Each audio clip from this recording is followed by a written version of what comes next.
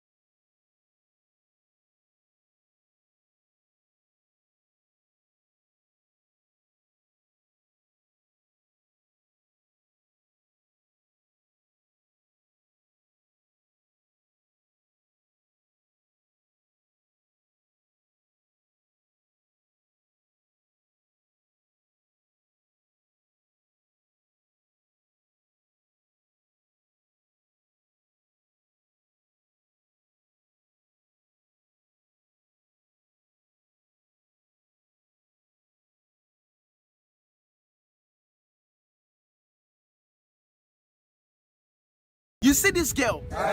She's beautiful. She's wonderful. She's courageous. She's marvelous. She's brilliant. She's special. You see this girl? She's beautiful. She's wonderful. She's courageous. She's marvelous. She's brilliant. She's special. You see this girl? She's beautiful. She's wonderful. She's courageous. She's marvelous. She's brilliant. The best thing I could ever do for me is love myself. The best thing I could ever do for me is love myself. The best thing I could ever do for me is love myself. Nothing is impossible for this woman. She walks by faith, and God keeps her in perfect peace.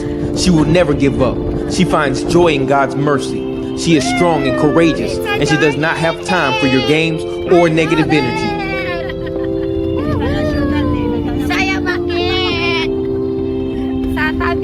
Nothing is impossible for this woman. She walks by faith, and God keeps her in perfect. Nothing is impossible for this woman. She walks by faith, and God keeps her in perfect peace. She will never give up. She finds joy in God's mercy. She is strong and courageous, and she does not have time for your games or negative energy.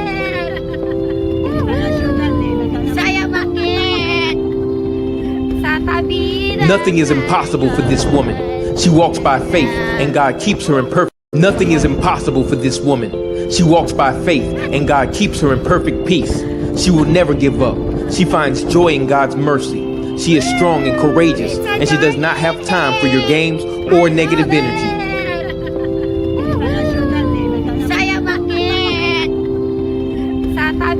Nothing is impossible for this woman. She walks by faith, and God keeps her in perfect. Nothing is impossible for this woman. She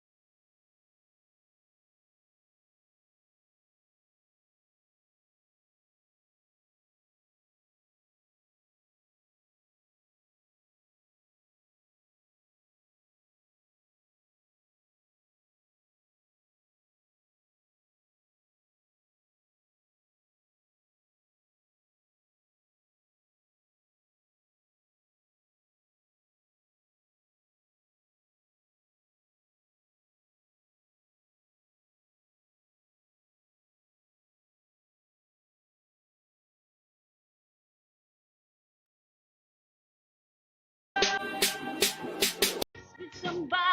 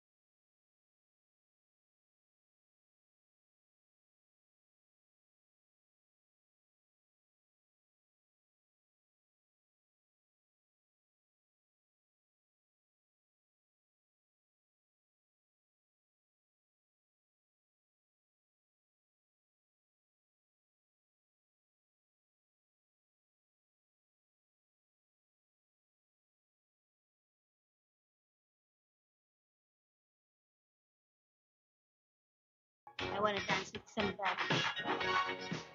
Want to be here with somebody.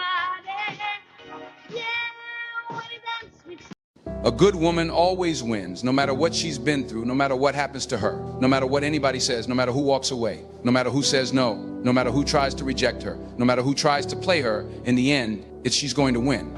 She's going to get every ounce of love, happiness, success, peace, and joy that belongs to her. She's going to get every drop of commitment, loyalty, and faithfulness that she asked for. She's going to go further. She's going to go faster, because a good woman is so good that God makes sure it all comes back to her. A good woman may stumble, but she will never stay down for long. She knows her worth even when others try to diminish it. And she rises stronger every time life tries to break her. No matter the setback, she's resilient. And her heart remains pure. People may doubt her, betray her, or take her kindness for granted, but none of that stops her from moving forward. She's built from strength, grace, and determination. Eventually, life will give her everything she deserves, and all those who underestimated her will have to watch as she flourishes, because a good woman always triumphs, and her light is too powerful to dim. And that's facts, ladies. If you agree, drop 100.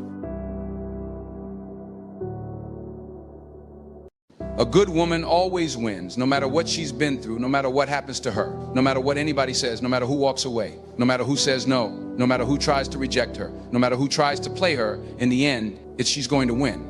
She's going to get every ounce of love, happiness, success, peace, and joy that belongs to her. She's going to get every drop of commitment, loyalty, and faithfulness that she asked for. She's going to go further. She's going to go faster, because a good woman is so good that God makes sure it all comes back to her. A good woman may stumble, but she will never stay down for long. She knows her worth even when others try to diminish it. And she rises stronger every time life tries to break her. No matter the setback, she's resilient. And her heart remains pure. People may doubt her, betray her, or take her kindness for granted, but none of that stops her from moving forward. She's built from strength, grace, and determination. Eventually, life will give her everything she deserves, and all those who underestimated her will have to watch as she flourishes, because a good woman always triumphs, and her light is too powerful to dim. And that's facts, ladies. If you agree, drop 100. A good woman always wins, no matter what she's been through, no matter what happens to her, no matter what anybody says, no matter who walks away, no matter who says no, no matter who tries to reject her, no matter who tries to play her. In the end, she's going to win. She's going to get every ounce of love, happiness, success, peace, and joy that belongs to her. She's going to get every drop of commitment, loyalty, and faithfulness that she asked for. She's going to go further. She's going to go faster, because a good woman is so good that God makes sure it all comes back to her. A good woman may stumble, but she will never stay down for long. She knows her worth even when others try to diminish it. And she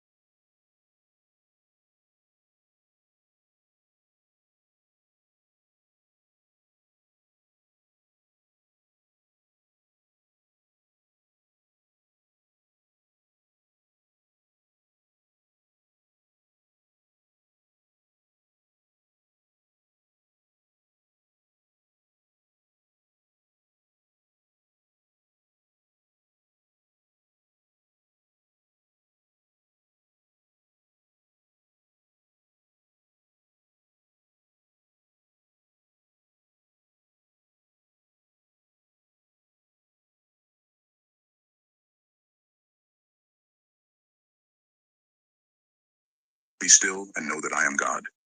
This ancient scripture isn't just a comforting phrase, it's a warning. To your enemies, it means sit tight. Watch what happens when you mess with one of my chosen ones. Here's an uncomfortable truth. The universe has a scoreboard and God never loses. The people who schemed against you thought they were clever. They whispered lies, sabotaged your growth, and convinced themselves you were an easy target. But here's the plot twist. God allowed them to dig their own graves while thinking they were digging yours. Did you know that 90% of self-sabotage is caused by overconfidence? Funny, isn't it? Your enemies were so sure of their victory, they forgot one small detail. They weren't fighting you.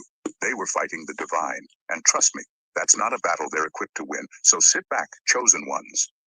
God's about to make an example out of your enemies, and you don't even have to lift a finger. This is the kind of plot twist that makes blockbuster movies look predictable. Number one, God's justice will be so precise, even your enemies will recognize it. When God moves, it's not chaotic or random. It's deliberate and precise. His justice isn't fueled by anger or revenge, but by truth and clarity. Your enemies thought they could manipulate the narrative, twist the truth, and hide behind their lies. They thought their actions would remain concealed, their schemes untraceable. But God's justice doesn't work like that. It doesn't just expose wrongs, it reveals the full picture, making it impossible to deny what's happening. The precision of God's justice means that every consequence aligns perfectly with the actions that caused it. Your enemies won't be able to call it coincidence or bad luck. The way events unfold will be so exact, so detailed, that even the most skeptical hearts will have to admit it's not the work of man. It's the hand of God, moving with purpose and leaving no room for doubt. This isn't about humiliation or vengeance. It's about accountability and revelation. God's justice has a way of making people confront their actions, their choices, and their intentions in a way they can't escape. Your enemies won't just face the consequences of what they've done. They'll understand why it's happening. And that understanding will be undeniable. The most powerful part? You won't have to lift a finger or speak a word. The truth will speak for itself. God will handle it all, ensuring that every act of injustice against you is addressed with precision. In the end, even those who doubted his power will be forced to acknowledge it. This isn't about you proving anything. It's about God showing the world that his justice is unmatched, unrelenting, and ultimately undeniable. Number two, God will use their pride to crumble them publicly. Pride has a way of blinding people, making them believe they're invincible. Your enemies moved against you were untouchable. They laughed, they schemed, and they celebrated your supposed downfall before it even happened. But pride is a dangerous thing. It's the very trap they walked into without realizing. God, in his wisdom, let them build their plans on their ego, knowing it would all come crashing down in a way they couldn't ignore. Here's the truth about pride.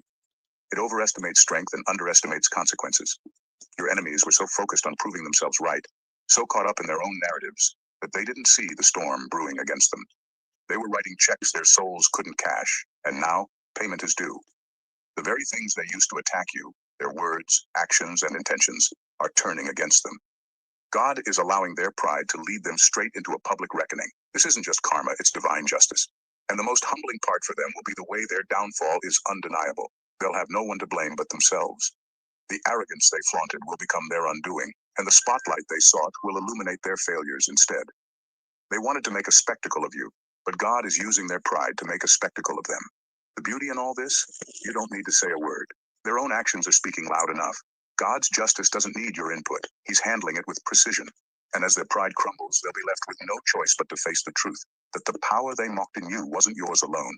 It was God's all along, and his authority cannot be challenged. Number three, the kingdom you carry is built on divine authority. Your enemies never understood the magnitude of what they were up against.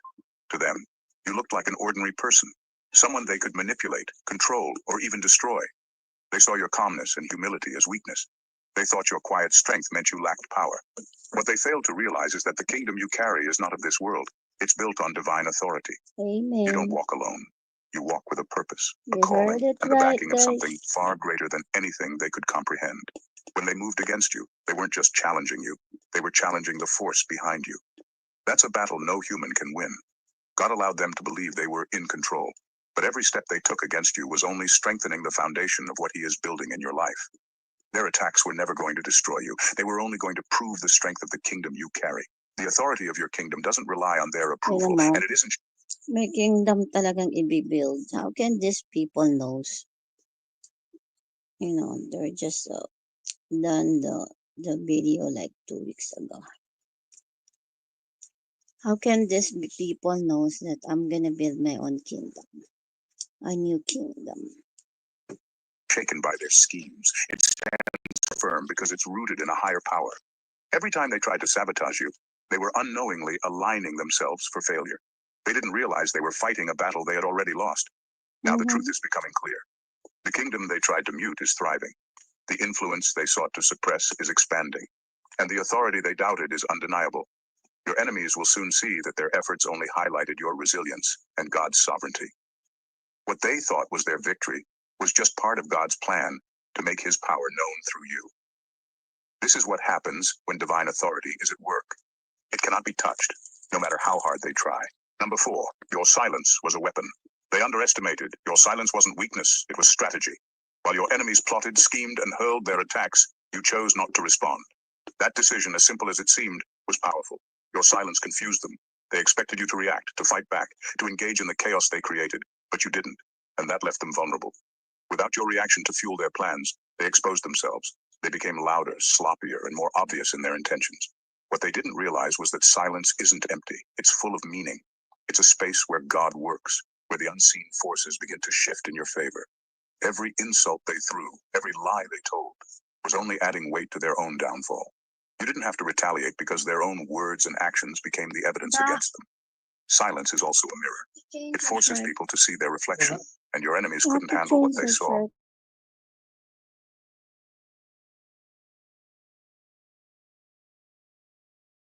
And it consumed them. God let them think they had the upper hand because he was setting them up for a lesson they wouldn't forget. Now the tables are turning. The silence they mocked is becoming their downfall. The wisdom of your restraint will be revealed for all to see. And the truth about their actions will come to light. They underestimated you because they thought silence was weakness, but the reality is, it was strength. And now, the same silence that left them confused is about to leave them completely.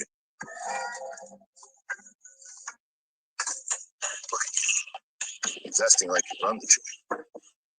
I guess that makes you the boss. Undone. Number 5. The trap they set for you will become their own demise. The irony of God's justice is that it often turns the plans of the wicked back onto themselves. Your enemies, so eager to see you fall, went to great lengths to set traps, weave lies, and orchestrate chaos. They thought they were clever, believing their plans were airtight. But what they didn't understand is that God sees all, and his timing is always perfect. The very pit they dug for you will now become their downfall, and they won't see it coming until it's too late. The traps they set were never about you. They were a reflection of their own fears, insecurities, and darkness.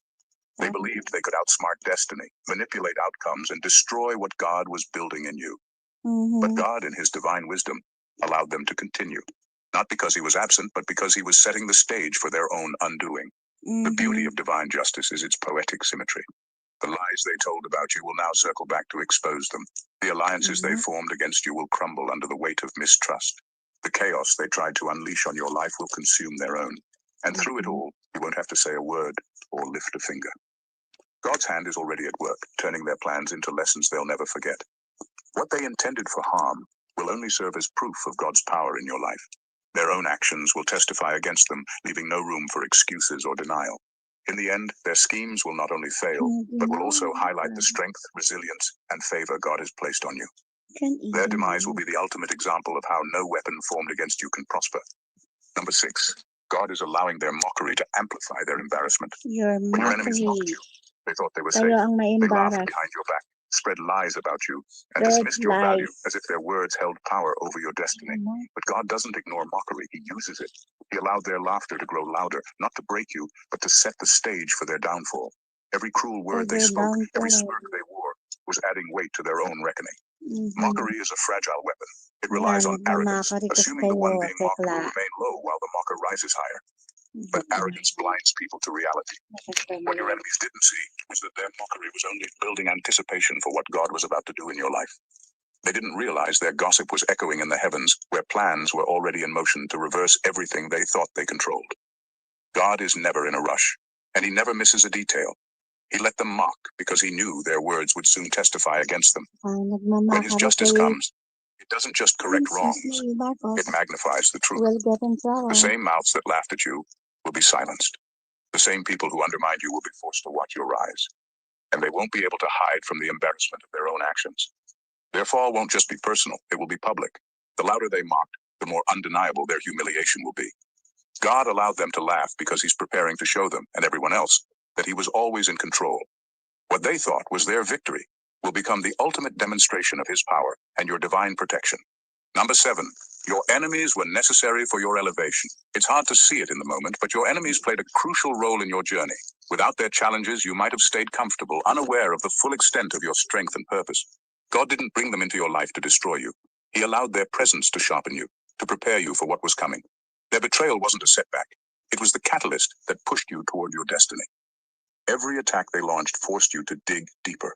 You learned to rely not on people, but on God. You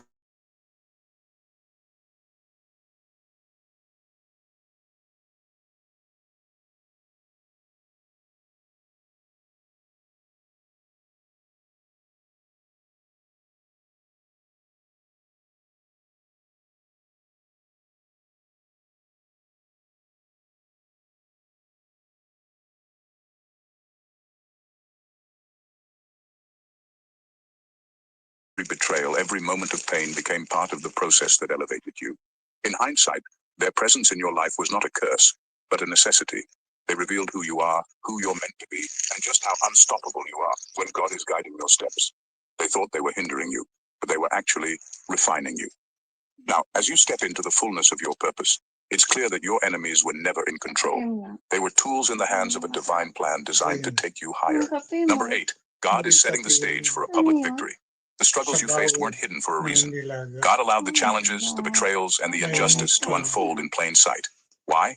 Because the victory he's preparing for you isn't meant to be private. The same audience that watched you suffer, doubted you, and maybe even joined in the ridicule will also witness your triumph. God doesn't just restore quietly. He ensures his work is undeniable and unforgettable. The public nature of your battle wasn't to humiliate you, but to set the stage. Your pain, your perseverance, and your silence in the face of injustice weren't overlooked. They were part of a story far bigger than what you could see at the time. Every tear, every sleepless night, every moment of doubt was weaving together a narrative that only God could orchestrate. And now, as the story unfolds, it's clear that the pain had a purpose. When God moves in your life, it's not subtle. He's about to take what was meant to harm you and turn it into a testimony that echoes far beyond your circle. The same people who mocked you, dismissed you, or wrote you off will have no choice but to acknowledge the hand of God in your life. Your vindication will be so clear, so precise, that it will silence every doubt and every whisper against you. This isn't about revenge, it's about revelation. God's public victory for you will serve as a reminder to everyone that his justice is real, his timing is perfect, and his favor is unstoppable.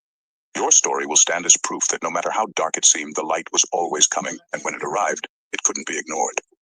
The best way to make money online in 2024 with no experience is not Amazon FBA or drop. Number 9. Their plans weren't against you. They were against God. The truth that your enemies failed to see is that their battle wasn't really with you. It was with God. They may have thought they were targeting you because you were an easy target, an obstacle to be removed, or simply someone they could control. But in reality, they were challenging something far more powerful than themselves. Their attacks weren't personal, they were spiritual. They were waging a war against the hand of God, who had placed his favor and protection over you. What they didn't understand is that God doesn't just watch from a distance when his chosen ones are attacked. He doesn't sit idly by while his people suffer. When they came for you, they unknowingly crossed a line. They were messing with divine authority, and now they must face the consequences of that misstep. The Creator, who commands all things in heaven and on earth, doesn't take lightly to anyone rising up against his chosen. It wasn't about you alone. It was about God's plan for your life. Their schemes, their hatred, their manipulation, they all directly confronted the power that called you into your purpose. Now they must reckon with that power. God is not passive when it comes to defending those he has set apart. The battle is his, and the victory will be his. Now they will see that no weapon formed against you can prosper, because God's defense is impenetrable. They must answer to the Creator for the role they played in trying to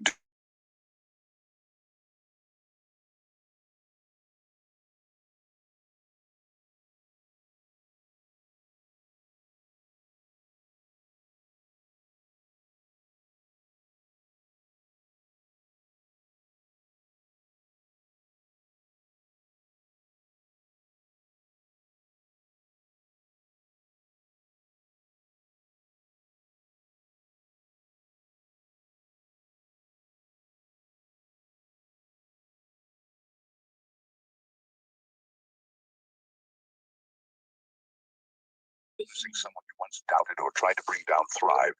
Their eyes will be forced to watch you step into the very future they thought they'd stolen from you. As God opens doors for you, their bitterness will be amplified by their inability to stop what's already unfolding. They may have thought you were finished, but they'll soon see that your story is just getting started, and it's a story they will never be able to erase. The real sting of their envy will come from the fact that their attempts to destroy you have only contributed to your growth. Every obstacle they threw your way will have served as a stepping stone to a higher purpose, and they'll be left with nothing but regret.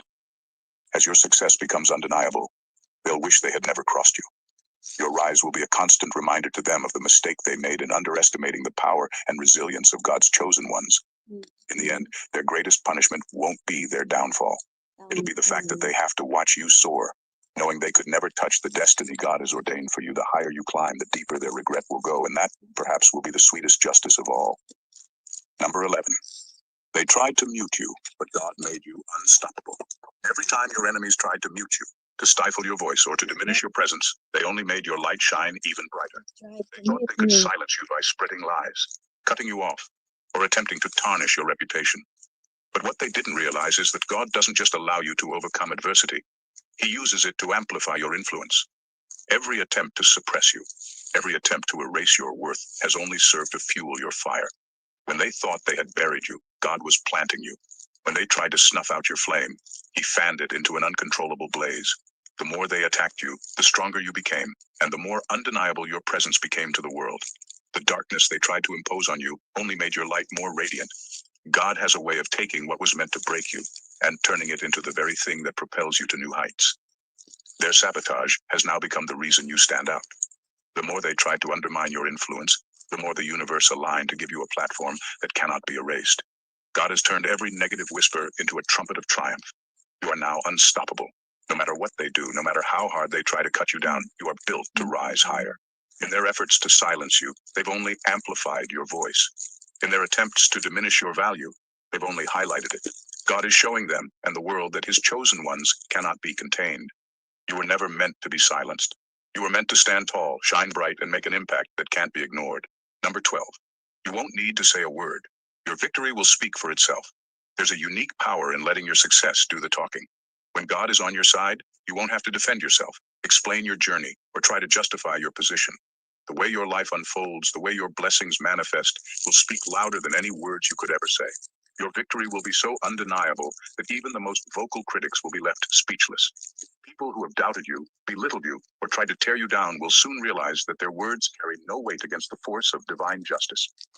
Your actions, your growth, your unwavering rise will leave no room for doubt about whose hand is guiding you. When God works in your life, it's not a matter of convincing anyone. It's a matter of letting the results do the talking. Every challenge you overcame, every battle you fought will be visible in the way your life transforms. It will be clear that this isn't just a lucky streak. It's the undeniable hand of God.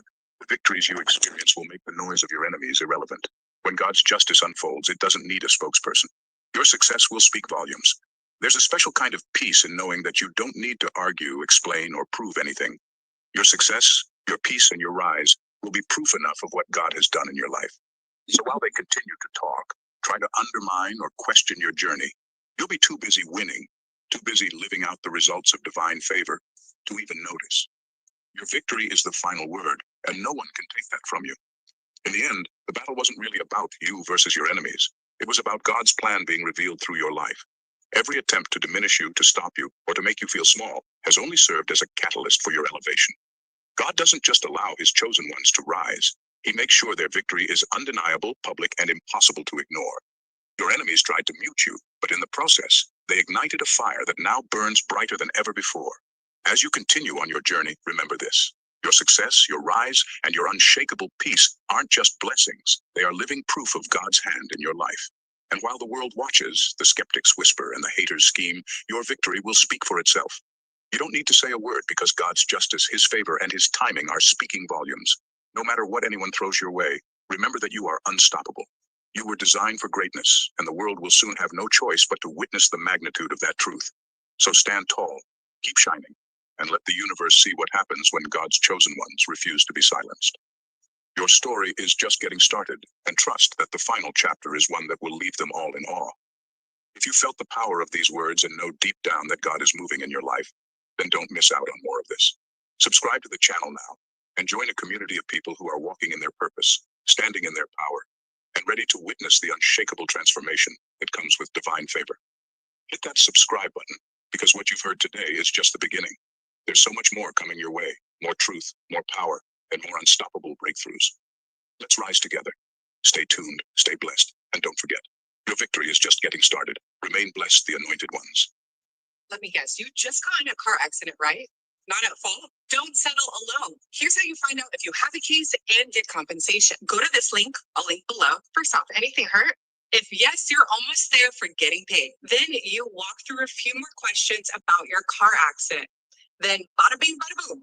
You get matched with an experienced lawyer in under 10 minutes. Find Legal has over 35 years of experience helping auto accident victims find attorney. Don't DIY yourself through the legal process. Think twice. It could get complicated quickly, and you don't want to make the wrong decision. Find a lawyer in your area on Find Legal fast, and you'll only pay if they win your case. So check out the link below, answer a few questions, and before you know it, you're besties with an attorney that wants to win your case. Do it now.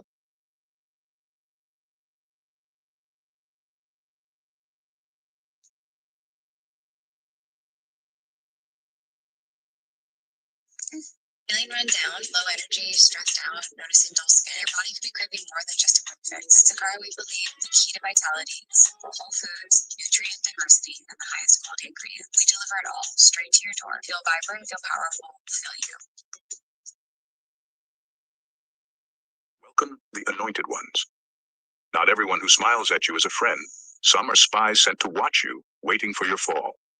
Here's a hard truth. The people who betrayed you weren't strangers. They were the ones closest to you. Research shows that most betrayals come from within your inner circle, and that's not a coincidence. You let them in because they wore the perfect disguise, supportive, caring, and loyal. But behind that facade, a hidden agenda so twisted even Shakespeare would be jealous. They didn't just want to walk with you, they wanted to control your every step, keeping tabs on your every move like undercover agents in a low-budget spy movie. But here's the kicker. God was watching them watch you. And just when they thought they had you cornered, their mask slipped and the game was over. So buckle up, because today we're diving into how God shut down these fake best friends, exposed their plans, and turned their plotting into nothing more than a cautionary tale. Let's get real, raw, and maybe a little funny. Because if you don't laugh at the audacity of these people, you might just cry. Number one, they feared your rise but wanted control. They feared your rise because they saw something in you that terrified them, your potential. From the very beginning, they recognized your light, even if you didn't fully see it yourself. They knew you were destined for something greater, and that realization filled them with an uneasy mix of admiration and resentment. Instead of celebrating your growth, they decided they needed to control it. The closer they stayed, the more power they thought they could have over your decisions, your emotions, and ultimately your destiny. They didn't want to destroy you outright, at least not at first. That would have been too obvious.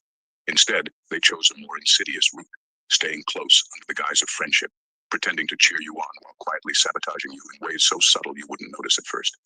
They whispered doubts when you shared your dreams, gave half-hearted support when you needed encouragement, and sowed seeds of confusion about your own worth. They knew that keeping you second-guessing yourself was the easiest way to keep you from rising too high. But here's the thing about trying to control someone chosen by God. It's a losing game. No matter how carefully they plotted, their grip started to slip the moment you began stepping into your purpose. The more they tried to dim your light, the brighter it burned, exposing their true intentions. And when God finally stepped in, he shut them down completely. Their plans fell apart, and their manipulation was exposed for what it was, a desperate attempt to contain what they could never truly control. They feared your rise, but their fear couldn't stop it. It only made it inevitable. For unto us a child is born, unto us a son is given, and the government shall be upon his shoulder, and his name will be called Wonderful, Counselor. Number two, jealousy fueled their deceit. Jealousy is a quiet but deadly force, and for these people, it wasn't just a fleeting emotion. It was a deep-rooted obsession. They looked at you and saw everything they wanted but didn't have. Your strength, your resilience, your ability to shine even in the darkest moments. They weren't mad at you for existing. They were furious because your existence highlighted everything they felt they lacked. And instead of being inspired, they let their envy fester into bitterness. What made it worse was how well they hid it. They weren't openly hostile. That would have been too obvious. No, they masked their jealousy with smiles, compliments, and moments of fake support, all while quietly hoping you'd trip up. They didn't clap for your wins. They clapped for your struggles, secretly celebrating every obstacle you faced. The twisted truth is, they were more comfortable when you were struggling because it made them feel better about themselves. Your pain was their relief. But God saw through their charade. He saw their envy turn into secret conversations, their fake smiles dissolve into silent resentment, and their quiet celebrations when you stumbled. They thought they could hide it, but jealousy is hard to mask for long. Eventually, it seeps into their actions, their words, and their energy. That's when God stepped in. He didn't just shut them down, he exposed them. Suddenly, their hidden agendas were out in the open, and they couldn't pretend anymore. Jealousy made them think they could bring you down, but all it did was bring them closer to their own downfall. And the irony? The more they envied you, the more they pushed you toward the blessings they wanted for themselves. Jealousy didn't defeat you, it revealed them. Number 3, they were assigned, not aligned. Some people weren't placed in your life by chance, they were sent. They didn't just stumble into your path, they were assigned to you. These individuals were never aligned with your purpose. They were agents of distraction sent to monitor, manipulate, and derail you. Their mission was simple: stay close, earn your trust, and use that trust to control your movements. The closer they got, the easier it was to plant seeds of doubt, chaos, and confusion in your life. These people were strategic. They knew how to blend in, mimicking support and loyalty so well that you couldn't see the cracks in their facade at first. They didn't openly attack you because that wasn't the plan. Instead, they watched and waited, gathering information, learning your weaknesses, and exploiting them when the time was right. They weren't here to help you. They were here to hinder you, to drain your energy and slow your progress without you even realizing it. But God doesn't let his chosen ones be manipulated for long. He saw their assignment long before you ever did. While they thought they were playing you, God was observing every move they made. The moment their presence started to threaten your destiny, he stepped in. Their masks fell off, their plans unraveled, and their true intentions were exposed. Being assigned to you wasn't a blessing for them. It was their test, and they failed it. They underestimated your resilience and overestimated their ability to control you. God removed them because their time in your life was up, and they could no longer delay what he had planned for you. Their assignment ended in failure because they didn't realize they were working against someone divinely protected. Number 4, they collected your vulnerabilities like weapons. They were never truly there to listen or support you. Their concern was an act, a carefully crafted performance designed to gain your trust. Every time you opened up to them, shared your struggles, or confided in your most private fears, they weren't hearing you with compassion. They were taking notes. To them, your vulnerabilities weren't moments of connection. They were ammunition. They stored every detail, waiting for the right moment to use it against you. Their plan was sinister in its subtlety. They played the role of a trusted confidant so well that you didn't even see it coming. They asked the right questions, nodded in the right places, and seemed genuinely invested in your well-being. But behind the scenes, they were building a playbook on how to manipulate, hurt, or control you. They knew that the easiest way to break someone is not through outright confrontation, but by weaponizing the very things they hold closest to their heart. But here's where their plan fell apart. God sees everything. While they thought they were being clever, God was already orchestrating their exposure. Their attempts to use your truth against you only highlighted their own dishonesty. And when they finally tried to strike, their weapons backfired. Every piece of information they thought would hurt you became evidence of your strength, resilience, and ability to overcome. God's intervention was their undoing. The weapons they formed out of your vulnerabilities failed, leaving them powerless and exposed. What they didn't understand is that being chosen means being protected. Your truth, even in its rawest and most painful form, is a shield they could never break through. They thought they could use your weaknesses to destroy you, but God turned them into the very thing that made you unshakable. Number 5, their support was always conditional. Their support was never real. It was a transaction. They were only there when your struggles made them feel superior or when your dependence fed their ego. As long as you stayed in a position where they could feel needed or above you, they were all smiles, applause, and fake encouragement. But the moment you started finding your strength, walking in your purpose, and stepping into your destiny, the mask slipped, and their true colors showed. They didn't want you to grow. They wanted you to stay small enough to fit into their narrative. When you were unsure of yourself, they could play the role of the hero, the one who helped you, but your success threatened that dynamic. It wasn't that they didn't believe in you. It's that they couldn't handle what your growth said about them. Your light made them question their own insecurities, and instead of cheering you on, they chose to resent you. Their support was never about you. It was about them feeling important, needed, or superior. The second you started thriving on your own, they couldn't handle it. They stopped clapping, started distancing themselves, or worse, tried to sabotage you under the guise of helping. That's when you realized their so-called support had always come with strings attached. But here's the thing about walking in your purpose. God doesn't allow conditional people to stay in your life. He removes them to make room for genuine supporters who celebrate your growth, not resent it. Their departure wasn't a loss. It was a revelation. You didn't outgrow them. They revealed that they were never really with you in the first place. And as painful as that truth may be, it's what sets you free to soar without limitations. Number 6, God saw their secret celebrations. They clapped in private every time you stumbled. While you were wrestling with your pain, questioning your path, or mourning what you thought were losses, they were silently celebrating. To your face, they wore a mask of sympathy, offering hollow words of encouragement or lukewarm support. But behind closed doors, they reveled in your struggles, seeing your setbacks as confirmation of their superiority. They were the kind of people who smiled when you cried and sighed when you succeeded. Your missteps and delays weren't just unfortunate events to them, they were victories, proof that you weren't as strong, capable, or destined as they secretly feared you were. They never truly wanted you to win because your triumphs would shine a light on their own inadequacies. So, instead of lifting you up, they rooted for your downfall, hiding their glee beneath a mask of false friendship. But what they didn't count on was that God was watching the whole time. While they gloated, God kept score. Every time they laughed at your pain or spread gossip about your struggles, they were sowing seeds of their own destruction. They thought they got away with it, that their mockery and betrayal would never catch up to them. But God saw it all, and divine justice doesn't operate on their timeline. It moves on His.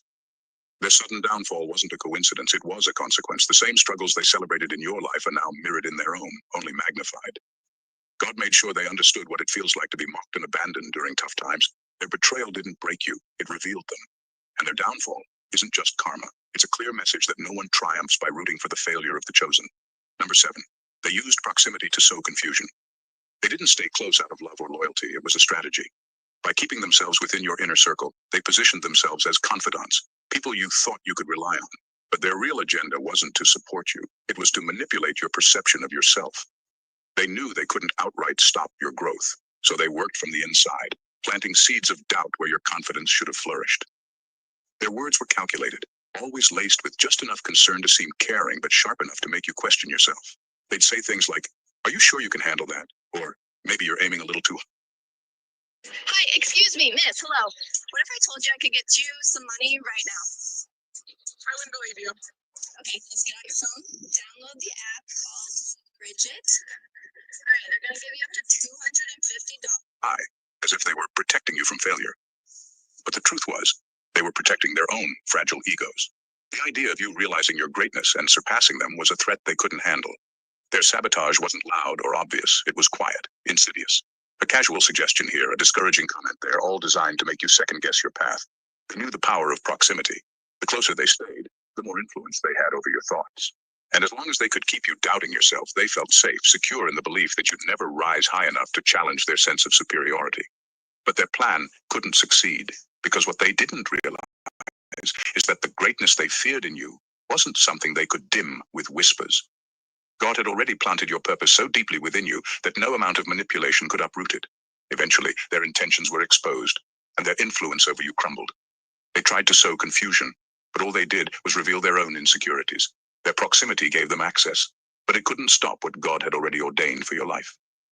Number 8, your success was their worst nightmare. They didn't fear your mistakes. They feared your victories. Every step you took toward success made them uneasy, because it reminded them that they couldn't control you. Their worst nightmare wasn't you falling short. It was you thriving, independent of their influence. They needed you to believe that your progress depended on their presence, that without them, you wouldn't have the strength, wisdom, or clarity to move forward. The truth is, their support was never genuine. It was a tool to keep you tethered to their narrative. They wanted to play the hero in your story, to make you feel that every win you achieved was somehow tied to their advice or guidance. The idea of you succeeding without them, or worse, surpassing them, shattered the illusion of control they worked so hard to maintain. God saw their intentions long before you did. He saw how they used manipulation disguised as mentorship or friendship to keep you second-guessing yourself. He knew that as you climbed higher, their tactics would only grow more toxic, more desperate. They couldn't celebrate your victories because your success was a spotlight exposing their insecurities. The higher you went, the harder it would be for them to hide their envy. That's why God removed them. He saw that their presence in your life wasn't about cheering you on, it was about keeping you in check. Their influence wasn't helping you grow, it was holding you back. Their departure wasn't a setback, it was a breakthrough. Without their weight, you've been free to soar higher than ever before. Your success was never theirs to claim, and now,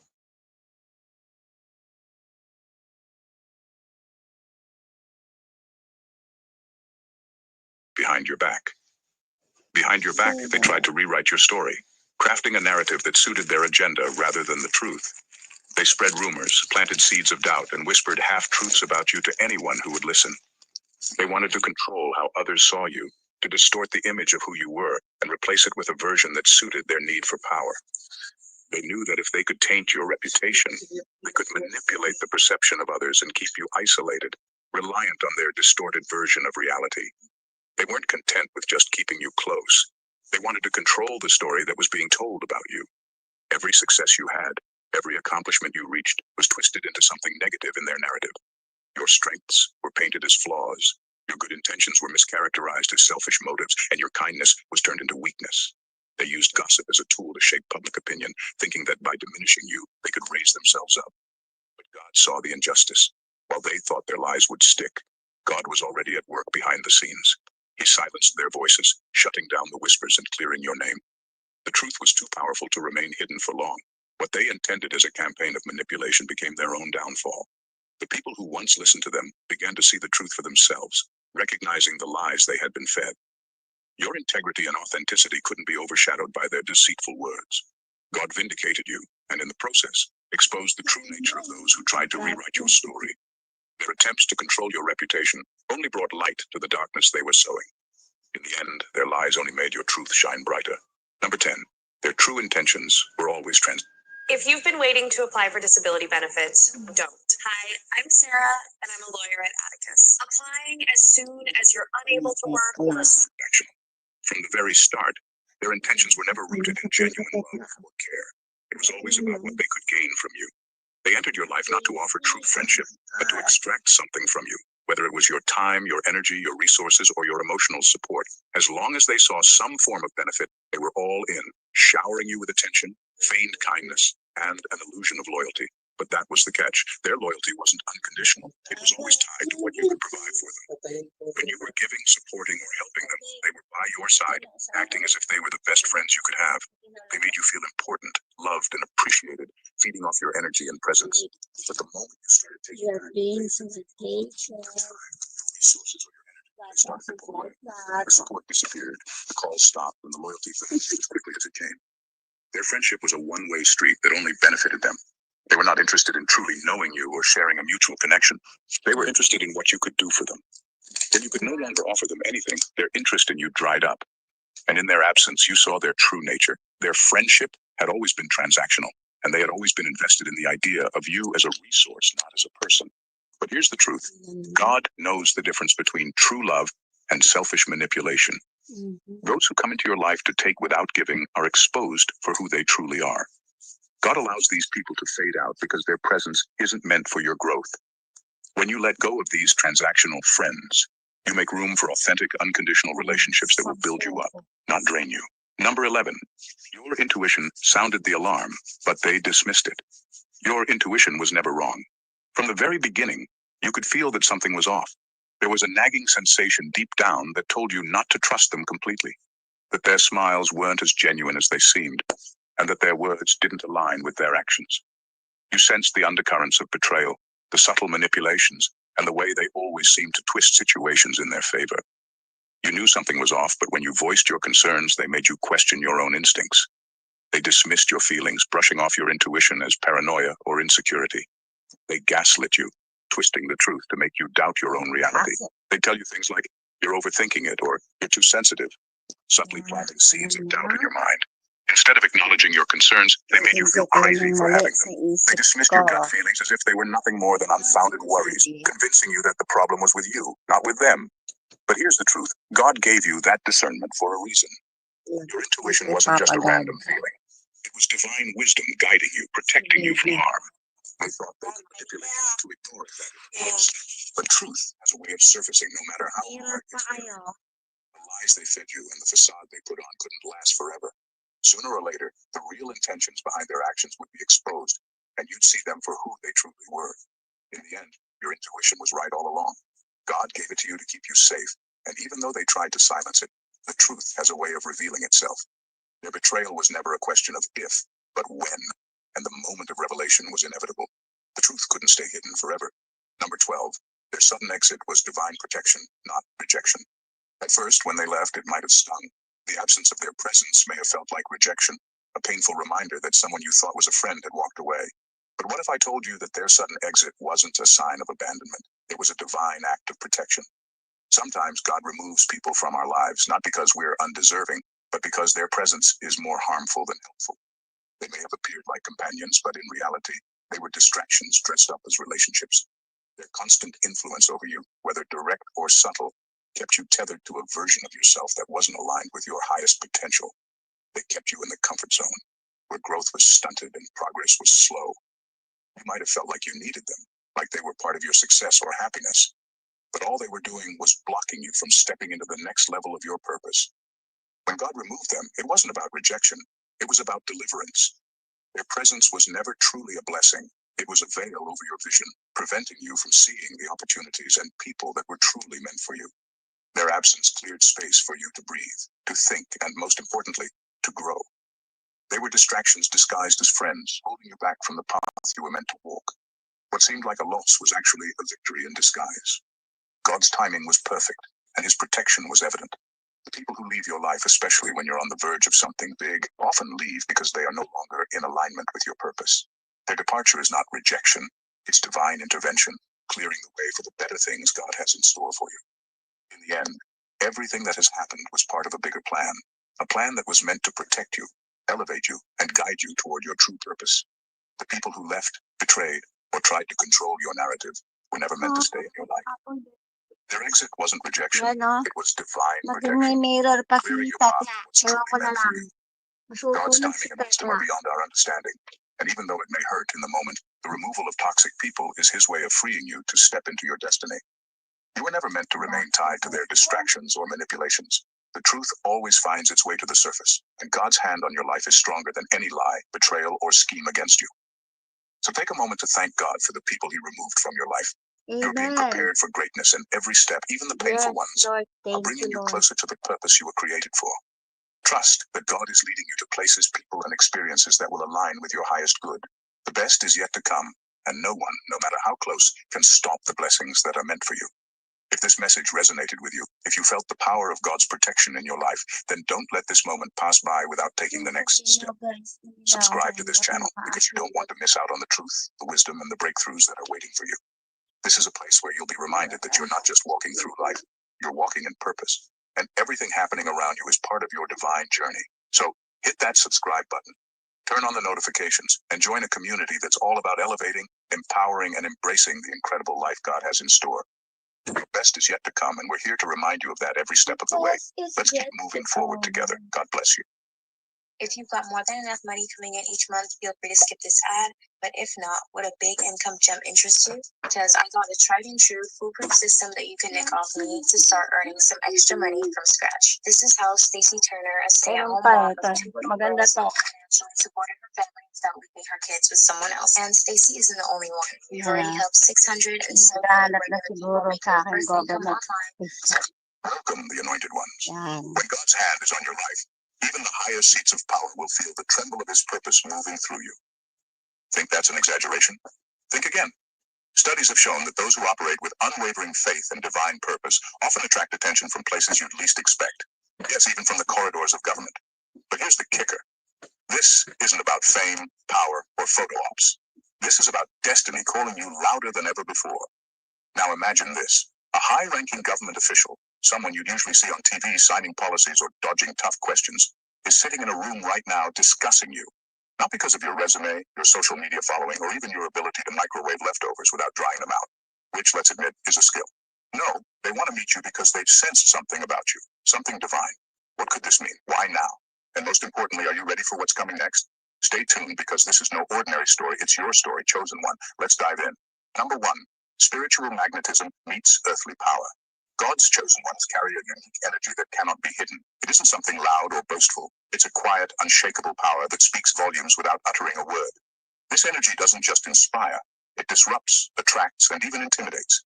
It's why people in positions of power, including those you'd least expect, are drawn to you. A government official reaching out to meet you is not random. It's the result of an invisible pull, a spiritual alignment happening behind the scenes. When heaven's plans intersect with the corridors of earthly power, something extraordinary is set in motion. These individuals, often seen as the gatekeepers of society, sense that there is something about you they cannot explain. They see you as someone who doesn't fit into the usual mold, someone who operates on a higher frequency. To them, you represent a piece of the divine puzzle they are missing, a bridge between the spiritual and the material. But this isn't just about curiosity. When a person of influence recognizes your light, it's because God is moving through both of you. Their position in government may seem untouchable, but even they can feel the divine shift you bring. Whether they're fully aware of it or not, this meeting is less about their authority and more about yours. You're not being summoned to bow or conform. You're being called to bring something they cannot produce on their own. Divine wisdom, unshakable truth, and a perspective rooted in eternity.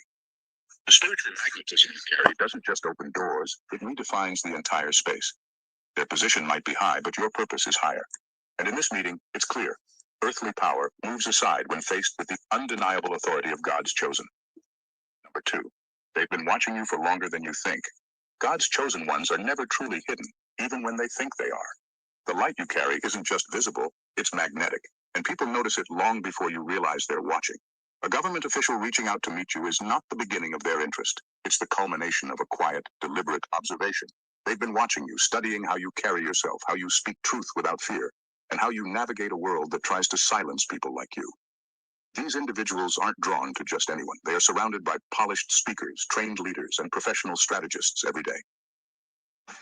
The Otis College Fashion Design Program teaches students the fundamental skills needed to succeed at every level of the fashion industry, from hands-on technical skills to the latest digital applications.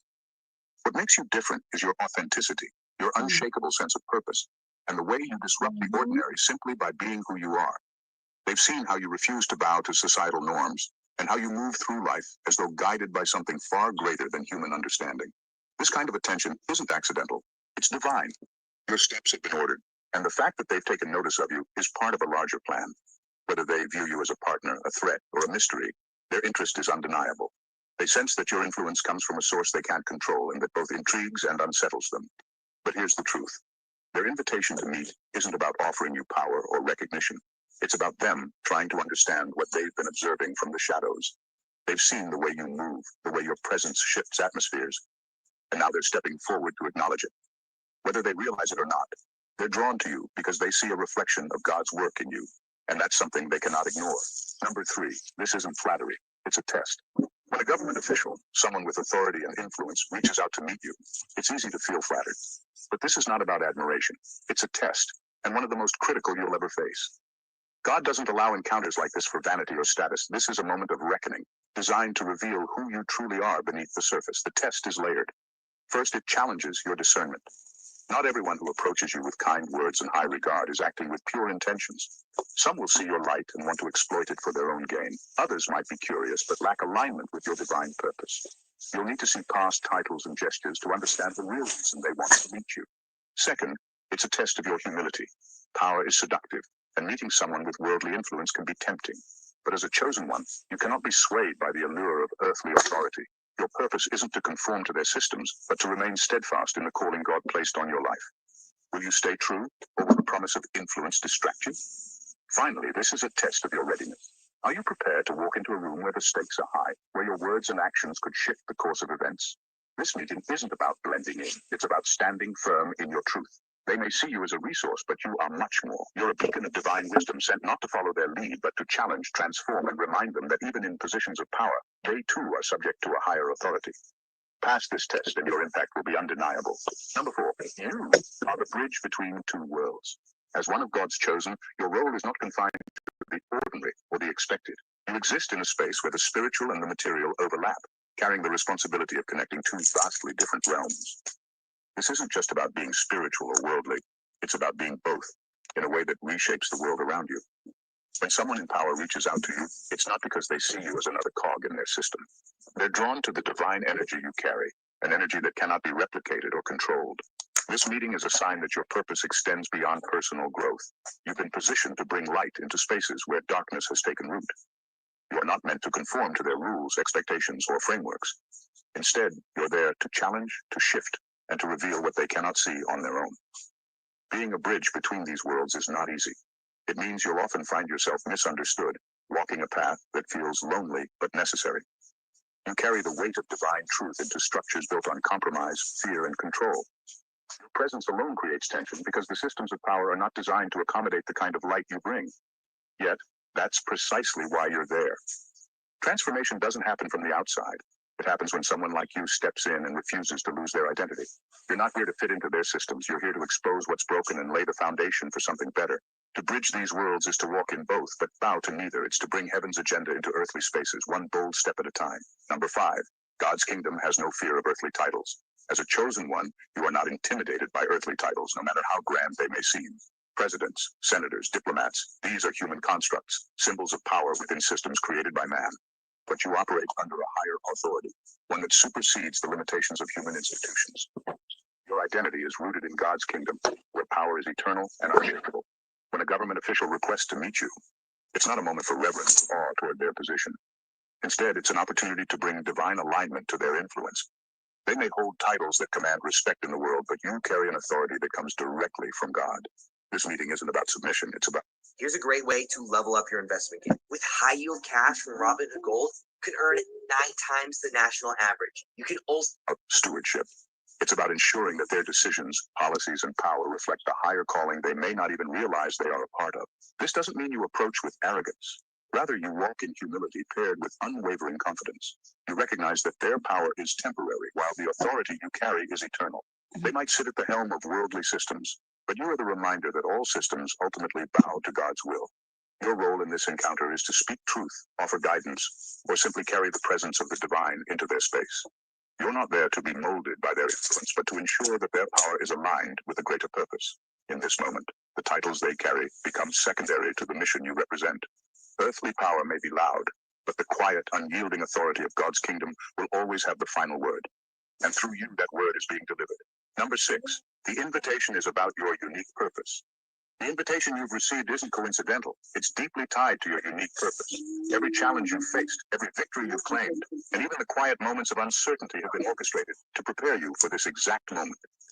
This meeting is not a gesture of recognition for what you've done. It's a divine summons to step into the next phase of your mission. You were chosen for reasons that go beyond human understanding. Your resilience, clarity, and ability to remain anchored in your faith have made you someone who cannot be overlooked. When a government official reaches out to you, it's not about what they can give you, or even what they can learn from you. It's about aligning your spiritual path with the earthly platforms that need transformation. This moment is a call to action. It's not about them seeking you out for their own agenda. It's about God moving through this meeting to open doors for his purposes. You may think they are in control, but this is about aligning their influence with your divine assignment. The platforms they control are merely tools that can be redirected for greater impact. Your unique preparation is what sets you apart. Others could have received this call, but they wouldn't carry the spiritual weight, perspective, or purpose that you do. This isn't a meeting to promote you, it's a meeting to position you. God doesn't waste moments, and this one is specifically designed to activate something greater within you. It's not about fitting into their world or agenda. It's about stepping into a divine alignment that will not only impact them, but will also elevate your calling to new heights. Your purpose is the focus, and this meeting is the catalyst for what comes next. Number 7, you are being called to expose corruption at the highest levels. This meeting isn't just about conversation or collaboration. It's a divine assignment to confront corruption at its core. God doesn't send his chosen to comfortable spaces. He sends them to places where truth is scarce, where deception thrives, and where your voice carries the weight to disrupt the status quo. If you've been called into a room filled with power players, it's not for recognition. It's because God needs someone unshaken to stand where others have fallen silent. Corruption at the highest levels often hides behind polished rhetoric and titles of influence. These systems thrive because too many people lack the courage to confront them. But now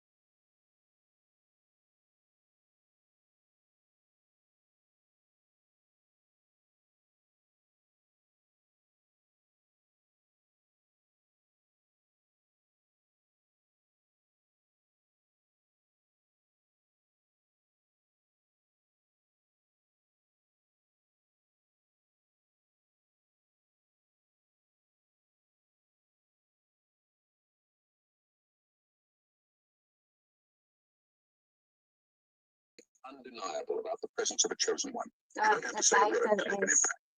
When you The step into a room, Crown the Chosen. atmosphere changes. If you're one of the many people listen to 250 no credit check or interest. Download the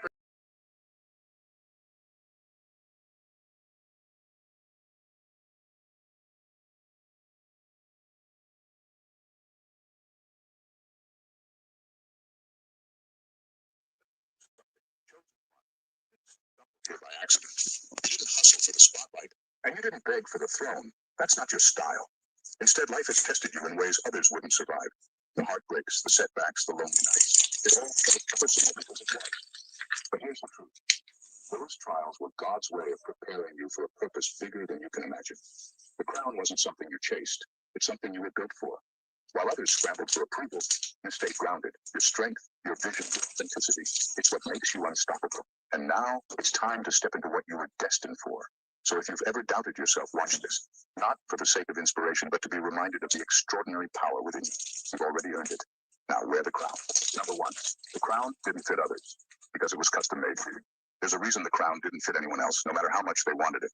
They could hustle, pretend, or even try to mimic your steps, but it was never going to work. Why? Because it wasn't theirs to carry. The crown wasn't just handed out randomly. It was carefully crafted, shaped by everything you've endured, and designed to fit only you. Think about the trials you've faced, the kind that would have crushed anyone else. Those moments didn't just happen to you. They happened for you. Every setback, every heartbreak, every rejection, it all added another layer of resilience to your character. While others were out chasing shortcuts or living for applause, you were being refined in silence. That's why when they tried to step into your place, it felt wrong. They didn't have the foundation, the grit, or the scars to bear the weight of it. This isn't about arrogance. It's about how it matches your vision, your strength, and the depth of your soul. It's not just about wearing it. It's about living up to it. And let's be brutally honest. Others might envy it, but they wouldn't survive what it took to earn it. They don't see the sleepless nights, the sacrifices, or the pain you had to transform into power. They only see the end result. But here's the thing. The crown didn't come to you by accident. It came because you proved you could carry it, not by chasing it, but by becoming the kind of person it was meant for. So let them try, let them wish, let them watch. The crown will never fit anyone else because it was custom made for the only one who could handle its weight, you. Number two, you walk through fire, yet you smell like victory. When you're chosen, life doesn't hand you anything on a silver platter. It throws you in, it burns away illusions, comfort, and everything you thought you needed. But here's the thing. What was meant to destroy you didn't. The fire didn't consume you. It shaped you. While others crumbled under the weight of their challenges, you stood firm, even when it felt like the flames would never end. And now, you carry the kind of victory that can't be faked. That glow people see in you, it wasn't borrowed or bought. It was earned, piece by piece, through moments no one else witnessed. The long nights when quitting seemed easier, the heartbreaks that almost broke you, the battles you fought alone. Those moments weren't just painful. They were transformative. They forged a strength in you that others could sense but can't quite understand. It's why people are drawn to you, but also why some envy you.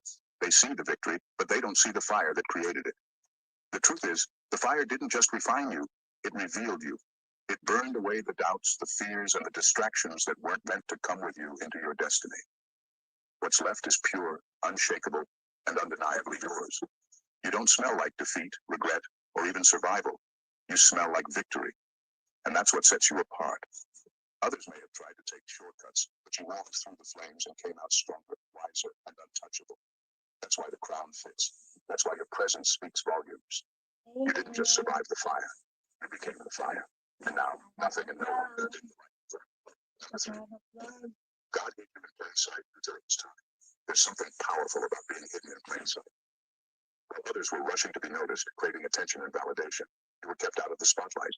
Not because you weren't good enough, but because it wasn't your time yet. It might have felt frustrating, even unfair, as people overlooked you, dismissed your potential, or underestimated your worth. But what they didn't realize was that God wasn't ignoring you. He was protecting you. You weren't overlooked. You were camouflaged.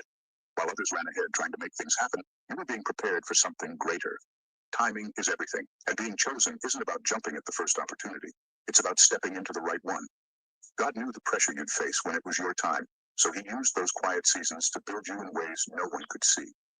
While they judged you from the outside, He was refining your character, sharpening your vision, and planting seeds that would bloom when the moment was right. And let's be real. If you'd been revealed too soon, it wouldn't have worked. The world would have tried to box you in, label you, or sabotage what you were meant to become. But by hiding you in plain sight, God ensured you had the space to grow without interference. So, when the time came, and you stepped into your purpose, there would be no doubt about why you were chosen. Now, the same people who once overlooked you are starting to notice. But here's the thing. Their recognition doesn't define you. You're stepping forward now because you're ready, not because they finally see your worth. The wait wasn't a punishment, it was preparation. And now, your time has arrived and no one can stop what's already in motion. Number 4. You didn't chase the crown, but you never walked away from the fight. Being chosen was never about chasing status or glory. You didn't spend your life running after the crown, begging for recognition, or trying to prove you were worthy. That was never your focus. Instead, you stayed true to your path, fought the battles life threw at you, and refused to back down, even when the odds were stacked against you. You didn't fight because you wanted the throne. You fought because you couldn't turn your back on what was right, what was necessary, and what was meant for you. The truth is, the crown isn't for those who desperately seek it. It finds the ones who show up day after day, battle after battle, even when no one's watching. While others were focused on appearances, you were focused on surviving, growing, and standing firm. And those fights, they weren't easy. They were the kind of struggles that tested your character, broke you down, and made you question if it was all worth it. But you didn't walk away, even when it felt like you were standing alone. That's why the crown came to you, not as a prize, but as a natural consequence of who you've become. The battles you fought weren't for show. They were for something deeper, something real. And because of that, the crown doesn't just sit on your head. It belongs there. It's not a symbol of conquest, but of resilience, of everything you endured and overcame. You never chased power or recognition, but you earned respect. You didn't seek out the fight, but you never ran from it. And that's why the crown fits. It wasn't handed to you. It was forged in the fire of your struggles, shaped by the strength you've shown and meant for no one else but you. Number 5. The crown weighs heavy, but you make it look effortless. The crown is a symbol of being chosen, but let's be honest, it's not all shine and glory. It's heavy, demanding, and relentless. Most people see the glow you carry and think it's effortless, that it all came easy to you. But they don't know the weight behind the scenes, the responsibility, the pressure, the constant battles. It's not for the faint of heart. The truth is, if others had to carry what you do, they wouldn't last a day. What sets you apart isn't that the burden is lighter for you. It's that you've learned how to bear it without breaking, without making excuses, and without seeking sympathy. Your strength isn't in pretending the weight isn't there. It's in how you carry it with grace. You don't complain because you understand that being chosen comes with challenges most people will never understand. It's not about making it look easy. It's about showing up and doing the work even when it's anything but. One of the great responsibilities that we have is to tell boys and girls, men and women, why the narrow way. Why the narrow way? The old minister once said in a charge to a young candidate, young man, The crown represents everything you've endured to get to this point. It's the long nights, the sacrifices, and the inner battles no one else sees. You faced moments where quitting would have been easier, but you chose to keep going. That's why the crown fits. It was shaped by your resilience. People admire your strength, but they don't realize that strength wasn't given to you. It was forged. The weight of the crown doesn't define you. It reveals you. And while others might crumble under its demands, you've mastered the art of carrying it. Not because it's easy, but because you were built for it. That's what makes you different. You carry what most people can't, and you do it so well, they think it's effortless. But you know better. It's all about the strength you've earned. Number 6, your humility confuses the power hungry. In a world obsessed with status and titles, your humility is a mystery some people can't crack. They've been taught that power is something you chase, that leadership is about being the loudest in the room or the most decorated. But you've rewritten the rules just by being yourself. You didn't clamor for attention, fight for a title, or beg for a seat at the table. And that drives the power hungry absolutely insane. What they don't understand is that real leadership isn't about being seen, it's about being felt. Your quiet confidence speaks louder than any empty boast ever could. While others scramble for validation, you let your actions do the talking. You've proven that respect isn't something you demand, it's something you earn. And that kind of presence, the kind that doesn't scream for attention but commands it naturally, it throws people off. It makes them question everything they thought leadership was about. The truth is, your humility isn't a lack of power. It's proof of it. You don't need to flaunt your accomplishments or remind people who you are, because your impact speaks for itself. And that's terrifying for those who think success is measured by how many people notice them. You've shown that true strength isn't loud, it's steady. It's the ability to lead without ego, to shine without overshadowing others, and to win without stepping on anyone. The power-hungry can't figure you out because they're playing a game you're not even interested in. While they chase status, you build substance. And that's why you'll always stand out, not because you tried to, but because your authenticity makes the noise of the world seem shallow in comparison. They don't get it, but they don't have to. You're already ahead. Number 7, God chose you because you can't be bought. In a world where everything seems to have a price, you stand out because you don't. God didn't choose you because you were perfect. He chose you because you're incorruptible. While others were busy selling their values for power, fame, or approval, you stayed true to who you are. You weren't swayed by the glitter of shortcuts or the temptation of quick wins. And that makes you rare, because in a world where almost everyone is willing to compromise, you refuse to. Your integrity isn't just a trait, it's your foundation. It's what makes you reliable in a world full of broken promises. People might not always like your honesty, but they respect it. They know you're not someone who can be bought, manipulated, or swayed. That kind of strength is intimidating to those who operate in deception. It's why some people try to discredit you. They can't stand that you're everything they're not. God saw this unshakable core in you long before you even realized it in yourself. He knew you wouldn't trade your soul for temporary rewards. He knew that when push came to shove, you'd choose what's right over what's easy. And that's exactly why he entrusted you with the role you now have. You're not chasing approval or validation because you don't need it. Your worth isn't tied to anyone else's opinion. It's rooted in your character. Being chosen doesn't mean you'll always have it easy. It means you'll always have what matters. While others scramble for material gains, you're building something eternal. That's why you were chosen.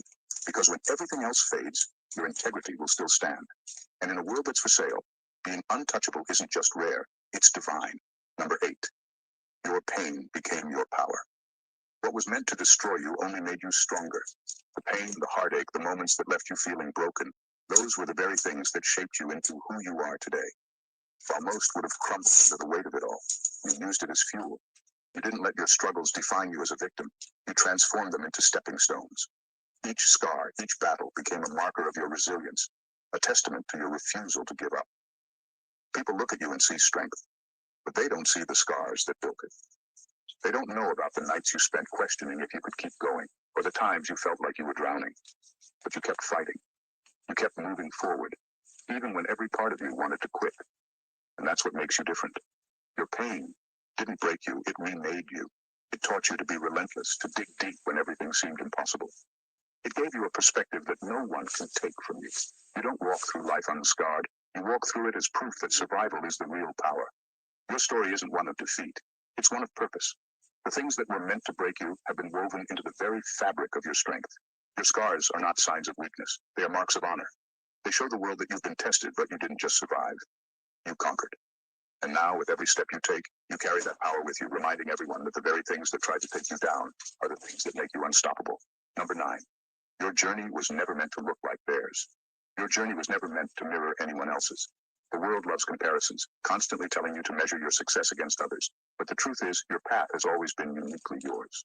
It was never meant to follow the same blueprint, never meant to move at the same pace, or even lead to the same destination. While others sprinted in circles, chasing what they thought was the right goal, you walked a different road, one with fewer footprints, more obstacles, and a lot more wisdom waiting for you at every turn. That road less traveled wasn't just a choice. It was your calling. It wasn't always easy, and there were plenty of moments when you wondered if you were even going in the right direction. But now, looking back, it's clear. Every detour, every challenge, every moment of doubt was part of a bigger plan that only you could fulfill. What others don't see is the depth of the journey you've been on. They only see the finish line, but they don't understand the strength, the patience, and the vision it took to get there. Your journey wasn't about racing to a destination. It was about becoming who you were always meant to be. Every step, no matter how slow, was a step that built you into something no one else could replicate. The road you took wasn't a shortcut, but it was the one that shaped you into the person who could carry the crown, the one that prepared you for the destiny waiting ahead. Comparisons are irrelevant because your journey wasn't meant to look like theirs. It was designed specifically for you, and that's why it's led you exactly where you're supposed to be. Number 10, you don't need the crown to prove anything, but it fits. Anyway, the truth is, you never needed the crown to prove your worth. You've always been enough. The power, the resilience, the vision. It was all there long before anyone noticed or handed you a title. The crown doesn't define who you are. It simply confirms what God already knew about you. It's a physical symbol of the greatness that was planted within you from the very beginning. It's not a validation of your worth. It's a reminder of the truth that's always been there. The world loves to measure success by what's on the outside, the title you hold, the accolades you collect, the way people look at you. But you've always known that the real strength lies in what's inside.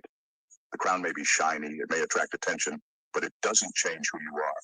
It doesn't make you more worthy or valuable.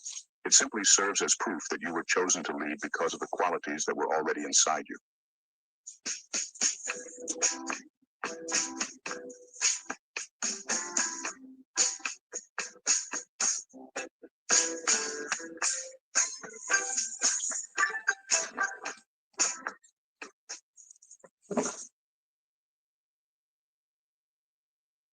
And here's the kicker.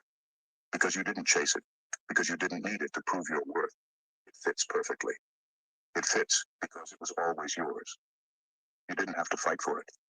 It came to you because you've been walking the path that was meant for you all along. You weren't seeking validation from the world. You were seeking purpose.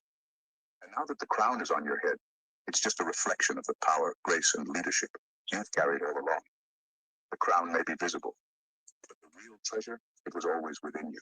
Number 11. Your presence is proof that purpose doesn't need permission. You never asked to be in charge. You never sought a title, a crown, or a platform. But that's the thing about purpose. It doesn't need permission. It doesn't wait for the perfect conditions or the green light from the world. Purpose is a force that moves through you, regardless of whether anyone thinks you're ready or not. And in your case, your very presence is proof of that. While others wait for opportunities to prove they belong, you simply show up, and in doing so, everything changes. The crown didn't elevate you. You elevated the crown. It was never about the external validation or recognition. You didn't need the world to tell you that you were meant for more. Your actions, your decisions, your way of moving through the world spoke louder than any title ever could. The crown is a mere accessory, an outward sign of the inner power that's always been there. It was waiting for you to realize it. Purpose doesn't ask for permission. It doesn't need to be recognized, validated, or given a green light. It simply arrives when it's time and makes its mark. And you are the living embodiment of that. Your life is the proof that when you're truly aligned with your purpose, you don't have to chase anything. The world doesn't get to decide when you show up or how you show up. You do. And when you walk into the room, everything shifts because purpose doesn't just follow the rules. It creates its own. Number 12. You were tempered in isolation, not validation. While the world was busy seeking approval, recognition, and validation, you were quietly doing the work that no one saw. The applause never came. The praises were never shouted in your direction, but that didn't stop you from moving forward. In fact, it was in that silence, in the isolation where most that you were shaped. You didn't need external validation because you were forging your own strength in solitude. You faced battles behind closed doors, emotional, mental, and spiritual, without anyone around to cheer you on. But that's where true growth happens. That's where you learn who you truly are. God saw all of that, every quiet tear, every moment when you felt like giving up, but didn't. He watched as you stood tall despite the emptiness, knowing that this was the foundation for something bigger. What the world doesn't understand is that real leaders, real kings and queens aren't made in the spotlight. They're not molded by the opinions of others. They're shaped in the quiet, in the unseen moments where their character is tested and refined. You weren't built for applause. You were built for purpose. The world might have missed your journey, but that's because they were too busy looking for the quick fix. They didn't see how isolation was your training ground. See how the silence allowed you to grow stronger. But that's okay because you don't need their recognition. Your strength, your power, and your destiny were formed in the shadows. And when it's your time to step into the light, you'll shine brighter than they ever imagined. In conclusion, in the end, being chosen isn't about the crown. It's about everything you've been through to get here, every moment that tested you, every challenge that could have broken you but only made you stronger. You didn't chase after recognition or approval while others ran after the crown. You were focused on your purpose. That's what set you apart. You didn't wait for permission, you didn't beg for validation, and you sure as hell didn't take the easy route. You stayed true to yourself, and that's exactly why you're here now. God knew exactly what you were made of long before you did. He saw the strength in you that no one else could, the resilience that's been quietly building within you, and the leadership that's been waiting to emerge. The crown didn't make you who you are. It only revealed the greatness you've always had inside. So stop looking around for someone to tell you that you're enough, because you've been enough all along. The crown fits because you were always meant to wear it. And now, as you step into the fullness of your purpose, remember this. You didn't need to chase the crown. It found you because it knew it was always yours. You're not here by accident. You're here because you were chosen. And that's all the validation you need. Keep walking in your power, because this is just the beginning. You were made for this. God bless you. If you shop at Walmart, watch this immediately. Now to the class action lawsuit against Walmart. The company Why agreed these to pay people $1 know million that there are chosen ones and there are people that annoyed by other people and telling that these chosen ones are not real chosen of God. Diba? Sila ang nagmamali. Ayan pa, marami pa to eh.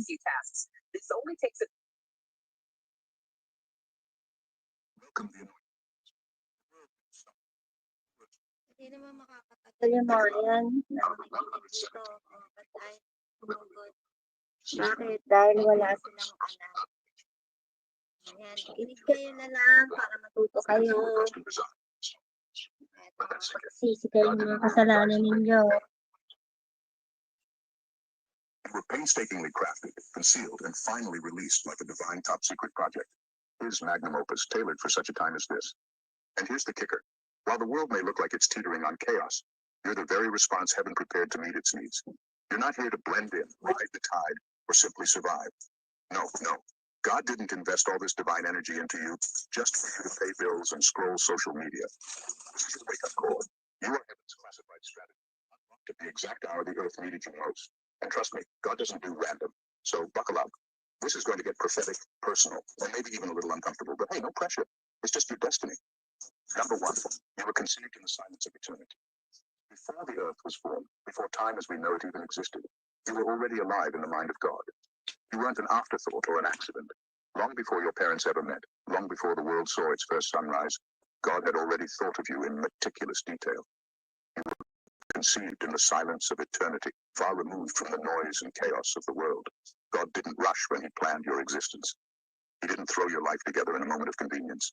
Instead, he crafted you with precision, weaving together every strength, talent, and even the unique quirks that make you, you. Every piece of you, your dreams, your fears, the way you think and feel, is part of a design so intricate that even you haven't fully discovered its depth yet. This is why your life feels bigger than you sometimes. It's because it is. You carry the weight of eternity within you. There's a reason why certain doors open for you while others slam shut. There's a reason why you felt different, set apart, or even misunderstood. God didn't pull you from a generic blueprint. He crafted you from a secret design, a masterpiece so intentional that no one else can replicate it. When you begin to understand this, it changes everything. You stop striving to fit into molds you were never meant to fit. Stop comparing yourself to others because they weren't given the same assignment. You were created to stand out, to be a living answer to a question God saw coming before the world was even ready to ask it.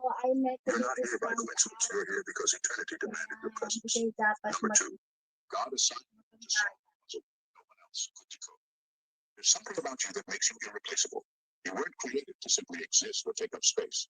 There's a specific problem in this world, one so unique and deeply rooted, that God assigned you as the solution. You're not a backup plan or an alternative. You are the original, divinely designed answer to something only you can solve. God, in his infinite wisdom, saw a gap in the fabric of time, something missing that no one else could fill. That gap is your assignment. Every detail of your life is designed around it. Personality, your strengths, even your struggles are tools crafted to meet this one purpose. The timing of your birth was not random. God released you into the world at this precise moment because the world needed what you carry right now. The thing about assignments like yours is that they aren't obvious at first. It's not something handed to you on a silver platter. Instead, it's hidden in the depths of your experiences, your passions, and even your frustrations.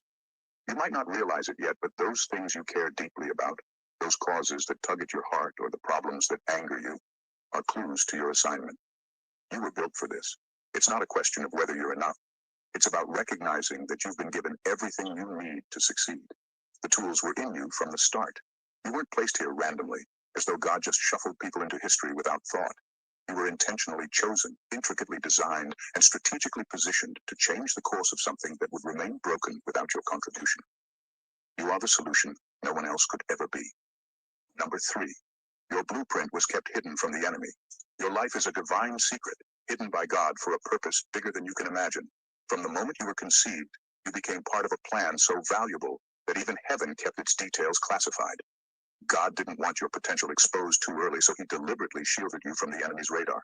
Your blueprint, your gifts, and your assignment were hidden in plain sight, protected, preserved, and kept under wraps until the right time. Think about it. If the enemy had fully known what God placed inside you, the attacks on your life would have been even fiercer. But God, in his wisdom, kept parts of your destiny concealed. He allowed you to walk through certain seasons unnoticed, even underestimated, because your purpose was too precious to risk. You weren't overlooked. You were hidden. You weren't forgotten. You were being protected. Even now, there are aspects of your life that feel unfinished, like pieces of you are still a mystery. That's because your destiny isn't just for you to understand. It's being revealed in layers, timed perfectly with God's plan. Some doors didn't open for you because they would have exposed you too soon. Some opportunities weren't missed. They were withheld for your own protection. God's secrecy isn't a sign of neglect. It's proof of your value.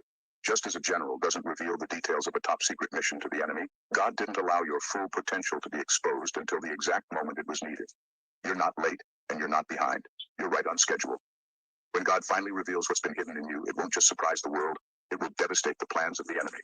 You are heaven's secret weapon. Here's how to maximize your money's potential. Get up to a $210 match on eligible contributions into your IRA.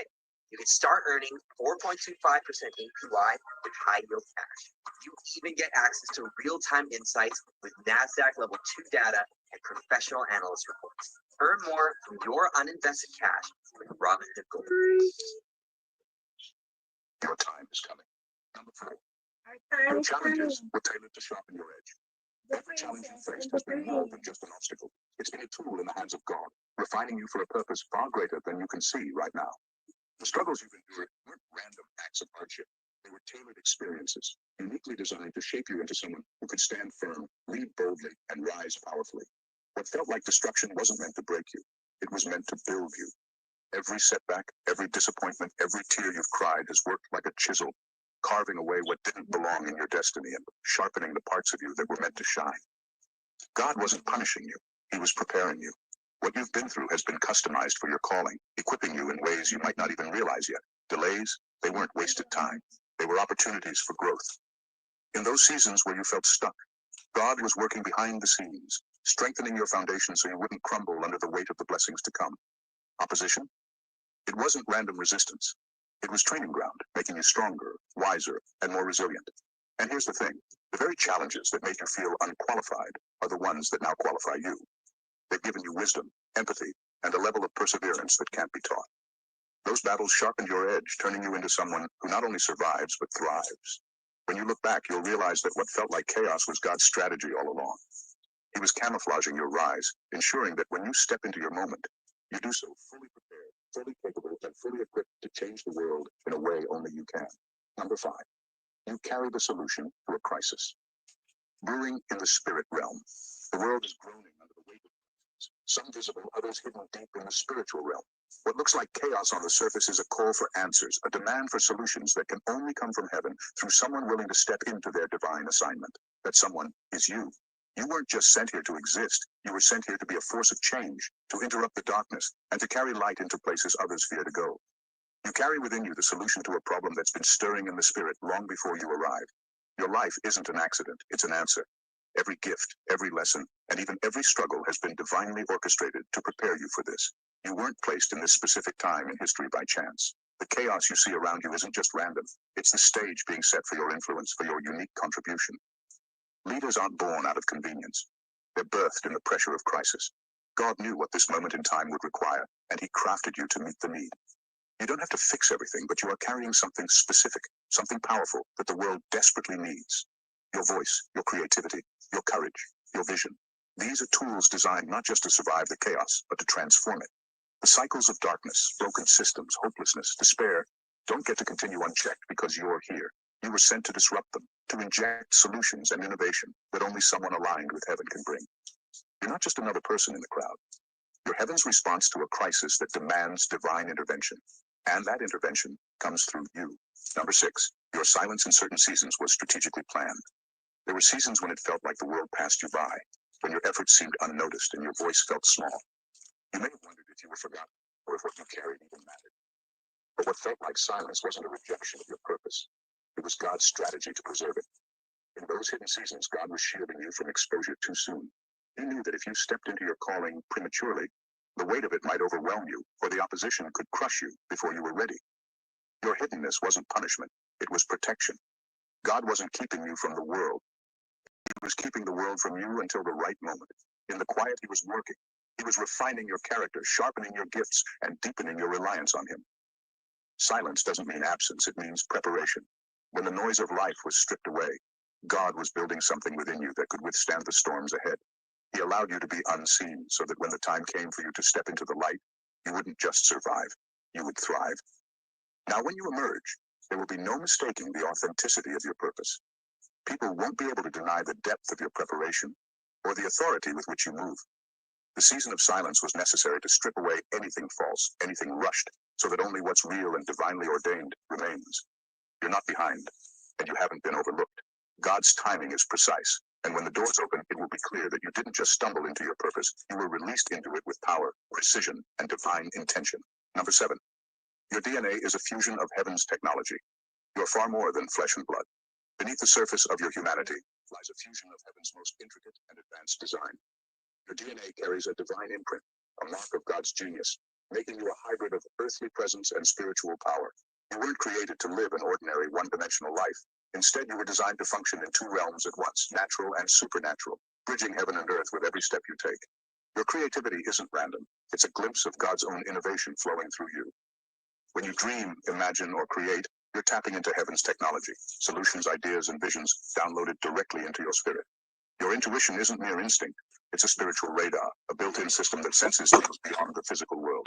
When you feel that nudge to act, that inner warning to stop, or that burst of clarity, it's heaven's technology guiding you in real time. And then, there's your resilience. The way you rise after setbacks. It's not just willpower, it's divine energy. God will strengthen the battle. No matter what you face, you have the capacity to overcome it.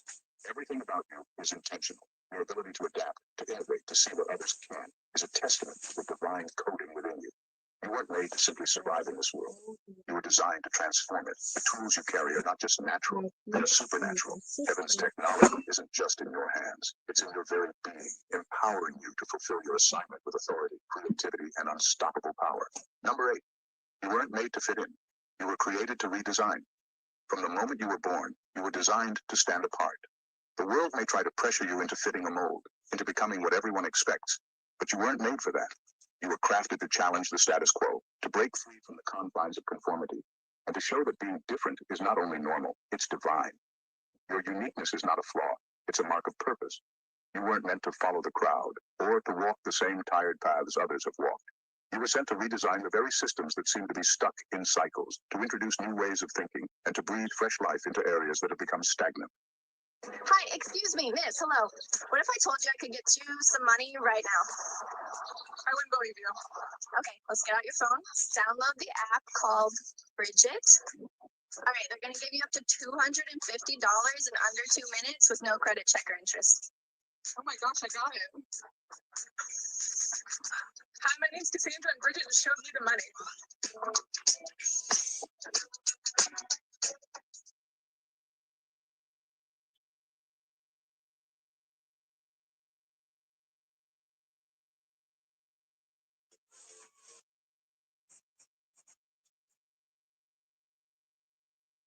The thousands of real people who go undiagnosed.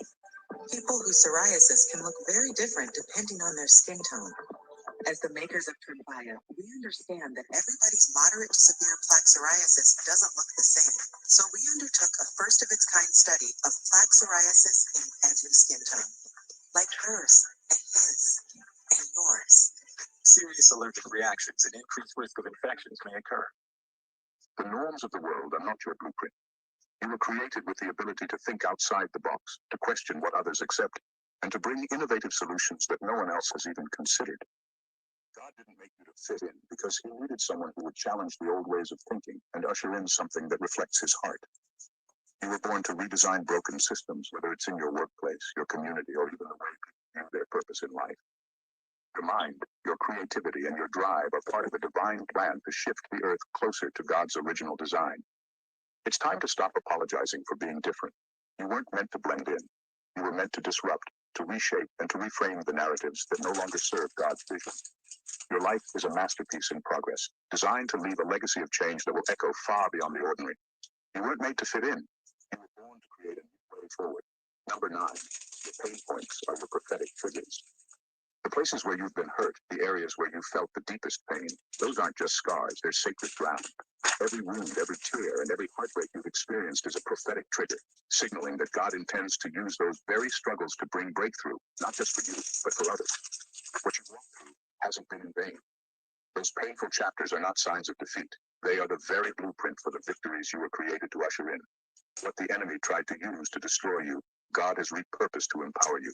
Your scars are a testimony, a story written with God's grace and power, showing that what was meant to harm you has only prepared you for greater purpose. Each area where you've been broken, whether emotionally, physically, or spiritually, holds the key to someone else's healing. When you rise from your pain, you don't just stand tall for yourself, you stand tall for others.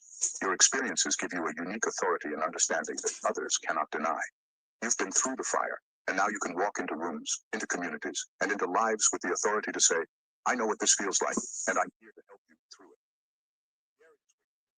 Are precisely where God wants to work through you to bring healing to the world.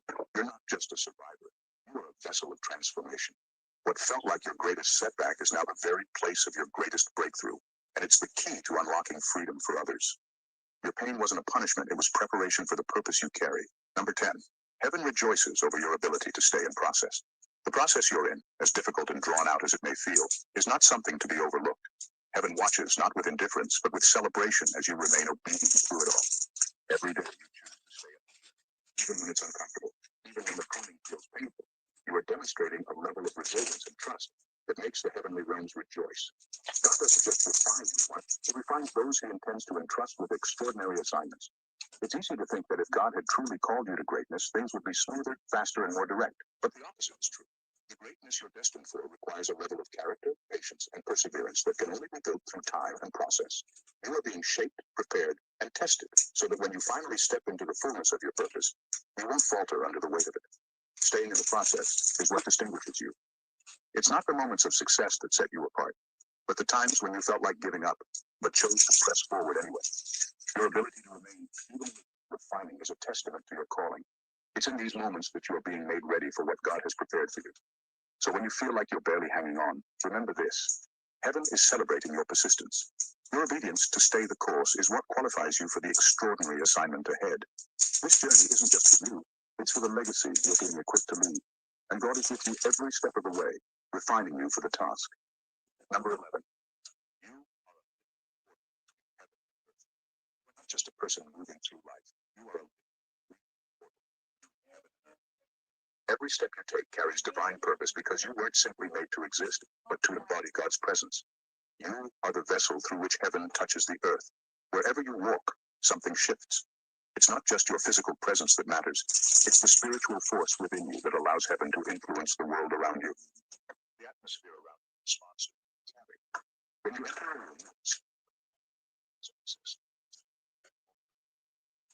existence makes space for divine intervention in a world that desperately needs it. You're not just a passive observer of life's events. You are an active participant in bringing God's will into the earthly realm. Think about it. You are a carrier of the supernatural, someone who can influence and change the course of things by simply walking in alignment with God's purpose. When situations look hopeless, your presence releases the potential for miracles. When darkness looms, your light shines brighter, pushing back the shadows. You carry the solutions to problems that haven't even surfaced yet. Your life isn't about just surviving. It's about becoming a conduit through which heaven flows. The work you do, the people you encounter, and the spaces you inhabit are all impacted by the fact that you are a living portal. Your life is not ordinary, but you are a direct connection to the realms and everywhere you go. You don't just walk through life, you carry it with divine purpose. Number 12. Your time is not just now, it's eternal. Your time here on earth isn't just a fleeting moment in history. It's an eternal thread woven into the grand tapestry of God's design. What you do today doesn't simply impact the present, it echoes into eternity. Your obedience, your choices, and your willingness to follow God's call don't just influence the temporary. It reverberates through the ages, shaping a future that will stretch far beyond your lifetime. You weren't placed in this time by accident, but as a part of a divine timeline that only God can see in its fullness. Every word you speak, every step you take, every act of obedience, however small, aligns with a purpose that transcends the now. What may feel like a single, ordinary moment is actually a part of a much larger, eternal plan that is unfolding through your life. When you align with God's will, you are contributing to something that outlasts you, something that is bigger than this moment in history. Your actions today are like seeds planted in eternity, and the fruit of your obedience will multiply in ways you may never fully see on this side of heaven. Your life is not a brief blip in time. It's a lasting mark in the eternal story God is telling. The choices you make now, in this moment, matter more than you think. They ripple through time, aligning you with a divine purpose that impacts generations. What God has placed in your hands today will influence not only your future, but the future of those who will come long after you're gone. You're not just relevant for the moment. You're a key player in a timeless, eternal plan, and every step you take brings heaven's will closer to fruition. You were not created by accident, nor were you sent to simply exist. You are God's top secret masterpiece, intricately designed for such a time as this, equipped with everything you need to shift the atmosphere, break barriers, and impact eternity. Every season of silence, every moment of pain, and every challenge you've faced has been a part of a divine process that is preparing you for something extraordinary. Your life is not just about the present, it's about a ripple effect that stretches into eternity. You are heaven's answer to the chaos, the healing for the brokenness, and the catalyst for transformation that the world has been waiting for. You are a living portal between heaven and earth, designed to bring God's presence into the spaces you walk into. Your creativity, intuition, and resilience are divine tools embedded in you to disrupt systems that no longer serve God's vision. Your scars, your struggles, and your pain are not signs of defeat, but the blueprint for the victories you are destined to usher in. Your time isn't just now, it's eternal, and your obedience today is aligning you with a timetable only God can fully see. So stand firm in the truth that you are not here by accident. You are a part of a larger divine plan. Every step you take, every decision you make, echoes through eternity. Your calling is as unique as your fingerprint, and your assignment is unlike anyone else's. It's time to rise, because the world is waiting for what only you can bring. You are God's top secret project. And when you walk in your purpose, the heavens will declare that the world has just encountered something extraordinary. If this message has resonated with you and you feel a spark in your spirit, don't miss out on what's coming next. There's so much more to uncover, and the journey you're on is just beginning. Subscribe to this channel because what you've just heard is only the beginning of the incredible truths and revelations that will help you step into the extraordinary life you were designed for. Don't let this moment pass you by. Join a community that is walking in purpose, impact, and divine destiny. Hit that subscribe button now, and let's keep walking this path of transformation together. Your time is now, and it's time to rise. I applied to over 200 tech jobs and got rejected from every single one of them. And then I found good jobs and working remotely, some of them in their early 20s and even into their 30s, even 40s. I kept asking myself, when's it going to be my turn to win? Until I discovered a new way to get into this new remote work lifestyle, a way that didn't require me to be an expert, to have a college degree, or to even have previous coding experience. And now, because you're here, I'll unpack the 3 steps that I took to land a 160K per year role at Canva without a degree. And more importantly, I'll show you how you can apply these 3 steps for yourself, which my former boss, the founder of Canva, even vouched for himself. I'm David Bragg, founder of Front End Simplified. We help people like you land tech jobs guaranteed without needing a degree or previous experience. The tech industry is already one of the biggest ones in the world, yet it's still expanding by 20% year over year. And global companies with the budgets paying high salaries are desperate right now to find talent. Why, you may ask? The reason is simple. With more and more apps being developed and everything going online, these companies need.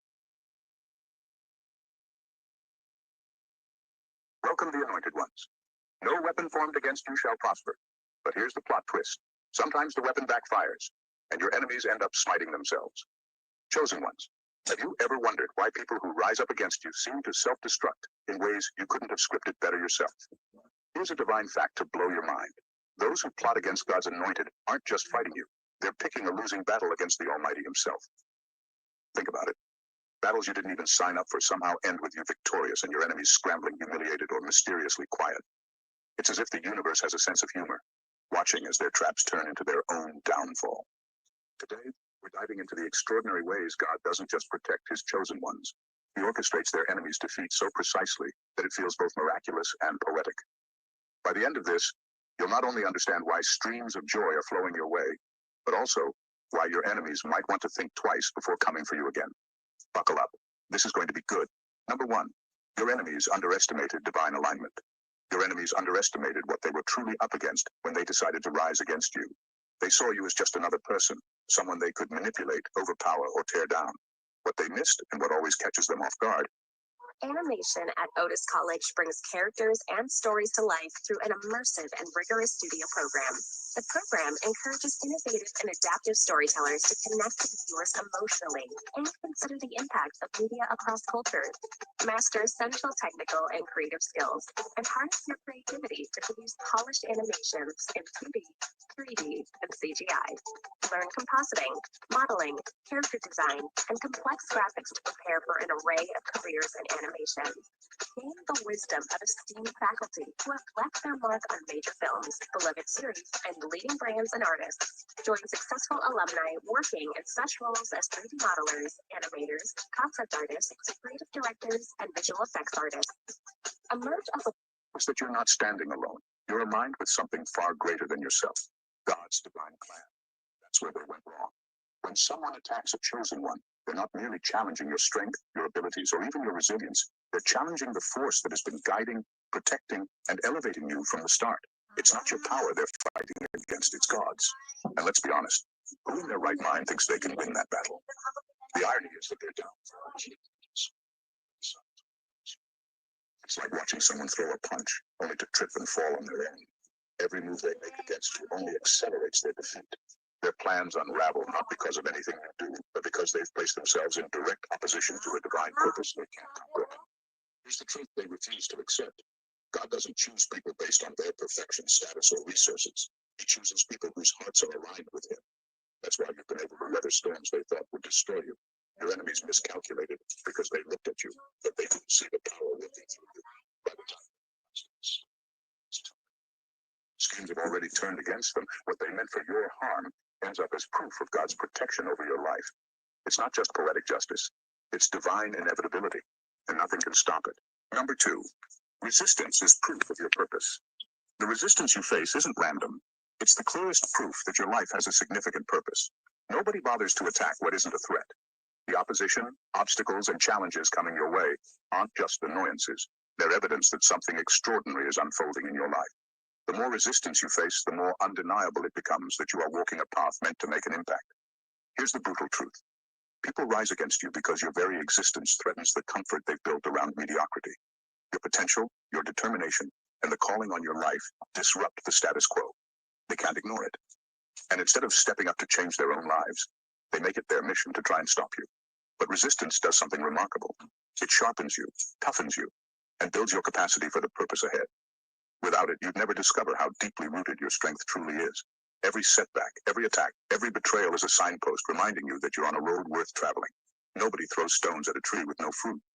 The fact that people go out of their way to oppose you should tell you everything you need to know about the value of what you're carrying. Opposition isn't the absence of divine favor. It's often a confirmation of it. The enemy doesn't waste energy on what poses no threat. You are mocked, and that makes you a target. But here's the thing. While they're busy fighting you, you're growing stronger. While they're plotting your downfall, God is setting the stage for your elevation.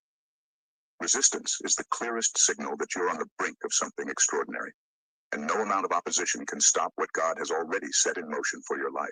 Number 3, their attacks reveal their fear. Your enemies attack you not because they're powerful, but because they're terrified of what you represent. Fear is their driving force, though they'll never admit it. They see in you something they don't have: potential, resilience, and an unshakable connection to purpose. That alone is enough to rattle them. They sense you're destined for greatness, and their attacks are desperate attempts to stifle what they fear you might become. What's even more revealing is how much effort they put into trying to bring you down. Think about it. Why would someone waste so much energy on a person who poses no threat? Their obsession with you isn't rooted in hatred, it's rooted in fear. They see your growth, your ability to rise above adversity, and it scares them. They can't control it, and more importantly, they can't control you. This fear doesn't come from just who you are now, it's about who you're becoming. Your enemies often recognize your potential before you fully see it yourself. That's why their actions seem so over the top. They're trying to stop something bigger than what's visible on the surface. It's not about a single moment of success. It's about the life they know you're being prepared to live. The irony is that their attacks only reveal more about them than they do about you.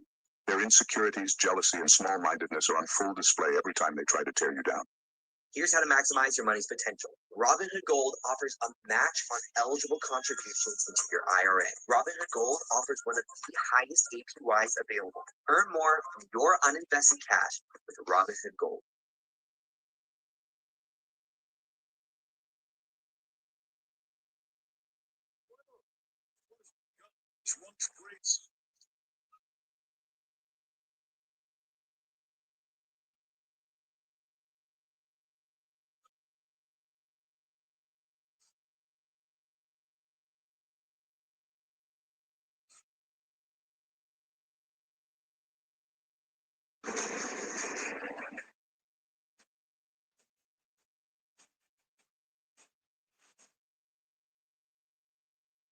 Here's the catch. Fear-driven attacks rarely succeed. Instead, they fuel your determination, sharpen your focus, and remind you that you're on a path worth protecting. Their fear of your greatness is their weakness, and no amount of scheming can stop what's already written for you. Number 4. The smite is a revelation, not revenge. When God causes your enemies to fall, it's never about petty revenge. It's about making a statement so powerful that no one can deny it. The fall of your adversary serves a higher purpose, to reveal undeniably that you are divinely protected and set apart. It's a revelation, not just for the world to see, but for you as well. It's a reminder that you don't need to fight every battle yourself because God has already claimed the victory on your behalf. Your enemies often move with arrogance, convinced that their schemes and strategies will succeed. They rely on manipulation, deceit, and their own sense of control. But when God steps in, all of their plans crumble in ways they never saw coming. It's not random, it's deliberate. Their downfall happens in such a way that it becomes clear to everyone. Your protection isn't ordinary, it's divine. This revelation isn't about gloating or celebrating someone else's failure. It's about reinforcing the truth that God's hand is on your life. It's a message to you, your enemies, and even onlookers that what God has blessed cannot be cursed, and what he has set apart cannot be touched. Every attempt to harm you becomes another opportunity for God to demonstrate his power and faithfulness. When these moments happen, they are transformative. You stop doubting the path you're on, and you begin to walk with more confidence, knowing that God is actively working on your behalf. And as for your enemies, their fall is a chance for them to confront their actions and possibly seek redemption. But make no mistake, their collapse isn't just coincidence. It's a divine revelation that no weapon formed against you will ever prosper. Number 5, their downfall is self-inflicted. Your enemies are often the architects of their own downfall, undone by the very plans they crafted to harm you. Their lies, schemes, and manipulations don't just backfire, they consume them. They spend so much energy plotting against you, convinced they're in control, that they fail to see they're digging their own graves. What's truly ironic is that God doesn't even have to intervene directly. Their downfall is woven into the very fabric of their intentions. When someone sets a trap for a chosen one, they're essentially signing their own defeat. Lies have a way of unraveling, exposing the deceitful person for who they really are. The schemes they orchestrate often spiral out of their control, becoming too complex to manage. And the traps they set, they forget one crucial fact. What you send out into the world has a way of circling back. Their arrogance blinds them to this reality.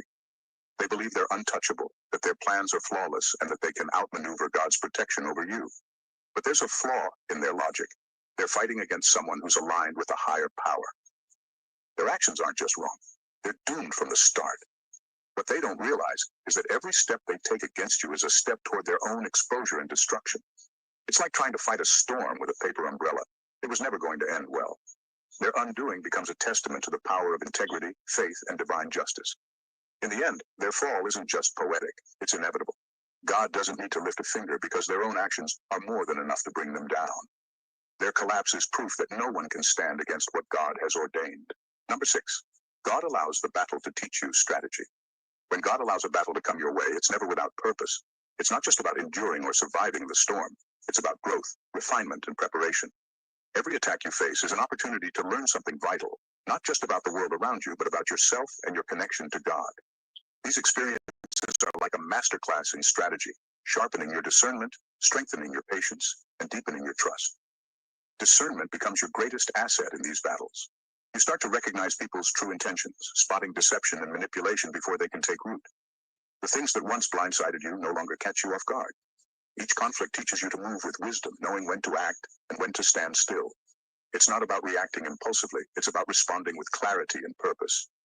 Patience is another weapon forged in the fire of these battles. When you face opposition, you learn that timing is everything.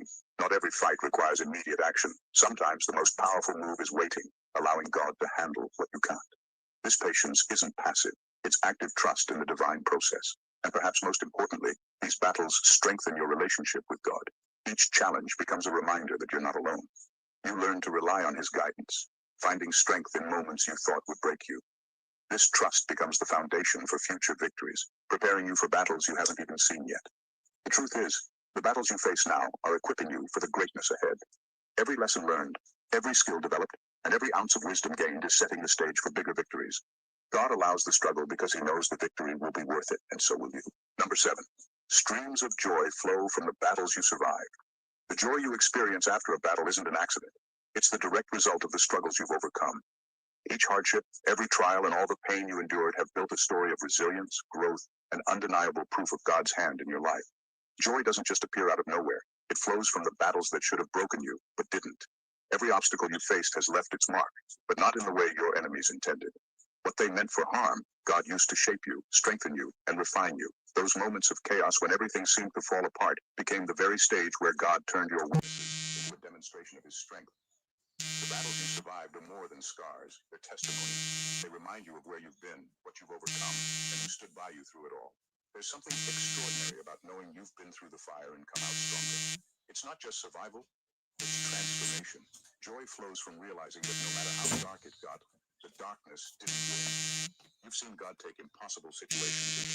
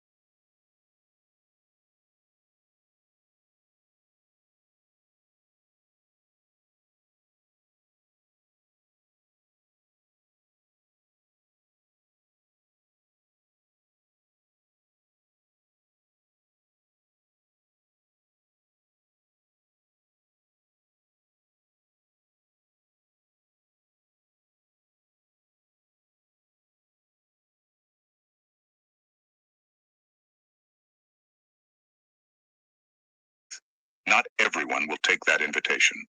Some will refuse to acknowledge their faults and will continue to justify their actions, even in the face of their own downfall.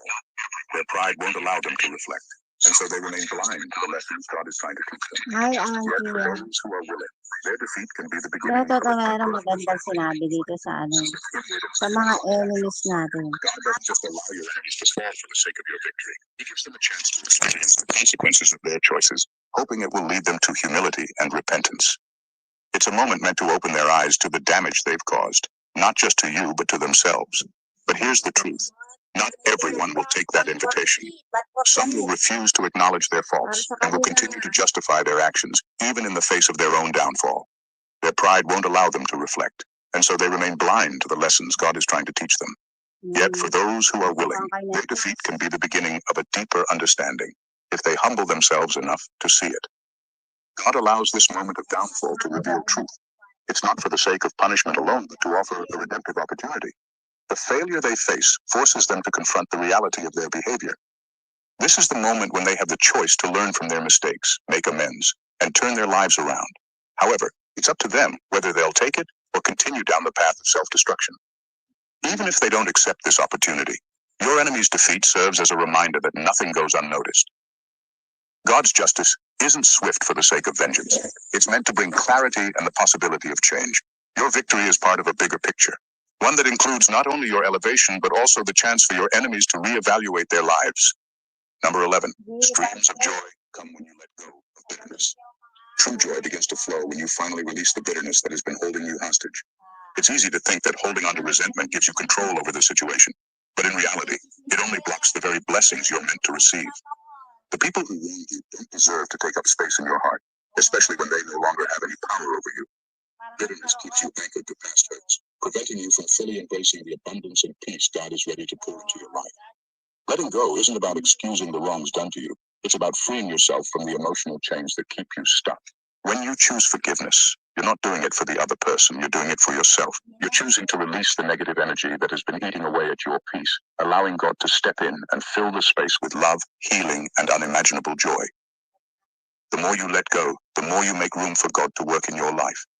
Bitterness clouds your judgment, making it hard to see the good that is still available to you. It keeps you focused on what was taken, rather than on what is still yours. When you forgive and move on, you stop holding on to what was stolen and open yourself to all the things God has waiting for you. Joy isn't a distant dream. It's a present reality available to you the moment you choose to release the bitterness. When you let go, you align your heart with God's will, and that's when true peace and abundance begin to flow freely into your life. Number 12, God uses enemies to propel you forward. Your enemies, in their ignorance, become unwitting instruments in God's.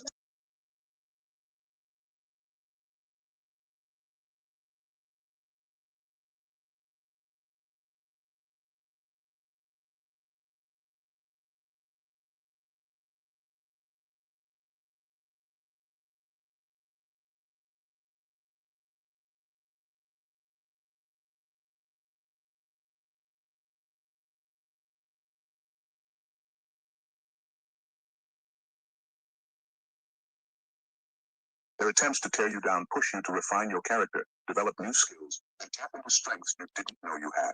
They are unknowingly working for your success, helping you develop the resilience and perseverance needed for the great things God has in store for you. What they try to destroy, God transforms.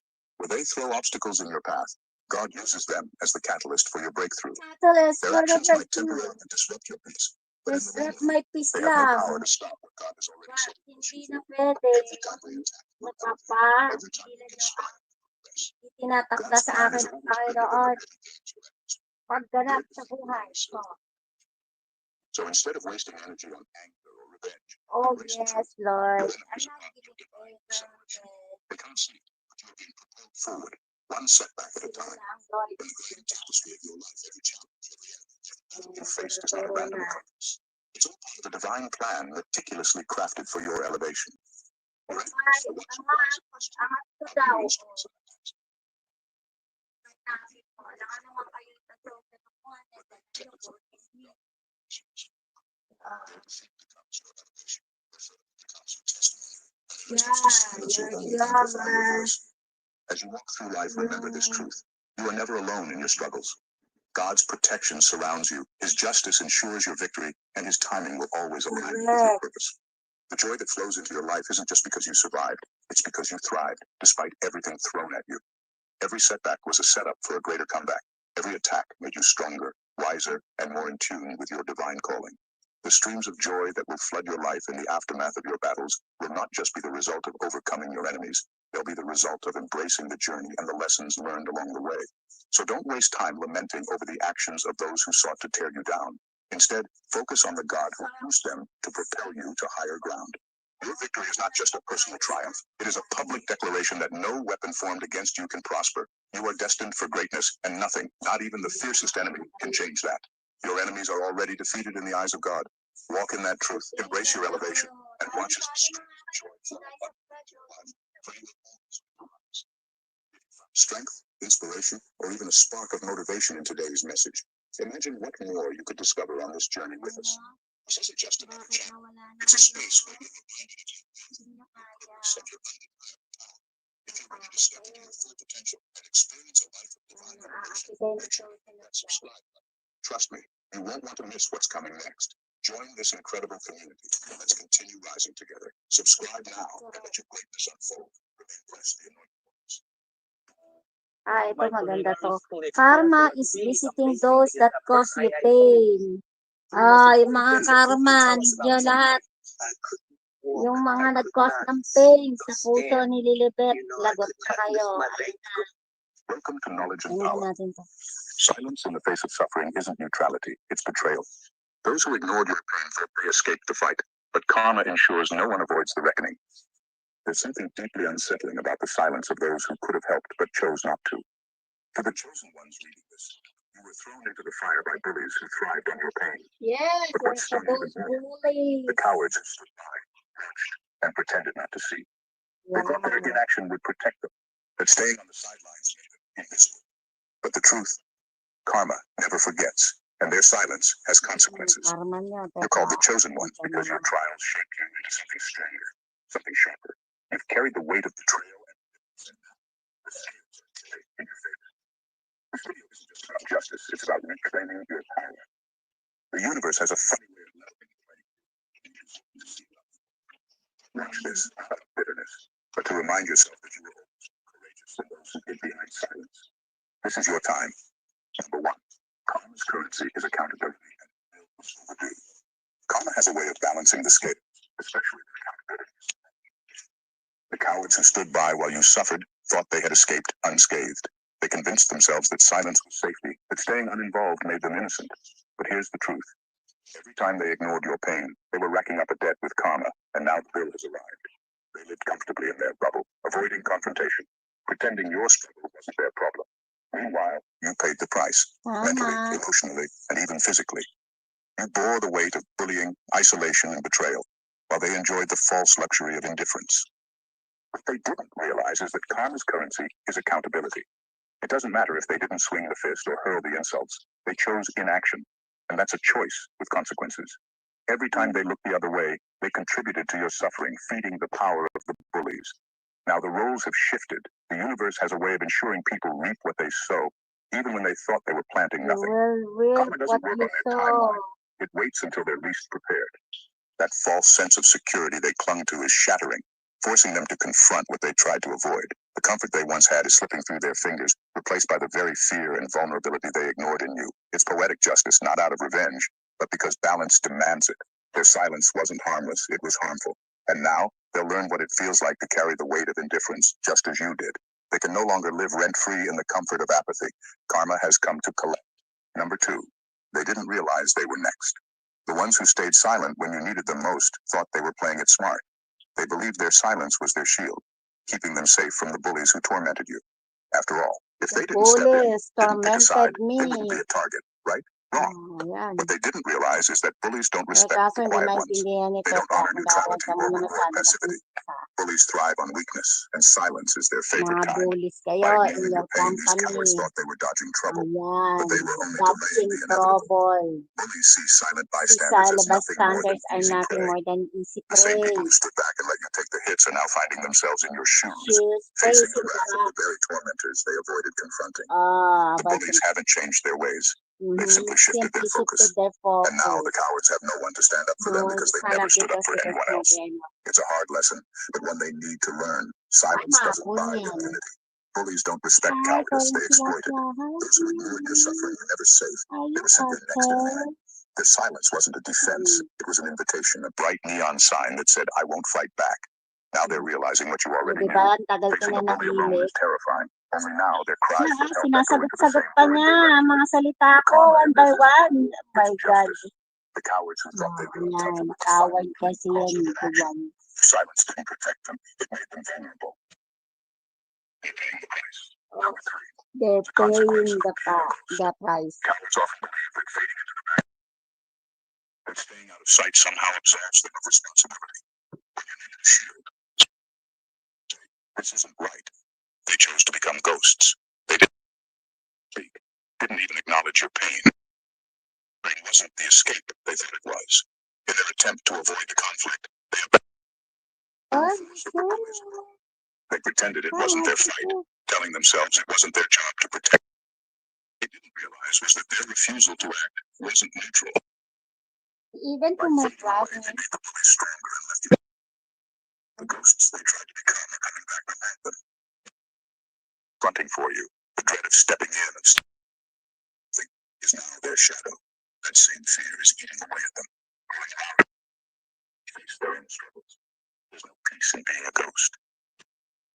Guilt and avoidance doesn't kill. The very thing they were running from, the response, is catching up with them. The guilt of their inaction has taken a form they can't. And now, they're haunted by the memory they didn't do.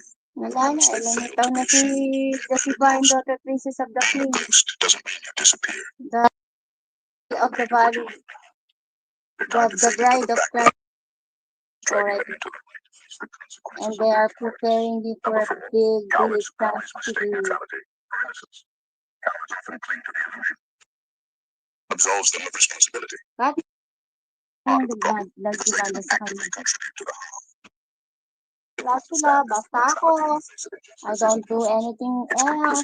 Sila ang nang-aaway sa Staying silent, they akin. made a choice. Refusing to stand up, they sided with the oppressor. Oh. Or humiliated. It was fuel for the bullies. Every second they stood by and did nothing. Sino kaya They sent a silent message that what was happening was acceptable. araw-araw They nang convinced bubuli themselves their sila. hands were clean. Sabi nila, It wasn't my fight.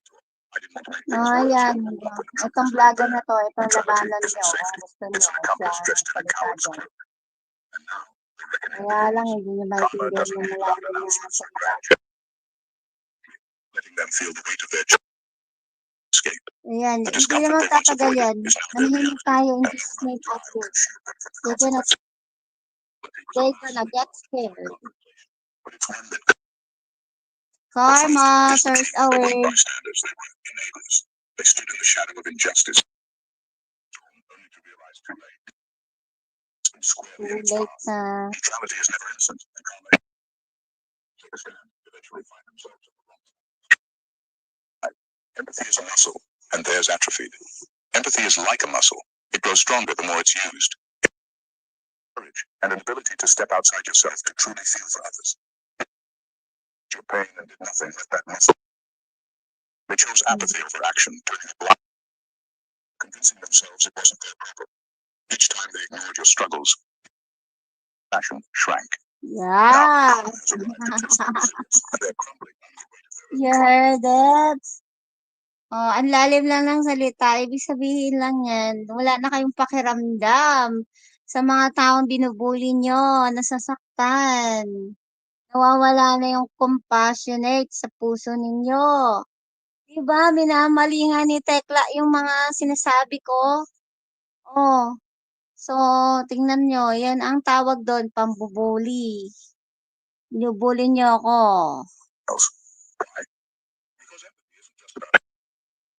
Yeah. Yung empathy, you're putting yourself into her shoes. Oh, halimbawa ako, nagtutulungan kayo dyan. Diyos ko, ilan lang naman to. Kilala ko ba to si Golden Tilapia? O kaya, eto si Andrea? O, di ko naman mga ano yan. Hindi ko nga alam kung sila yan. O, dalawa nga lang sila nandyan. Minsan si Tilapia nga lang nandyan. O, tapos kayo, dami-dami nyo dyan. O, nagtutulungan nyo ako yung chosen one. Di nyo ba alam na isa ako sa pinili ng Diyos? O, mas mataas pa ang gagampanan. Tingnan nyo, bakit yung mga salita ko nung araw pa, if you gonna replay everything, siguro when I fix my YouTube channel, if you fix ko yung playlist ko from the very beginning that yung mga clippings ng mga words of God ko doon, yung prayers ko, compilation, these are the result of these people saying. Para bang sinasabi nila na yung lahat ng mga sinasabi ko ay ito. Kaya pala, yun. Ha? Liberin ko si Daddy. Anya ka pala sa baba? I didn't know. Oh, it's okay. Pag-like ko pa guys tayo dito. Sige. Hindi na sabi ko, shh, quiet, I'm live. That's my dada. May understanding dada. Diba? Pero minsan may sumpong din. Teka nga guys, parang kasi yung audio ko parang mahina. Oo, naka-headpiece pala. Kaya learn me guys. Now, this one is better, huh? Alright, let's do it more. Ayan. Gising na ba sila? When you needed them, they robbed themselves of the emotional fortitude to face life's inevitable hardships. They've never practiced standing up for someone else, so how can they expect to stand up for themselves now? When karma delivers their share of pain, they're left feeling isolated and weak, the same way they left you. Yeah. The fear of vulnerability Now you're gonna feel weird because the same way you left me weird. But without the empathy they chose to ignore, they lack the strength to navigate it. They never built the emotional stamina to face adversity because they spent so long pretending it didn't exist. Their atrophied empathy leaves them hollow, unable to connect or find support when they need it most. The lesson here is harsh but necessary. Ignoring someone's pain doesn't make you immune to your own. It only ensures you'll face it alone, unprepared, and without the tools to endure. Karma doesn't forget, and in the end, the weight of their indifference is a burden they'll have to carry alone. Number 6. Ignoring pain doesn't immunize you against it. Ignoring someone else's pain doesn't make you immune to your own. The ones who turned their backs on your suffering thought they were safe, that by staying out of it, they could avoid the ugliness of conflict. They convinced themselves that pain wasn't their responsibility, that it wouldn't touch them if they looked the other way. But pain has a way of spreading, like a fire that feeds on silence, and now it's burned its way into their lives. When they ignored your struggles, they believed it was a choice without consequences. They didn't see that their indifference allowed the bullies to grow bolder, the problem to grow bigger, and the pain to become a force too large to contain. They may have pretended it wasn't their problem, but pain doesn't care about boundaries. By enabling cruelty through silence, they unknowingly invited its shadow into their own backyard. Now, karma has brought that pain to their doorstep. There's no hiding from it, no pretending it doesn't exist. The very thing they thought they'd avoided is staring them in the face, and they're ill-equipped to handle it. They spent so long avoiding discomfort that they never learned how to endure it. The fear and anguish they dismissed in you are now reflected in their own lives, leaving them vulnerable and unprotected. Ignoring someone's suffering doesn't create safety. It creates a ticking time bomb. Pain is a force that demands attention, and when it's ignored, it finds new ways to make itself known. The ones who abandoned you to your struggles are now learning that pain, once ignored, doesn't disappear. It multiplies, grows, and eventually finds its way to those who thought they were untouchable. Their reckoning isn't cruel, it's inevitable. Number 7. The universe saw what you couldn't. When they chose to ignore your suffering, acting like it wasn't their problem, they thought they had escaped judgment. They thought their silence would blend. Kung may nasasaktan kayong tao, you're just thinking like, oh, it's not our problem, it's her problem. Oh, so parang nawawala na talaga yung ano nyo sa tao. So, umiiyak na yung tao, nasasaktan, pinagtutulungan nyo, lalo na ako. Anong pusong meron kayo? Wala. Sa inyo na nga siguro, sa inyo ang lahat ng tsansa. O ano ginagawa ninyo? Pinagchichismisan niyo pa rin ako diyaan sa lungganin ng inyong mga lunggaan. Into the background, unnoticed and forgotten. But the universe doesn't operate that way. It sees what you couldn't. Every moment they turned away, every time they avoided stepping in, every excuse they whispered to themselves to justify their inaction. The universe keeps a record, and karma moves on its own schedule. Even when no one called them out in the moment, their silence was never harmless. They may have thought they were off the hook because no one confronted them, but the universe doesn't forget. It watches, it waits, and it knows when the time is right to act. Karma isn't bound by human timelines or convenience. It delivers justice when it's least expected but most deserved. While they were busy pretending to be blind to your struggles, they were writing their own fate. Their inaction wasn't invisible, even if it seemed like no one noticed at the time. The universe doesn't need public recognition to balance the scales. It sees the truth for what it is, regardless of appearances. Now, karma is unfolding and they're facing the consequences of their indifference. They're learning the hard way that ignoring someone's pain doesn't erase their responsibility. It amplifies it. They had their chance to step up, to be human, to offer even the smallest bit of compassion, but they chose the easy way out. What they didn't realize is that the universe never looks away. Their reckoning isn't about revenge. It's about restoring balance. They may have fooled themselves, but they never fooled the universe. Number 8, false comforts come with expiry dates. Cowardice often disguises itself as self-preservation. For those who turned a blind eye to your suffering, their inaction felt like a shield, something to protect them from getting involved, from risking confrontation, or from feeling the discomfort of empathy. Ignoring your pain became their comfort zone, a fragile cocoon where they convinced themselves they were safe. But comfort built on the foundation of someone else's suffering is always temporary. What they didn't realize is that their shield wasn't made of strength or resolve. It was made of fear. Fear of stepping up, fear of standing out, fear of doing what was right when it mattered most. And fear, no matter how thick it feels, can't hold back the weight of karma forever. Now, the cracks are showing. The false sense of security they wrap themselves in is falling apart. Karma doesn't forget the choices people make to protect themselves at the expense of others. The weight of their silence, their apathy, and their refusal to act has become too much for their flimsy shield to bear. They thought they were safe because they didn't say anything, didn't get involved, didn't make a scene. But karma doesn't care about their excuses or the lies they told themselves to sleep better at night. It only sees the truth. They failed to act when they were needed most. Now they're left exposed, vulnerable, and forced to confront the consequences of their inaction. That false comfort they relied on has expired, and there's no hiding behind it anymore. Karma is relentless, and it has a way of teaching lessons they avoided learning on their own. Their shield of cowardice is gone, and the reckoning they tried to avoid is staring them in the face. Number 9. You were the test they failed miserably. Life is full of tests, moments that define who we are and what we stand for. The ones who ignored you when you needed them most were given a chance, a clear opportunity to do the right thing, but they failed miserably.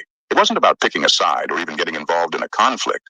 It was simply about showing basic human decency, but they chose to turn away, to hide behind their comfort, to pretend your pain wasn't their concern. And now, that failure isn't just a missed opportunity. It's a consequence they can't escape. Their punishment isn't about vengeance or revenge. It's about justice. Karma doesn't need anger to work its way into their lives. It simply demands balance. Their failure to act when you needed them is now coming full circle, and the universe doesn't ask for permission to restore fairness. They failed the test. They were supposed to show strength, courage, and empathy. Instead, they showed fear, cowardice, and a lack of responsibility. They thought they could dodge the impact of their inaction. They didn't realize that life keeps score, and the price of failing to stand up for others is always paid in ways they didn't see coming. Now, karma isn't punishing them for the sake of cruelty. It's teaching them a lesson they didn't take seriously the first time. The test was theirs to pass, but they failed it. Justice doesn't need justification. It just needs the truth. And the truth is, they failed when they had the chance to rise. Now, they'll feel the weight of that failure. Number 10. Karma isn't a villain, it's a mirror. Karma isn't some vengeful force out to get people. It's more like a mirror. It doesn't create pain, it reflects it. The hurt they're feeling now isn't an act of cruelty. It's simply their own apathy being returned to them, a reflection of the indifference they once chose. When they stood by and watched you suffer, they didn't realize that by refusing to engage, they were planting seeds of their own eventual reckoning.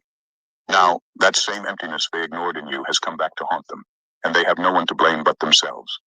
They never understood that choosing to be silent in the face of someone's pain doesn't make the problem go away. It magnifies it. turning it into something that will eventually find its way back to you. Ibig sabihin ano,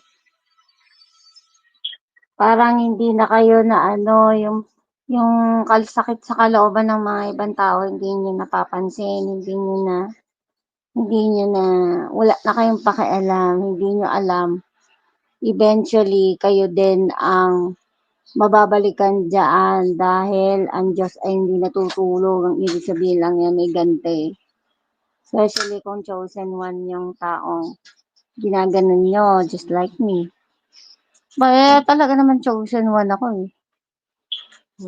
Sinong maging o-object? Umulat sa puli. Lobat na yung iPad ko namang ano natin ang papaganahin natin. Sabi ka po, okay. And ito lang tumapak sa ano. Hold on here in his. Kasi ang daming kalat ng games. And then, so fast to do this na. I don't know what to do. Put down and look more. This is to be done. Okay. Hindi ako maglilinis lahat ng mga kalat.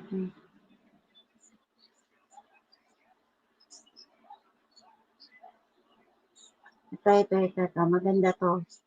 God's chosen ones, do you notice this physical? Binabago daw kami through physical appearance. Totoo yun. Kaya nga dati sabi ko hindi naman ganito yung mukha ko. Pero gumaganda. Hindi katulad nung isa, dumojongget. Napansin nyo? Ako, hindi ako dumojongget. Sila dumojongget.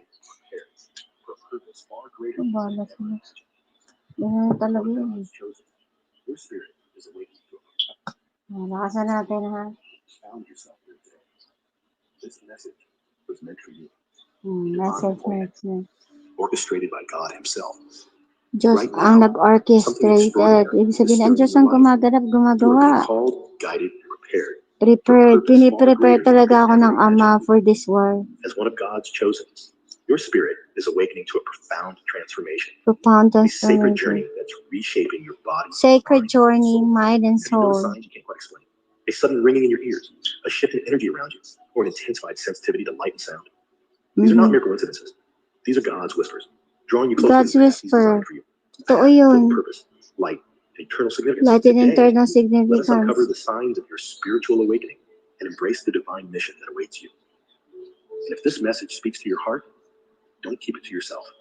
Tilapia, ikaw This video. hindi ka makakatagal dito pag isa ka rin sa kanilang nagtitig ng maling We can kwento. illuminate the world with His love and truth.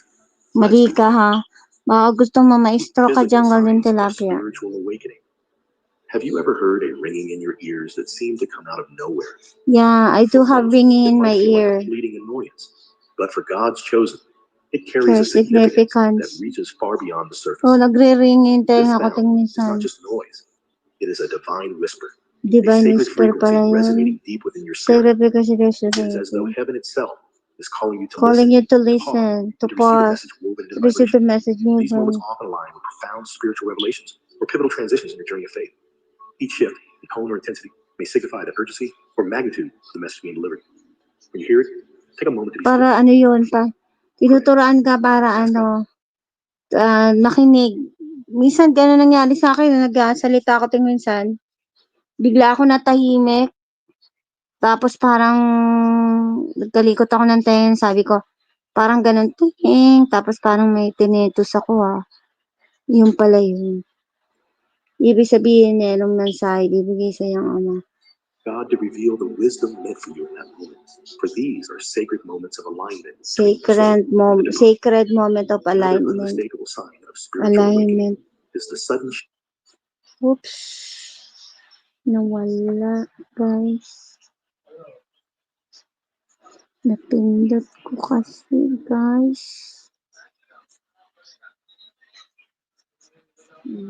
Like this.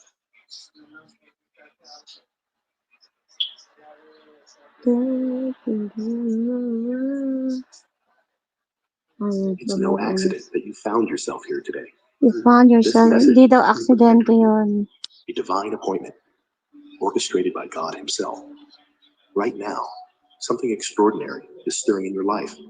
You are being called, guided, for a purpose far greater than you could ever imagine. As one of God's chosen, your spirit is awakening to a profound transformation. A sacred journey reshaping your body, mind, and soul. Have you noticed signs you can't quite explain? A sudden ringing in your ears, a shift in energy around you, or an intensified sensitivity to light and sound. These are God's whispers. A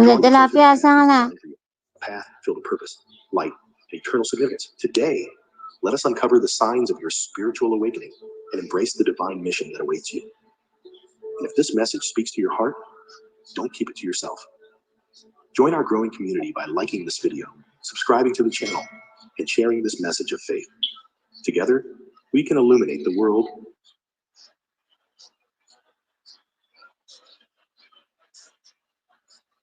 with his love and truth. Let's begin. Physical signs of spiritual awakening. Have you ever heard a ringing in your ears that seemed to come out of nowhere? For most, it might feel like a fleeting annoyance, but for God's chosen, it carries a significance that reaches far beyond the surface. This sound is not just noise, it is a divine whisper, a sacred frequency resonating deep within your spirit. It is as though heaven itself is calling you to listen, to pause, and to receive a message woven into the vibration.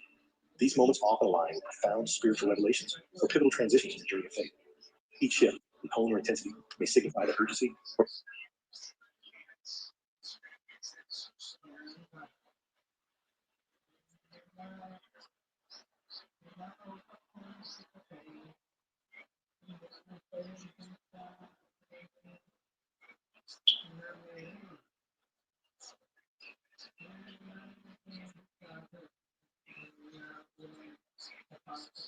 This week, we're hosting a free trading and investing workshop right here in Los Angeles. Inside, they never expected you to reach this point, but here you are, standing at the brink of something so extraordinary that even those who once doubted you would be left speechless if they knew. This is it, the moment where everything aligns, where your struggles and triumphs suddenly make sense, and you realize you've actually completed the mission that's been whispering through your soul all this time. If something inside you resonates with these words, don't ignore it. Hit that like button right now, subscribe to Cosmic Harmony, and drop 77 in the comments to affirm you're stepping into your new reality. Play this video on repeat to supercharge the energy. Stay until the very end, because once you see what's revealed, you'll understand that your mission, yes, the one you've been grappling with, is finally done. Chapter 1, Recognizing the End of Your Old Story. For so long, you believed you were still searching, striving, and pushing through obstacles that never seemed to end. It felt like a perpetual race with no finish line in sight. Yet here's the shocking truth, you've already crossed the finish line without even realizing it. That tension you felt, the pressure that constantly weighed on your shoulders, notice how it's easing off. Spirit has orchestrated a quiet but profound shift, and right now, as these words reach you, your soul is signaling that you completed the core mission you were meant to fulfill in this phase of your life. Let's break down the myth that a mission must. Bago. They thought they could smear your name, twist the truth, and walk away clean. But surprise, the divine megaphone is on full blast. Divine, di ba? Divine lagi. Di naman tayo nahuli kasi pangalan ko, Divine, Lilibet, Divine Bride, Daughter, Priestess of the King. Naka-align na tayo dito sa mga ano na to. Mga spiritual people na to na nakakaalam ng katotohanan tungkol sa mundo ng spiritual. Kaya matatakot na yung mga yan. Sasabihin nung isa, hey, hindi ako natatakot. O sige, wala ka sa buhay mo. Si Lord ang bahala. Ayan na. And every whisper. Ito nga, umpisa pa lang ng pinakikita na yung espada ng ng Mandirigma, the warrior. Diba ako naman, lagi naman puro twist the truth, Yan. and walk away clean. But surprise, The divine megaphone is is on full for blast, and every whisper of their lies is now a yung mga scream for the kasinungalingan nila. world to hear. God's putting their deceit under a Kasi, cosmic spotlight. kasi And trust me, iniisip nila, there's diba nung una, natawa sila ng tawa, hindi totoo yung pagka-prinsesa ko, pagka-prinsipe nung isa, magkakapatid, the chosen ones, ayan. Ngayon, tanda na yan ng mga pang-aalipustan ninyo na hindi na mapipigilan ang mga pinili-tinirang ng Panginoon, yung may mga extraordinary kapangyarihan at authority. Eto na yun. squirming. Ayan, ulitin natin. They thought they could smear your name, twist the truth, and walk away clean. But surprise, the divine megaphone is on full blast, and every whisper of their lies is now a scream for the world to hear. God's putting their deceit under a cosmic spotlight, and trust me, they're squirming upwards to pierce. Yung mga deceit nyo, panloloko ninyo. Squirt, sumisirit-sirit. Through the armor of your truth. But here's the Armor part of they my underestimated. Lies are flimsy constructs, brittle and hollow, no matter how loudly they're shouted. You stood still, unshaken, while their house of Sino cards bang trembled at the first gust Si of reality. Lilibet, mag-isa In God's lang. economy, the currency they traded, deceit, manipulation, slander, was bankrupt from the Manipulation start. ninyo, The slander wise ninyo crystal sa clear, they akin. feared you, not your Diba? Yun ang ginawa nyo sa akin. Ang dami kaya, umpisa pa lang. mistakes, not your flaws, but your power. They saw something in you, integrity, resilience, grace, that illuminated their own shortcomings, and they couldn't stand the reflection. So they built false narratives, hoping to drown. Alam niyo, pag nakikita niyo dito, pinakikita yung yung naka-armor na naka-crown na prinsesa na may sword, may spear. Pinakikita talaga. Kaya sila naka-ready na sila dito dahil alam na nila, naka-monitor na sa akin, naka-monitor na ako sa kanilang lahat. Yung mga yan, alam na nila na lumitaw na ako. Nung primero, ang pinakita lang nila na meron isang bride of Christ na ng Panginoon, anak, the daughter, princess of the king. Ngayon, itong mga to, pinapakita na, pinalalakas na nila ako, na pinauunawa na nila yung pangbubuli nyo sa akin mula umpisa, pagtatawa, pagmumura, pinagtawanan nyo kaming lahat, kaming dalawa ni kapatid ko, na halos pinapatunayan ko na siya'y pinili ng ama. Tapos yung mga natira naman dyan, ako rin, pinagtatawanan. Lahat kami. Halos kami dalawa dyan. Ito ang sovereignty namin ng social media na pinibigyan ng authority ng Panginoon para pamunuan or pigilin yung mga masasama dito sa social media. Ipakita pa rin sa inyo ang kabutihan. Hindi man kami perfecto, napapagalit nyo nga kami, di ba? Inaanay nyo kami, pero hindi sa ganang magpapatalo kami. Di ba? Kasi we are both guided and we are help each other. Nagtutulungan kami magkapatid. Sabot na makakaya namin na hindi nyo alam. Pag nangihina yung kapatid ko, pinalalakas ko yun. Sinasabi ko, baby, kain ka na ba? Nakakain ka na ba? Di ba? Hindi nyo alam yun. Samantala yung mga naiingit naman sa akin, tingnan mo niya si Samtam, no? Fantasya na naman. Fantasya kayo dyan. Kayo mga pasintasya talaga lahat. Madudurog na kayong lahat dahil sa oras sa sandali, nahipan ang trompeta, tawagin, Lilibet! Lilibet, where na you? Yoo-hoo! Lagot na kayo. I'm just putting into a lighter story about it, no? Kasi, mga kasi kayo, ewan ko, hindi ko alam kung saan ba kayo kumukuha ng kalakasan ninyo. Siguro dun sa hari ng mga kasinungalingan, di ba? Sino ba yon? Alam nyo na, bakit hindi nyo na ma-discern? na ako'y pinili talaga at sana man lang inisip niyo rin yung kapatid ko ay totoong pinili na bakit ninyo dapat kumbaga sa dapat sinusundan nyo inaano nyo yung kumbaga maganda ang naituturo sa community niya. Ang ginagawa nyo, wala, ganyan, ganyan, ganyan, ganyan. O, Sus Maria, you cannot put me wrong.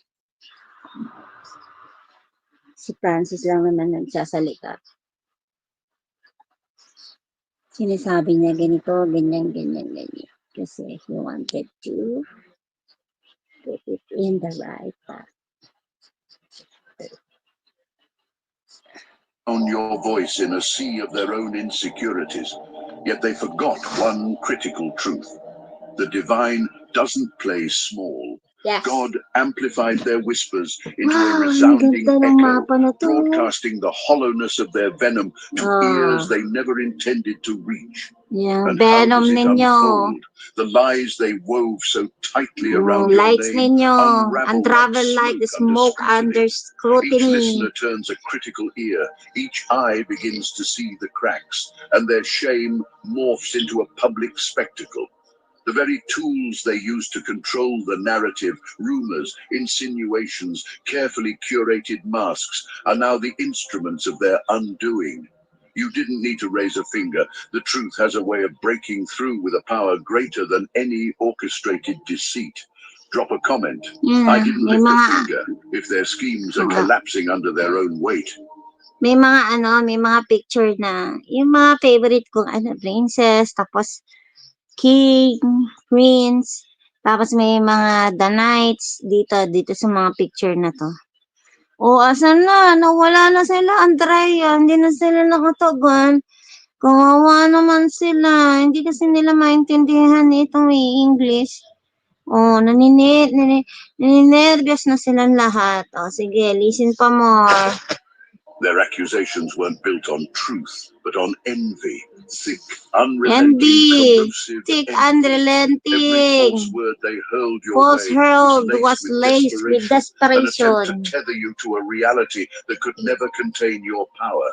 They wanted to paint you as a villain, as if stripping you of your light would make their shadows disappear. Wow, ang ganda ng prinsesa dito. Nakikita. Find the lowest price. Ang ganda talaga, Andrea.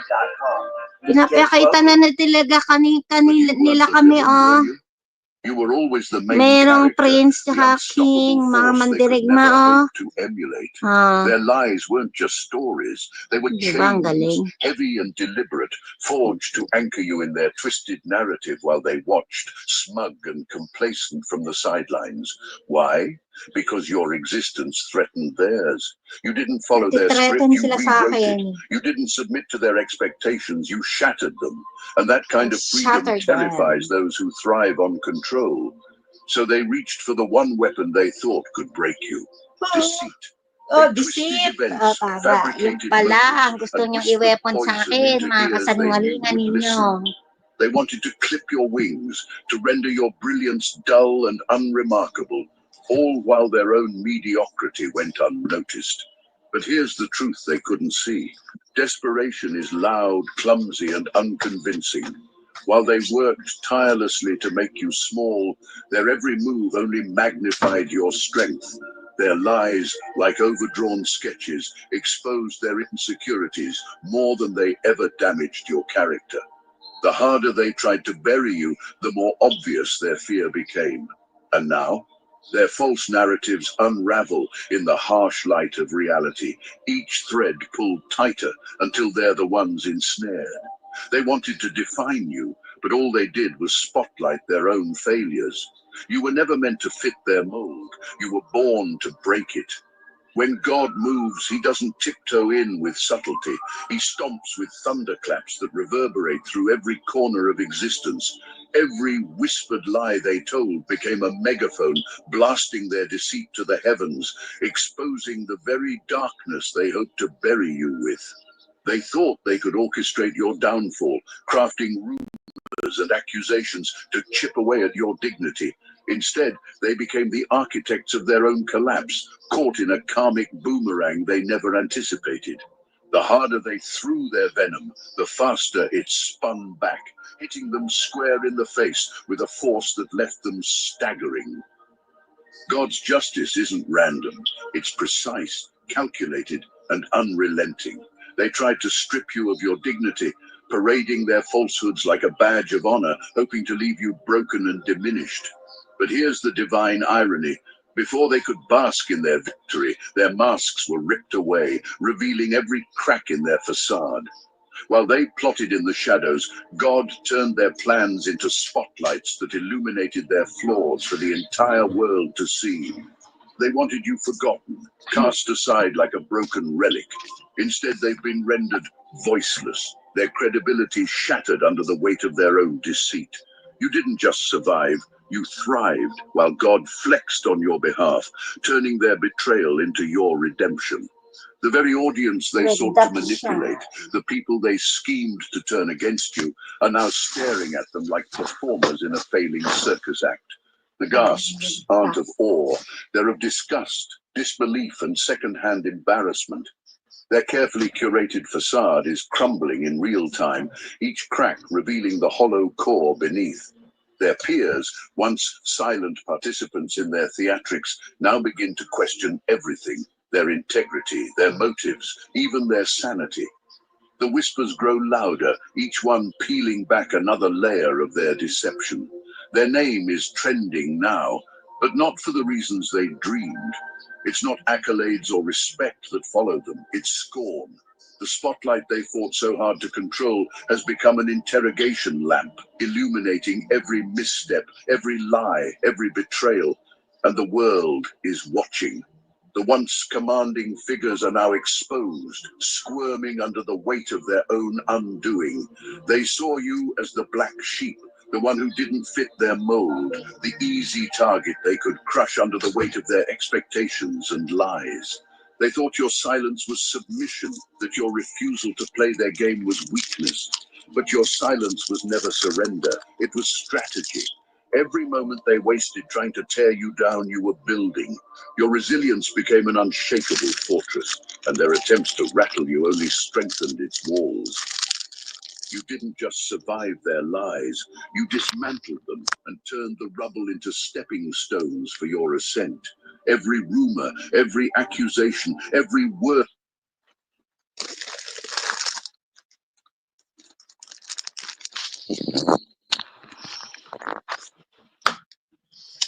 Parang hindi ko paniniwalaan si Lepe. Totoo naman yung mga paninira ng mga yan.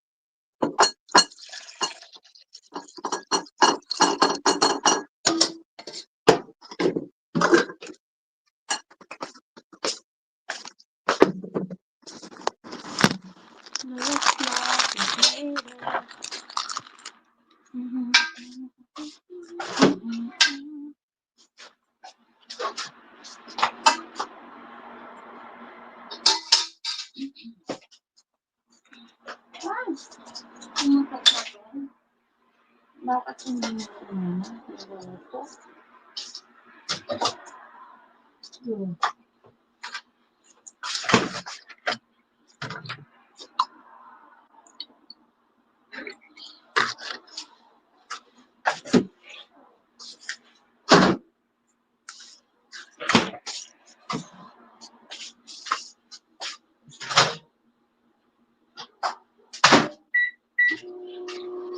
Inom tayo ng ng coffee.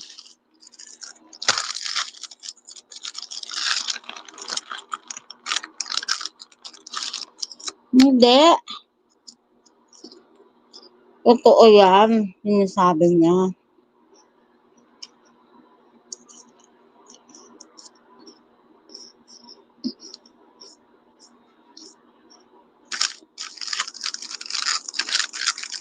Mm.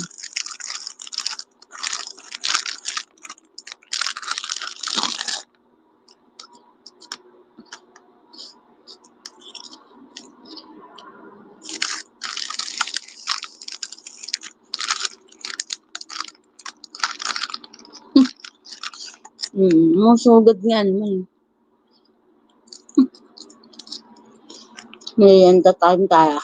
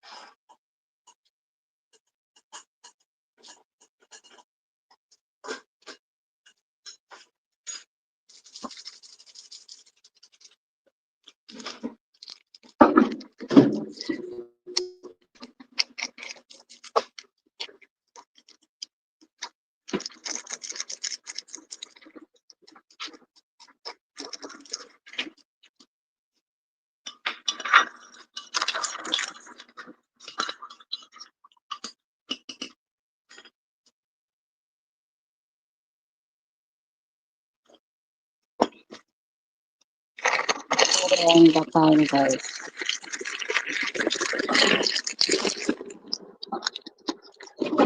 Nabot na naman tayo ng 4:40. Base ng oras, no?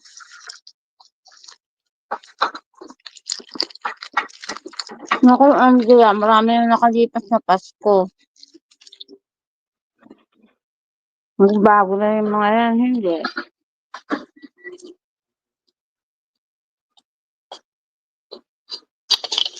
Yan mga yan. Feeling great na lang yan kasi wala na silang kayang gawin kundi ganun na lang.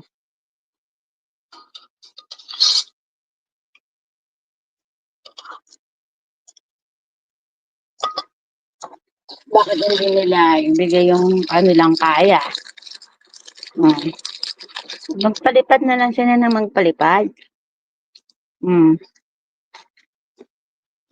The best. Palipad pa more.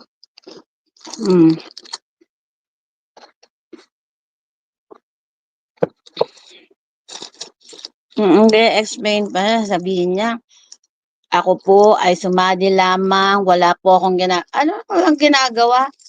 Yung ginagawa mo sa mga dating supporter ni boss? At saka naniniwala tumutulong pa rin kay boss? Nga, gusto mo kasi ikaw lahat mag-credit. Masama ugali mo. Gusto mo kung sino yung natitira dyan. Yun lang ang ikikredit. Ba't hindi mo pa rin pakita ang lakas mo? Umakit ka ng umakit doon sa TikTok.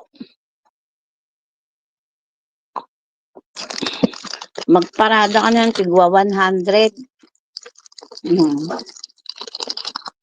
Para talagang makatwiran. Aba, hindi mo magawa. Di ba ang yabang mo nga?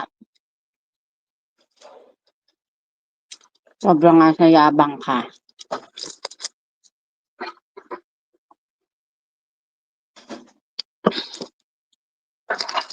Ako ang minamali mo eh. Ikaw ang mali ang ginagawa. Dapat, welcoming.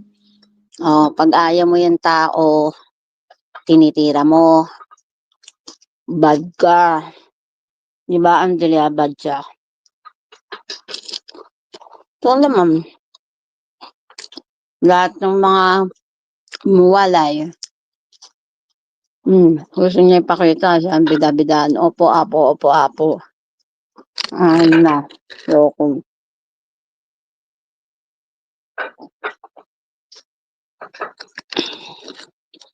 Puro kakalokohan.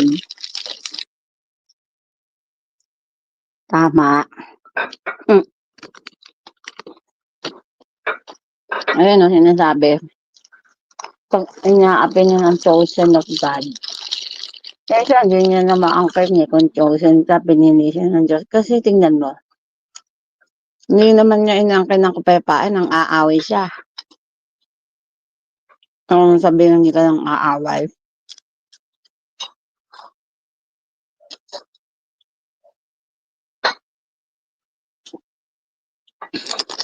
Yung ginagawa mo sa akin noon, panpataboy sa akin.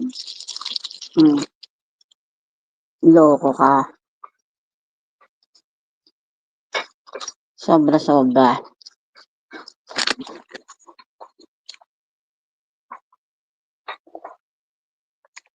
Tapos feeling mo, ikaw ang naaapi. Inaaway ka. I-playback mo kaya lahat ng live mo kung ano yung laman ng live mo lagi. Sige nga. Anong live, anong lagi ng laman ng live mo yung mayroon kayo na pagkakwentuhan? Kaya nga ako dito, hindi ako nagpapaakyat.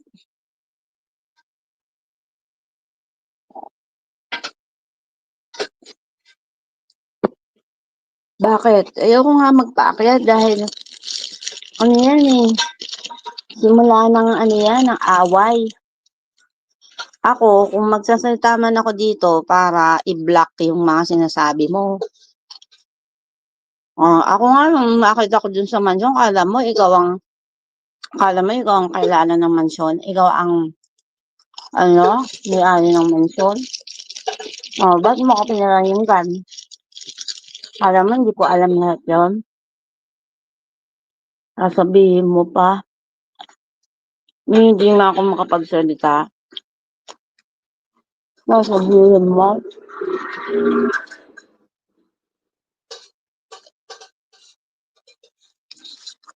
Ay nako, tapos ngayon nagdagalay ka kung magsasalita ako. Panahon na, natagal ko nang nanahimik. Yan yung sinasabi na the chosen one has been silent. Pero hindi ibig sabihin ng pag siya ay maging tahimik ay hindi na siya magre-retract. Tingnan mo, ba't alam nila? Kasi nire-restore lang ng Diyos ang kanilang time to speak up and an energy to for another battle.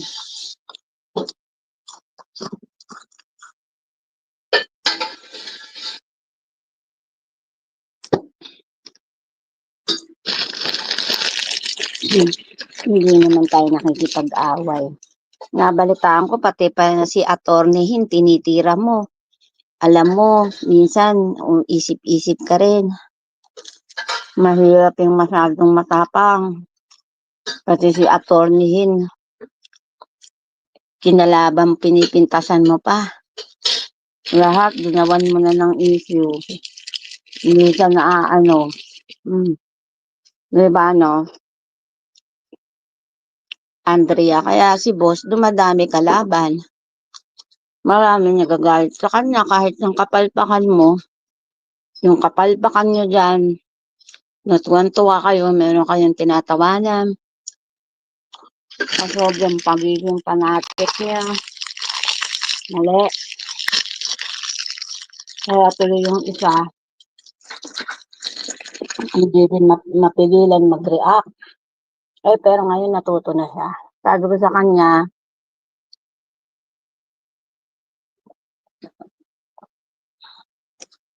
ayusin mo yung community mo.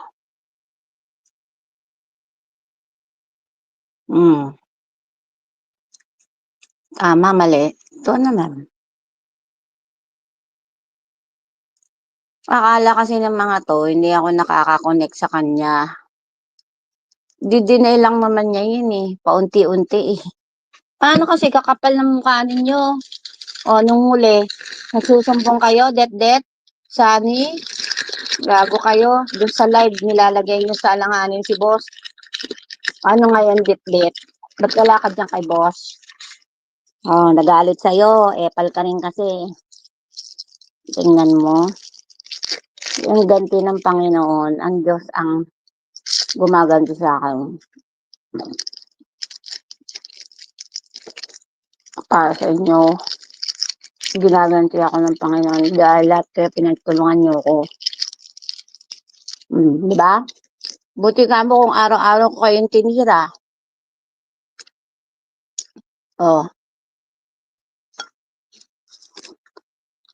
Minsan tinitingnan ko na lang ng konti-konti lang. Live nyo ah.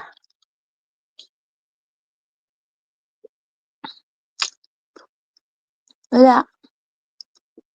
Wala naman mapipili sa inyo. Ano bang pipiliin sa inyo? Kayo na bang pinakamahusay na vlogger para maging kakampi ni boss?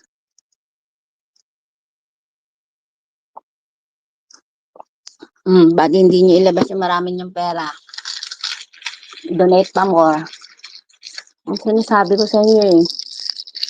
Alam nyo, pag sobrang mayabang, sobrang taas ang tingin ninyo sa sarili ninyo, ayaw nyo pang aminin.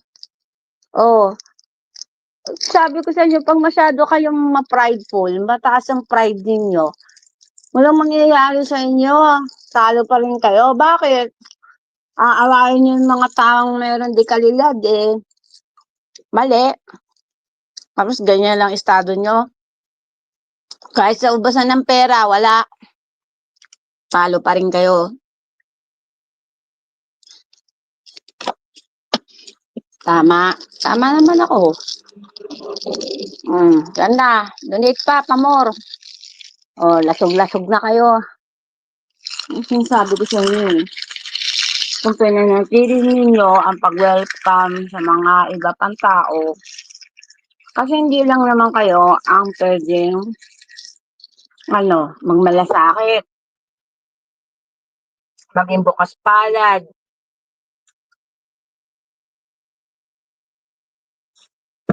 Lahat kasi masyadong umepal na namantala.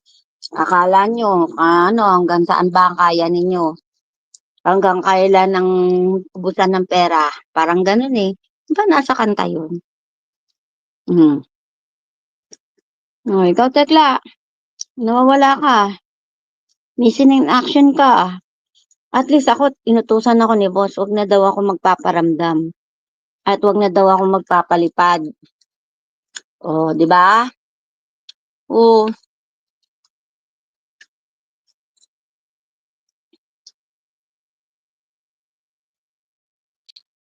Doon kayo doon kayo nasisira. Ano ba naman yung mga pa-flower-flower? At least ako, dami kong magpa-flower, magpa-heart me. Kaya na pag sinalpak ako, heart me. Tatabihin nun. Teacher ko, Ang daming palipad. Andrea. Oh, di ba? Titel ko, awatin mo. Oh, wag na ka mo magpalipad. Oh, ayaw niya.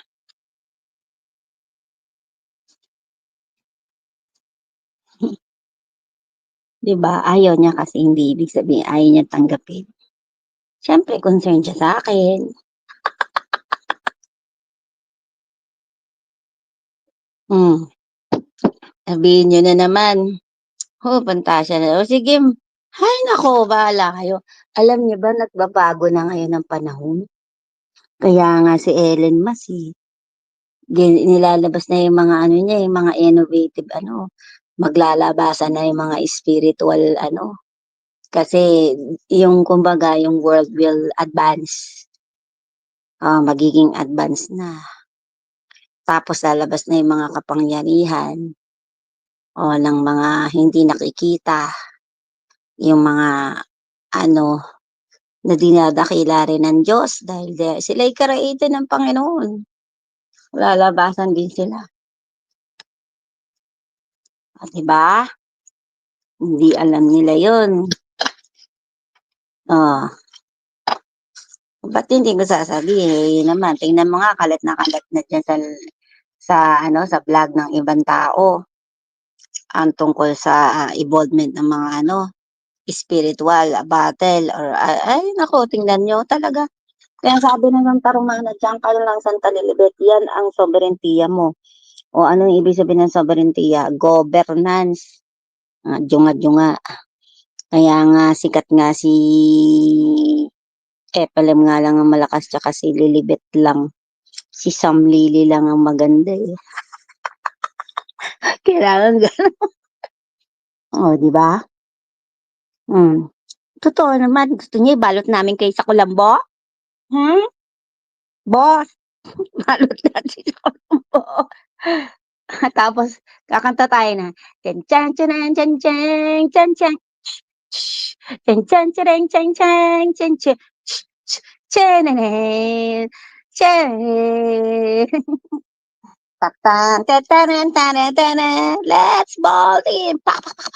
Oh, lagot. Tawa lang ng tawa yan sa inyo. Kasi wala nang gaganda. Ano ba yung kanta na, Andrea? Wala nang iba. Ayun. Para sa akin, ikaw lang ang tanging iniibig. Di pagpapalit kay Richard o kay Robin. Wala nang iba para sa akin. Iniibig ka, langit na naman. Makausap ka, langit na naman. At ika'y hagkan, langit na naman. Lol, busog na ako.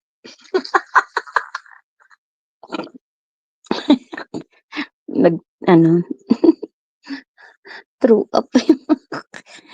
Ano? Bot? Giting ka na ba? Paramdam ka naman. Nagparamdam na nga siya eh. Yan Andrea. Siya yan eh. Golden Tilapia. Let's bolt in. Magpaparamdam na yan ulit. Golden Tilapia. You.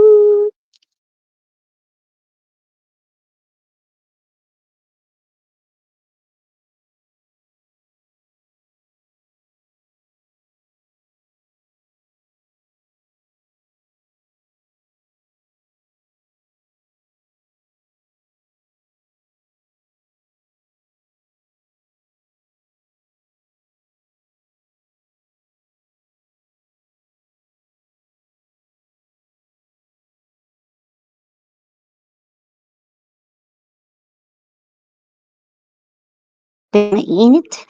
I need to talk to my mensahero. Diyan lang kayo. Nag-play lang tayo ng the favorite video of the Princess Warrior that kills the leeg of Mekla. Galing mo ka din mang asal eh, di ba? O ngayon, how do you feel that ikaw naman ang inaasal ko? Hmm? For my peace, I block, delete. A good woman always wins, no matter what she's been through, no matter what happens to her, no matter what anybody says, no matter who walks away, no matter who says no, no matter who tries to reject her, no matter who tries to play her, in the end, she's going to win.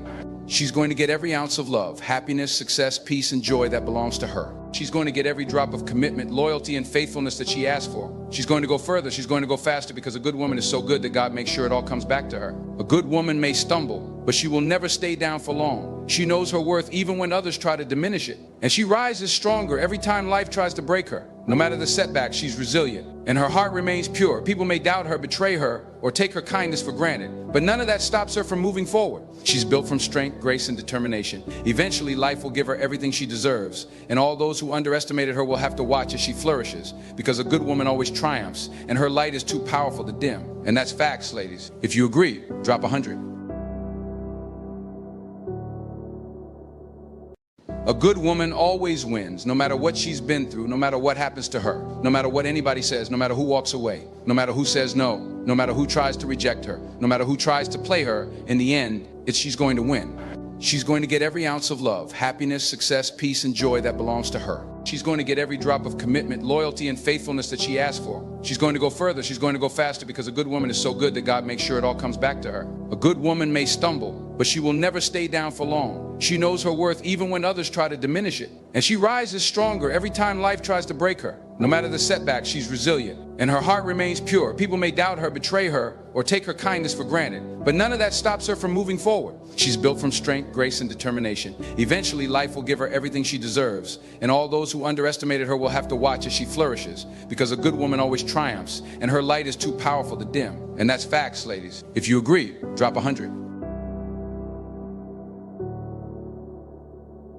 A good woman always wins, no matter what she's been through, no matter what happens to her, no matter what anybody says, no matter who walks away, no matter who says no, no matter who tries to reject her, no matter who tries to play her, in the end, she's going to win.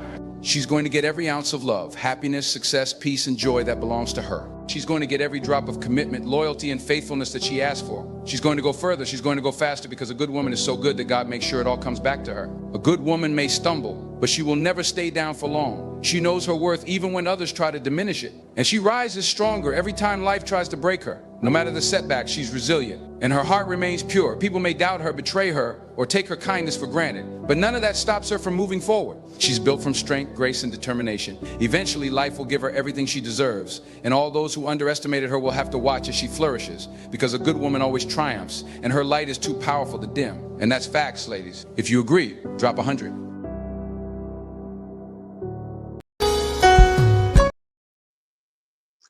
Yon! Napakinggan mo ba yon? Oh, wala. Oh, may aura ka bang ganyan? May ngiti ka bang ganyan? Wala. Ay, asan kaya yung picture ko na kita kilikilot? Kagalit si Boy. Oh, napapakapat. Sa akin lang. Got. Oh. Ang dami na naman maiintriga. Ah, nilive ko na yan eh. Ay, salamat sa Panginoon. Ako'y nakakain na. Continue working. Hi ho. Hi ho. Hi ho, hi ho, hi ho. Ay, okay. Nakatalis. Oh, boss, ilan ang step? Alam niya ng poste eh.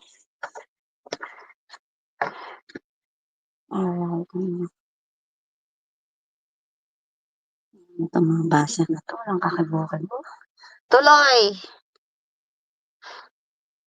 Kala nyo, Third, they nakaligtas weaponized kayo ha. against you, became fuel for your fire. They wanted to see you break, but instead they watched in disbelief as you rose. And now, the same voices that whispered against you in corners are the Wala ones akong left ma-break ha. stammering, trying to understand how Kala you're nyo still magtatagumpay standing, kayo. shining Hindi. brighter than ever. Their Lagot kayo kay disbelief is Papa almost Jesus. comical. They expected you to crumble, to vanish under the weight of their slander. Instead, you've become a living reminder of their failure, a stark contrast to their smallness. Yan, You flipped the narrative, and now they're scrambling for a script that doesn't exist. The whispers have shifted, no longer about your supposed downfall, but about your unyielding strength, your unshakable rise. They don't have the courage to admit it, but they know they lost. Every man's way is a silent question they're too proud to ask. How did they survive us? But survival was never the goal. You thrived, transformed, and made their efforts irrelevant. You weren't the black sheep they were. You were always the lion in the field. Layon ako eh. Ha! May bago akong binigay kay boss na ano eh. Yung picture. Ito, bago to eh. Kita ko sa ano. Nakita ko sa kapatid ko yun. Upload ko kaya. Pinasa ko. You know the sign of the princess? The lion! Hindi nyo alam yun. Sabi siguro, buong talaga ko. I don't even care at all to you guys. Pa. Kita ko sa inyo yung bagong ano. Dapat yun. Wala nang iba para sa akin. Ang pogi-pogi. Pagtulog. Nagalit.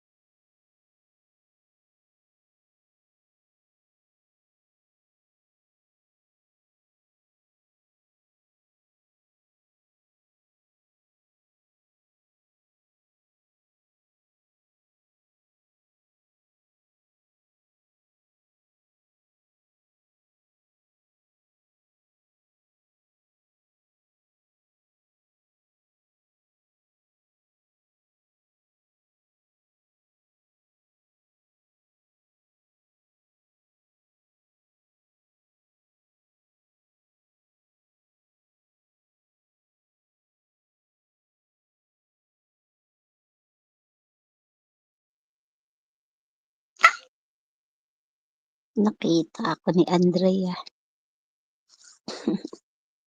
Well, at least the baby will be happy.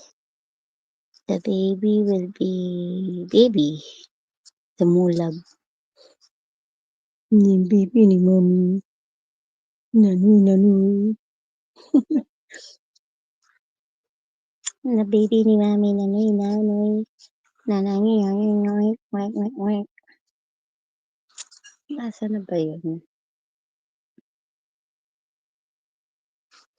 You are my sunshine, my honey sunshine. Doon lang sa mga ganun kong arte.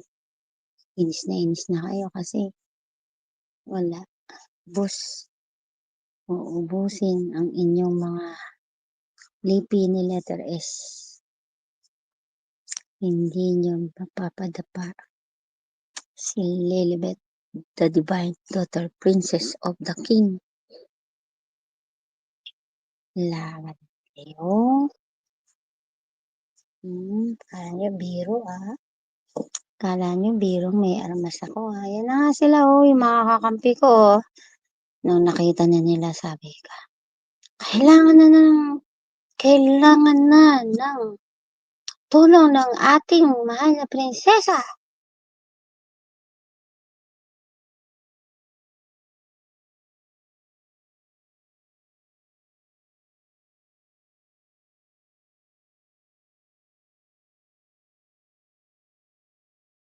Sabihin, diba? Sabi kang ganun.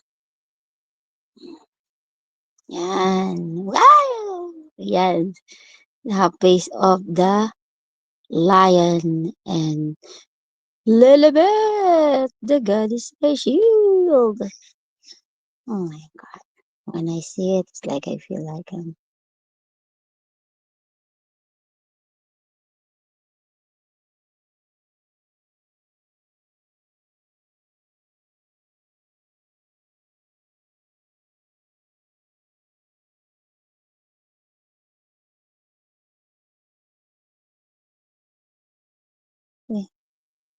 tingnan, kailangan niyo ba si Metatron? Ting, ting, ting, ting. Kailangan na-upload pa natin guys eh.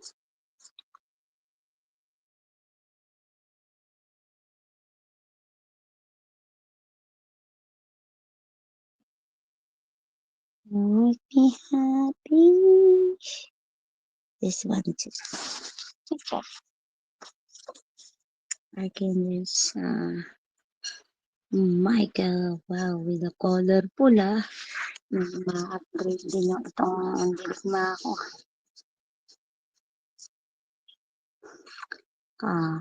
Let's do the fight again.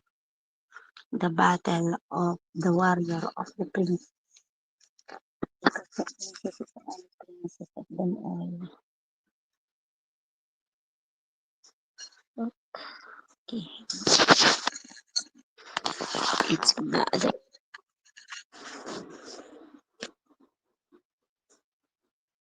The unshakable, the ones who refuse to bow or blend in. You see the world for what it is, a stage full of spectators. So you're the playwright, the leader, the director, rewriting the script with every step you take. Yeah. You're not just chasing dreams, you are the dream. The one who dares to look beyond the noise, see untamed horizon, waiting to be claimed. It craves titans blazing with energy, alive when others sleep, carving paths that ordinary eyes could never dare to imagine. You are the path. And in this vast, chaotic cosmos, there exists a sanctum, a rare community for those who walk. Alam niyo, pag nakikita niyo, lahat sila grupo to eh. Actually, grupo tong mga to na nito lang recently, kasi mabababa pa lang yung mga subscribers nila, no? But I think they were just like a real group, mystical people, spiritual people, have just, talagang nag-came out for enlightenment. Kasi talagang, eto talagang kailangan implement ni. Itong mga sinasabi ko dati na parang fantasy lang sa inyo, dream or what, crazy stuff. But this is the thing, they're talking about the sword, the mystical people, the chosen ones, mga pinili tinirang, and they're all assemble here and on social media. They have their own vlog, di ba? And they're waiting for Lilibet to see them. It's not for the faint of heart, not for the pretenders. This is a crucible where masks are shattered, where raw, unfiltered truth courses through the veins like molten gold. Here, under a moon brighter than neon, we stand, not as followers. Kasi ang representation ni Lilibet, moon yung isa sun. Sun talaga siya, ako moon. Kaya nga may kantang, you are sunlight and high moon. Join to bow this fortune. Mamaya kakantahin natin yan, guys. This isn't an open invitation. It's a challenge, a call to the few who feel a fire stirring just reading these words. The door is ajar, but not for long. With every tick of the clock, the seats in our star chamber vanish, reserved for those bold enough to seize their destiny without a second's hesitation. If your heart pounds with recognition, if you feel the static hum of greatness waiting to erupt, the choice is clear. Click the link in the description and step into the shadows, where brilliance is born. This is more than a chance. It's a coronation of your true self. Don't wait, don't wonder. Answer the call and join us. Because legends don't ask permission, they create it. They're losing sleep, pacing in circles, replaying every word they said, every decision they made, every person they deceived. It's a torment of their own design, and the weight of it is written all over them. The same smugness they wore like a badge now looks like desperation, their arrogance replaced by a quiet, creeping fear. They thought they could spin this indefinitely, but now they're choking on the very web they wove. And the more they try to salvage the situation, the worse it gets. Their attempts to backpedal are clumsy, their excuses transparent. Every denial only highlights their guilt. Every explanation exposes another inconsistency. They're flailing in quicksand, sinking deeper with every panicked movement. They thought they were untouchable, but they were never equipped to play in your league. The irony is undeniable. They plotted against you, but they're the ones Yung unraveling. sinasabi lang day sila yan. Yung mga day, kayong mga nambubuli sa amin, yung mga minamali kami, pinagtatawanan niyo ang mga binabanggit ni Lilibet, at hindi niyo pagkilala sa kung ano, sino kami. Yon, kayo yung day. Ini-explain dito yung mga ginawa ninyo, resulta ng mga ginawa ninyo for many years na diniceive nyo yung tao. Deceive is same thing. Niloko nyo yung mga tao. Pinaniwala nyo sila sa mga mali ninyong espekulasyon tungkol sa pagkatao namin, pagkatao ng kapatid ko. Ito yung ine-explain dito. It's their undoing. They tried to set fire to your name, but now they're the ones left surrounded by smoke, suffocating on the fallout of their own betrayal. When God speaks, the universe doesn't just listen, it rearranges itself to amplify his voice. What they thought would bury you became the very platform that lifted you higher. They crafted lies to destroy your credibility, carefully constructing a stage Sinisira nyo yung to make you credibility the namin villain in dalawa. their story. But God had other plans. That stage, it's now your throne room, and every eye they wanted to blind with deception is locked on your undeniable truth. Their lies may have brought the attention, Yung mga lies but it was ninyo. your truth that kept the spotlight. Minamali They nyo handed you ko. the mic, never Sinasabi ko realizing na nga sa inyo, prinsipe at prinsesa kami, mga anak kami ng Diyos, hindi nyo paniwalaan. Di ngayon tayo maglaban. Hindi lang ako ang magpapatunay, itong mga taong ito na lumabas na sila dahil alam na nila ang katotohanan na kailangan nila akong tulungan sa laban na ito. Kilala na nila ako for sure. Dahil walang isang taong nagpakilala na siya ay prinsesa ng amang katastasan, kundi itong si SamLily na inaapi ninyong lahat. Sige, tawa pa more. you would use it to reveal not only their deceit, but also your unstoppable resilience. The same narratives they spun to harm you became the catalysts for your ascension, propelling you to a place they could never reach. Every move they made to bring you down only exposed the cracks in their own foundation. Ayan sa bawat pang-aano nila sa akin, it will just result into crack. Binibigyan lang nila ng lamat ang kanilang pundasyon, mga pagkatao ninyong lahat. Losing sleep and how your truth is. Ay nako. And how your truth is rising louder than ever. They spun stories designed to fracture your spirit, weaving lies like a venomous web meant to trap you in a reality that wasn't yours. Every word they flung was sharp, a weapon forged to pierce through the armor of your truth. But here's the part they underestimated. Lies are flimsy constructs, brittle and hollow, no matter how loudly they're shouted. You stood still, unshaken, while their house of cards trembled at the first gust of reality. Unshaken pa ako, In ite. God's economy, Ayan, the oh. currency they traded, deceit, manipulation. O, pinakikita yung mga picture ng babae na merong espada. O, ano ka na kayo sa mera?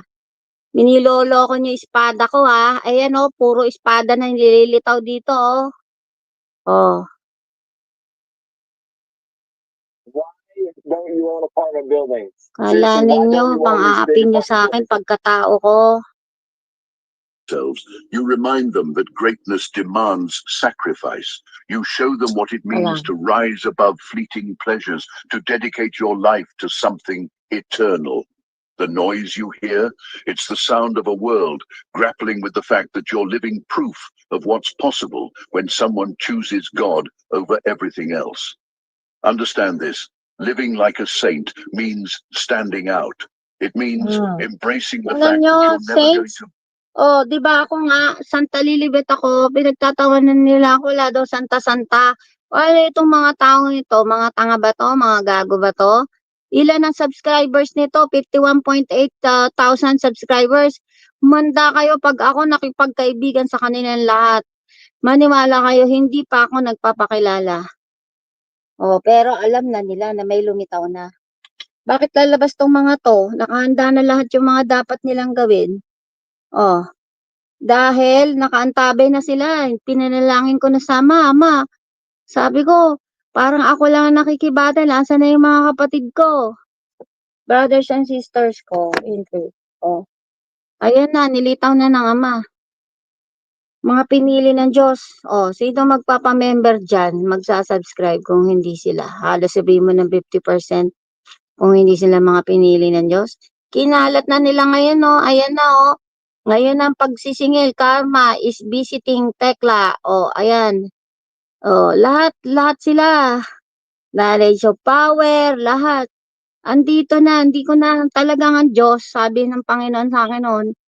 Ano kung makikita ko mga pinilit hinira ang mga kapatid ko. O, sabi nila, nakaayos na yung mga yan. Naka-ready lahat yan, Lilibet. O, irin nyo, naka-ready nga silang lahat.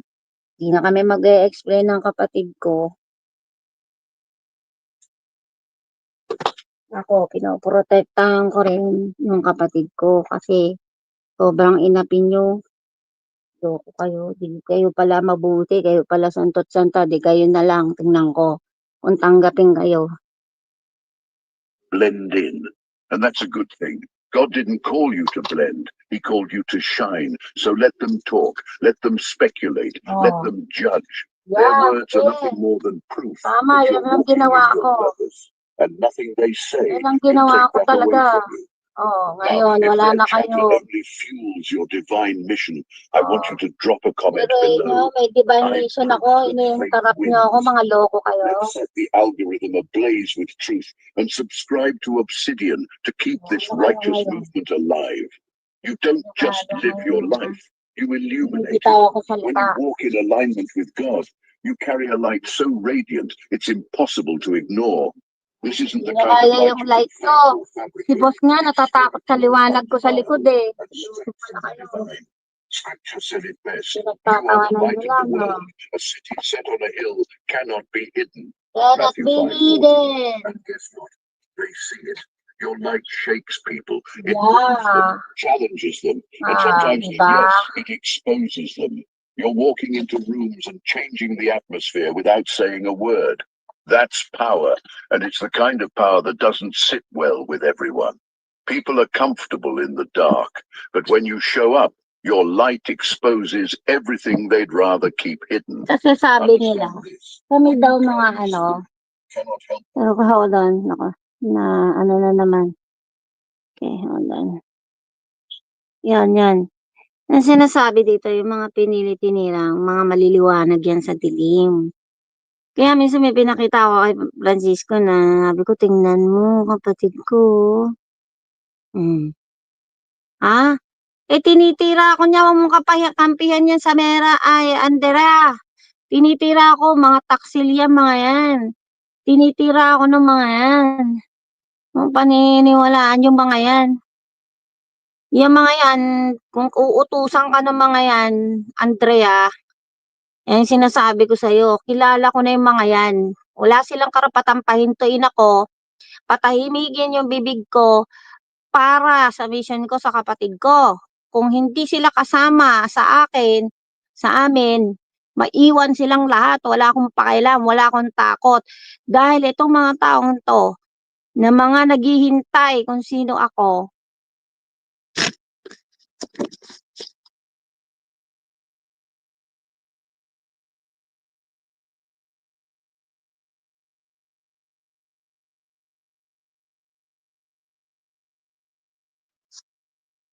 di ba? Andito ako. Namatay lang ng konti. Eh paano? Lagi akong pinaglalaruan niyan. Yung ispa-espada. Sasabihin niya, ganito, ganyan. Kaya ako sumamalog ko dyan eh. Imbis na magtiwala ako sa kanila lahat, anong ginawa nila? Nakisama sila sa pagtatawa sa akin. Dahil bakit? Naniniwala sila na hindi ako pinapansin ni boss. Naniniwala sila na i-ignore ako kay boss. Wala akong pakialam kung sino amo nila. Wala akong pakialam sa kanila. Sabi ko sa kanila, dadating ang araw mapapaya kayong lahat, tandaan nyo. Hindi ako mapapaya kayo kasi lahat kayo pinagtawanan nyo ako. Kaya kayo yung tinutukoy dito na day, kayo yon day. Lahat ng mga nag-alimura sa akin, kasama na sa nag-alimura sa kapatid ko, pareho lang. Dahil lahat sila nag-alimura sa kwento ng mundo ng espiritual. Sa mission ko para sa kapatid ko at para sa bansang Pilipinas. Eh kung ayaw naman nilang tanggapin, diwag. Huwag silang papasok sa kaharian at huwag silang papasok sa gate. Ayan o, pinakikita na dito yung gate kaharian o. Akala nyo, biro lahat. Oh, let's speculate. Let them speculate. Let them judge. Oh, basta ako, I'm walking in my own purpose. Tinuturo na lang nila kung anong gagawin ko at kung anong mangyayari sa mga nagtaksil sa akin at sa nagtaksil sa kapatid ko. Yan ang hagupit sa inyong lahat. Makinig kayo. Now, if their chatter only fuels your divine mission, I want you to drop a comment below. I'm proof that faith wins. Let's set the algorithm ablaze with truth and subscribe to Sinungaling kasi kayo. Kayo ang tinatawag na sinungaling dito to deceive the people. Dinideceive nyo yung mga tao na huwag maniwala sa amin. Yan ang katotohanan. Ayan o. Sinasabi na. Lagot na kayong lahat. Undeniable and straight from the divine. Scripture said it best. You are the light of the world. A city set on a hill cannot be hidden. Cannot be hidden. Oh, ako, kanta ko yon. Cannot be hidden. Ay, nako, ito yan eh. You light the world. Cannot be hidden. Nandito yun eh. Ako, kung kasama yun sa Happy Ever After. Oh, yun yung title yun eh. Happy Ever After. Pakinggan nyo.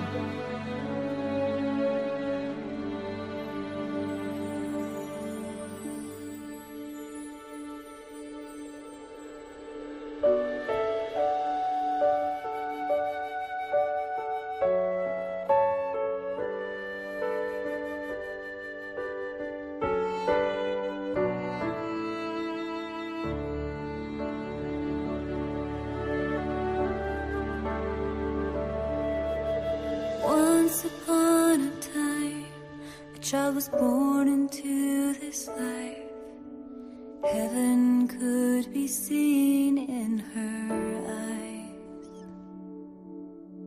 There was no doubt she was divine. If you are still, you will feel the truth that the princess in this wondrous story is you. It's your time, it's your destiny to shine. So rise, be true to Nino, pinakikita niya ang istorya. Namin lahat kaming mga pinili ng Diyos. na handang makigigma sa mga kasinungalingan ng lahat. Ayaw niyang tumanggap sa mundo ng espiritual hanggang sa sandali sa ipakita sa inyo ng Diyos ang liwanag sa kalangitan at hindi kayo makakalinag dahil kasamaan ang inyong itinahing sa utak ninyo. Minatan niyo kaming lahat at pinagtawanan. Makinig lang kayo, marami pa to. Loko kayo dahil hindi kayo naniniwala sa isang katulad ko. Ngayon, tingnan nyo, meron ako mga kakamite sa mundo ng spiritual na sila na ang magpapaliwanag. Hindi kayong mga ignorante, mga tanga, walang alam sa lahat sa mundo ng spiritual sapagkat hindi pa kayo nakarating sa kung anong meron. Wala kayong karapatang magpahayag o magsalita ng anuman sa amin. Hadlang lang kayo sa lahat ng plano ng Panginoon. If you are still, you will understand the noble role you play in His plan. It's your time, it's your destiny to shine. So arise, be true to the royal that's inside of you. Don't settle for the story that the world would have you write. You were born to reach eternal life. Let faith fill every chapter. Let the Savior lead you to happily ever after. When the forest fills with darkness and the Ano sinasabi daw? Living in the cave. Bakit kailangan? Alam niyo ba kung ano yung Apostles' Creed? Yung sa huli, magtitipon-tipon ng mga banal, ng mga sangka. Ano ka, teka? Wala na ang nakabuhit dyan sa loob mo. Tandaan mo ang ginawa mo. Hindi ka na makakabalik. Kahit anong ang gawin mo. Dahil ikaw ang lumapas pa sa Espiritu Santo na nagkabuhit sa iyo. At ito, sa dati mong kapatid, anong ginawa mo sa akin? Anong ginawa mo sa amin?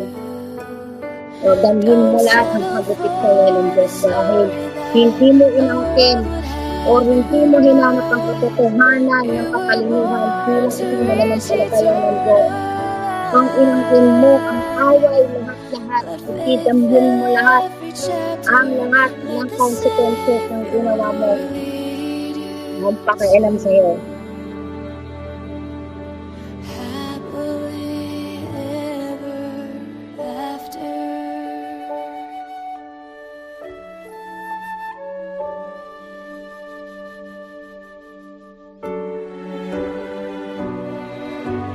Tingnan mo, sinasabi lang na yung lahat kayo, ihayaan mo lang kayo maghusga. Ginawa ko yan. Binigyan ko kayo lahat ng pagkakataon ng husgahan ninyo kung mula ulong talampakan. Pinagtawanan niyo ang lahat ng mga salita ko. Sinasabi mo pa, demonyo mga alagad ko. Tekla, sino ka? Sino ka magsalita ng ganyan? Ha? Ikaw ang pumadel ng kasamaan dyan sa live stream mo at sa lahat ng mga live streaming. Hindi ka ba nakokonsensya sa mga ginawa mo? Ha? Show.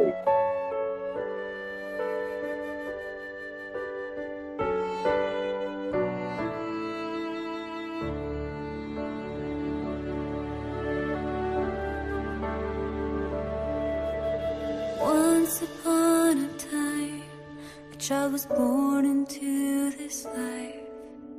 Heaven could be seen in her eyes. So marami na ako natutunan na kailangan ng ilaw ang aking ipakita. Anong ginawa ninyo? Inalatrato niyo ako lahat na ng pangbubusta. Lahat na ng pag-aapeng ginawa niyo sa akin. O ano ngayon? Ha? Nung lumitaw ako, mukha ko mapangit ba ako? Kahit di na nga ako mag-ayos, nandyan pa rin yung radiant shine ko. Kailangan kong mag-shine. Di dahil sa inyo, kundi dahil sa mga pinagpaguran ko at pinagpagal ko. Lahat-lahat, naniniwala kayo sa mga sinasabi ng kapatid ko sa inyo. Pinagtawanan ninyo ako.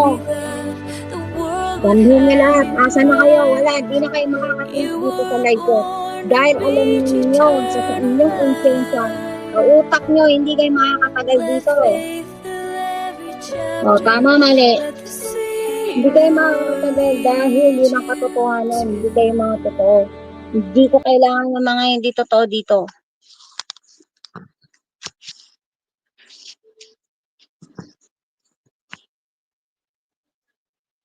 Hindi ikaw ang pinatatamaan ko, Andrea.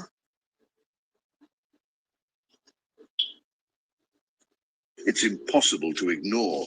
This isn't the kind of light you can Buti face nga, or dinadrop fabricate. mo yung name nila para alam nila lahat ng mga ano yun nila Scripture said it consequences. best. You are the light of the world. Oh. A city set on a hill. Sinasabi nila, you are the light of the world as a light in the city to be shine. Oh. Alam ko na yan, matagal na. Bakit? Nung nagmensahe sa akin ng ama, sa ibang lengguwahe, tinransfer ko. O ano lumabas?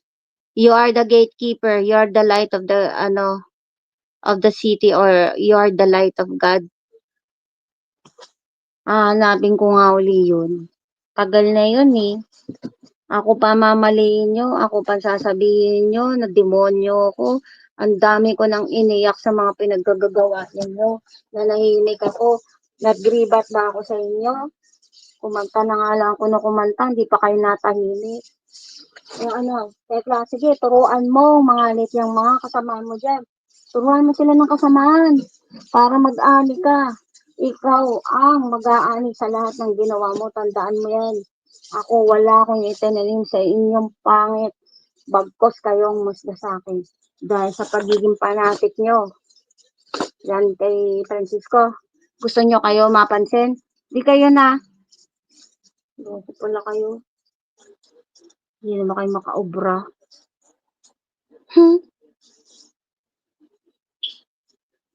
They fall, they rise, and they walk with unshakable purpose. Your devotion, your decisions, your unwavering resolve to live in alignment with God's will, it sets you apart. People notice because they can't comprehend the strength it takes to walk the narrow path.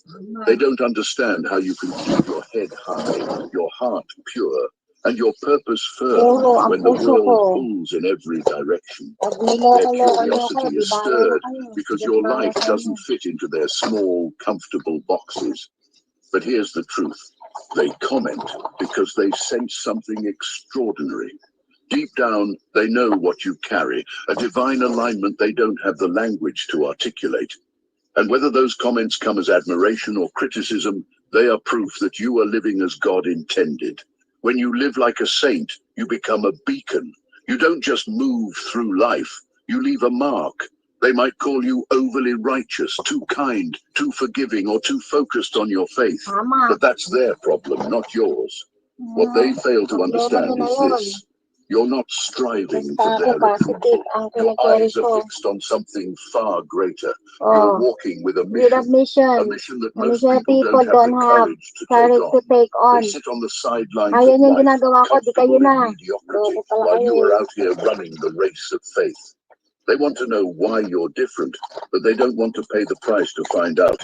You see, your life holds a mirror to their complacency, and not everyone can handle what they see. This is why they talk, because you make them question themselves. You remind them that greatness demands sacrifice. You show them what it means to rise above fleeting pleasures, to dedicate your life to something eternal. The noise you hear, it's the sound of a world grappling with the fact that you're living proof of what's possible when someone chooses God over everything else. Understand this. Living like a saint means standing out. It means embracing the fact that you're never going to blend in. And that's a good thing. God didn't call you to blend. He called you to shine. So let them talk. Let them speculate. Let them judge. Their words are nothing more than proof that you're walking in your purpose, and nothing they say can take that away from you. Now, if their chatter only fuels your divine mission, I want you to drop a comment below. I'm proof that faith wins. Let's set the algorithm ablaze with truth and subscribe to Obsidian to keep this righteous movement alive. You don't just live your life, you illuminate it. When you walk in alignment with God, you carry a light so radiant it's impossible to ignore. This isn't the kind of light you can fake or fabricate. It's spiritual, undeniable, and straight from the divine. Scripture said it best. You are the light of the world. A city set on a hill cannot be hidden. Matthew 5:14. And guess what? They see it. Your light shakes people. It moves them, challenges them, and sometimes, yes, it exposes them. You're walking into rooms and changing the atmosphere without saying a word. That's power, and it's the kind of power that doesn't sit well with everyone. People are comfortable in the dark, but when you show up, your light exposes everything they'd rather keep hidden. Understand this, when you carry spiritual radiance, you make people reflect on their own lives. Some will be drawn to it, inspired by it, and want to know more. Others will be threatened. Your light reminds them of what they're not doing, of the faith they're neglecting, of the purpose they've yet to embrace. But that's not your burden to carry. You're not here to dim your light for anyone. You're here to shine boldly, Dapat na magkaroon kayo ng unapologetically, for the one who pananampalataya gave sa you Diyos. that light Wala, in the hindi nyo first place. kineri. People's reactions, Hindi lumabang good or kayo bad, dahil are nabisip a kayo kay reflection of Pantit what's Lenyo happening in Marcos. their own hearts, not a reflection of you. And let's not forget, your light is not just a beacon, it's a testimony. Every step you take in Testimony. faith, Ayan o, every ang time you ganda ng babae o. Ayan na, si Lilibet. Choose love over hate, grace over. Oh, ayan o. Wow, the queen. Oh, loko kayo. Ala nyo ha. Pinakikita na, ito na yung istorya, ito na yung kabuuan. Oh, sabi ng Panginoon, tulungan niyo na yung anak ko, napapagod na. Oh, Lilibet, dahil nung nakaraan, iniyak ko na yan. Iniyak ko na sama yung pinaggagawaan niyo sa akin. O ano ngayon, naglabasan na silang lahat. O ba't ang dami nila ngayon naglalabas niyan? O ano ibig sabihin yan? Ibig sabihin ng Panginoon, yielded to me. Ako pa ang gagawa niya ng kwento. O ano, loko kayo ngayon, kayo manginginig sa katotohanan. Ala nyo, walang reyna, prinsesa, ayan o. O, tanga-tanga lang din tong mga ano, di susumbong ko kayo. O, tinatangan nyo rin tong mga vloggers na to. O, konti pa lang sila o, kailan lang sila nag-umpisa. O, dahil, ano, sabi siguro, calling all attention, all the chosen of God around the world. You do this and you do that. Oh, ito na. Pinagaang na sa akin ng Panginoon. The way you live like a God has them losing their mind. Oh, malulus ang mind nyo. Ako ang sinasabi nyo, ha? Masisiraan ako, ha? Lahat ng ginawa ninyo sa akin, Jinjan Jonik, Jinjan Ju. Ha? Ang pagmamanipula nyo kay boss. Ha? Dinidirect ko sa kabutihan. Kayo, ano, ginagawa nyong, ano, katatawanan ng mundo ng espiritual. Hindi kayo naniwala ang pagkakamali ninyo, pumunta kayo sa Santa Romana. Yan, anihin nyo lahat ang hagupit ng Diyos sa inyo. Nagkamali kayo na ako ay nakilala ninyo. You are telling the world about God's power. Your life preaches louder than any sermon. So don't let their envy, their doubt, or their discomfort silence you. They'll talk. Let them. Hindi nga ako pinaano. Ano sabi? Let them. Yung lahat ng mga ginagawa niyo sa akin, hindi magpapatahimik sa akin. Yan sabi. They're not doing, of the faith they're neglecting, of the purpose they've yet to embrace. But that's not your burden to carry. You're not here to dim your light for anyone. You're here to shine boldly, shine boldly. unapologetically for the one who Hindi gave ako you that light in the mag-apologize first sa inyo place. dahil ako, People's I'm born reactions, to good be or shine. I'm born to be shine. Tandaan ninyo. Ha? Hindi kayo, lahat ang buhay ko, inorchested na ng Panginoon. Tandaan ninyo. It was really, anong sabi sa akin ng Santa Romana? Santa Lilibet, kilala ka na namin. Bago ka pa isinilang at ang isinilang ka, kilala ka na namin. Loko kayo. Hindi kayo naniwala ko. Tekla, alam mo lahat ng kwento, ginanyan mo ako. Huwag kang iiyak at luluhod sa harapan ko. Tandaan mo. Loko ka pagdating ng araw. or bad are a reflection of what's happening in their own hearts, not a reflection of you. And let's not forget, your light is not just a beacon, it's a testimony. Oh, buhay ko Every isang step you take in testimony. faith, every time you choose love Every over hate, step. grace over judgment, purpose over Oh, yan oh. Nako, kung iisa-isahin ko lang to talaga para hihimay-himayin ko para maintindihan niyo. Lahat ng judgment nyo, yung purpose ninyo, over distraction, para i-distract nyo ako, loko kayo, na-distract nyo ba ako? Hindi. Naipaiyak nyo nga ako, pero sa bawat pag-iyak ko, lalo ako nagiging matapang, mga mokong kayo. distraction. You are telling the world about God's power. Oh, Your life ayan reaches louder Oh, than ako, ano ang inano ko sa inyo? Ano ang inano ko sa inyo, di ba? Have you ever wondered why people can't stop talking about you? Since their criticisms and even their admiration are never really about if it's a reminder of their own untapped potential, their strength, their faith. Oh, it's in the description. Don't just live chosen, thrive chosen. The obsidian inner order. Oh, himay-himayin ko yan sa araw. Uulit-ulitin ko yan sa inyo. Kayo ang malulusang mind. Ilang beses niya sinabi sa akin na ako ay masisiraan ng ulo. Pinagtawanan niyo ako, ha? Tinggan Johnny, gago ka. O, ano ka ngayon? Tandaan mo yung ginawa niyo sa akin. Lahat kayo. Hindi kayo makakalit. Smell like ascension, not regret. Your life is a mirror. When you live in faith, walking boldly with God, you reflect something in others that they can't ignore. And not everyone can handle what they see. For some, your life is a reminder of their own untapped potential. Their Gusto strength, nga their umiiyak faith, eh. Oh, bakit umiiyak yan? Oh, magagalit siya sa akin. Totoo, kahit sabihin ko. Dahil marami rin siyang kakulangan. Ginawa sa akin. Oh, ano ngayon? Iyak ka ngayon. Gusto mo palingin kita?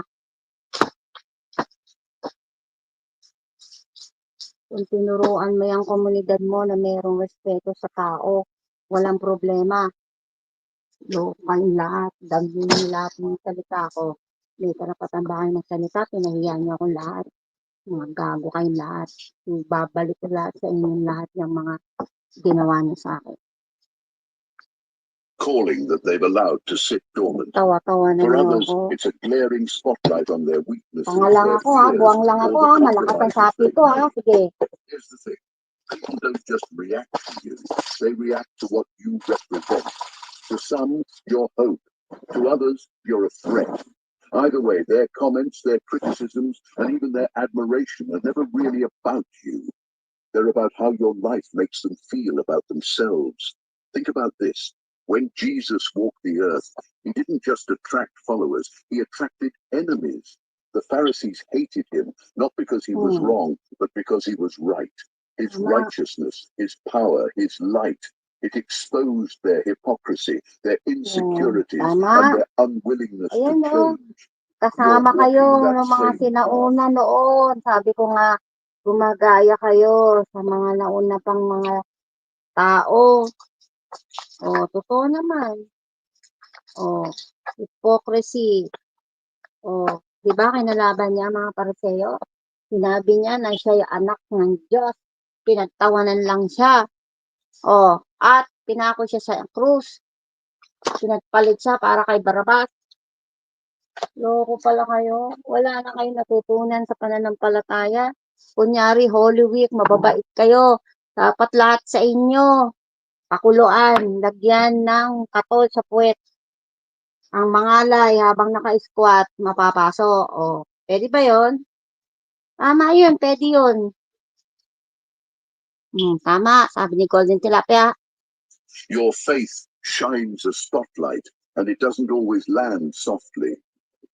So when they criticize you, when they call you self-righteous or too Tingnan holy, mo, too understand holy. this. It's their Yan, ginawa niya sa akin yan self-righteous. Para bang sinasabi niya sa akin na mali yung mga sinasabi ko sa inyo. Dumating na ang prinsesa ng ama para mangusap sa inyo dito sa social media. Anong ginawa ninyo? Anong ginawa kundi mag-away? Gusto nyo, akong magmumura, nung minura ko kayo, kinaya nyo? Bakit? Nung nakikinig ako sa mga mura ninyong lahat. Kinaya ko ba?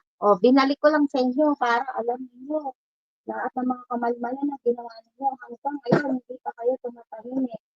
Hanggang ngayon, hindi pa ninyo inaakit ang kabutihan sa sarili ninyo. Masisisi niyo ako, nagsasalita ako ngayon. Sino kayo para patatahimikin ako? Bakit?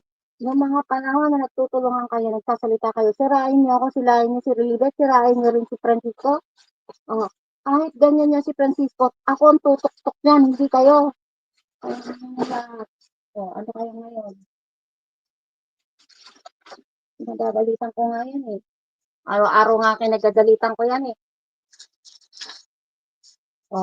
Labang kayo. Bakit? Sino dapat mga magalit dyan? Di ba yung may authority? Ano authority ninyo? Ng pagalitan yan? O anihin yan taon yan? Wala naman kayong alam sa lahat. Ang alam niyo lang kung ano-ano yung mga nakikita na rin mo.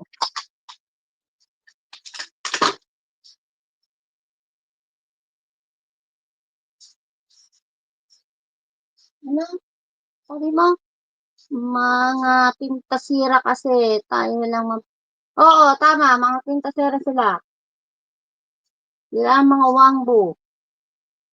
Alam nila, chismis, tama.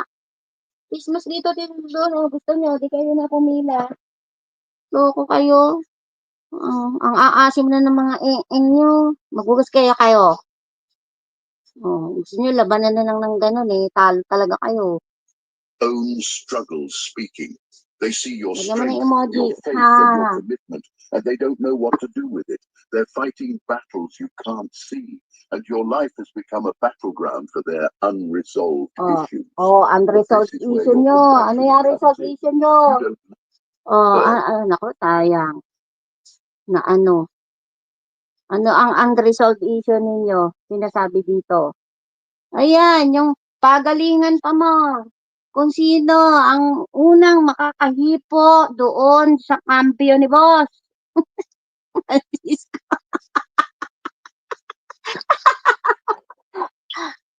Di ba totoo naman? Nakaabangan siya mga yan. Maglalabas ng pera para lang makahawak. Sabihin mo hindi. Loko kayo, puro kalakuhan kayo. Yung tao gusto lang tumulong sa sambayan Pilipinas. Para turuan din kayo na magbukas palad. Anong gusto niyo naman? Boss? Ay, boss? Masaya na kayo lahat. Lahat kayo mga pantasya. Pumila na kayong lahat hanggang gusto niyo. Play. React to what you represent. To some, your hope. To others, you're a threat. Tingnan mo. Sa iba, hope ako. Sa iba, threat. Threat ako sa inyo eh. Tama. Queen ng ano yan, ng kasamaan. Ay, naku, yan yung sinasabi na meron akong sa battle daw. Meron daw yung replica. Magre-replica daw sa akin. Ay, Diyos ko, yung pala lang pala magre-replica. Akala ko nung araw yung sinabi na noon sa amin ng mga panay, meron daw akong makakalaban, matindi din daw, sabi ika. Magpapanggap na siya ang prinsesa. Pero hindi siya makakapanalo. Palagay ko yan yun. Presensya ng ewan. Diyos ko, tingnan mo nga yung itsura mo. Sus! Hence their criticisms and even their admiration are never really about you. They're about how your life makes them feel about themselves. Think about this. When Jesus walked the earth, he didn't just attract followers, he attracted enemies. The Pharisees hated him, not because he was wrong, but because he was right. His righteousness, his power, his light, it exposed their hypocrisy, their insecurities, and their unwillingness to change. You're walking that same path. Your faith shines a spotlight, and it doesn't always land softly. So when they criticize you, when they call you self-righteous or too holy, understand this. It's their own struggles speaking. They see your strength, your faith, and your commitment, and they don't know what to do with it. They're fighting battles you can't see, and your life has become a battleground for their unresolved issues. But this is where your compassion comes in. You don't lower yourself to their level. You don't fight criticism with criticism. You stand firm, unshaken, and let your life continue to be a testimony. When people react to your faith, it's because they see something they're drawn to, even if they can't admit it yet. And here's the kicker. But alam nila ang katwiran, no? That's the proper katwiran. Ang inaano nyo, pag lumalaban ako, binabaliktad nyo ako, minamali nyo ako. Anong gusto nyo? Padamahin ko kayo ng padamahin. Palintulutan ko kayo na ako ay apihin nyo ng ganun na rin sa kapatid ko. Api-apihin ninyo. No way. Papakita ko sa inyo kung sino ba kami. Ayan. Whether their reactions are positive or negative, they prove one thing. You're making an impact. You're living a life so aligned with God that it stirs something in everyone around you. Amen. That's the kind of life you should be proud of. Let them Proud ako talk. talaga. Let them wrestle with Nasa what they Papa see in Jesus you. ako. Because every comment, every reaction Baby is ko din, evidence ganun. that God is working through you. Living like a saint in today's world is Saint. an act of rebellion. Act of In a culture obsessed revelation. with materialism, Pride and comparison, comparison. choosing faith, humility, and purpose makes you a revolutionary. Revolutionary. You're Oh, showing up ang galing soon talaga. will have a call to follow them. Yung mga gine-gesture ko pala, it's an act of revolutionary pala yun, without the weapon of material weapon. But what I'm doing, ano yun, it's revolutionary na, pinakikita na. Ayan, we're talking about saints. Oh. Ay, nako, huwag mo na nga ako anong galit na nabi. Isa ka pa eh. Ikaw, kampi ba kita o hindi? O isa ka rin kasapat nila. Huwag mo na nga pag yung sasang na yan. Pag ikaw, nagbibitaw ka lang ng to ano ini. Tumigil ka ha. O, nandun ba talaga si Sasa? O, nag-iimbento ka. Golden tilapia. Andun ba si Sasa? Tsaka yan, Sasa na yan. Hindi ko nga, ano yan, hindi ko nga kilala. Hindi ko nga nakausap yan. Epal ng epal. Oh, huwag niyang sabihin registered na siya dito. Wala akong pakialam sa kanya. Kung gusto pala niya respetuhin ko siya, respetuhin niya rin ako. Wala kayong saklaw sa mundo ng espiritual. At walang pwedeng makasaklaw sa kapatid ko. Tandaan ninyo. Dahil enough na ang panggagamit ng lahat-lahat ng mga tao sa kanya. Panahon na na ibalik siya sa Diyos. Oh, sige, sumbong mo lang. Sumbong mo lang sa akin. Wala akong panahon makipag-anuhan sa kanila doon. Bahala sila. Hila nila, buntot nila, hanggang mahaba. Proud. Saints are leaders, trailblazers, and disruptors.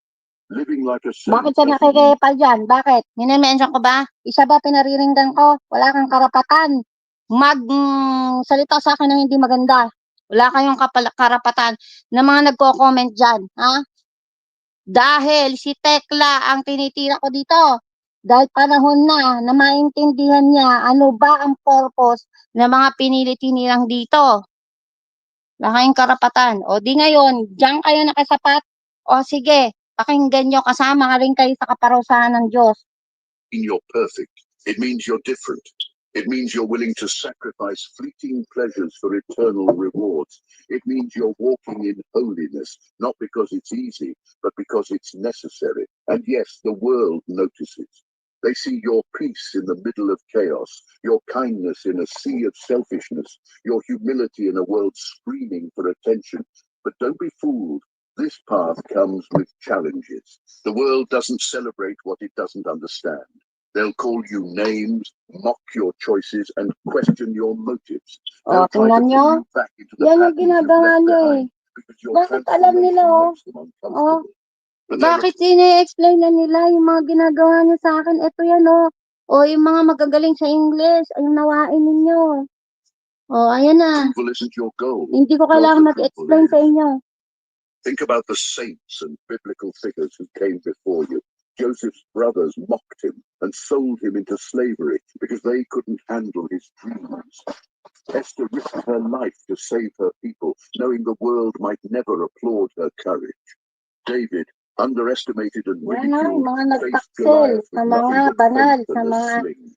They didn't live for the crowd.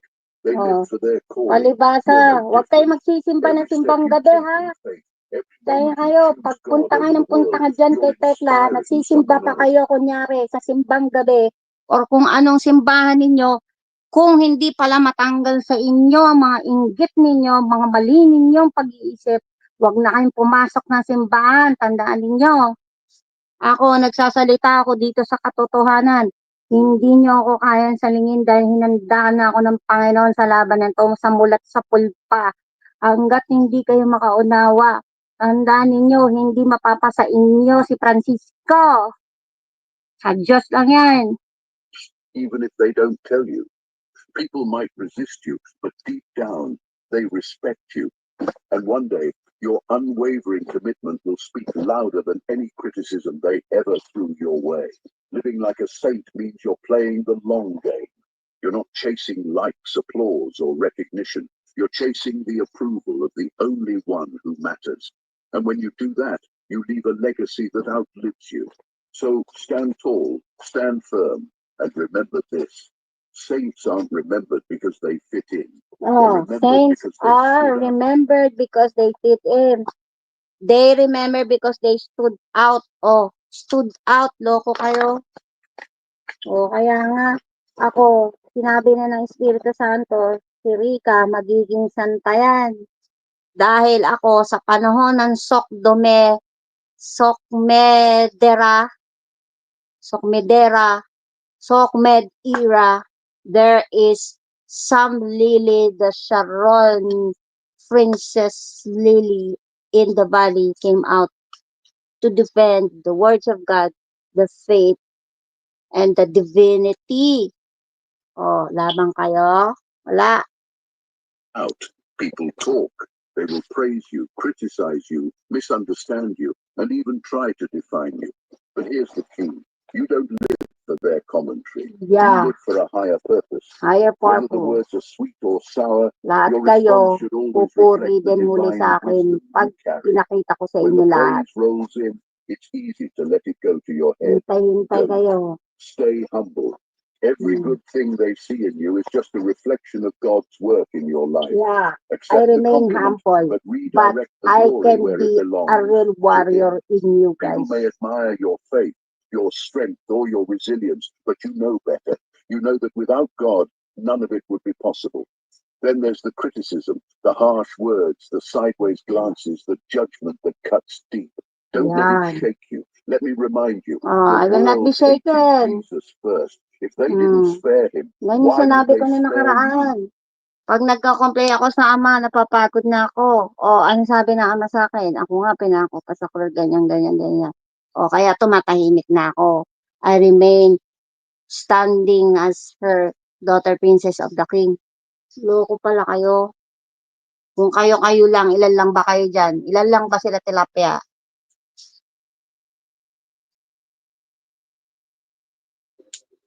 So when they criticize you, when they call you self-righteous or too holy, commentary, you live for a higher purpose.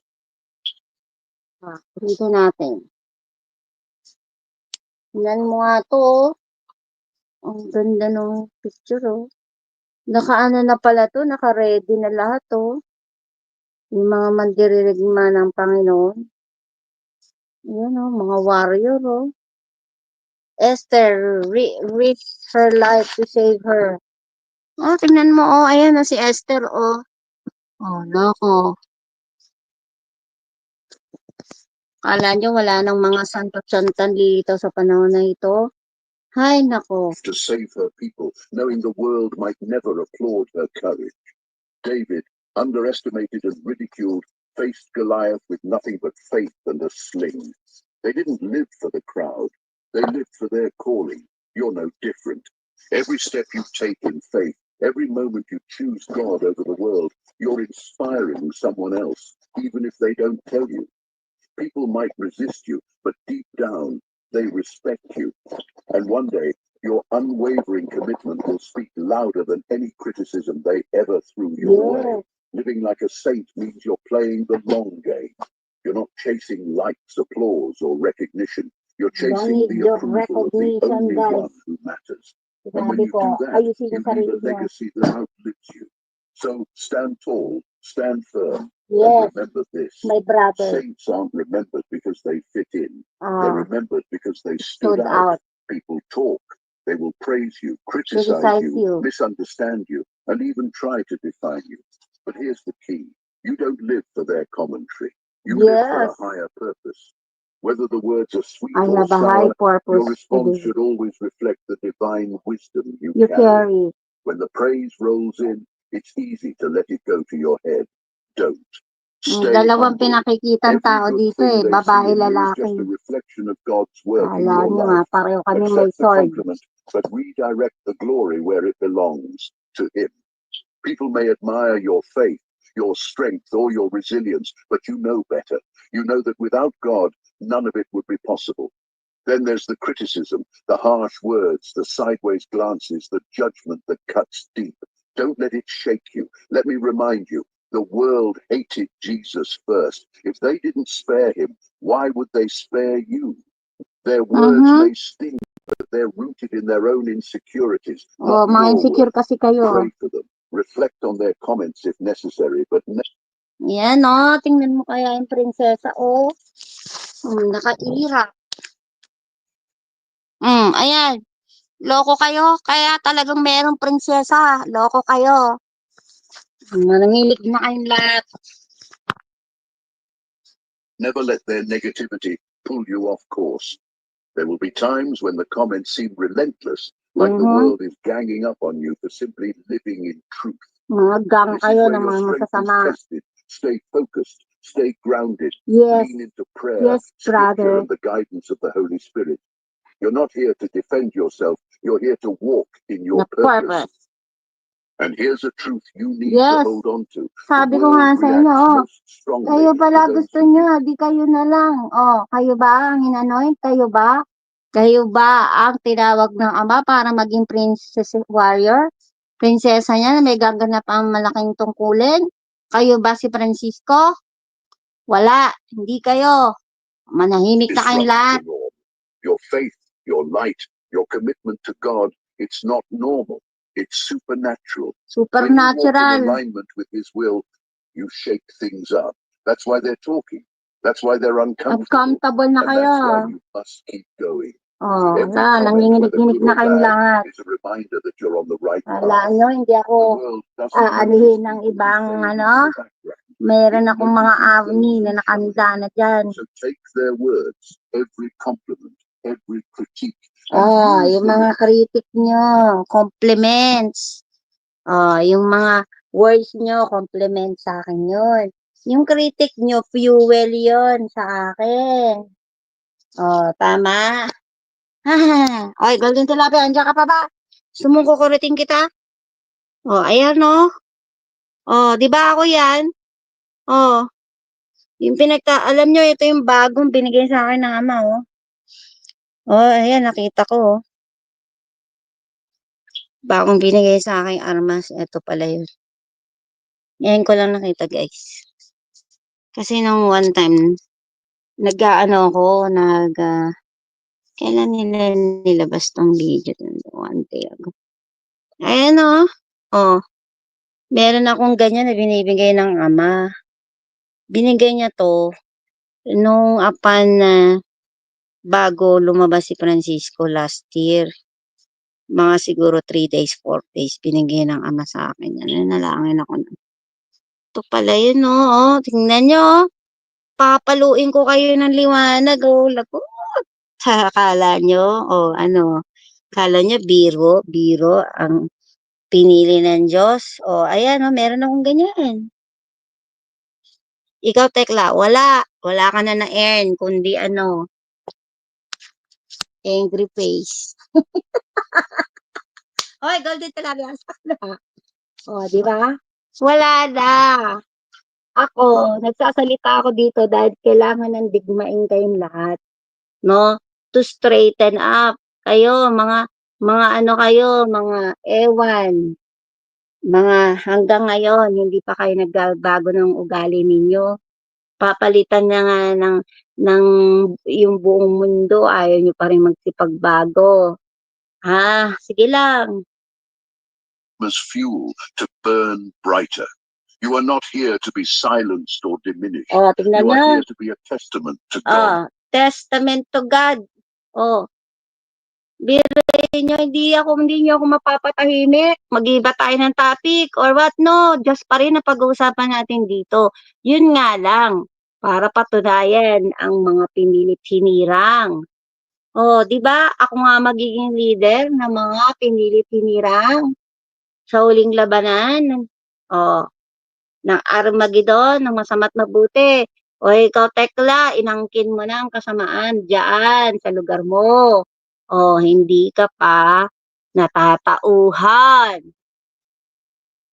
God's glory. You're not here by accident. Your life, your journey, Your struggles, and your triumphs, they're all part of a divine blueprint. Alam mo ba yung blueprint? Loko ka. Ang blueprint, bago pa gawin, naka-blueprint na yon, meron ng naka-measurement. Yung plano, loko, bago itayo. Yan, bago pa ako'y sinilang, naka-blueprint na kaming dalawa ng kapatid ko.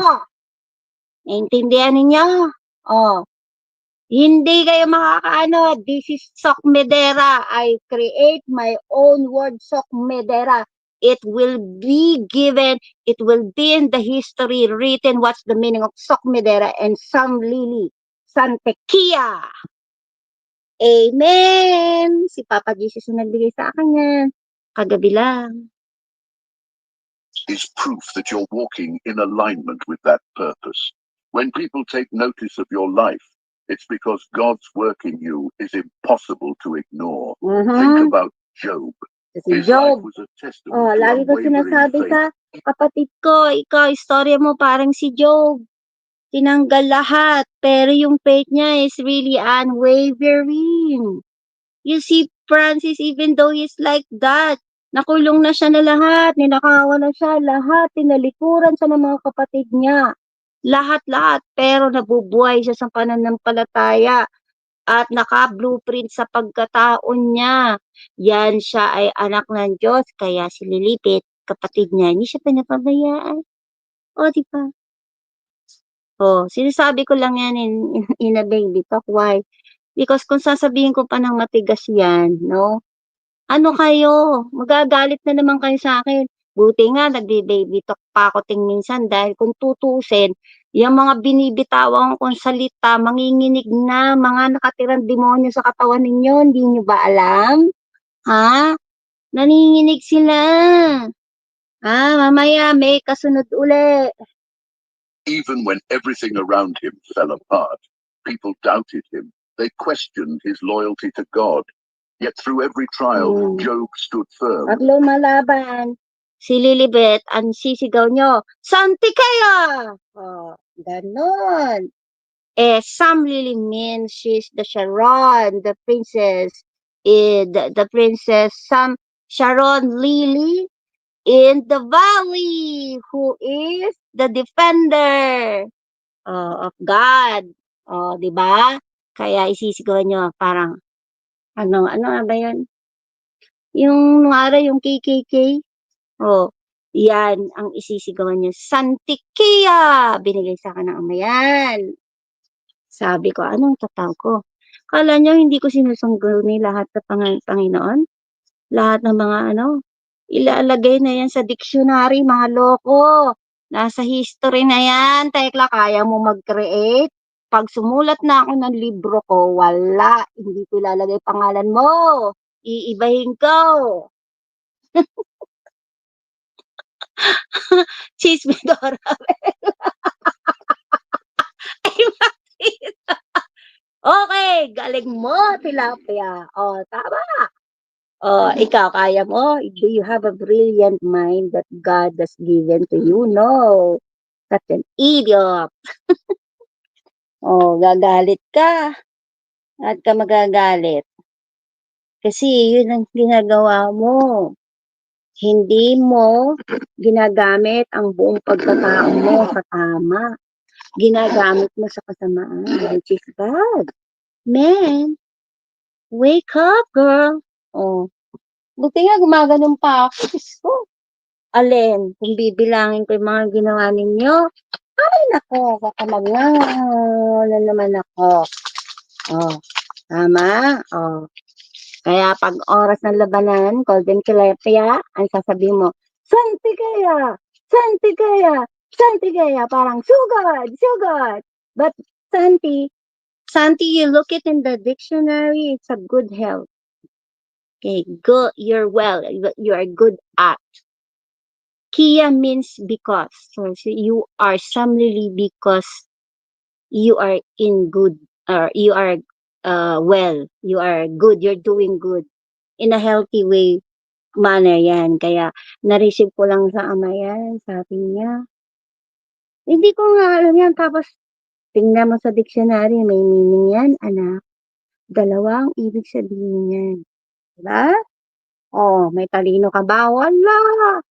Wala kang talino, tekla. Santequia. Santequia. Salitang kalangitan yan. Impaktita ka kasi. Lagot ka, golden tilapia. You're the one. Pakwan. You're the one. Pakwan. Tinuro sa akin yung Madam Mimi.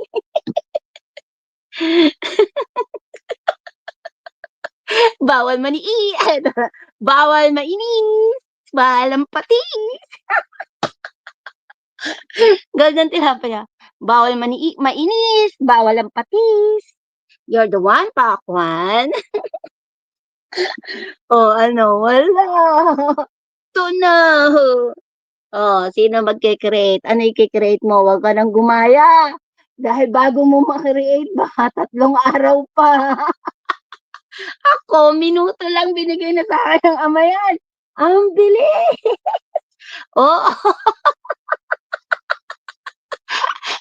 Maniwala. Di ba? Santequia. Nakita mo yung yung kahapon, umiiyak ako sa ama. Hindi ako nagsasalita. When I put cry emoji there, I cry. I don't speak up, but I can think. Sabi niya, lagay mo na dyan yung ano po lalagay ko katawagan sa akin. Para ma-identify nila kung sino ba ako na prinsesa mo na tumindig at lumaban para itayo ang iyong divinity. Ang sabi ng ama, ilagay mo na ang pangalan mo. Tanggalin mo yung taon, lagyan mo ng Sam. Ikaw si Sam. Then, yung Lily, ilagay mo na SamLily. Ang ganda, di ba? Golden tilapia. May talino ba silang ganun? Wala. They're such an idiot. They're not, God not giving them wisdom. Binalita ko na nga yun eh. Yung kapatid ko. Si kapatid na tigas ulo. Ising na ba yun? Ising na yun eh. Ising na. Nunod na yun yun. Hello, how are you? Did you eat? Did you eat your coffee? Did you drink some coffee now? Hmm? Siyempre, tingnan mo, ang sabi, hindi daw dapat ako manahimik. Dapat daw lumaban ako. Hindi kayo ang magpapatahimik sa akin yung mga ginagawa ninyo. Dahil alam ng Diyos kung sino ako at ano ang dapat kong gawin. Grabe. Sobra kayo. Play ulit. Proving that his faith wasn't rooted in circumstance, but in the unshakable knowledge of who God is. That same divine purpose flows through your journey. Or look at David. He was a shepherd boy, underestimated and mocked, yet chosen by God to be a king.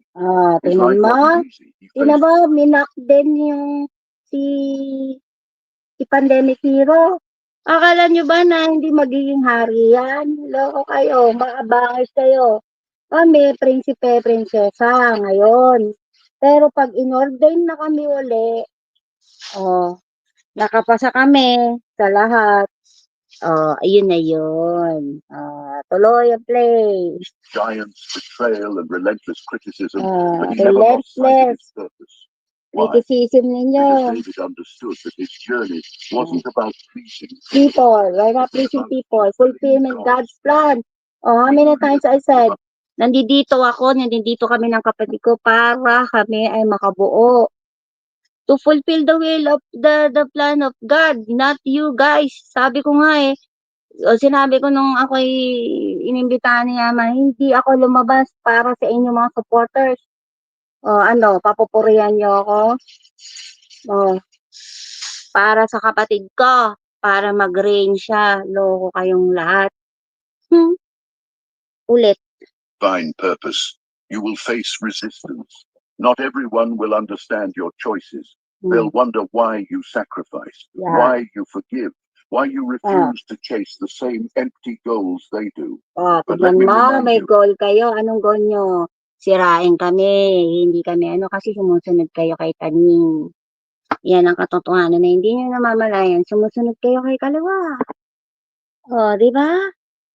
Kami, hindi kami patitinag. Bakit? Kailangan namin mag-reign. Bakit? Gusto nyo nga kayong lahat. Mga kayong lahat. Ayaw nyo na magkaroon ng katuparan para sa bansang Pilipinas. Loko pala kayo their confusion is confirmation. If everyone understands your path, you're probably not on the one God intended.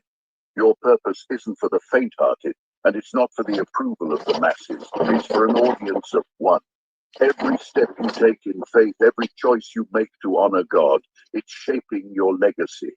People will talk, but their words pale in comparison to the eternal impact you're making. So the next time someone questions your life, remember this. God didn't call you to fit in. He called you to stand out. Yes. The journey you're on is bigger than their That's why I need opinions, to bigger stand than their up. praise, and Stand bigger out. than their criticism. You're living proof that when God sets someone apart, the world takes notice. Let their comments remind you of your purpose, but don't let them define it. Stay focused, stay faithful, and keep walking in the confidence that your life is a reflection of God's perfect plan. Let me break it down for you. When people talk about your life, they're confirming something divine. Their words, whether kind or cutting, are echoes of a deeper reality. God's fingerprints are all over you. And Amen. can't help but notice. Alam niyo ba, nung ako'y bininjag, nung one time, mayroong kaganapan sa pananatahanan, yung luklukan ng Papa Jesus. Alam niyo ba, tinurnuhan ako noon. Pero ang unang hinawakan niya sa akin, inilagay niya yung fingerprint niya sa noo ko, guys. At binaon niya sa sentido ko yun. May fingerprint si Papa Jesus.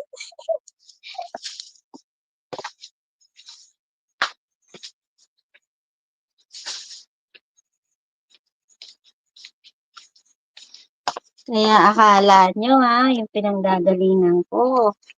Akala nyo biro-biro ang pagiging ako. Diyan kayo nagkamali. Huwag nyo akong babasahan ng Bible dahil baka 10 Bible ang iharap ko sa inyo, hindi kayo tumagal.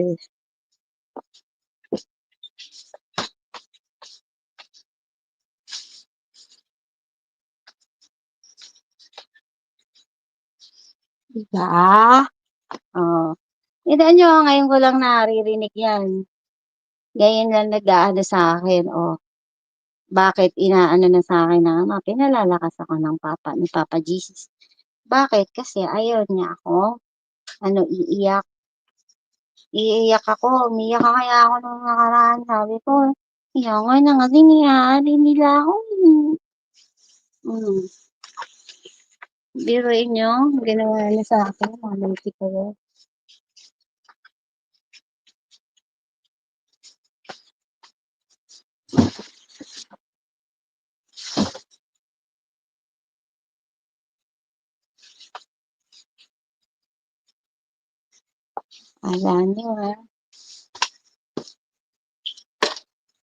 Akala nyo mapatatahimik niyo ako habang naglilinis. Loko kayo. Multitasking kaya tong babaeng to, no? Loko kayo. Alin kayong gugustuhin? Hay, nako. Ito lang ako. Ay talaga. Inaarte ko lang. Mas mainam nga. Ganun ako eh. Paano pag galit na naman ako? Di nangisay na naman yung mga demonyo, yung mga bulating demonyo dyan sa katawan nyo. Diba?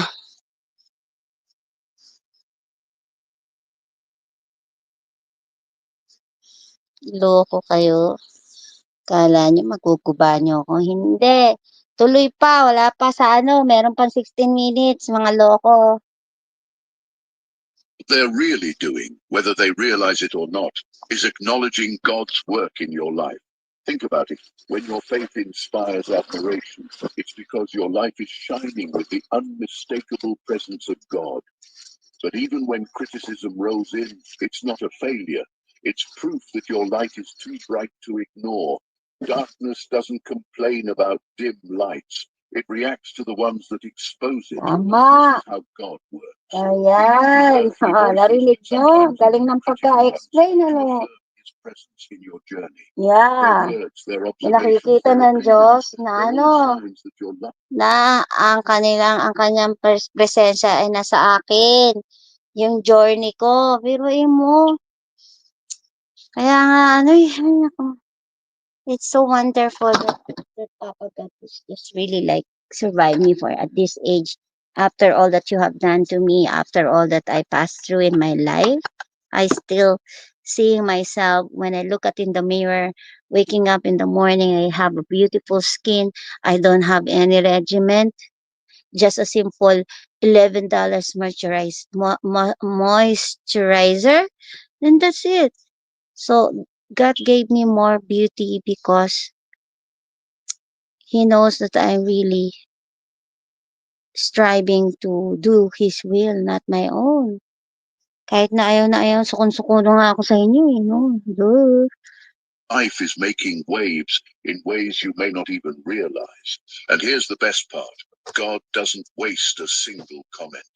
Every word, whether encouraging or discouraging, is part of the greater narrative He's weaving through you. The key is to shift your perspective. Don't see criticism as rejection. See it as confirmation. Don't dismiss admiration as flattery. Receive it as a nod to the God who's working through you. And don't let any of it distract you from the mission. Whether they love you or misunderstand you, you're not here for their approval. You're here for God's. Even the voices Tingnan nyo, that challenge pinakikita you na are yan. truly Hold on. Pinakikita na sa inyo na nandito ako, hindi para hingin ng approval ninyong lahat, pero hindi ibig sabihin, kaya nyo na akong api-apihin, gawin nyo na lahat ang gusto nyo, ayan ng Panginoon yon. Dahil lahat yan ay may kaparusahang ganti sa inyo. Diba? Ayan o. Oh. Naalala nyo ba yung ginawa nyo sa akin ng mga panahon? Lahat kayo nagtawa-tawa. Lol. Pati nga si Francisco, tingnan mo. Alam mo, pati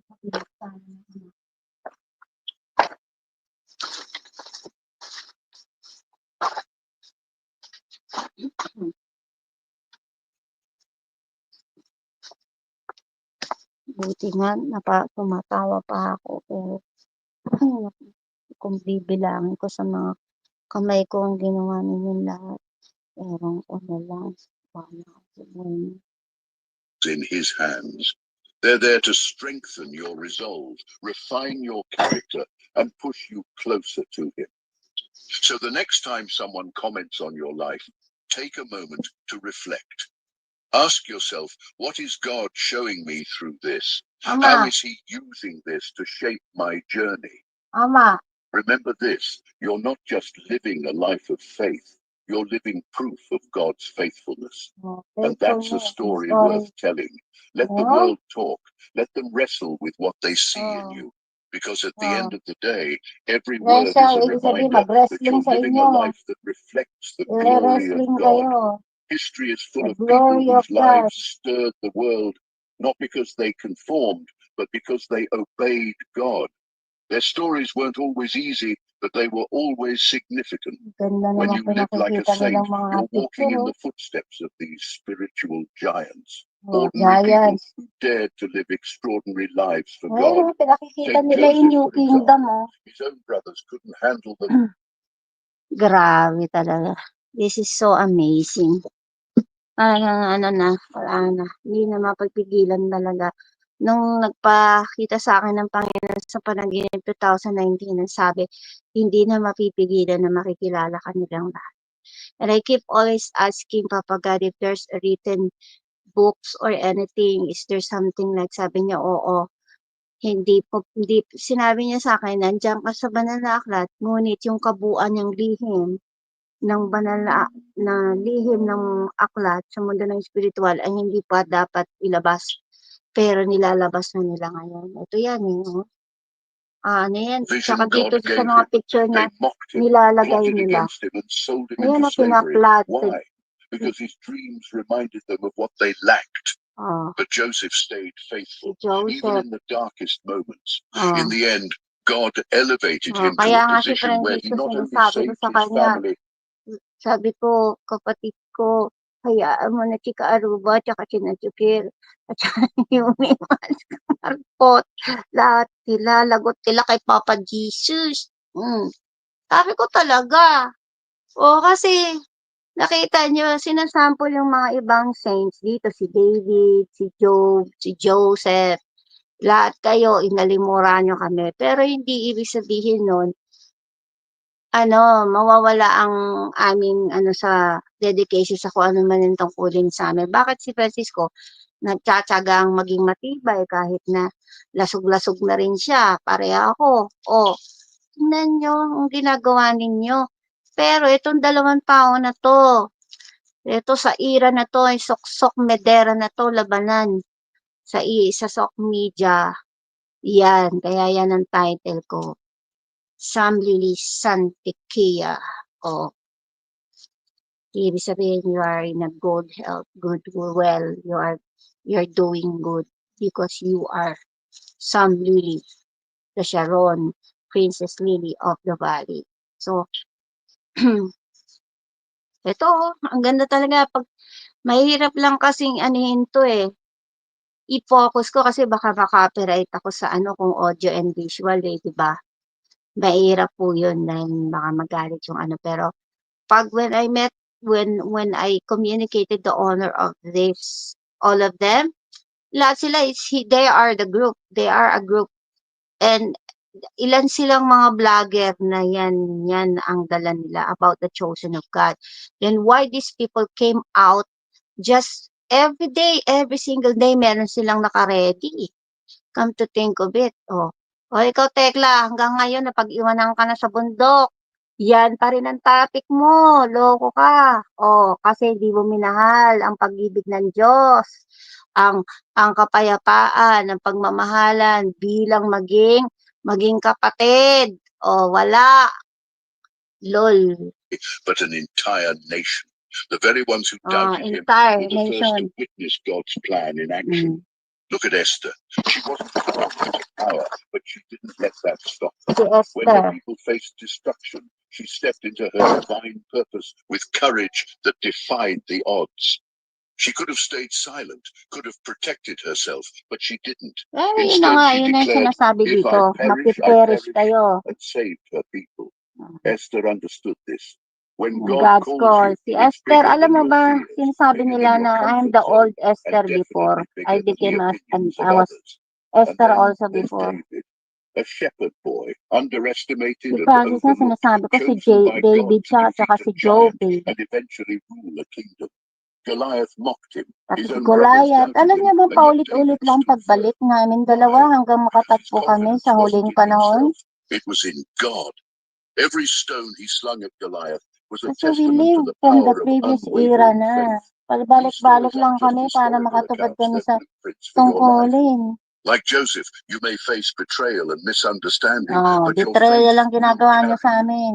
Lahat Like kayo, Esther, kunyari, you may love have niyo to si take boss. risks that Bumaliktad others din won't kayo. understand, O but ako, your kaibigan courage mo will kayo, inspire. kasister ko kayo. Like David, Bumaliktad din you may kayo. stand against Betrayal yun eh. giants, but your strength will come from a higher power. Oh, strength namin, Here's hindi the came from lesson. the higher The power. people who comment on your life today are no different from the ones who doubted Doubted these these biblical figures. figures. They might Oh, not see ayan the sila. full picture yet, Ang but ibig that's sabihin okay. yan, yung mga katulad nila na gumawa dyan sa mga nauna sa amin na mga propeta or mga saints, ay sila rin ng katulad ng mga yon, yung mga nag-criticize, nag-mockery, at nanira at kumontra sa mga saints noon. Yan, kayo yan, Tekla, in your company. Oh, masaktan ka ngayon. Oh, They dahil don't totoo. need to. Your job isn't to convince them, it's to stay faithful, knowing that God will reveal his purpose in his time. In his When time. you walk in faith, you're part of a legacy that spans Generations. You're Living living proof proof that that God God uses uses ordinary people to do extraordinary things. Oh, tingnan nyo. Let the Ako nga, ordinary ako, but nagagawa ko. Pag sinabi kong lindol, oh, baba, gusto niyo baba? Gusto niyo babagyo? Oh, lagot na. After 3 days, dumating na yung 5 bagyo. Ginalit niya ako. Oh, kaya sabi nung doon sa Quiapo, wag daw ako magagalit. Dahil may nangyayari. Yun pala yun. Kayo, hindi kayo nasunod. Ang gusto lang ninyo, sundin ninyo ang mga mali niyong utak na kayo ay nakokontrol ng demonyo. Oh, yun naman ang totoo. The critics doubt. Your story, just like theirs, will be one that glorifies God and leaves an eternal Wag ka impact. magbabanggit na ibang Living pangalan. your truth in faith means It's a standing different person. firm in I who don't know God him created and you I to don't be, talk no matter about who's him. watching or what they're saying. It's about owning your calling with unapologetic confidence. You are not here to play small or hide your light. You are here to live boldly, Boldly walk in the truth of your divine purpose. The world will try to tell you to tone it down, to blend in, to follow To the blend, to crowd. follow the But you're crowd. not here to follow anyone but Oh, God. tingnan mo. Living your Wala. truth. Hindi ako para dumating para sundin kayo. Oh. Nakita mo ko kahit anong pigil nila sa akin. Oy, tigilan mo yan. Huwag kang magdasal. 1 oras kang magdasal dyan sa mansyon. O, ano pa? Hoy, nakakatakot naman si Santang magdasal. Parang kakaiba siya magdasal. O, ano pa criticism niya sa akin? Demonyo ako. Pangit ako. Lahat na. Samantala, isa lang ang Diyos na ating tinatawagan. At binabanggit ko. Pinagdadasal ko ang kapatid ko. Anong ginawa ninyo? O, pero ang sinasabi dito, living your truth means embracing. Hindi ako ninyo mapapasunod sa sarili nyong gusto. Sino kayo? Kayo ba may-ari ng YT?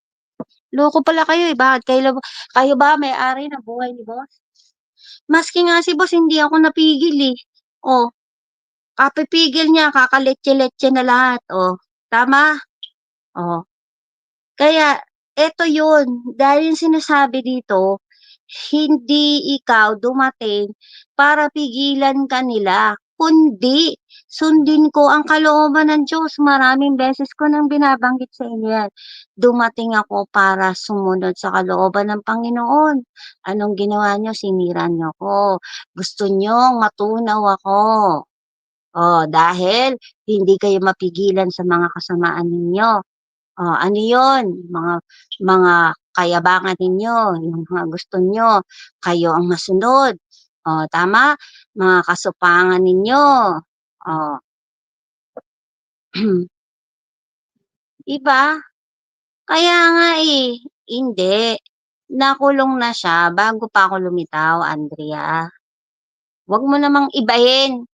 Sinabi ko sa'yo eh. Saka pa rin eh. Nakakapagod yung isang oras. Eh, hindi naman ako isang oras nagdasal ah. Oh, ngayon, oh, gusto nyo pakinggan tayo ng Panginoon? Ha? Oh, napigil nyo ba ako? Oh, sabi ng Ama, oh, alam na alam ko na eh. Sabi ng Ama, tsutsugin ka na ni Ama doon sa mansyon. Oh, gumawa ka na ng iyong live streaming. Oh, biro mo, tuta ano yan. Hanggang ngayon nga, di ako na monetize eh. Oh, sinasabi sa akin ng Panginoon, natatanggalin ka nila, awayin ka nila. Oh, gumawa ka na ng sarili mo dahil doon ka na magsasalita at doon ka na magdadasal. Oh, biruin niyo kung hindi ako anointed ng Panginoon, magawa ko ba lahat ito? Oh, ilang videos na nandyan, puro tungkol sa Panginoon. Kailan lang naman ako nagwalwal dahil hindi kayo mapaawat. Tapos na, pinakinggan na ako ng Diyos sa panalangin ko para sa kapatid ko. Anong ginagawa niyo pa rin? Wala pa rin kayong pagbabate, hindi kayo nag-aayos, kayo naman ang gumawa ng sarili niyong gusot, kayong nag-away-away, kayong ano, ganyan-ganyan. O, ano, galit kayo. Pag galit sa akin si Tekla, galit din kayo sa akin. Anong kasalanan ko sa inyo? Yan ang tanong ko. Oh. Kaya itong Tekla, ang daming mga responsibility niyan sa Diyos na dapat niyang ibuno. Sabi ko, bago tayo mag-usap, iraregle mo, sinasukil.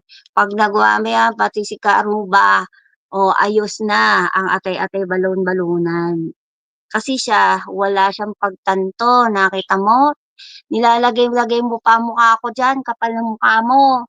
Kung ako katulad ng ibang mga traidor na mga vlogger, puta ina, re-report ko na yan agad-agad. Sino? Sino ba na tsugi, 'di ba? Si Yama, ikaw talaga muna. Hindi, nung promero 'yun. Nandiyan pa naman siya nun eh. Oh, bago siya natsugi muna ako. Ako ang unang tinugi nila eh. Oh, tapos natsugi lahat sila ng sunod-sunod. Oh, 'di ba? Oh, inamin naman ni Yama na I'm done eating. It's okay. You could eat lunch. And I don't know. Did you eat the rice na? Baka inubos na ng anak mo yung ulam. Bahala na kayo mag-away.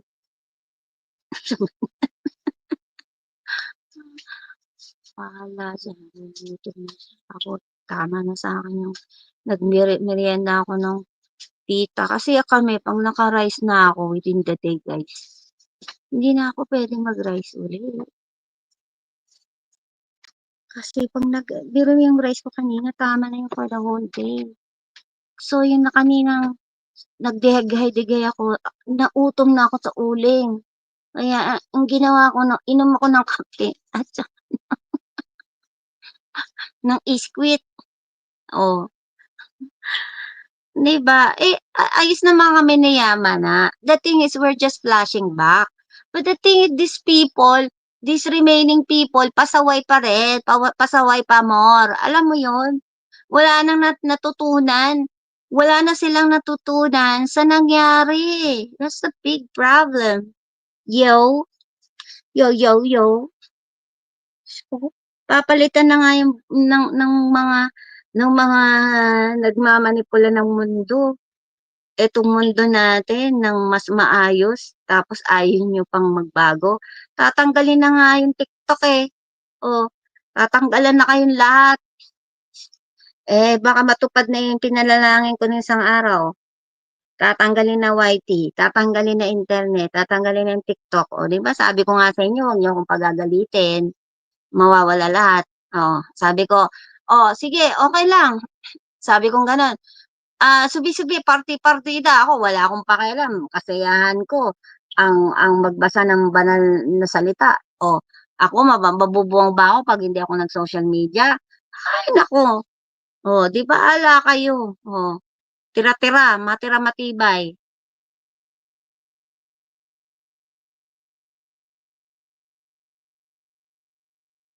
Hindi ako gagawa niyan. Let other do that. Oh, ikaw gawin mo. Andrea, expertise ka dyan, di ba? Oo, kasi ako, hindi sa ganang ako gaganti. Let the hands of God will punish them. I never did anything wrong with them. You know, sabi ko nga sa inyo, mag-iingat kayo sa lahat. Joke lang, ikaw na. Pag tumawa ako, alam na nila yan. Oh. Joke lang, may gagawa para dyan. Malay mo, sabi ni Whitey, hindi na kailangan. O, malay mo, meron si White, yung merong tauhan si Whitey na nakikinig sa akin. O, mabait yan si Lilibet. O, halika, gawin na natin. Tayo na lang gumawa dito sa makulit na teklang to. O, nakita mo nga itsura niya. Sa itsura ko, tingnan mo, pelesant ako. Ang itsura niya, ewan. Doon pa lang, punishment na ng Panginoon sa kanya yun. Why? Because the beauty and the radiance that coming from divine, from God Almighty, is not giving her anymore. Because why? You cannot impart the enemy, the devil, into the light, the beauty, the kindness, and righteousness of God. It is really separate. So, she chose to be like that. Then, she will earn it. Oh, na-earn niya na. Oh, ayan, itsura niya. Nakita mo? Oh, ako, wala akong pananagutan sa kanya. Siya ang may pananagutan sa sarili niya at sa lahat ng nakikinig sa kanya. Dahil ang itinuro niya sa mga taong nakikinig sa kanya ay mangalit magalit. She is injecting and imposing something to the brain of those people who are coming in her live, every live. She's teaching them to get mad at me. Hindi nga ako dapat magbabanggit ng mga pangalan nila because I don't even know them. Oh, di ba?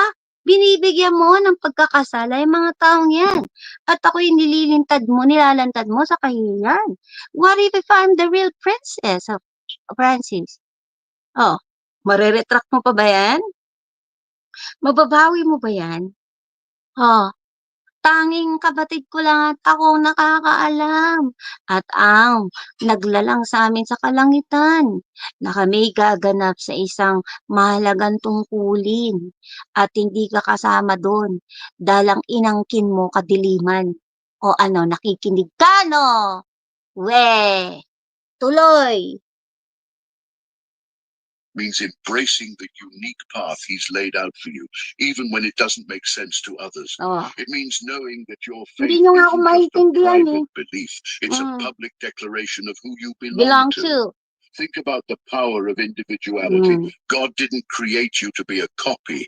He made you an original. Your quirks, your strengths, your story.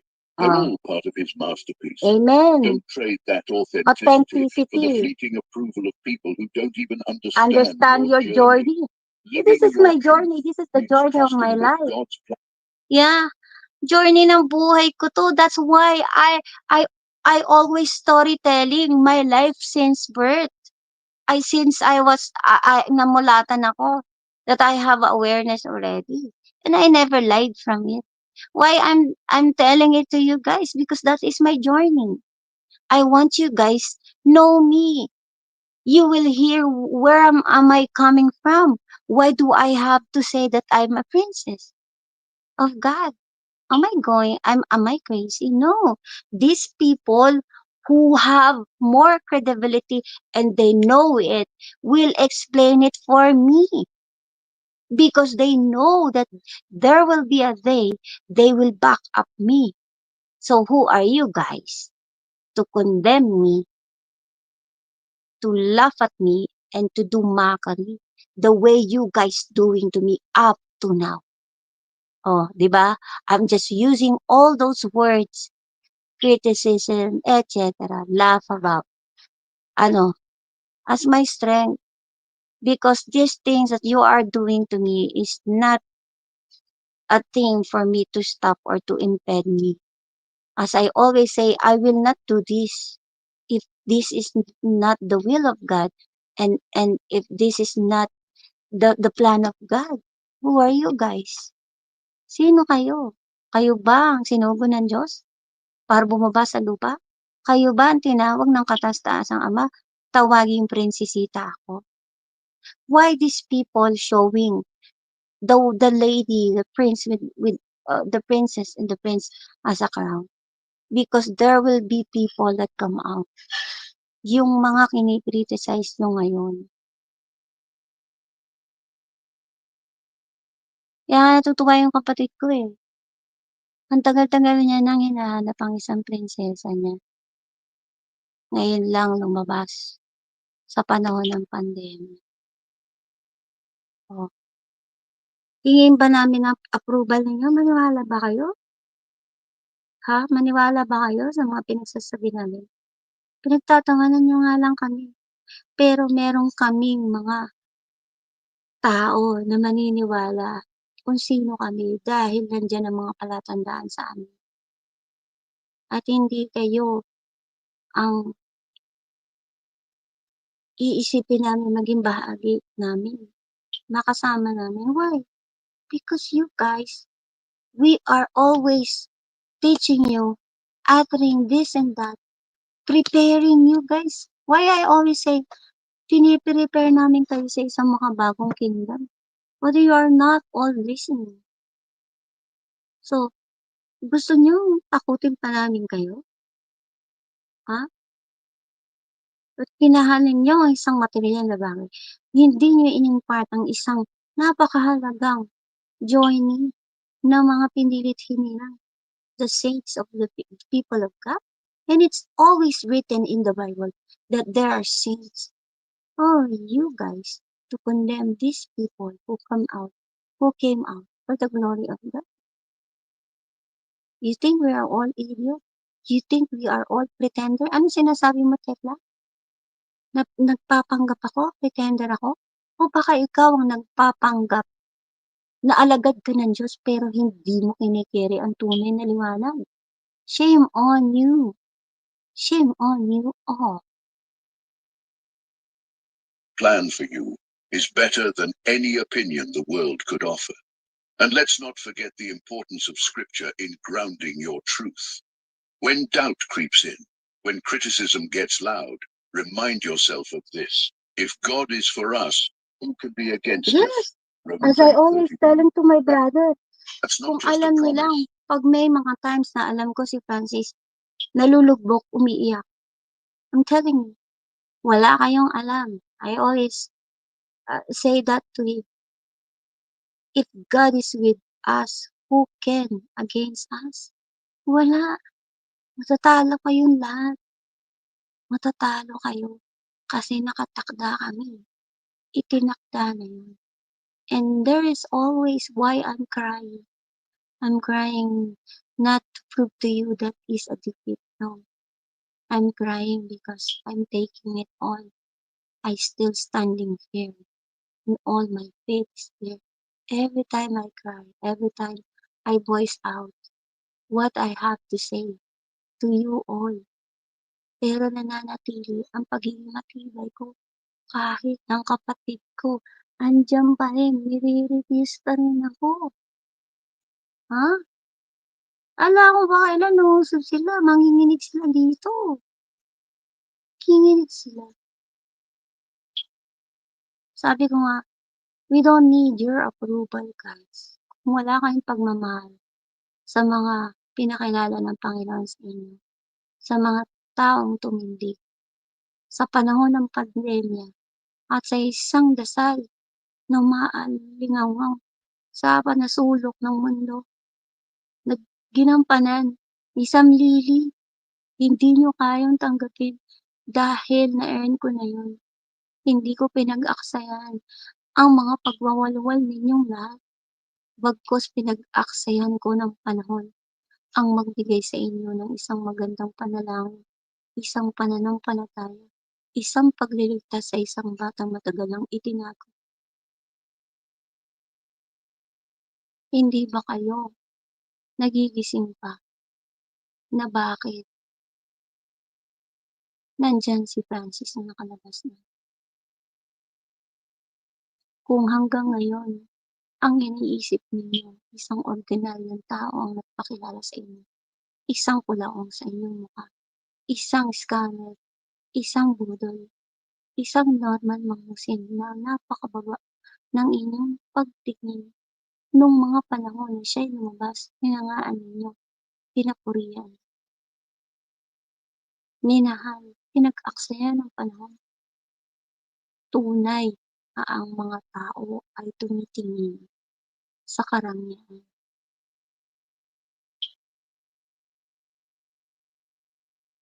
Ganun kung wala kayong makita, nawawala na ang inyong gana, ang inyong pananampalataya, ang inyong paniniwala. Dahil ang inyong pananampalataya ay hindi matibay, walang pundasyon. Kaya kayo ganyan sa kapatid ko at sa akin. Nung siya'y ikinulong, mayroong isang liliit na sumisigaw ng katarungan, isang samtang na halos ipagsigawat sa buong mundo ang isang napakagandang panalangin para pakinggan ng Diyos ang lahat ng panalangin.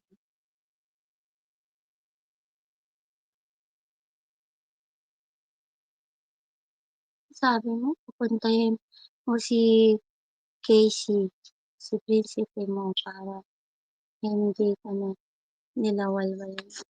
There will be a day that he will come out and prove it to everybody.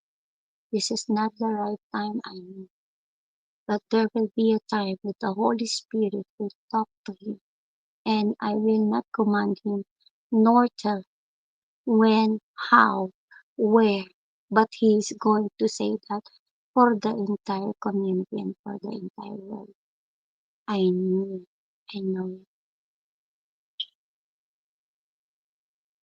Gusto mo mamaya na. Golden tilapia, makit ka na. Visit ka. Pinahirapan mo pa.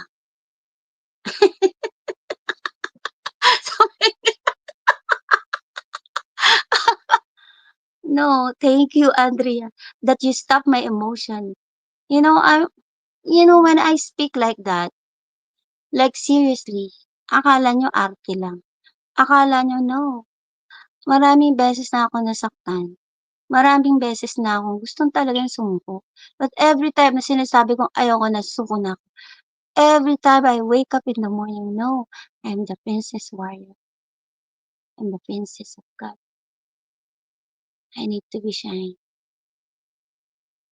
I need to be there, standing firm in the side of my brother.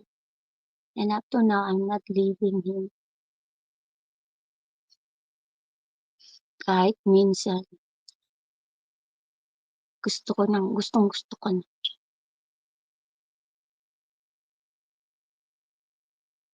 Oo, tama. Ayos talaga 'to si tilapia, kakampi ko talaga 'to, eh. Oh, kahit hindi ko siya utusan, alam niya isasagot niya. Oh, Andrea, kung wala kang alam, huwag ka nang magsalita. Anong alam mo, 'di sabihin mo sa akin. Alam niyo hanggang ngayon, hanggang lahat kayo ay nakapiring pa rin. Nakapiring ang inyong mga mata, pati puso, isipan. Sabi ko nga, hindi ko kailangan ang approval ninyo. Lahat kayo gusto nyo lang makaalam, malaman. Bunti pa si Golden Tilapia, alam na alam niya. 'Di ba, Golden Tilapia? Sige nga, magsalita ka nga diyan. Dali. Walang traiduran, golden tilapia. Sabi ko sa'yo. Hmm.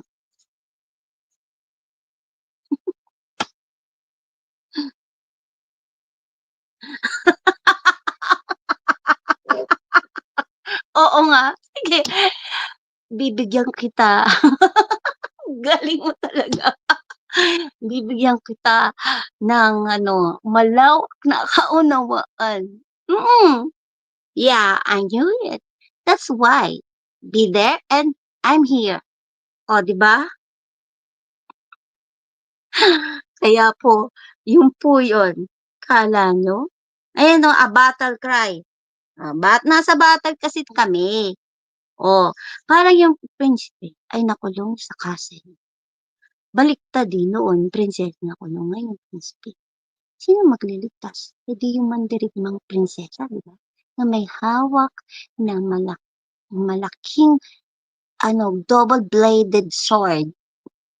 O, di ba ang tapang ni Lilibet? Pati nga si idol nyo, di nga makakilos eh. O, di ba? O, kaya ako magliligtas sa kapatid ko. Tandaan niyo yan, Kala niyo. Talaga, yes.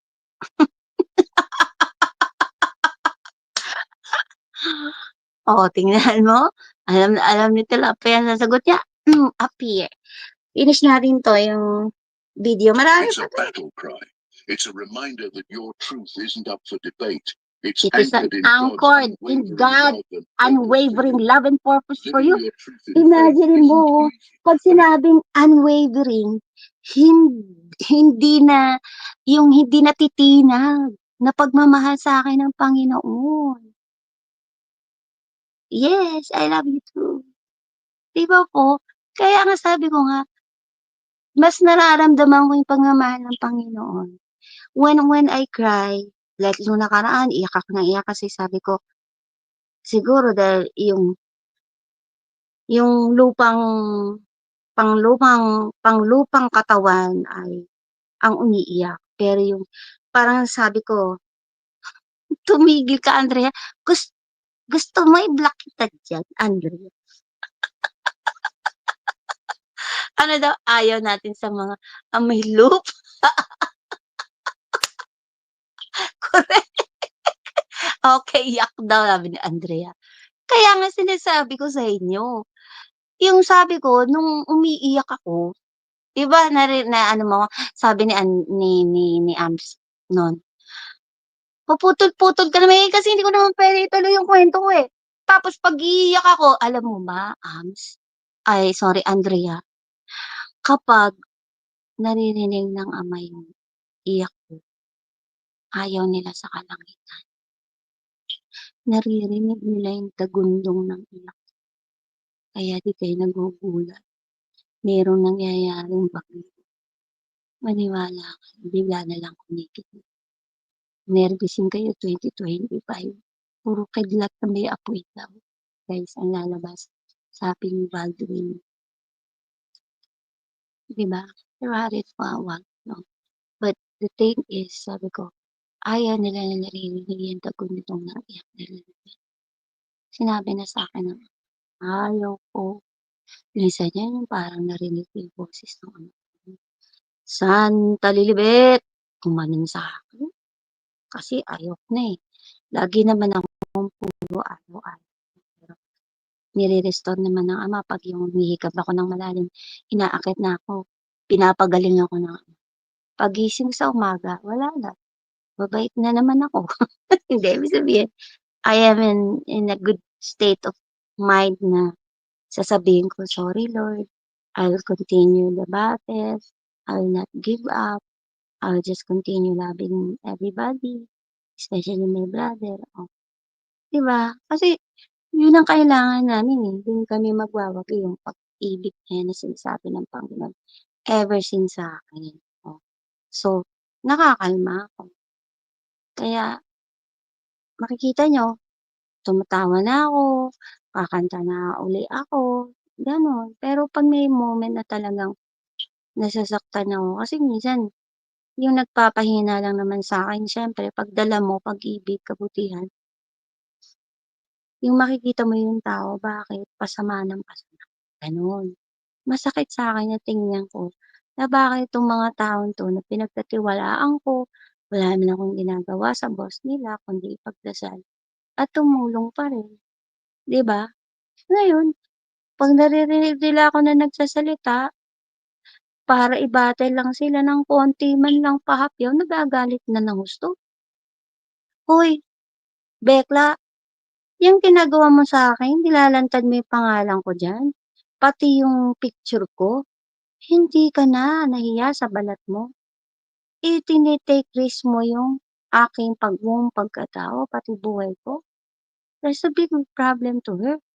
That's why bahala na ang Panginoon sa kanya. Kahit sino kung gagawin ko 'yan sa'yo, gawin ko rin sa'yo para maano mo, na yung dati mong ka-sister ginawa sa'yo."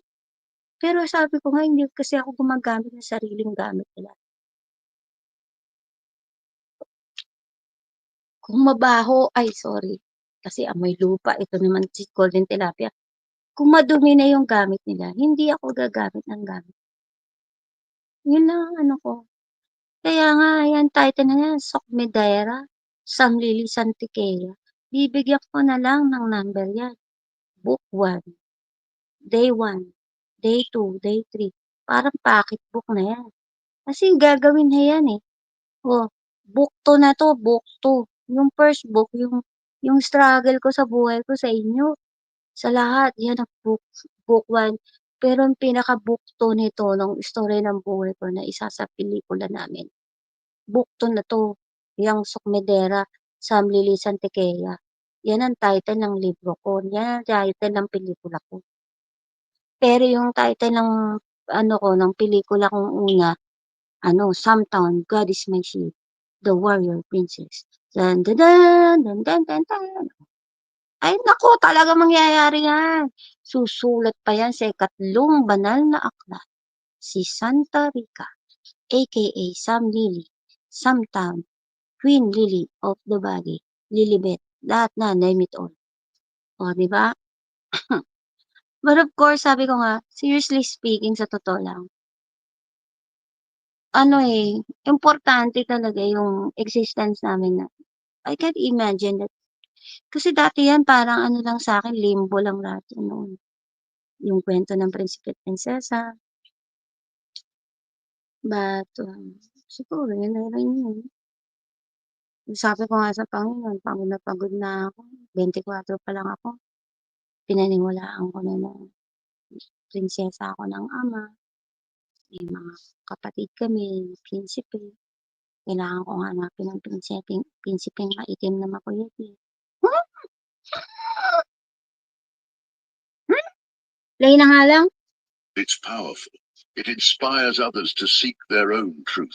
It shows the world that faith isn't just a concept, it's a way of life. Way of And life most importantly, it honors the one who called you, chose you, and set you apart. So don't hold back.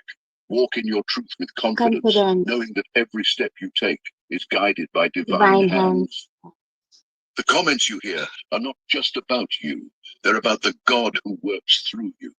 When people can't stop talking about your life, whether they praise you, question you, or criticize you, it's because your faith demands attention. You are a living, breathing testimony to God's goodness.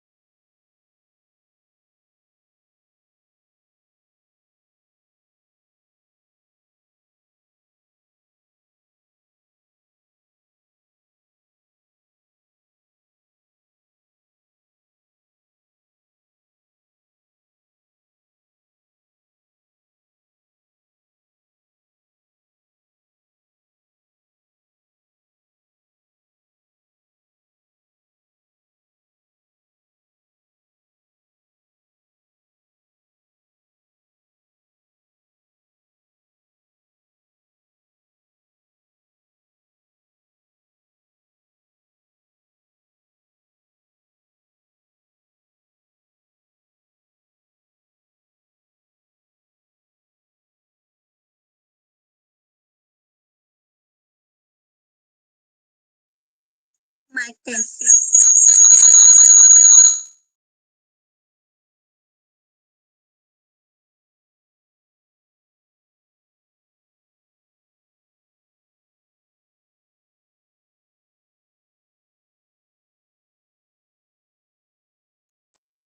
I'm back.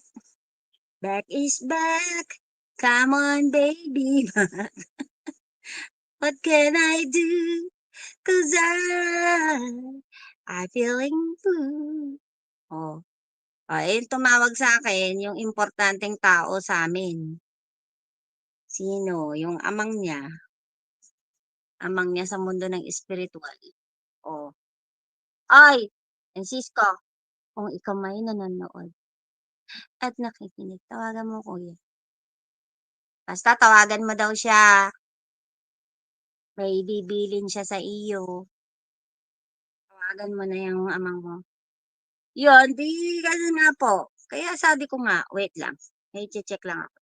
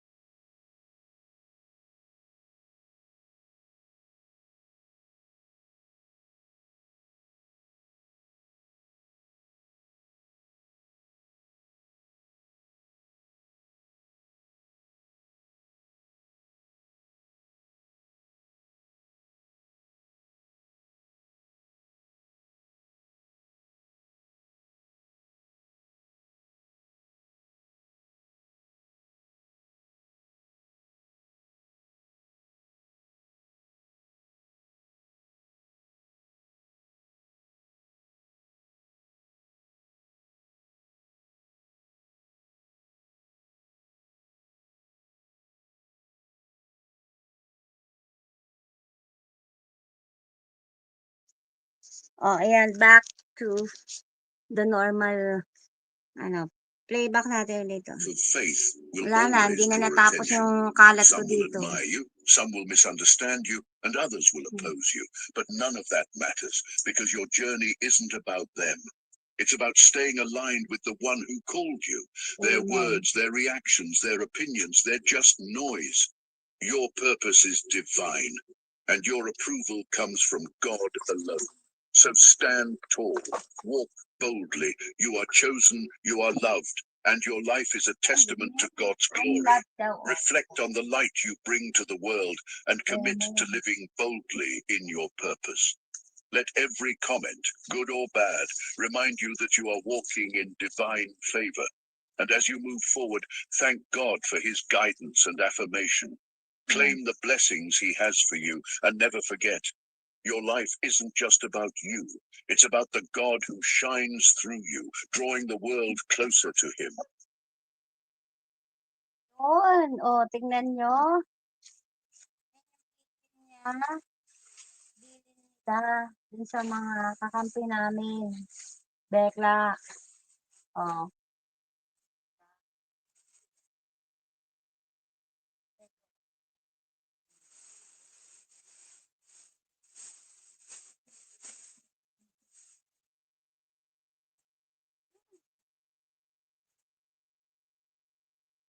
Pagkawin ng kuya. Sabi niya, love ka niya. Nyanyoy ka daw. Sabi niya, nyanyoy. Hindi, ako lang ang mahilig magnyanyoy. Aba, kilala daw ako ni Trump.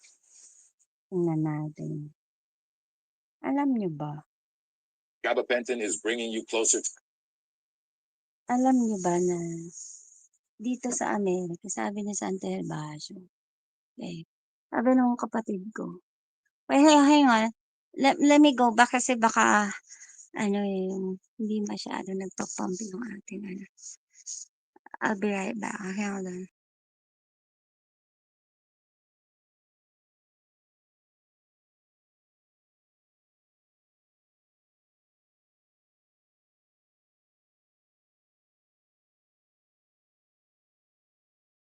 Mic test 1, 2, ayan. Alam niyo ba yung sabi ni Santoy Herbacio sa akin. Sabi, "Sister, huwag kang mag-alala. Hindi mo ba alam darating ang araw yung mga ano diyan, ang hirap sabihin yung mga nasa gobyerno, nasa ano, makikilala ka nila. Sila'y nakahanda na umagapay sa'yo kasi prinsesa ka ng ama at makikilala ka nila." Ayun sabi. O, 'di ba? Binulong ko To pa, 'di ba? amputation, these are 3 symptoms that are signaling that you could be close to losing your foot.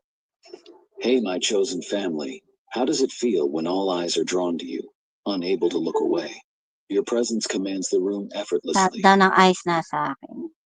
carrying an energy that's both unstoppable and undeniable. It's like a storm sweeping through, shaking people to their core. You bring life to the ordinary, drawing others in with a force they can't quite explain. It's not just one quality, but the entirety of your essence that captivates. Every encounter with you leaves a mark, changing people in ways they may not fully understand. Your presence lingers like a resounding echo, creating a lasting impression. Now is the time to embrace it, own your uniqueness, and recognize your potential. You're a force of transformation, leaving waves of change in your wake. Believe in yourself, because this is your moment. The energy you radiate is profound, stirring something deep within others. It compels them to confront emotions and ideas they might not yet understand. Your influence transcends admiration, creating a visceral pull toward the essence of who you are. For some, this awakening feels like an irresistible magnet, drawing them closer to bask in your inner glow. For others, it sparks a sense of wonder, a need to unravel the mystery of your being. Even those who don't consciously recognize their reaction to you feel an undeniable resonance, as though an invisible rhythm connects them to something within themselves. When people encounter you, the experience often feels both serendipitous and purposeful. Every meeting, whether old or new, carries an unspoken significance, as if guided by unseen forces. People replay conversations, analyze the quiet moments between words, and seek to understand the authenticity you embody.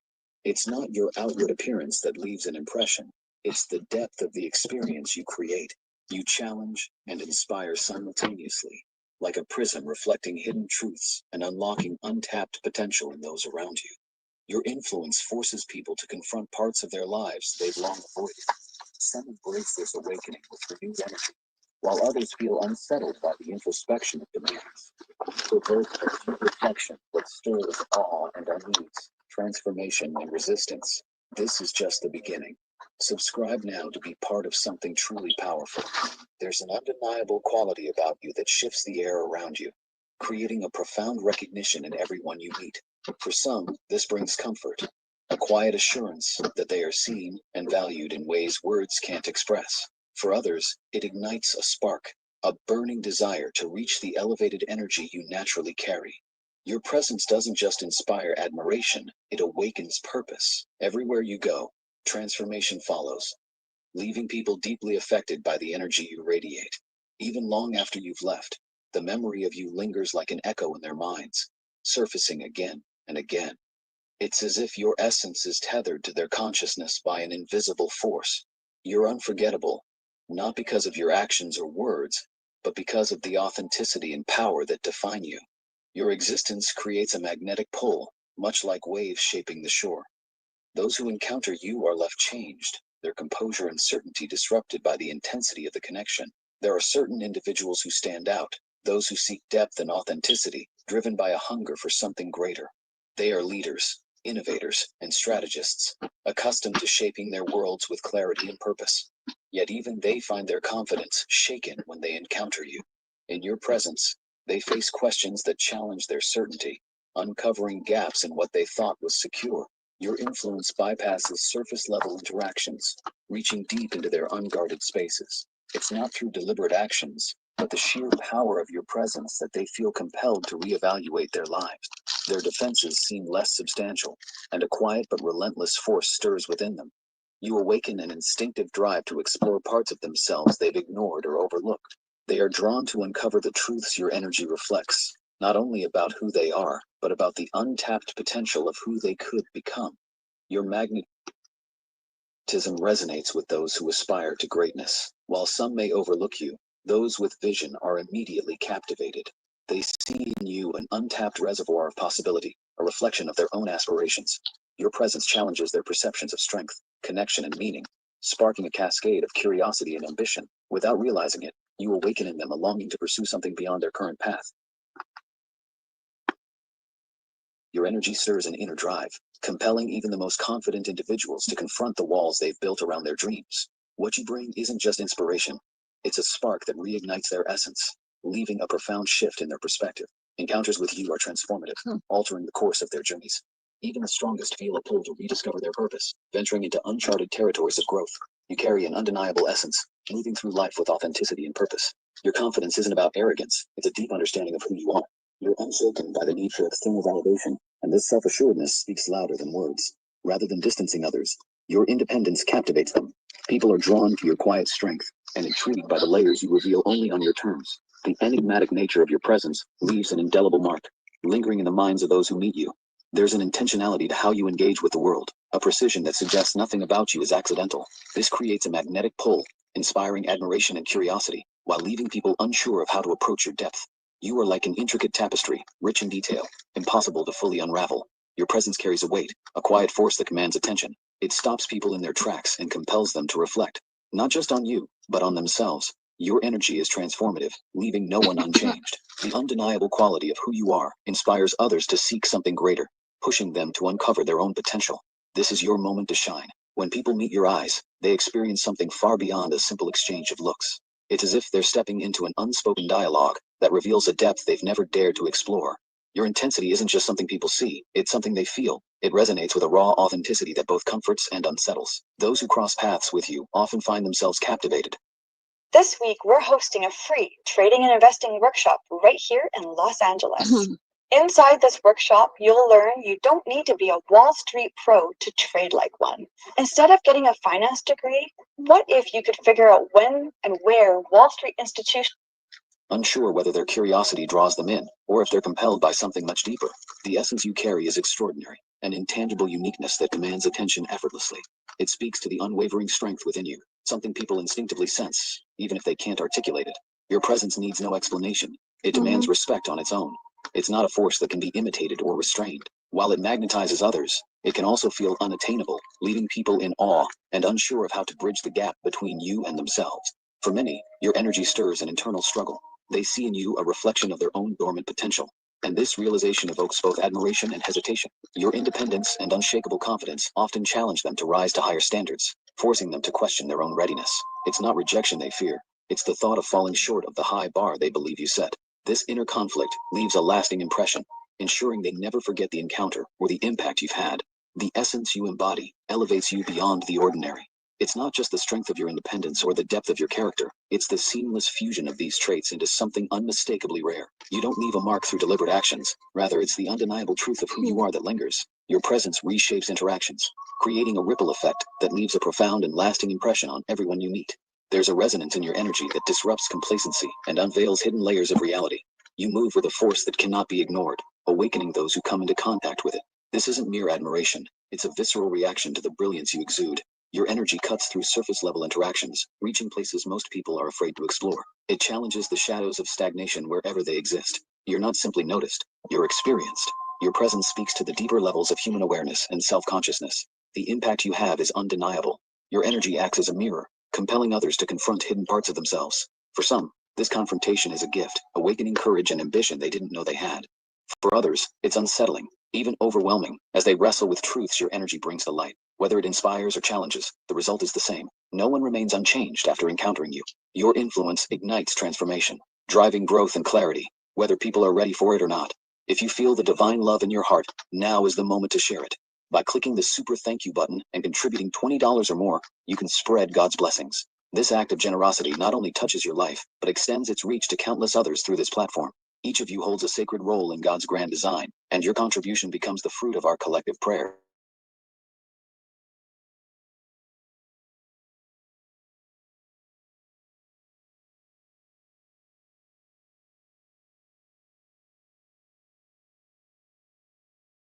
Presence has on the world. Those who oppose you, whether individuals or unseen forces, serve as evidence of the magnitude of your purpose.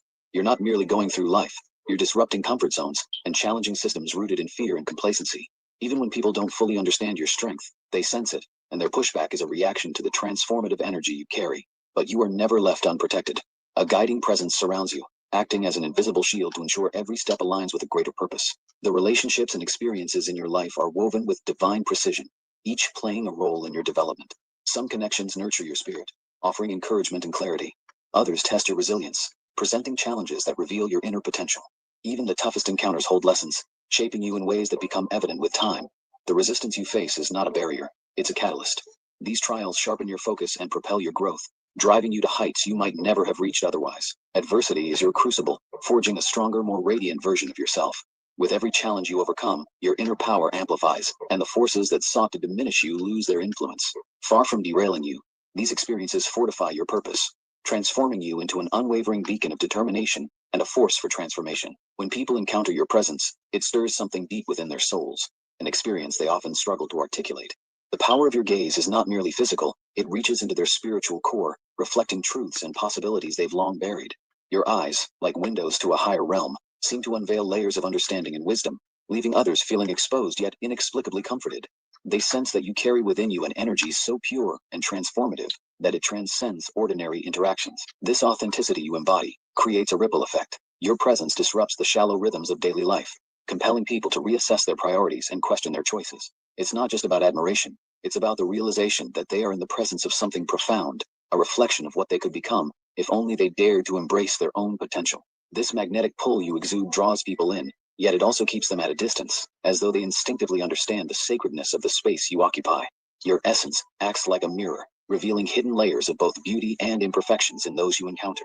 Some feel inspired by this, finding the courage to make transformative changes. Others, however, wrestle with feelings of inadequacy, unsure if they can rise to the level your energy silently demands.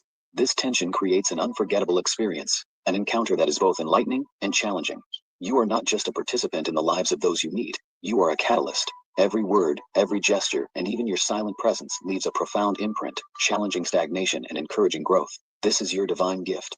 Your role as a chosen one to awaken others to their own higher potential, even when they least expect it.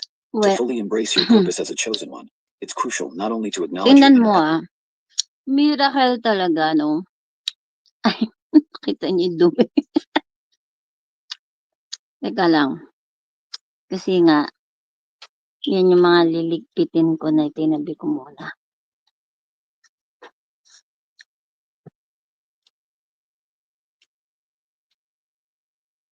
Dahil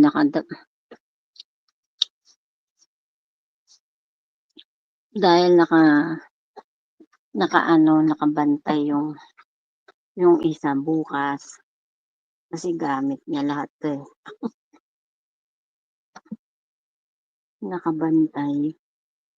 Nakabantay ho siya guys. Gamit niya lahat to. Ngayon, siyempre, nilinis natin. Tatanggalin ko na to bukas. Hindi ngayon kasi mayayari ako. Hindi na siya magrereklamo pag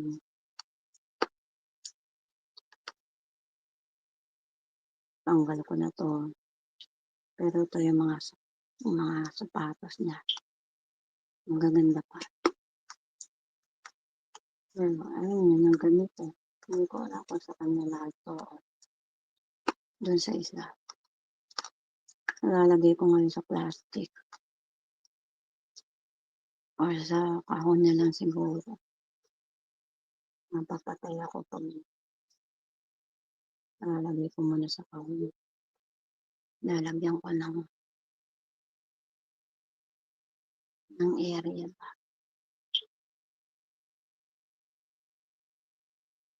Sabay napaisip ako. Kasi meron akong tatanggalin dito sa ito. Ano to eh? Closet to na may marami pa kami. Pero sabi ko doon sa isa, tatanggalin ko na yung mga lumang pantalon mo. Eh, bala ko nga sana iuwi sa Pilipinas. Eh, sayang, puro mga devices.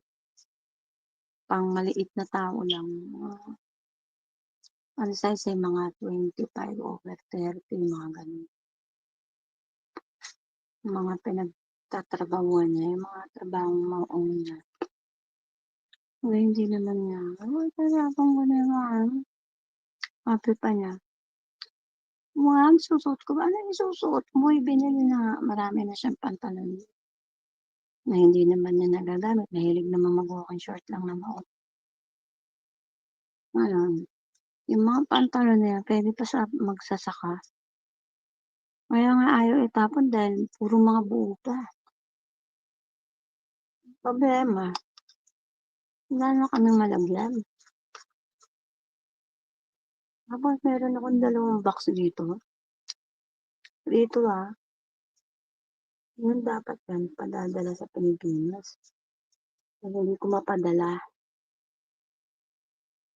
Dahil mas mahal pa yung padala kaysa sa laman. Kaya nga pag ako'y umuwi, nakabox lang kami kasi lahat ng mga pasalubong, pagkain, mga chocolates, binabalot ko ng mga damit yung balik-balik siya para magsusupport dun sa mga laman sa loob. Tapos yung mga damit na yon, pamimigay ko.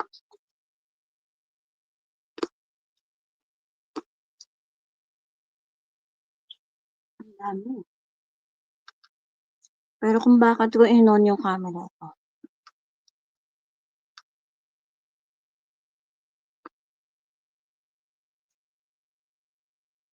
kagabi,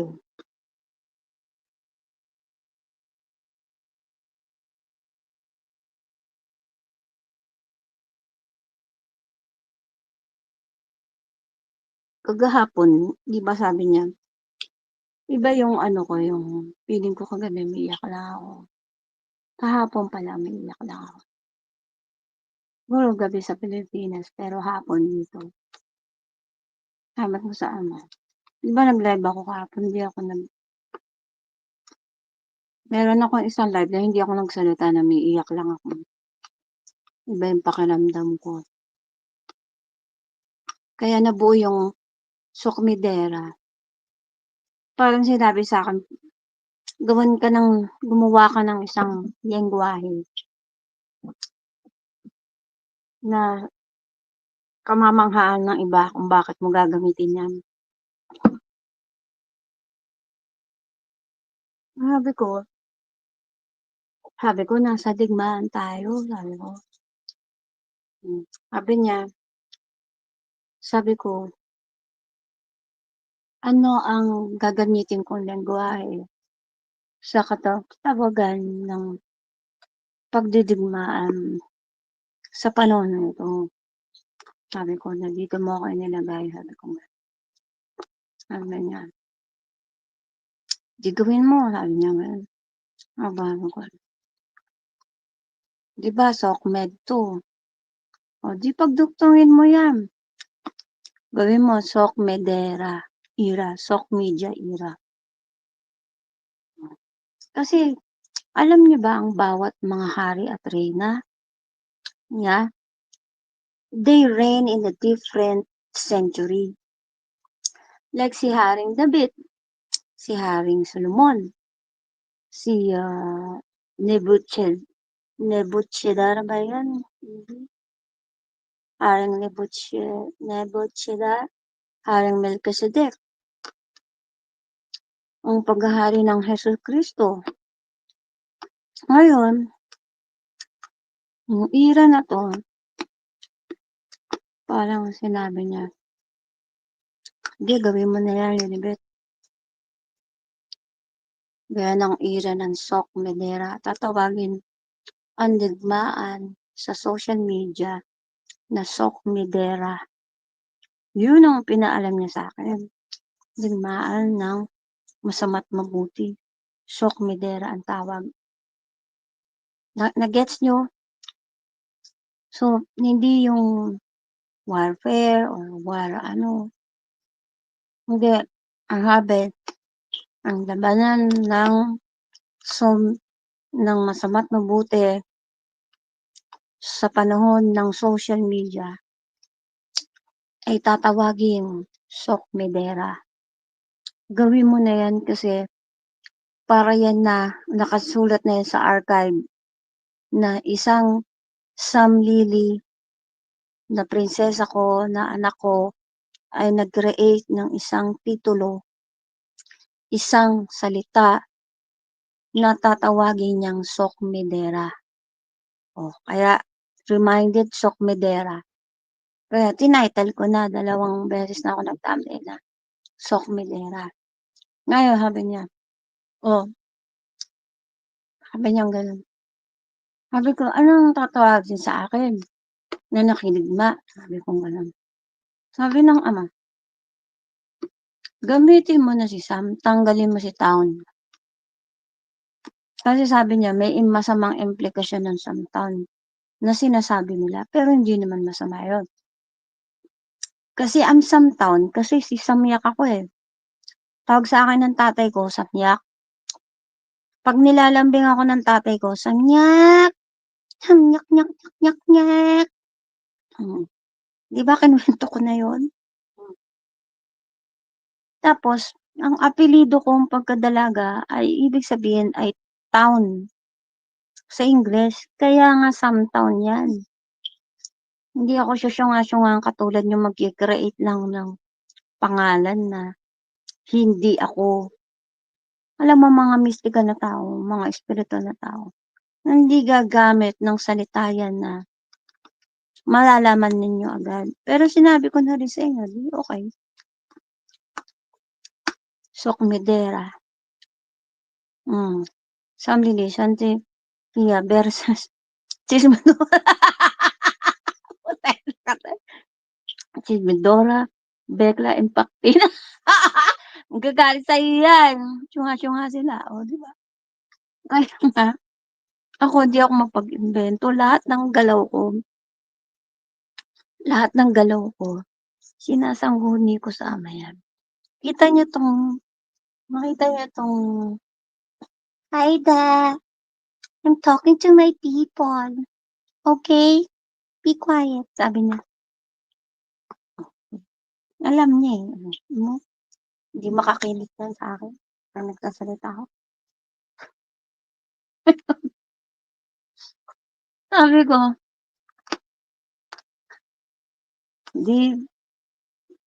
ano itatawag sa akin bilang isang naging mandirigma, depender, sabi ko gano'n. Sabi ka,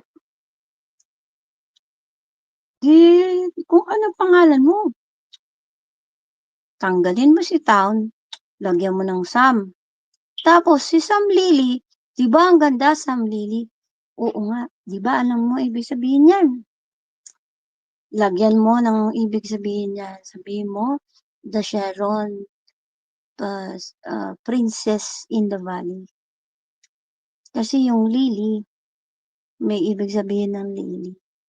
Flower yun eh. Hindi ko na nga nilagyan sweet flower lily. Basta yung kahapon, nakalista na yun, naka-screenshot na yun. Basta tatawagin ninyo akong SamLily the Defender. Di ba ang galing, no? Tilapia.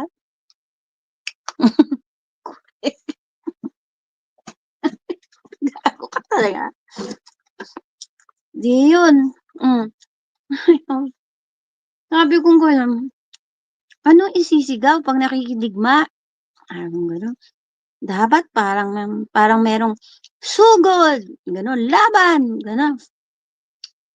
Sabi niya, bibigyan kita ng isang salita galing dito sa taas, sabi ka. Lagay mo Sante. Alam mo naman pag binulong niya sa akin, para bang habang tinatype ko yun, sinasabi niya na, Santequia. Mali spelling ng Kia mo. Kia. O, yun na nga yung Santequia.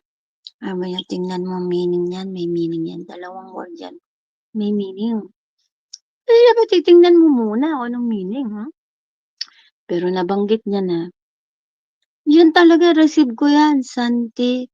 Habang binipindot ko yung letra, di ba? Habang nababasa niyo yung mga sinasabi ko, kahapon yung May type, meron akong ano, namiiyak lang ako, hindi ako nagsasalita. Santequia. Sabi ko, ano to? Baka negative ang salita nito. Sabi ko lang ganun. Chinek ko. Ayan o, ang dami sabi niya. Sante, marami meaning eh. Means good health, a state of being well. So, positive siya. So, pwede rin sabihin na ano yung parang cheers. Ayan o. In the world of Spanish, Portuguese, and French, they call it parang salu. Salu. French say sante. O, tingnan mo. Praise God. Ito. Tingnan nyo. Hindi ko naman alam yan. Hindi ko naman alam. Alam nyo naman ang mga salitang Portuguese, mga Spanish, mga lumang salita yan. Pero in our Hebrew and Aramaic, yung mga root word, nabubuo ang isang salita natin. Kaya mayroong Spanish word na nadiderive from Hebrew, Greek, or Aramaic. Naintindihan niyo ba? Andiyan si Lilibet, ang ganda ng mata, oh. Kaya, good. Ibig sabihin, good, very good tayo. Kaya, salu. Cheers. Daming meaning siya.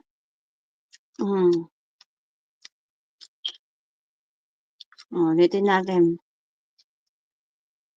Ito pa. Assemblage.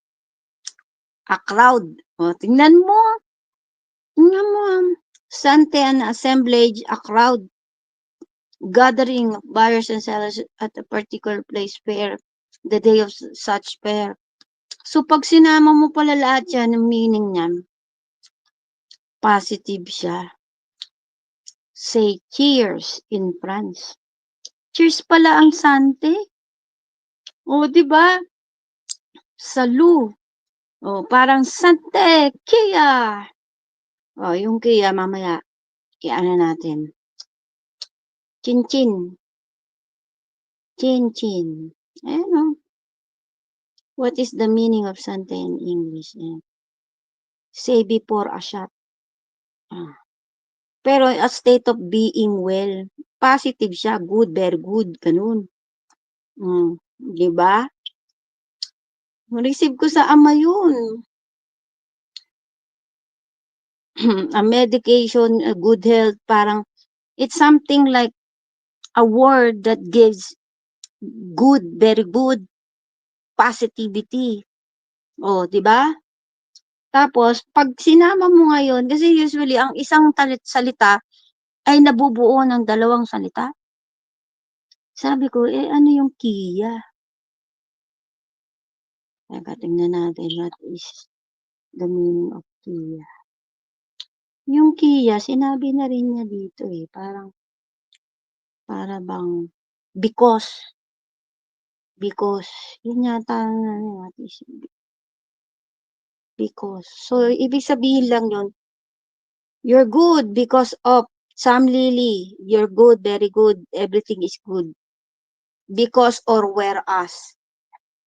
Kia, Q-U-I-A, is a Latin word that means because or whereas. It has a multiple meaning including, hold on. Someone sold land, they might use Kia to say why they were selling it. Because he fears. Because, a legal term means because. Yun nga, because ang ibig sabihin nun.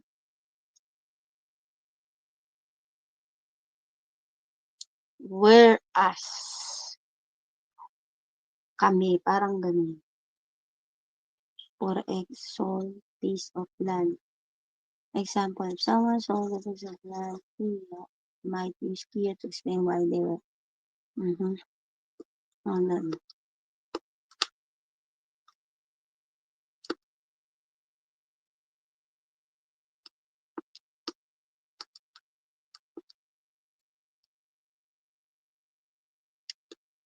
Parang ang ibig sabihin lang nun, Pinaparticularize niya.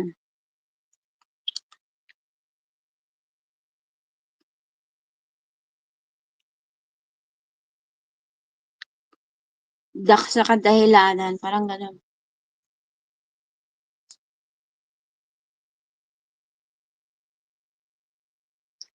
Tingnan natin yung mga ibang meaning na.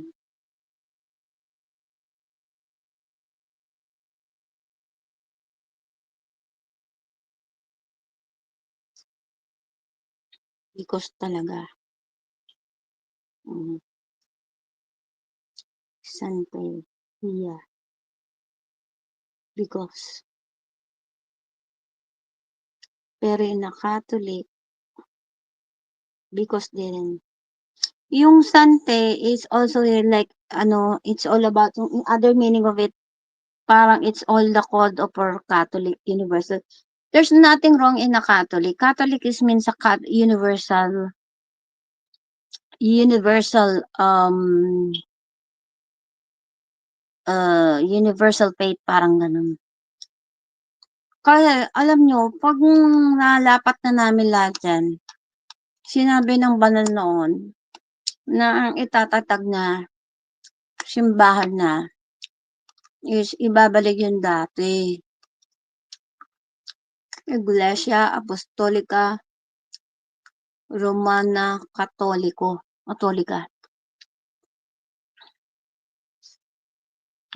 Yun talaga. Hindi magreklamo kayo sa Espiritu Santo. Kung ayaw ninyo, yun naman talaga ang magaganap sa hinaharap. Sang-ayunan lahat yan.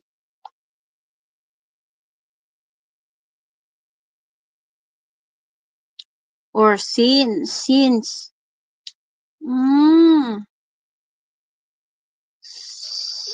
F-I-N-C-E, sins. Because simula, Sante, simula na ng good wealth, good being. Ibig sabihin, at the state of being well. Simula na, naging dahilan ng pagiging well niya, SamLily. Ibig sabihin, kung iaano natin ng Santequia, isisigaw natin positive na we are good, we're well, since then, somebody became a defender for the battling the good and bad. Diba sabi ko nga, good and bad. Diba sabi ko nga, this is already, the battle has ended, and this is the beginning of our new life, new book. Diba? Yun yung sinabi ko eh. Nangyari yun yung kahapon eh, na para bang hinipan na lang ako ng hangin na hindi ako nagsasalita. Di ba alam niyo naman ako, nagsasalita ako lagi. Pero, yung ginawa ng Diyos, nagsulat lang ako. I-replay niyo yung isang live ko bago kagabi. Kasi yung kagabi, naiwanan ko, words of God yun. Hanggang madaling araw.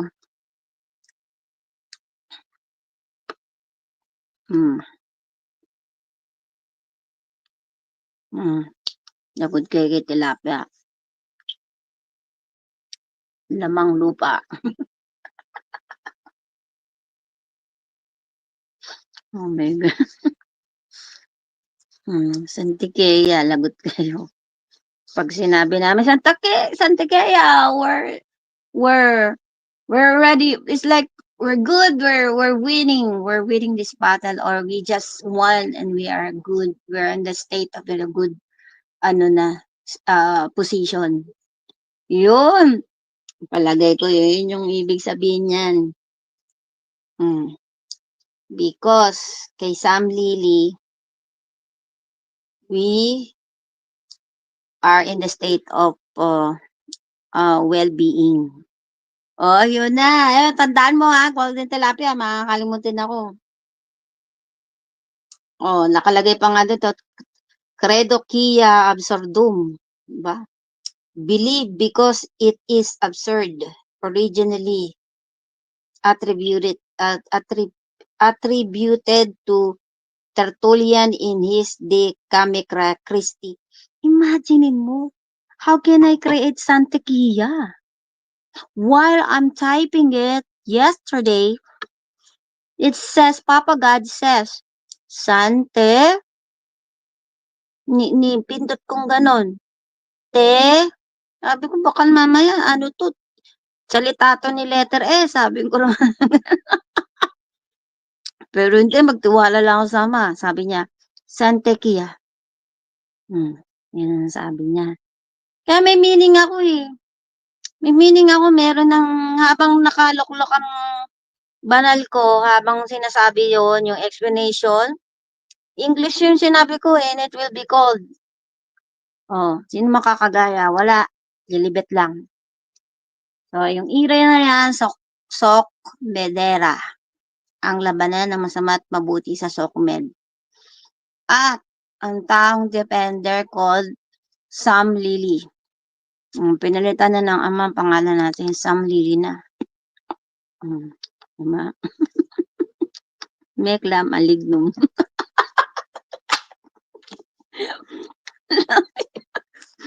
Wisit. Bili mo, makakabuo pa kayo ng salita. Habang nire-receive mo yung mensahe sa ama, tinatype mo na yon. Biro mo related sa Christianity, pala yung word na binigay sa akin ng ama. Sinabi niya sa akin, gagamitin mo yan. Ilagay mo yan. Eto, ilalagay mo. Biro mo pa nag-instruct yan. Kailangan nakapokus ako. Ayan, no? Credo, ginamit din pala to. Credo Kia, oh. Ayan, Credo Kia. Absurdum is a Latin phrase. That means I believe because it is absurd. Originally attributed to Tertullian in his De Carne and in his De Carne Christi. Related pala yun doon. What is the role of Kia in this clause? Oh, talaga pala. Related sa religious, oh. How do we know that the correspondence of Seneca and St. Paul were Jerry Bryan in a comment gave this quote? Classical Latin Kia introduces a subordinate clause to specify the terminative reason or cause of superordinate clause. That, oh shit. Hindi kasi ako naka-registered eh sa Google kaya ayaw makita lahat ng that is still it's ayan, Kia meaning Latin Catholic pronunciation.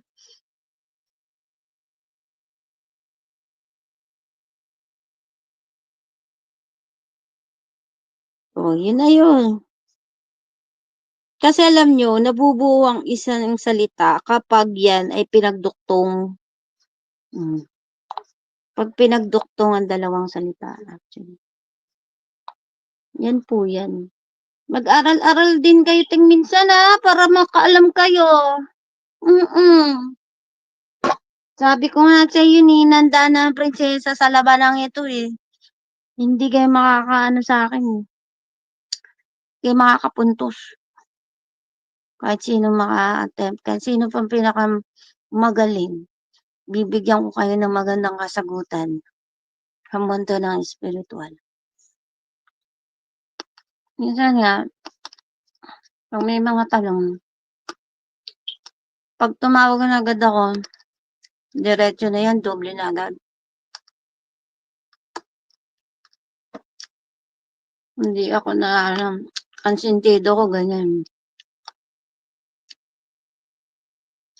Tapos nangangapal yung mga kilay ko.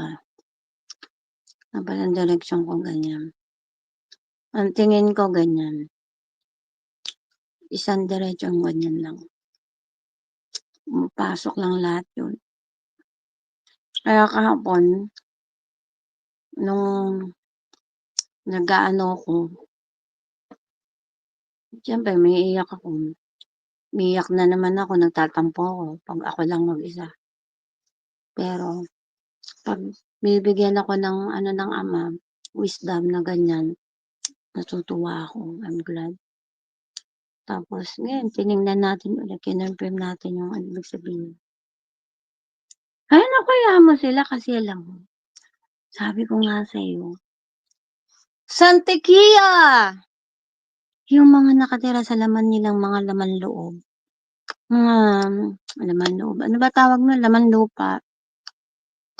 Mga nanginginig yan, nagagalit. Di nila namamalayan yun. Kaya, bahala sila sa buhay nila. Nandiyan lahat yan. Mag-play ulit tayo.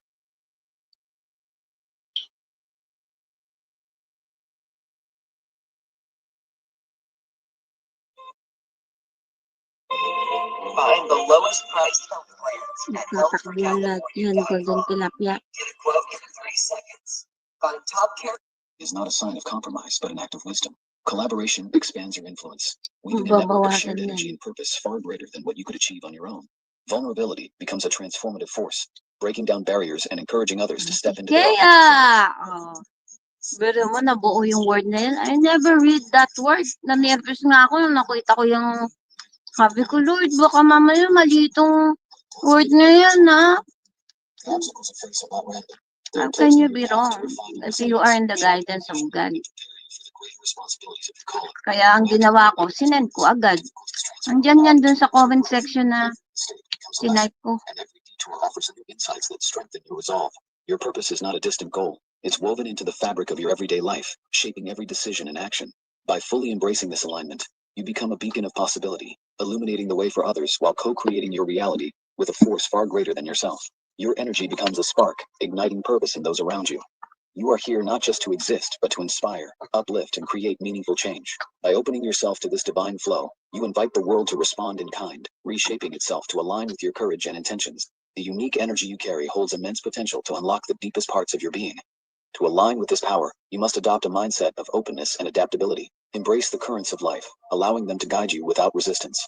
Look to the ever-changing winds as reminders of life's fluidity, teaching you to navigate challenges with grace and poise. Engage with this rhythm actively, letting it guide you toward clarity and renewal as it sweeps away stagnation. Movement, whether a walk, a stretch, or spontaneous action, is more than a physical act. It becomes a language of freedom, an expression of your spirit's energy. Allow your body to move without constraints, letting each motion bring you into the present moment. This practice is a reminder that alignment is not about rigid control but about intentional flow. Every movement in stillness becomes a declaration of your readiness to embrace life's abundance and resilience. Your ability to recognize life's subtle opportunities sets you apart. These moments often appear as whispers rather than loud declarations, waiting for your awareness to bring them to life. Trusting this unseen guidance requires faith and attentiveness. These seemingly ordinary moments, a passing comment, a chance meeting, or a quiet realization, are not coincidences, but deliberate signs placed along your path. Recognizing their significance calls for active engagement with the flow of life. To deepen your spiritual awareness, begin by grounding yourself in the present moment. Anchor your energy and observe how it interacts with your surroundings. Notice when it thrives, when it diminishes, and where it flows most freely. This self-awareness acts as your compass, leading you toward people and situations that nourish your purpose, while guiding you away from those that drain you. Opportunities to advance your journey often arrive in the most unexpected ways. Pay attention to what these moments reveal, how they shift your understanding, and the actions they inspire. This reflective practice sharpens your intuition, allowing you to uncover the intricate patterns that weave your experiences into a purposeful whole. You play a significant role in shaping the world around you, but recognizing opportunities is just the beginning. True transformation requires action. Alignment is an ongoing process, a collaboration between your intent and the divine forces guiding you. It demands your full presence, open mind, and awareness of the endless possibilities that surround you. The deeper your connection to this alignment, the more the world reflects your purpose, unveiling paths that were once hidden. Every environment you step into, and every connection you make carries deliberate purpose. You are not here by chance. Your presence uplifts energies, inspires transformation, and fosters growth in others. Denying your influence would be a disservice to yourself and the world. You are meant to lead by example, showing how alignment with purpose can create profound change. Living authentically is not about striving for perfection. It's about allowing your energy to flow freely, inspiring others to do the same. Vulnerability is not a weakness, but a strength that deepens the connections you form. Your journey, including its triumphs and struggles, serves as a beacon for others, helping them see their own potential. This is your time to rise with confidence, not just for yourself, but as a guiding light for those seeking their transformation. Ever noticed how people gravitate toward you, even if you're just quietly minding your own business? That's the magnetism of a chosen one. Your energy speaks louder than words, and it's not just ordinary energy. It's divine, unshakable, and uniquely yours. When you enter a room, the atmosphere shifts. Conversations pause. People can't help but sense that something's different about you. This magnetism isn't just for show. It's a call to action. Your presence reminds others of their potential, their inner greatness, and the light they've been dimming. While some will be inspired, others may feel intimidated, or even envious. Don't take it personally. This is simply the universe amplifying your role as a mirror for others to see themselves more clearly. Your aura, the unseen yet profoundly felt energy field around you, is radiating at a higher frequency. This makes it impossible for others to remain indifferent in your presence. You're like a lighthouse in the storm, guiding people who are lost or uncertain about their path. But here's the thing. A light that bright also exposes shadows. People who've been hiding from their own truth will feel uncomfortable around you. It's not because of something you've done. It's because your very existence challenges them to face their fears and evolve. This is a blessing and a responsibility. Stay grounded and let your aura continue to shine unapologetically. People are starting to realize that you're not just ordinary because of the way you've handled adversity. They've seen you walk through storms that would have broken anyone else. Yet here you are, strong, wise, and glowing with purpose. Your resilience is your badge of honor, and it's inspiring others to rethink their limitations. The way you bounce back from setbacks isn't just inspiring, it's transformative.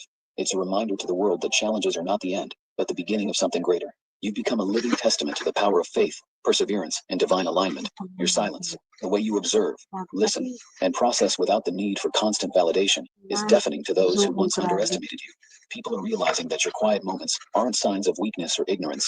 They're the spaces where you cultivate your power. This silence is your strategy. It's the pause before the leap, the inhale before the exhale. When you finally speak, your words carry the weight of universes. They penetrate hearts and minds, leaving no room for doubt about who you are. Your silence has become a roar, and the world is listening. While others are busy talking, you've been walking. Your actions have created ripples that turn into waves, touching lives in ways you may never fully realize. People are waking up to the fact that you're not here for shallow validation or fleeting fame. You're here for impact, for legacy, for divine purpose. Every decision you make, every step you take, is rooted in intention. This authenticity sets you apart in a world full of pretense. It's why people can't help but pay attention. Your life is a masterpiece in progress, and everyone's starting to see the bigger picture. Have you noticed how some people can't meet your gaze? It's because your eyes reflect truths they're not ready to confront. Others, however, will lock eyes with you and feel an instant connection. This is the unspoken acknowledgement of your power, a recognition that transcends words. 5 words you pronounce wrong 2 years before your brain starts shutting down. Dementia is now known as type 3. This acknowledgement might come in subtle ways, a respectful nod, an unsolicited compliment, or even silent admiration. It's the universe's way of confirming what you already know. You're not like everyone else. You're a vessel of divine purpose, and people can't help but take notice. As a chosen one, your influence isn't about commanding attention. It's about inspiring transformation. People are beginning to realize that your presence alone can shift perspectives, ignite passions, and awaken dormant dreams. Your influence is subtle yet profound. It's in the way you carry yourself, the choices you make, and the energy you bring into every space. You're not just changing lives, you're changing narratives, showing others that it's possible to live authentically and fearlessly, whether they understand. May may iba eh. Siyempre, prinsesa, iba-iba sa paraan. May sandalias, mayroong slip-on, may high heel, lahat. Ngayon ito, dami ko pala sapatos. Namigay pa nga ako ng 2 booty shoes na bago, maganda yun, sa Nordstrom yun. Grabe. Meron pa pala akong sapatos na yun. Dami sapatos. Meron pa ako dun. Meron ako nakareding pang hanggang tuhod na pang snow. Sukod, mga praning! Gusto kong warpre ka rin ng tilapia. Yan, dyan silang lahat. Kaya nga nagko-commercial break ako eh. Ay, iba yung ipi-playback natin. Ito yun. Ang ganda ko talaga. Tingnan mo yung aura ko, diba? Alam mo, sabi nga, ganyan yung sabi nila na kapag kay pinag-uusapan mo ng spiritual, gumaganda. Si Lord ang nagpapaganda. Di ba ang ganda? Galit ba sila? Sila magalit. Ito ang maganda. Your voice is power. Chosen one. Jezebels hate it and even the devil fears it. Kaya Listen natatakot closely, sila. chosen one, because this message is for you. Ayan. You may have noticed how certain people flinch when you speak. They avoid your gaze, shift uncomfortably in your presence, or refuse to acknowledge what you say. They fear your voice, not just the sound of it, but what lies behind it. The truth you carry, the things you know, the secrets they've tried to bury. They fear that the words rolling off your tongue might expose their wrongdoings, unravel their carefully woven stories, and bring their concealed intentions into the light. Understand this. The reason they fear you is that your voice is not just your own. It is fortified by the power of God. You didn't ask for this gift of perception lightly. It was entrusted to you. Hey, check this out. So I stopped buying random lotto tickets and started doing this instead. You've probably heard that winning the lottery is. As we once discussed back in September, your discernment has grown sharper over time. Perhaps back then you only sensed vague shadows lurking behind certain smiles. Now those shadows have names. You can pinpoint who harbors ill intent, who speaks with a forked tongue. They fear your voice because you know their deeds, how they lied to you, manipulated situations, caused pain and hurt you alone. You know who turned their back when you needed them, and they know that you know. Who are these people? Sometimes they are those you once considered friends. Santequia! Sometimes they hold positions of influence, colleagues, relatives, even those who claim spiritual authority, but whose hearts are far from pure. They may sit in pews and recite holy verses, yet their actions betray them. They don't want to face you because you represent something they cannot control. Yes. Oh, Their souls.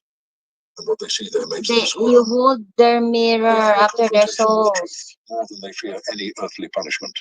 Yeah, dirty They fear punishment. you because with Paparusahan God on kayo. your side, you can call things as they are, not as they pretend them to be. Write in the comments. I recognize deceit and stand firm in truth. I will not bend before corruption, for God strengthens my backbone. They hate you for this because hate is often the product of fear mixed with pride. Yes. They know You hate that if your words reach the pride right ears, and their pride illusions daw. would crumble. So they try to undermine you with gossip, Ayan, whispering behind closed doors. gossip! They speak half-truth. Ina-undermine niyo ako, ha? Under gossip, they speak half-truths, twist your intention, and spread rumors. Lalagot kayo. Magagalit si Papa Jesus. They speak half-truths o half kalahati ng katotohanan pero tinitwist nyo ang intention ko. At nag-spread kayo ng rumors. Rumors. Kasinungalingan. Chismis. Twist your intentions and spread rumors. Why do they do this? Because they hope to discredit your voice. If they Yes. can convince others that you're the problem, then maybe fewer people will listen to your truth. Lagot kayo. Ayan na. Narinig nyo? Replay nyo na lang, ha? Tinitwist ninyo para patunayan na sabihin nyo ako mali, kayo tama. Cannot stand long against the reality you carry. Rumors can Some will refuse to stand face you long directly. sa reality, sa Confrontation katotohanan. terrifies them because it would mean responding to your honesty. Hindi nyo nga kaya makipag-confront sa akin eh. Hindi nyo kaya kasi wala kayong wisdom. Totoo naman. Nung minsan aakit ako doon sa lunggaan nila kay Det, sinasabi nila, ay, demonyo na talaga siya. Binimirror nila ako, tilapia. Sugod ako doon, paakyatin niyo ako, sabi gano'n ni Tekla, huwag mong paakyatin. Sabi pa naman ni Tekla, doon sa nandun na ako sa backstage. Nakikita ko, may message, loka. Kala mo hindi ko alam. Takot siya kasi yung nananahan sa kanya espiritu ng kadiliman, yan na yun. Nangyayari sa kanya, ayaw niya aminin. Instead, they lurk in corners, send messages through intermediaries, or create diversions to keep you busy. They hope you'll tire out, give up, and disappear. But you won't, because this calling isn't something you chose on a whim. It was placed upon you by the Almighty. God sees what's happening. He sees their schemes and your perseverance. He knows how they try to manipulate narratives, cast doubts, and derail you from your mission. Manipulate narrative, mga salita nyo, mga From kwento old nyo. lessons we noted last September, remember that darkness thrives where no one names it. Now you name it. You give it shape and substance, forcing it into the open. This is why you've been given this power, not to gloat, not to elevate yourself, but to align with divine righteousness. God entrusted you with insight, so you can be a catalyst for change, a voice that rattles the walls of complacency. He is on your side. He wants you to speak not out of spite, but out of necessity. Your voice carries the potential to free not only yourself, but also those trapped in webs of deceit. Satan, the father of lies, watches this unfolding drama with frustration. He had hoped to keep certain truths hidden. He thrives in confusion where people accept falsehoods without question. Every time you speak truth, you weaken his grip. Your words are like floodlights, piercing the darkness. Satan cannot stand in the presence of unveiled truth. He scurries in the shadows, influencing those who try to silence you. He whispers in their ears, encouraging manipulation and slander. But when truth is spoken boldly and consistently, his influence wanes. He loses ground. Satan is weak when confronted by authenticity fueled by divine purpose. In the presence of truth, deceit withers. God gave you this power of discernment and truth-speaking to be a guardian in a world flooded by false narratives. He knew you would face obstacles. He knew some would despise you for it. Remember what Jesus said, "If the world hates you, keep in mind that it hated me first." John 15:18. John 15:18. Christ himself, who embodied pure truth. The world hated you, always reminded or be reminded that God hates them first.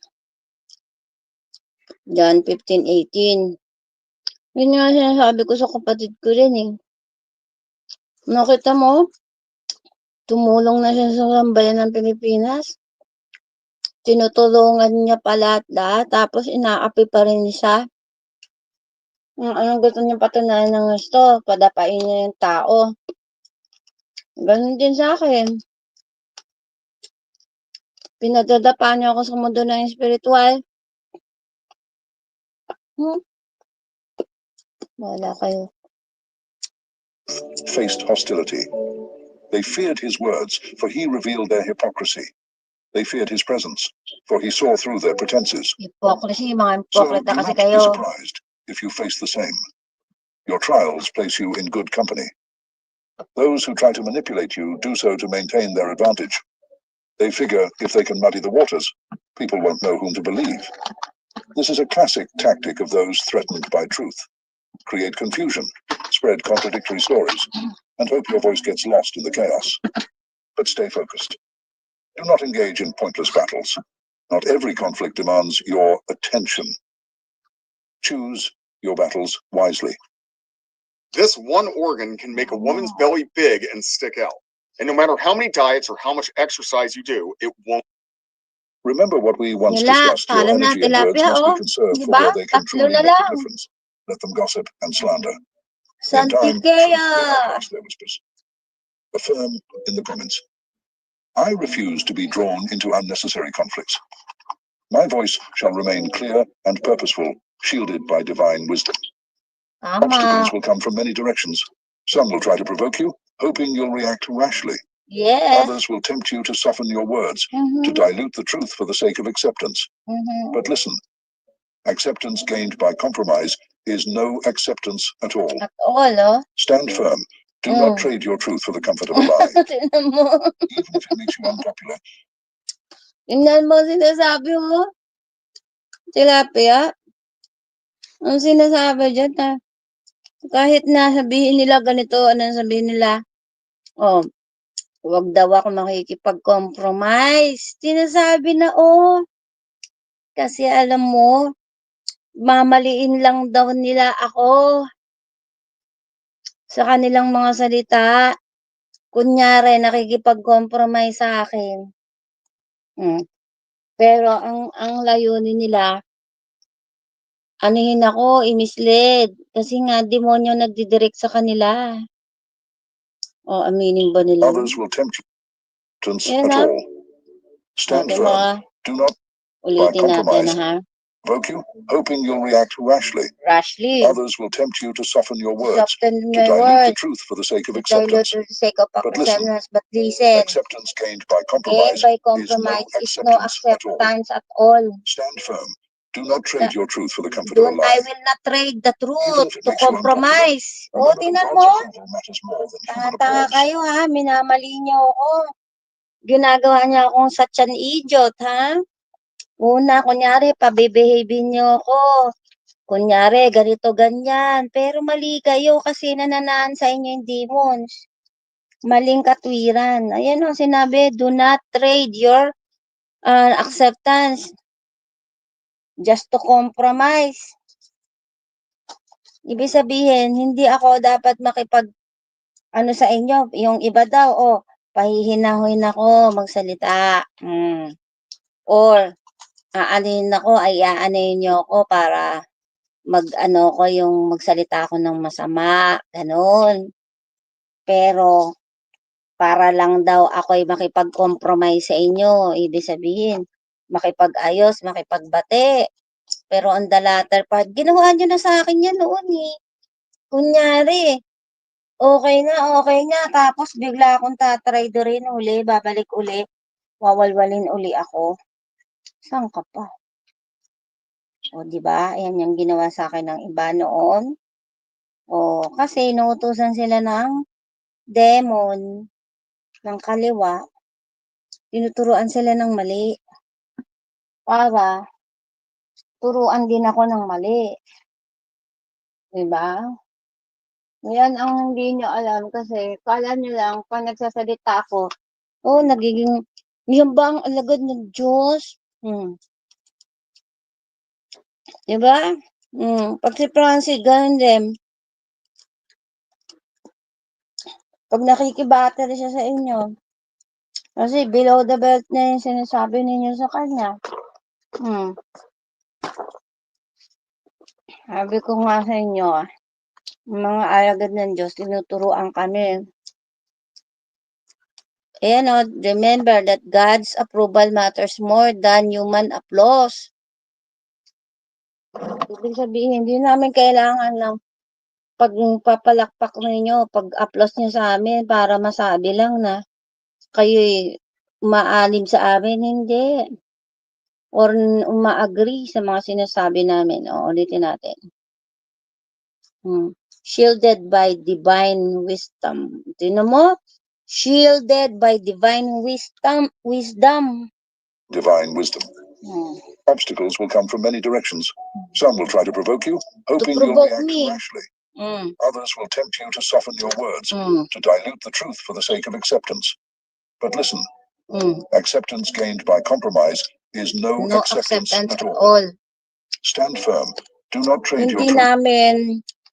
Kumbaga, hindi namin tatanggapin yun. Sabi dito, stand firm. Tumindig ka sa iyong paninindigan. Ibig sabihin niya, manindigan ka kung ano stand mo. Huwag mong ipagpalit ang katotohanan para lang because for the comfort of all alay. Para bigyan ko lang kayo ng comfort. Ibig sabihin, mapasaya kayo sa mga kasinungalingan ninyo. Anong kasinungalingan ninyo? Yung mga paninira ninyo sa amin. Na kami lang ang nakakaalam ng katotohanan sa mundo ng espiritual. Pero minabali nyo kami. Yan ang katotohanan dyan. For the comfort of a lie. Even if it makes you unpopular, remember that God's approval matters more than human applause. Kahit hindi na kami popular sa inyo, remember that Ako, kahit hindi na ako makilala, nakita nyo, ang live ko, halos 1,100 lang pumapalo ang subscribers ko. Eh kung gusto ko maging popular, di talaga inarangkada ko yan. Hindi. Dahil alam ko, ang Diyos na magpaparami niyan. At ang magsasubscribe lang sa akin, yung may takot sa Diyos, handang makinig at tumanggap. A time for weariness, remember. Ayun o. In times of weariness, remember that God values your courage. Yung tapang ko. Oh, tingnan nyo, kahit na pinagtutulungan nyo ako, nandiyan pa rin ako.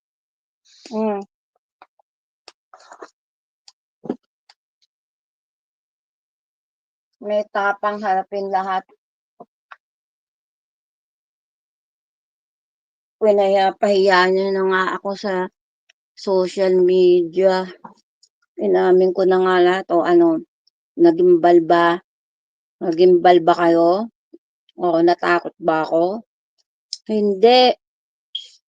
Ba't ako matatakot? Eh, ang binabalyo ko, yung ano kalooban ng Panginoon. Yun nga turo ko sa kapatid ko eh. Bakit ka matatakot eh? Anak tayo ng Diyos. Natutunan niya na yan ngayon. That God values your courage. He knows the burden of seeing clearly in a world that prefers blindfolds. He understands the pain of standing firm when so many want you to buckle. Scripture reassures us. Be strong and courageous.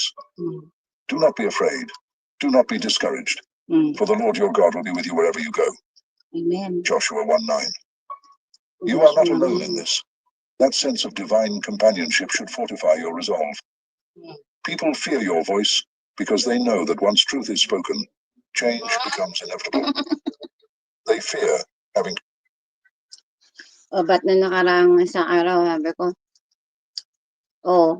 hindi ako natatakot. Nakita nyo nga, minsan pinipigilan ko yung bibig ko magsalita ng katotohanan. Ibig sabihin, hindi ko dapat i-reveal, nare-reveal ko. Bakit? Ayun ang sinasabi ng Panginoon eh, kung ano yung lumabas sa bibig mo, pinahintulutan ko.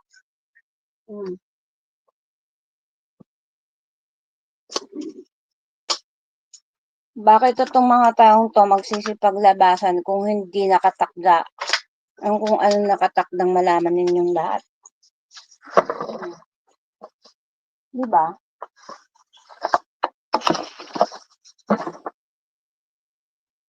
They fear having to adjust their narratives.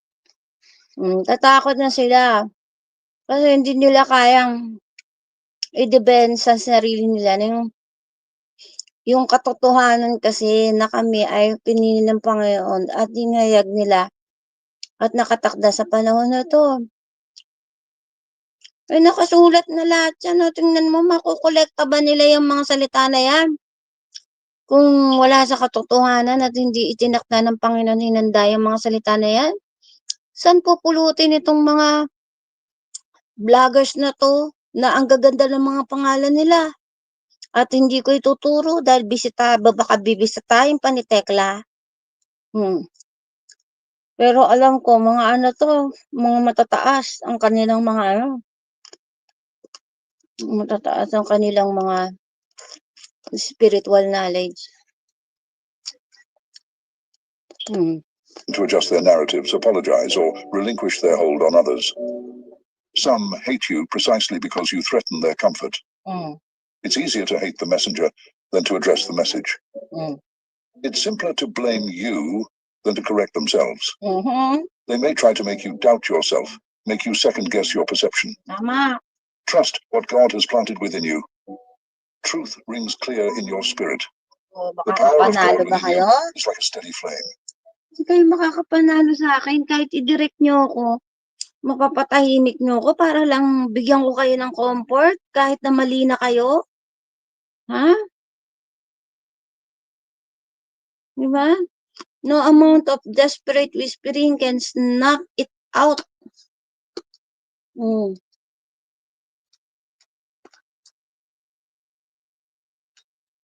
Di ba?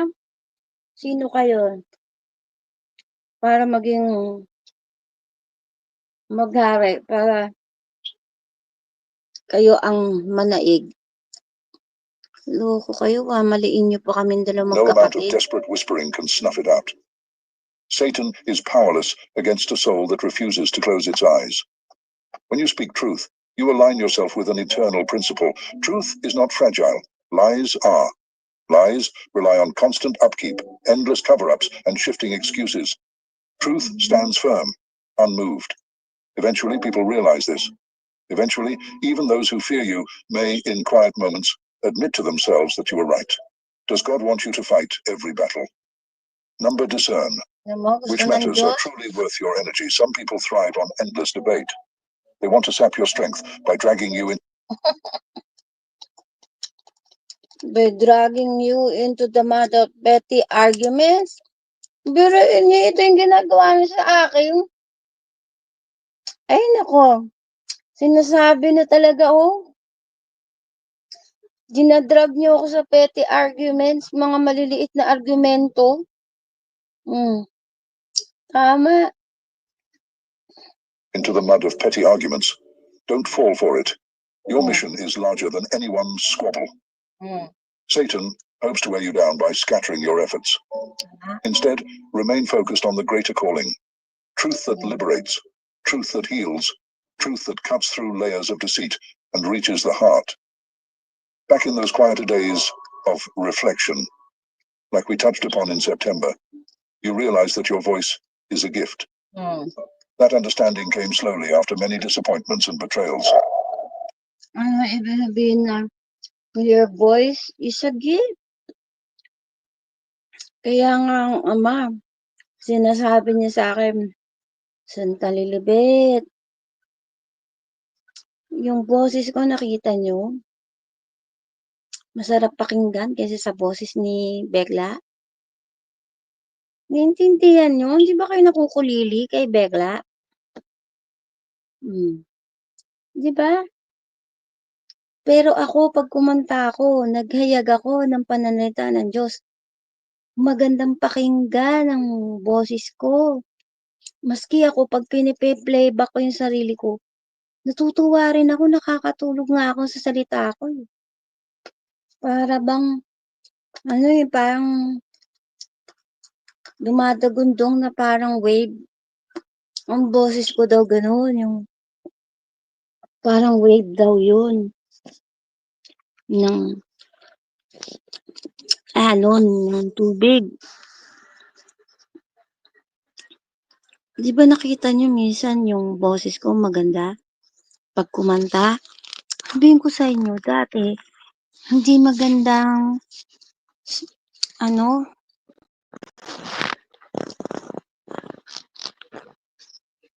dati hindi maganda ang boses ko. Yan, Tekla, lagot ka kay ama. Lagot si Tekla. Wala ka ng Diyos sa katawan mo. Lagot ka sa amang impinito. Ha? Ano? Ayun, ito nakasulat yan. Ang sabi. Let me check. Astral.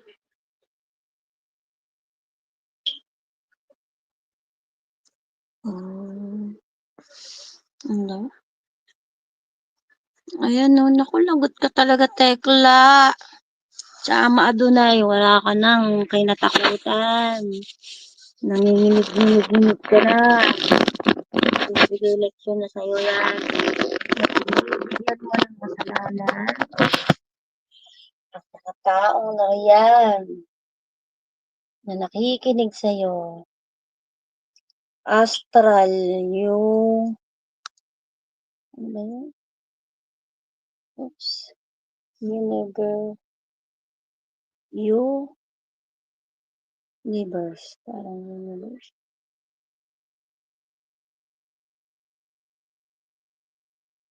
Ito si Lilibet, oh. I'm more tuned to the difference between sincere soul. Sincere kasi ako. Naririnig niyo na sa akin yung madalas ako'y tapat. Kaya nga si Francis din niya ako pwedeng isama sa sinungaling na yun. Tingnan mo si Lilibet, ayun mo. Maliwanag si Lilibet. Lumiliwanag ang ganda ni Lilibet.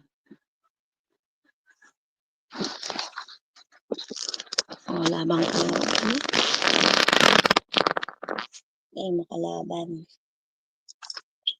Pasaway kasi kayo. Wala na kayong inintindi kundi mag-away-away. Patunayan kung sino si Franket Leo Matkot, the wonder boy of the baby. The baby ni Lilibet.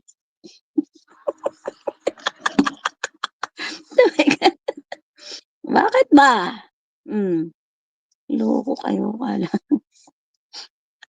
kala nyo matatalo nyo ang isang mandirigmang prinsesa. Loko ka! Para itatapat ko ng ganyan para kumbaga alam nyo pag ginanyan ko hindi makikita ninyo. Tuloy. Re-rewind ulit. Souls and hollow pretenders. Hollow God molded you pretenders. through hardship so that your voice would carry Si Ma'am authenticity. Mary, oh. Inside this workshop, you'll discover that you don't need a finance Ang degree galing or talaga, any oh. Di-ready talaga nila si Mama Mary. Authenticity Ayan. scares those who rely on pretense. Oh. You may wonder what to do when the pressure becomes intense. When gossip escalates and hostility grows, how should you respond? Respond with steadiness. Not weakness that denies truth, but calm confidence. Your calmness disarms them. They expect anger, panic, or at least some frantic defense. When you remain composed, they realize their tactics fail. And remember, you don't have to be everywhere at once or correct every false statement. The truth has its own power.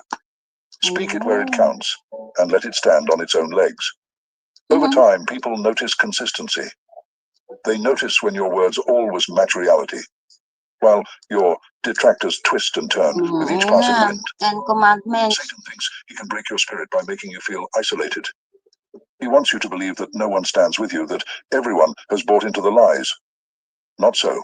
God is with you, first and foremost. And he often sends quiet allies.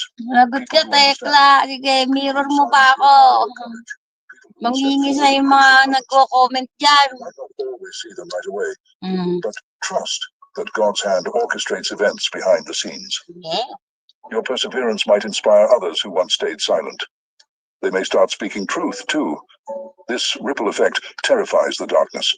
Affirm in the comments. Even if I feel alone, I know God is with me. My stand for truth encourages others to join the light. What does God think of you? He delights in courage that springs from sincerity. He respects those who uphold truth despite adversity. He knows you are not perfect, that you have doubts and fears. Yet he still chose you, precisely because you're willing to see and speak honestly. He doesn't expect you to save the world on your own. He expects you to do your part. To stand as a beacon, a reminder that not everyone is asleep or complicit. Your voice, in God's eyes, is a tool for awakening. This is a holy task. When you speak truth in love, you do more than expose wrongdoing.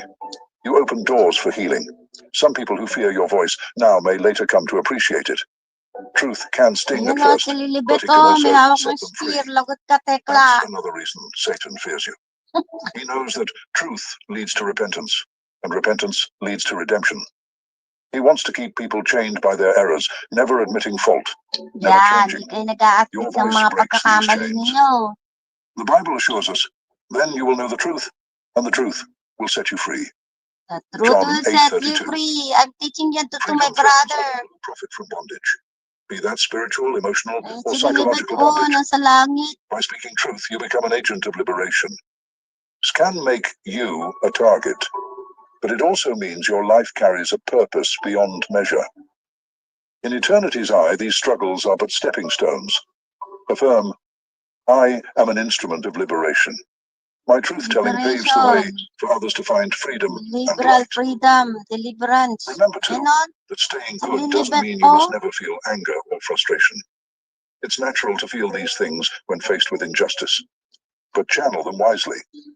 Let righteous indignation fuel your commitment, not degrade you into bitterness. Bitterness sours the truth, making it hard for others to receive. Keep your heart aligned with God's love. Truth spoken from love has a resonance that cannot be faked. If the battle seems overwhelming, retreat briefly into prayer, reflection, or scripture. Gain strength from the word.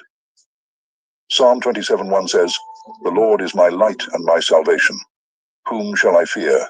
Yes. In those quiet Amen. moments, remember who you serve. You serve the creator of truth, not the architects of lies. This Yes, the perspective shrinks your architect of enemies to their lies. proper size. They are but frail Not humans to the clinging to devil and the illusions. satans. You Only are got backed the by the Father infinite might of the Almighty. Almighty.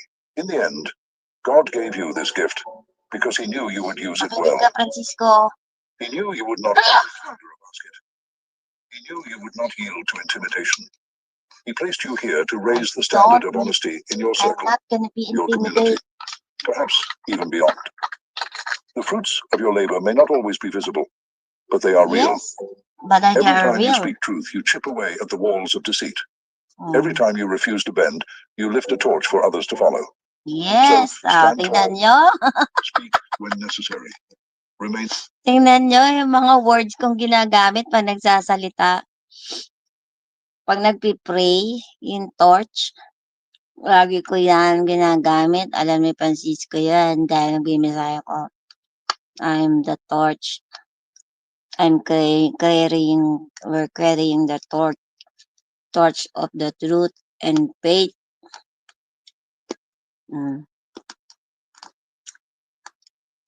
Dito kayo makikinig para maintindihan nyo kung bakit meron kaming katangian. In silent when wise, and keep your eyes on the one who called you. They fear your voice because it threatens their false peace. Yan. Nafi-fear kasi kayo, natitreaten kayo sa sarili nyong peers. Peers, yung peers. Peers ba yun o peers butas? They fear your insight because you see past the masks. Fear. They fear your connection to God, for it assures you that you are not alone. Let them fear. Their fear is not your burden. Your burden is to remain anchored in truth. Yes. You do so with grace, consistency, Anchored. Kailangan naka-anchored ako.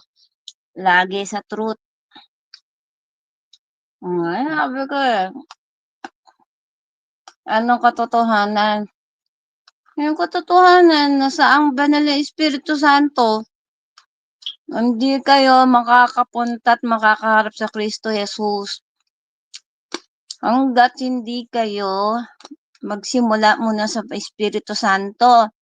Ang ginawa ninyo, binaboy niyo Espiritu Santo. Nasubukan ng inyong mga pananampalatayang marupok dahil hindi nyo alam ang Espiritu Santo ay bumaba at gumanap sa panahon na ito at gumaganap pa rin. Yun nga lang, I'm her princess warrior. Ba't sino ba nagpapakilala sa inyo na ang mahal na Santa Romana ay siyang Espiritu Santo? Hindi nyo matanggap dahil hindi ipinaunawa sa inyo. Say after me. I am a vessel of divine truth. I'm a vessel of divine truth. I fear no darkness, for my voice is guided by God's light. I choose wisdom. I choose wisdom. I choose strength. I choose to I stand choose to firm stand firm in the name of truth. Now, chosen ones and silent readers, affirm in the comments a powerful, unusual verse that speaks to your heart. A verse that reminds you that truth, no matter how contested, always finds its way. Tingnan nyo sila. Let us create a chorus of verses and affirmations that will resonate beyond this Bakit moment, sila echoing in unseen places. nakapaggawa ng Strengthening ganyang the stand of video every soul kung who hindi dares to sila speak what must be nakahanda? spoken. Ang gaganda ng video nila, guys.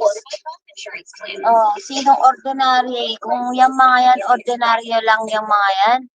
na katulad ninyong mga ordinaryong mga vlogger lang? How can you create those stuff if you are not really chosen of God? That they were just parang lang sila to make up stories? No. Meron silang pinagmulan Welcome to yan. knowledge and power. Yan na. There are moments in The life when you look crown around of and wonder, yours. why me? Why this path? Let me tell you something. Chosen one. You didn't stumble here by accident. You didn't hustle for the spotlight, and you didn't beg for the throne. That's not your style. Instead, life has tested you in ways others wouldn't survive. The heartbreaks, the setbacks, the lonely Wala na. nights. It Golden all felt tilapia. personal Pati because ikaw it was. nakatulog na. But here's the truth. Those Mayas na trials were mga God's animal. way of preparing you for a purpose bigger than you Hindi can nila imagine. kaya yan. The crown wasn't something you chased. It's Maski something si you were built for. Tekla. While others Iiyak scrambled yan for si approval, Tekla. you stayed grounded. Your Iiyak. strength, your vision, Iiyak. your authenticity. It's what makes you unstoppable. And now it's time to step into what you were destined for. So if you've ever doubted yourself, watch this. Not for the sake of inspiration, but to be reminded of the extraordinary power within you. You've already earned it. Now wear the crown. Number one, the crown didn't fit others because it was custom made for you. There's a reason the crown didn't fit anyone else, no matter how much they wanted Hindi it. magpipit They sa could hustle, inyo ang pretend, crown. or even try to mimic your steps. Sa akin But lang it was never daw. going to work. Why? Because it wasn't theirs to carry. The crown wasn't just handed out randomly. It was carefully crafted, shaped by everything you've endured and designed to fit and only you. designed. Think about the trials you faced, the kind that would have crushed anyone else. Those moments didn't just happen to you. They happened for you. Every setback, every heartbreak, every rejection, it all added another layer of Yan. resilience to your Rejection ang character. While ginawa others were niya. out chasing shortcuts or living for applause, you were being refined in silence. That's why when they tried to step into your place, it felt wrong. They didn't have the foundation, the grit, or the scars to bear the weight of it. This isn't about arrogance. It's about alignment. The crown matches your vision, your strength, and the depth of your soul. It's not just about wearing it. It's about living up to it. And let's be brutally honest. Others might envy it, but they wouldn't survive what it took to earn it. They don't see the sleepless nights, the sacrifices, or the pain you had to transform into power. They only see the end result. But here's the thing. The crown didn't come to you by accident. It came because you proved you could carry it, not by chasing it, but by becoming the kind of person it was meant for. So let them try, let them wish, let them watch. The crown will never fit anyone The else because crown it will was not custom fit made for the you only one who could to handle fit its weight. Tekla. Number two, you Dahil walk through mali fire ang didn't smell like victory. pinagpaguran mo. When you're chosen, life doesn't hand you anything on a silver platter. Instead, it throws you into the fire, the kind that burns away illusions, comfort, and everything you thought you needed. But here's the thing. What was meant to destroy you didn't. The fire didn't consume you. It shaped you. While others crumbled under the weight of their challenges, you stood firm, even when it felt like the flames would never end. And now, you carry the kind of victory that can't be faked. That glow people see in you, it wasn't borrowed or bought. The It was glow. earned piece by piece through moments no one else witnessed. The long nights when quitting seemed easier, the heartbreaks that almost broke you, the battles you fought alone. Those moments weren't just painful, they were transformative. They forged a strength in you that others can sense but can't quite Yan na, understand. tunaw na. It's why people are drawn to you, but also why some envy you. Tagal pa They kayo. see the victory, but they don't see the fire that created it. The Wala truth is, na. the fire didn't just Naubos na kayo. Sabi ko sa inyo eh. Malalaman nyo kung sino ang nagsasabi ng totoo. Kung kayo pala ang pinakamapalad, mabait sa balat ng lupa, kakayanin nyo. But, siyempre, di-discern kayo ng Panginoon na mag-stay dito. Bakit? Ano ba itong piniplay ko sa inyo?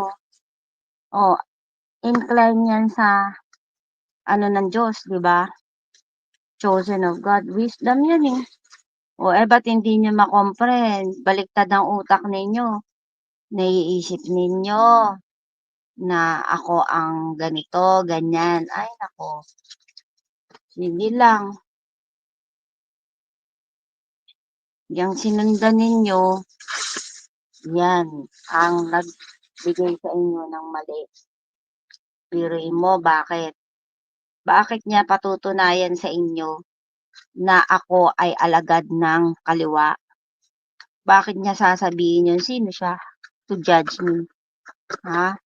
Ngayon, pag sinabi ko sa kanya pabalik, ang reflection na sinabi niya, binounce back ko sa kanya, nagugustuhan ba niya? Hindi. Kasi, mali siya eh. Dapat, kung siya palang mabuti pala siya, ituturo niya ang mabuti dyan sa pagbablog niya. O anong ginagawa niya? Nilalason niya ang kaisipan niyo. Para ano? Para kayo ay magkasala sa inyong kapwa-tao. Sino yung kapwa-tao niyo? Ako yun. Hiriin niyo. Isa lang ako dito nagsasalita, lahat kayo hindi mapatid yung pag-aano ninyo, pagta-type niyo diyan. Oh, tama, mali. Oh, nakita niyo lang ako nagmura kung ano-ano ng mga ni-reaction niyo. Bakit? Dapat lang kayong pagmumurahin na. Sa tagal ba naman yan, pinaniwalaan niyo, ako buang, ako si Raulo, ako demonyo. Oh, sino ang makakagusto sa inyo? Sinong hindi magagalit sa inyo? Ha? Ayan o, ini-explain niya na ang mga chosen of God hindi ibig sabihin. Ha? Bigyan ko kayo ng comfort. Manahimik ako, hindi ako magalit. Hindi ako magsalita sa inyo. Bigyan ko kayo ng benefit, yung comfort na sarap na ano, ganong naaalihan kayo ng masamang demonyo. Ito naman. Masamang demonyo naman ang maano sa inyo. Dahil kung kayo, nadidiscern nyo lahat yan. Oh. Sukat ba naman pagtutulungan ninyo ako? Sino kayo? Oh. Bakit nyo ako pagtutulungan? Ganon sasabihin nyo, demonyo ko. Oh. Ayan oh. Puro, salita ng Panginoon, paninamala, pananampalataya. O ano, kaya nyo. Hindi nga kayo makatagal kasi dahil ang katotohanan wala sa inyo, nandito sa taong nangungusap.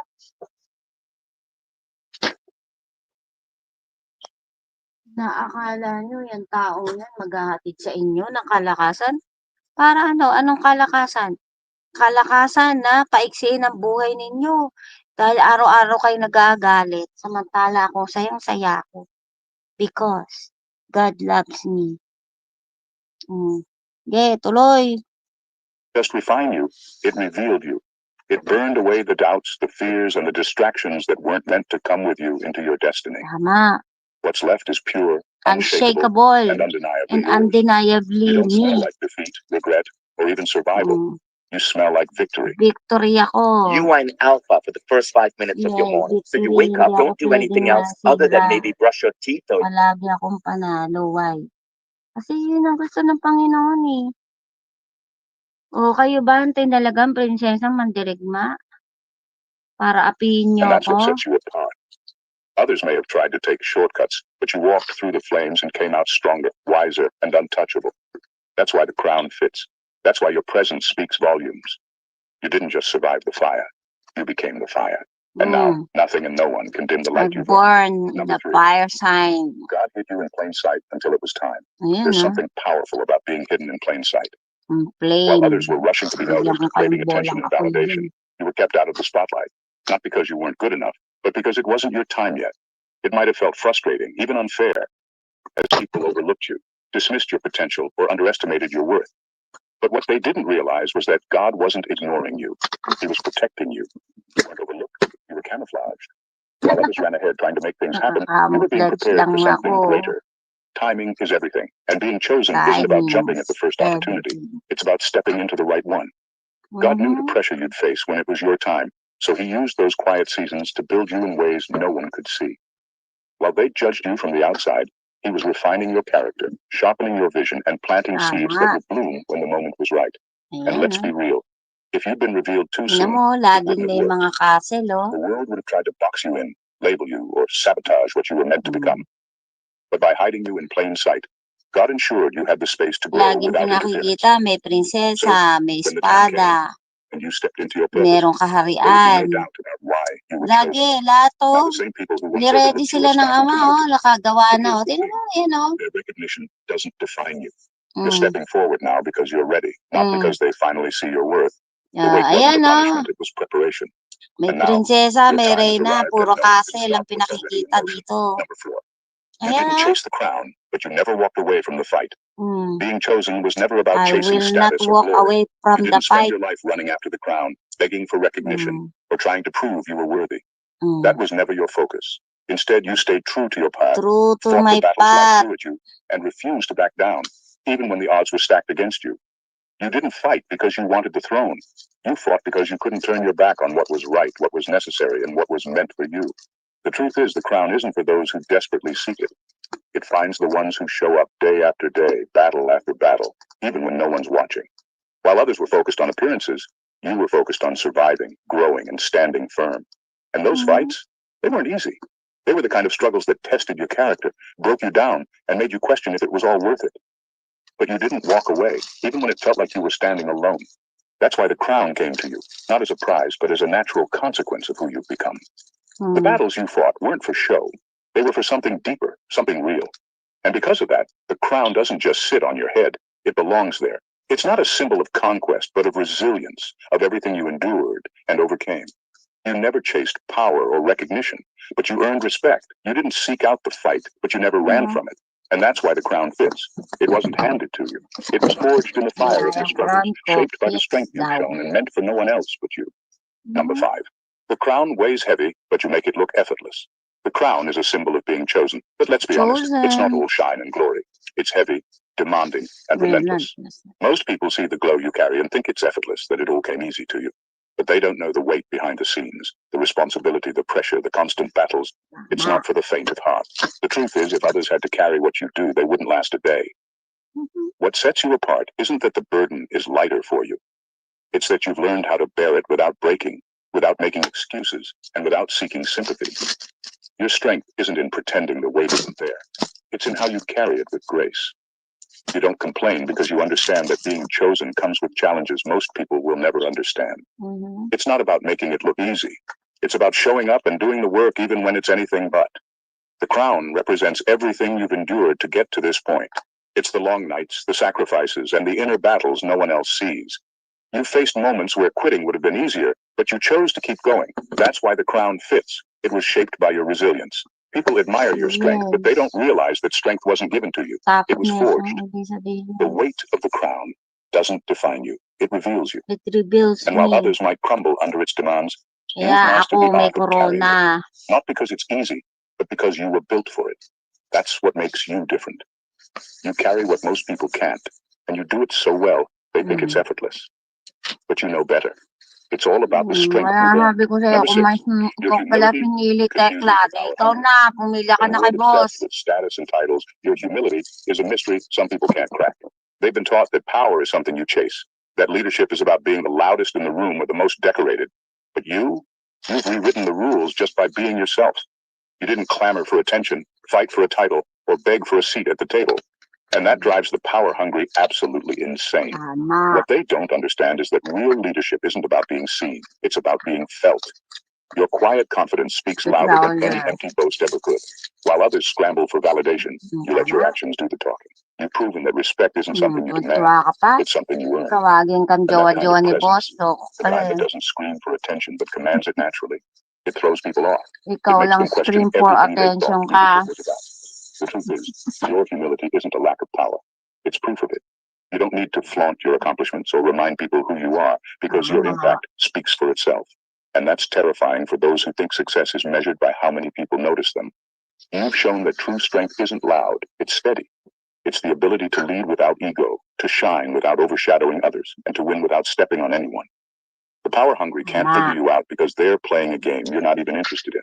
While they chase status, you build substance. And that's why you'll always stand out. Not because you tried to, but because your authenticity makes the noise of the world seem shallow in comparison. They don't get it, but they don't have to. You're already ahead.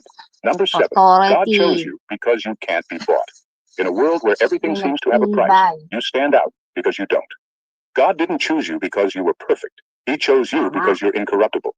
While others were busy selling their values for power, fame, or approval, you stayed true to who you are.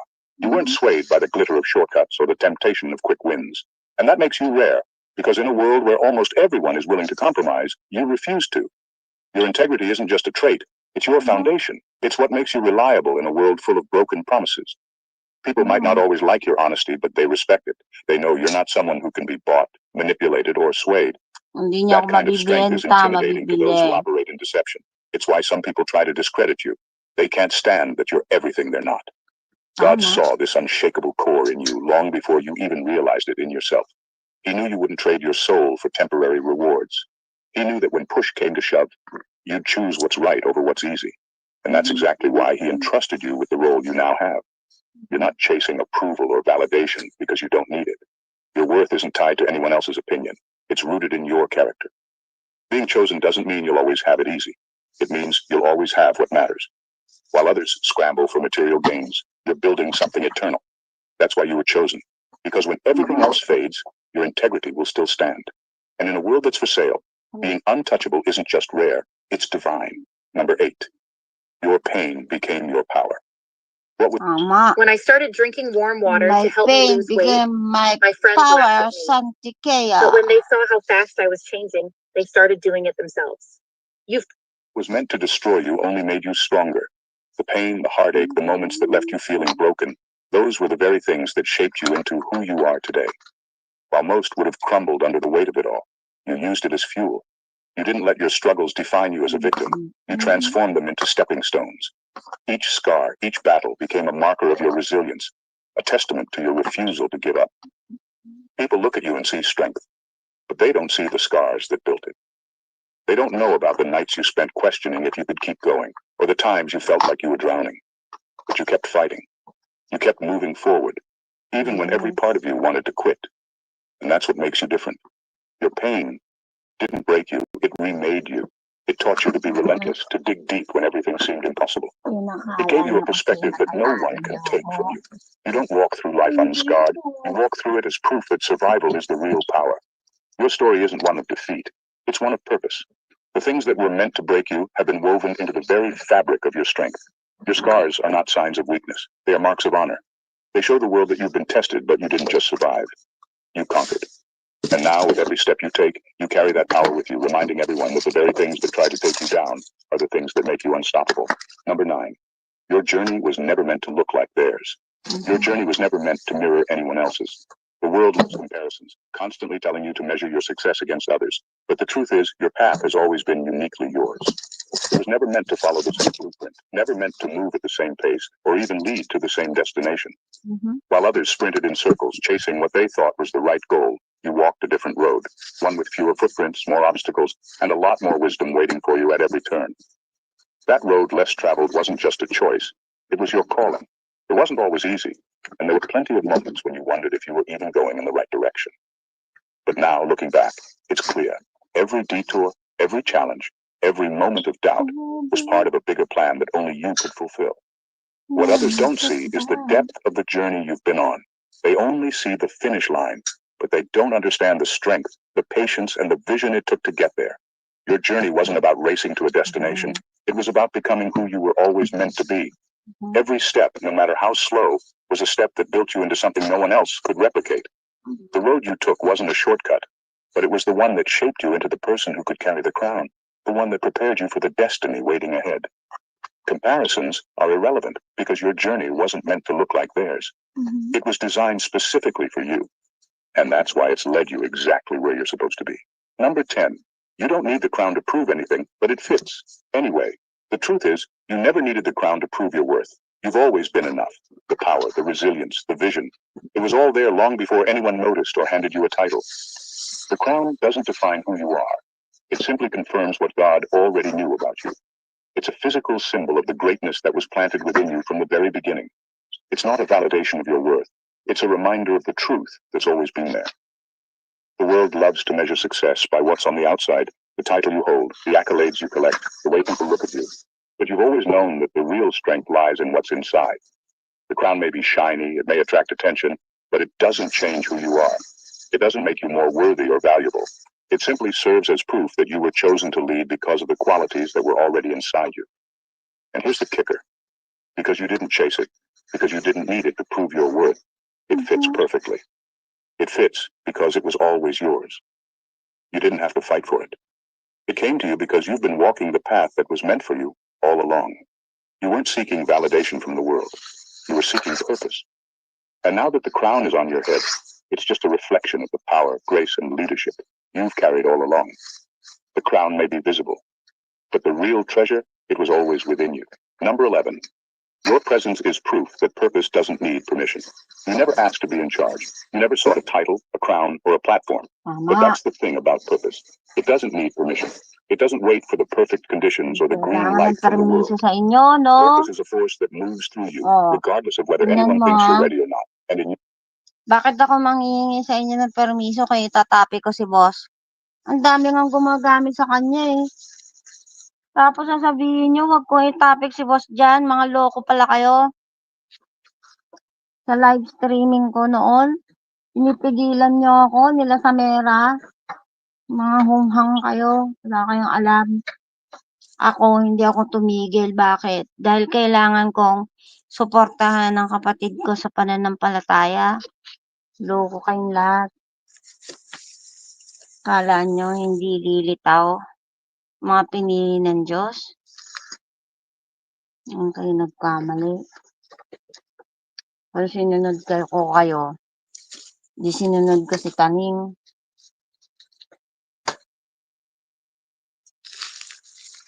Tama. Hindi ako katulad ni Tekla. Ay, nako.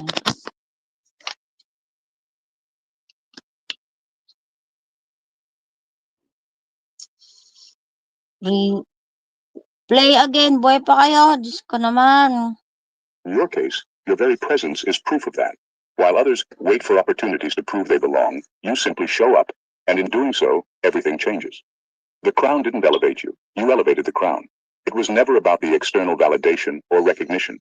You didn't need the world to tell you that you were meant for more. Your actions, your decisions, your way of moving through the world spoke louder than any title ever could. The crown is a mere accessory, an outward sign of the inner power that's always been there. It was waiting for you to realize it. Purpose doesn't ask for permission. It doesn't need to be recognized, validated, or given a green light. It simply arrives when it's time and makes its mark. And you are the living embodiment of that. Your life is the proof that when you're truly aligned with your purpose, you don't have to chase anything. The world doesn't get to decide when you show up or how you show up. You do. And when you walk into the room, everything shifts because purpose doesn't just follow the rules. It creates its own. Number 12. You were tempered in isolation, not validation. While the world was busy seeking approval, recognition, and validation, Alin, kung hindi ko pinadetektahan ng kapatid ko sa pananampalataya, sabihin sa inyo kung ano kahalagahan ng isang taong katulad niya. Di lalo na ninyong nilampaso yan taong yan. Loko pala kayo eh. Alam nyo ba na kung bakit ako nag-i-exist dahil sa kanya at bakit siya nag-i-exist? Nang dahil din sa akin. Tandaan nyo yan. Wala kayong karapatan. Napabulaanan ng kung sino kami at kung ano ang mahayag at kung ano ang nakatakda. Hindi namin kailangan ng approval ninyong lahat. Kung gusto nyo, kayo na. Kayo na gumanap. Tingnan ko kung kaya nyo. Never shouted in your direction, but that didn't stop you from moving forward. In fact, it was in that silence, in the isolation where most would have crumbled, that you were shaped. You didn't need external validation because you were forging your own strength in solitude. More than 100,000 Americans have beaten diabetes thanks to a simple home method presented by Barbara O'Neill. You faced battles behind closed doors, emotional, mental, and spiritual, without anyone around to cheer you on. But that's where true growth happens. That's where you learned who you truly are, not who people wanted you to be. God saw all of that, every quiet tear, every moment when you felt like giving up, but didn't. He watched as you stood tall despite the emptiness, knowing that this was the foundation for something bigger. What the world doesn't understand is that real leaders, real kings and queens aren't made in the spotlight.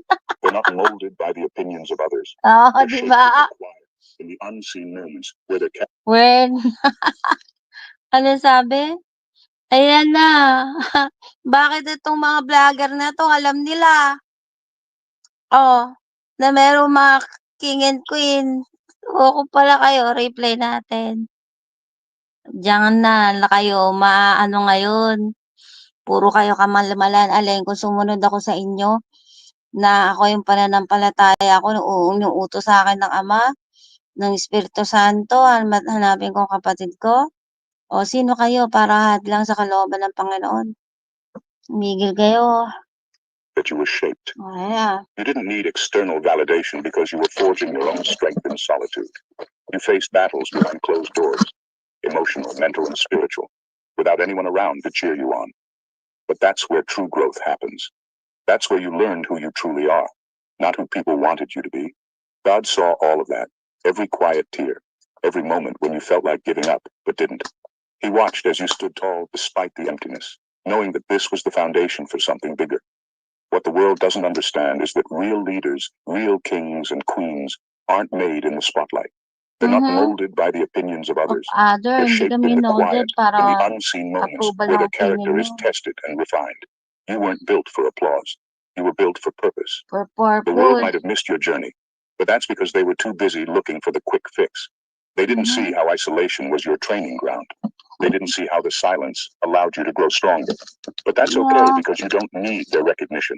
Your strength, your power, and your destiny were formed in the shadows. And when it's your time to step into the light, you'll shine brighter than they ever imagined. In Ito nga ang conclusion, in sovereignty the end, namin, being sabi chosen ng isn't Espiritu about the Santo, crown. ilalaban It's ko about kayo. everything you've been through to get here, every moment that tested Stop you, nyo kami. every challenge that could have broken you but only made you stronger. You didn't chase after recognition or approval. While others ran after the crown, you were focused on your purpose. That's what set you apart. You didn't wait for permission, you didn't beg for validation, and you sure as hell didn't take the easy route. You stayed true to yourself, and that's exactly why you're here now. God knew exactly what you were made of long before you did. He saw the strength in you that no one else could, the resilience that's been quietly building within you, and the leadership that's been waiting to emerge.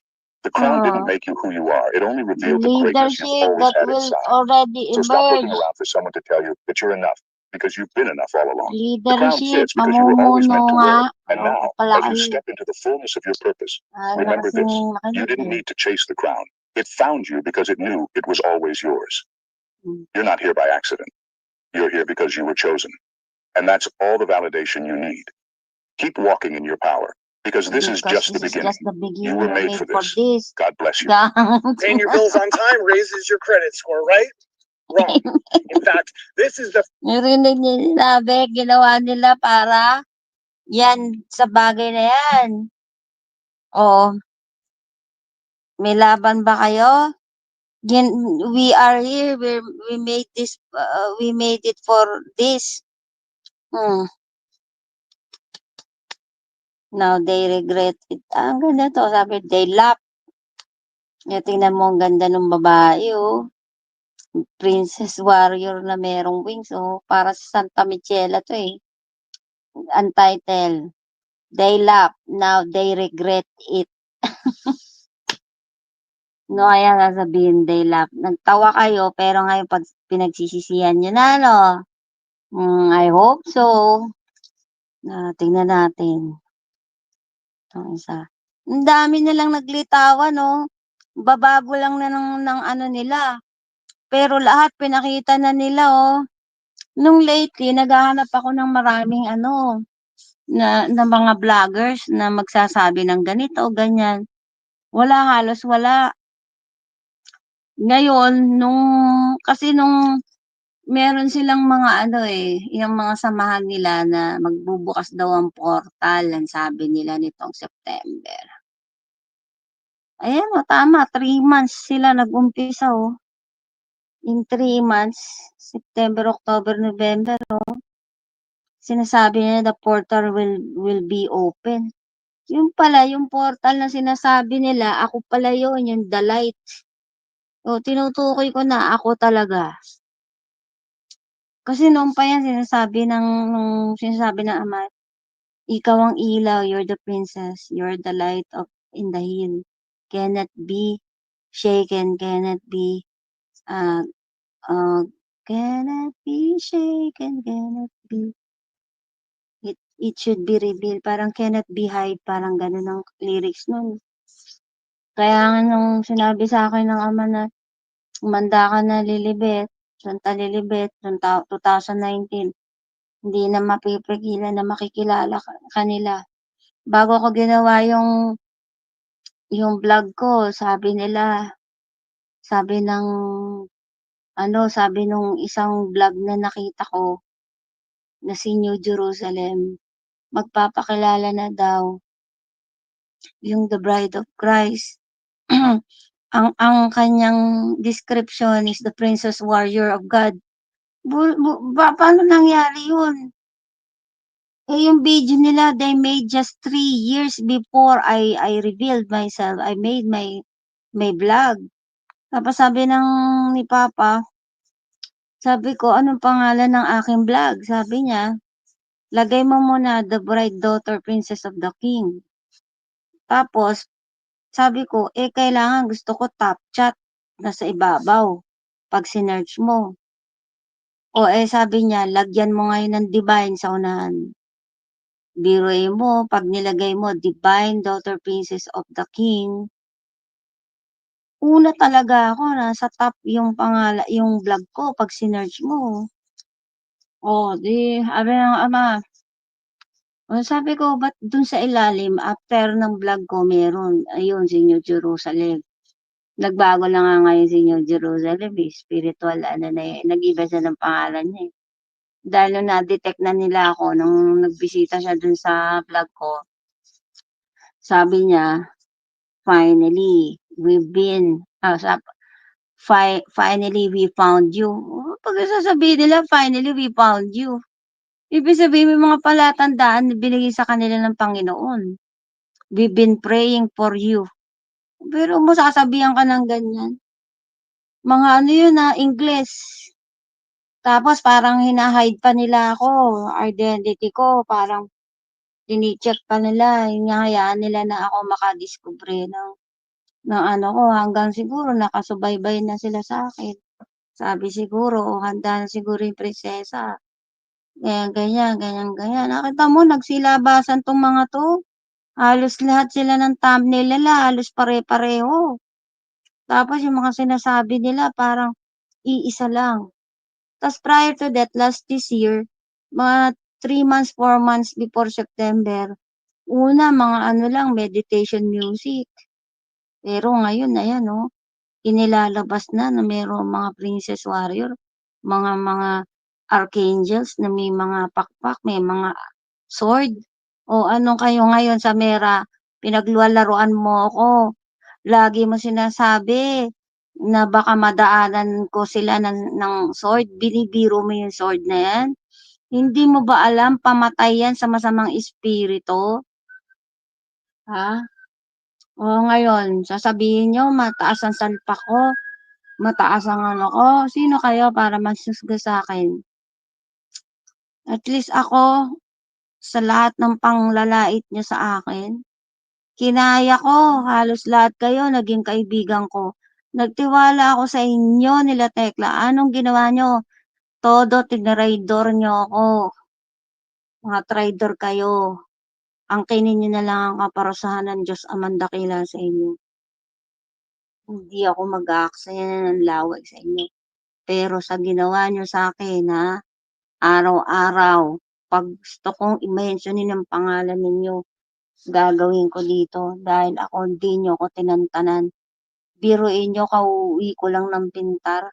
Hindi nyo alam kung gaano kasakit ang pilat ang ginawa nyo sa akin nila Tekla. Nakidamay-damay kayo dyan. I-throw away ako, mga loko kayo. Sino kayo para pigilan ko i-topic si Francis? Ganon kailangan kong palakasin ang kanyang pananampalataya at hindi siya masira sa kung anong sino siya. Loko kayo kung hindi ko sinuportahan sa mundo ng spiritual yan. Mananatili bang nakatindig yan? O ano? Hindi kayo makapagsalita dahil yun ang katotohanan. Hindi nyo kinakaya yung salita ko. Araw-araw kayo pumunta dito para makatanto kayo, makaaral kayo. Bakit? Para maintindihan nyo kung saan ko pinaggagalingan ng mga salita ko na walang nagturo kundi ang Diyos Amang Dakila sa kataas-taasan. At huwag nyo akong mamaliin. Tignan mo nga itong mga taong to. Bakit tinuruan ko ba sila? Na mag-reveal sila ng ganyan. Halos sila lahat nandyan. Bakit? Para palakasin. Lalo ako, pagtibayin ang aking mga inusal. Noon pa man din na pinagtatawanan ninyo ang mundo ng spiritual. Ngayon, sila ang nagpapatunay kung sino ang mga chosen of one. Sino ang mga anak ng Diyos, mga pinili ng Diyos. Ano kayo ngayon? Eto ngayon sa inyo, ayan, yung they love, pinagtawanan daw, now they regret. Hari nawa. This week, we're hosting a Pagsisisihan nyo free na trading and mga investing ginawa workshop ninyo. right here in Los Angeles. Inside this Hello, chosen one. This message is just for you. You didn't find this video by accident. Something greater brought you here. There's a purpose guiding your life far beyond the doubts, the struggles, and yes, even the laughter you've had to endure. They laughed at you. They judged you. But remember this, no force is more powerful than the awakening of someone destined to shine. Have you ever felt like the world just doesn't see your worth? Rejection, criticism, those sideways glances that make you feel small.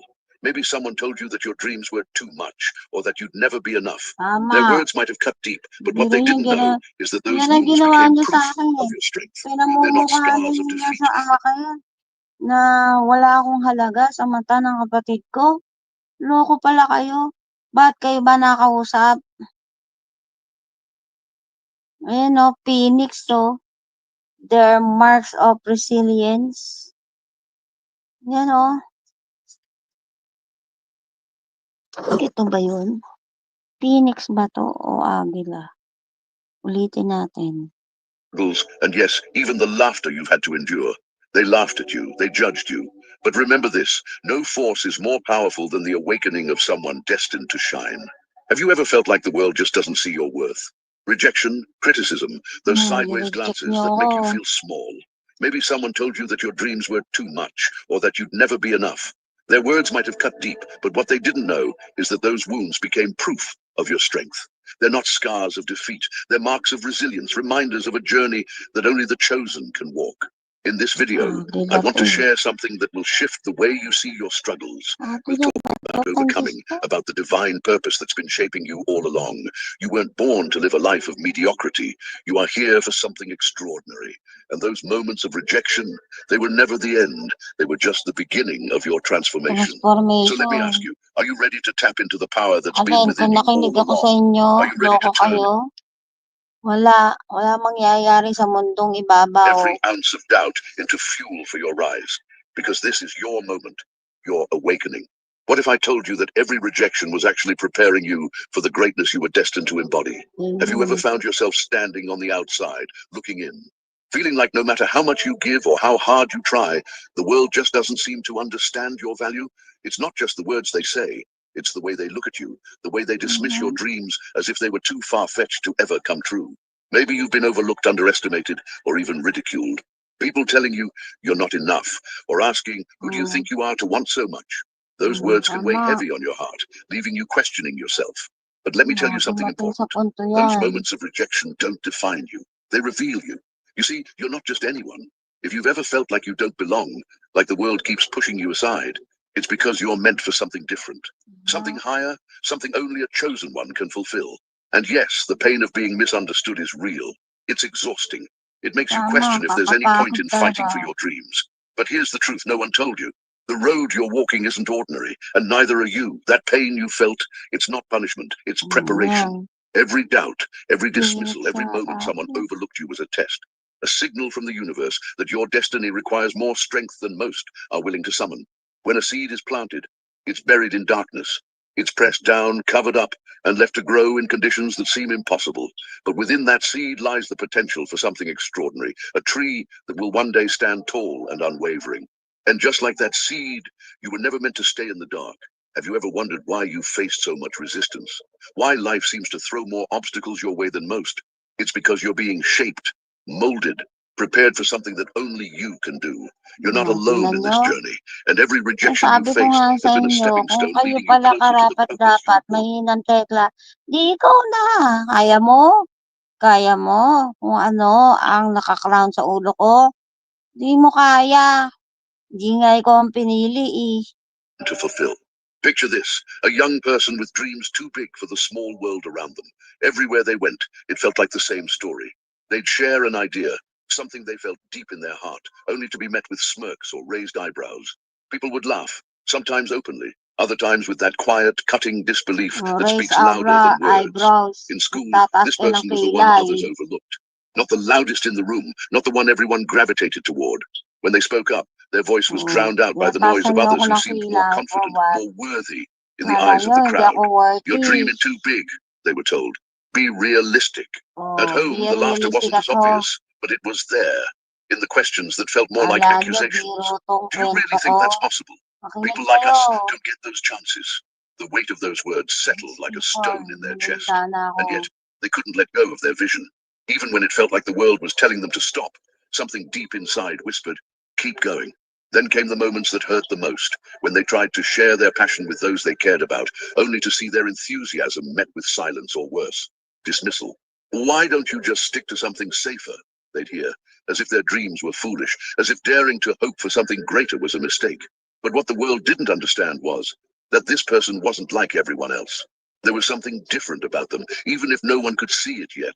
What others mistook for naivety was actually courage. What they mocked as foolishness was faith. And with time, they began to realize that the laughter, the rejection, and the judgment weren't the end of their story. They were the beginning. Each dismissal taught them resilience. Each rejection built their strength. Slowly, they stopped looking for validation from others and started trusting the fire within. Today, the laughter has faded, but their light hasn't. The people who once doubted them now look in awe, not because they've proven them wrong, but because they've proven to themselves that they were right to believe. Every no, every criticism, every doubting voice, they all played a part in shaping this person into someone unstoppable. And that same strength is within you. Every rejection you've faced has been a tool shaping you for the extraordinary path ahead. Trust it. Trust yourself. The laughter doesn't define you. The light within does. Take a moment to look back on your own journey. How many times have you felt the sting of being misunderstood? How often have the people around you failed to see the depth of your dreams, the fire in your heart? Maybe you've carried these experiences in silence, questioning why your path feels so much heavier than others. But what if those moments weren't meant to break you? Find the lowest priced health plans at healthforcalifornia.com. Get a quote in 30. What if they were meant to build you? A diamond doesn't begin as something beautiful. It starts as a rough stone buried deep in the earth. To reveal its brilliance, it must endure intense pressure, unimaginable heat, and the cutting away of everything unnecessary. Without these challenges, it would remain hidden, unnoticed. And isn't that what your journey has been? A process of shaping, of refining, of preparing you to shine in ways that only you can.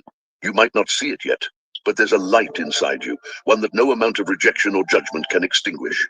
It's the kind of light that grows stronger in the face of adversity. Every painful moment, every doubt you've endured, has been a part of uncovering that light. But here's the question you need to ask yourself. Are you ready to embrace this process? Are you willing to see the struggles, the laughter, and the rejection, not as barriers, but as stepping stones? Because the truth is, every chosen one must walk through the fire before they can rise in their place. Think of the great trees in a forest. They don't grow in perfect, easy conditions.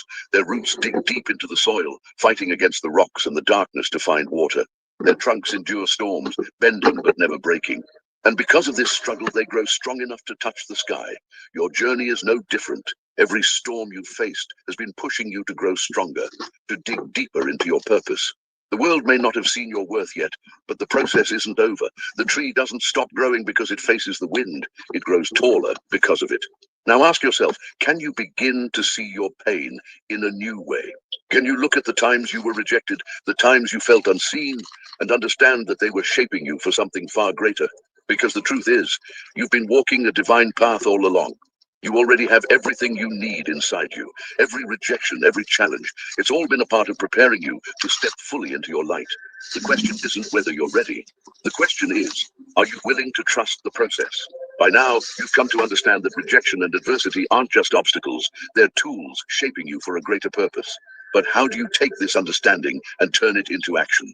How do you transform pain into power, setbacks into stepping stones? Let's explore some practical strategies that align with your spiritual journey. 1. Reframe your narrative. One of the most powerful shifts you can make is changing the way you view rejection. Instead of seeing it as proof of inadequacy, start seeing it as redirection. Each no you faced wasn't the universe shutting you down. It was guiding you towards something better. When a door closes, it forces you to look for another path.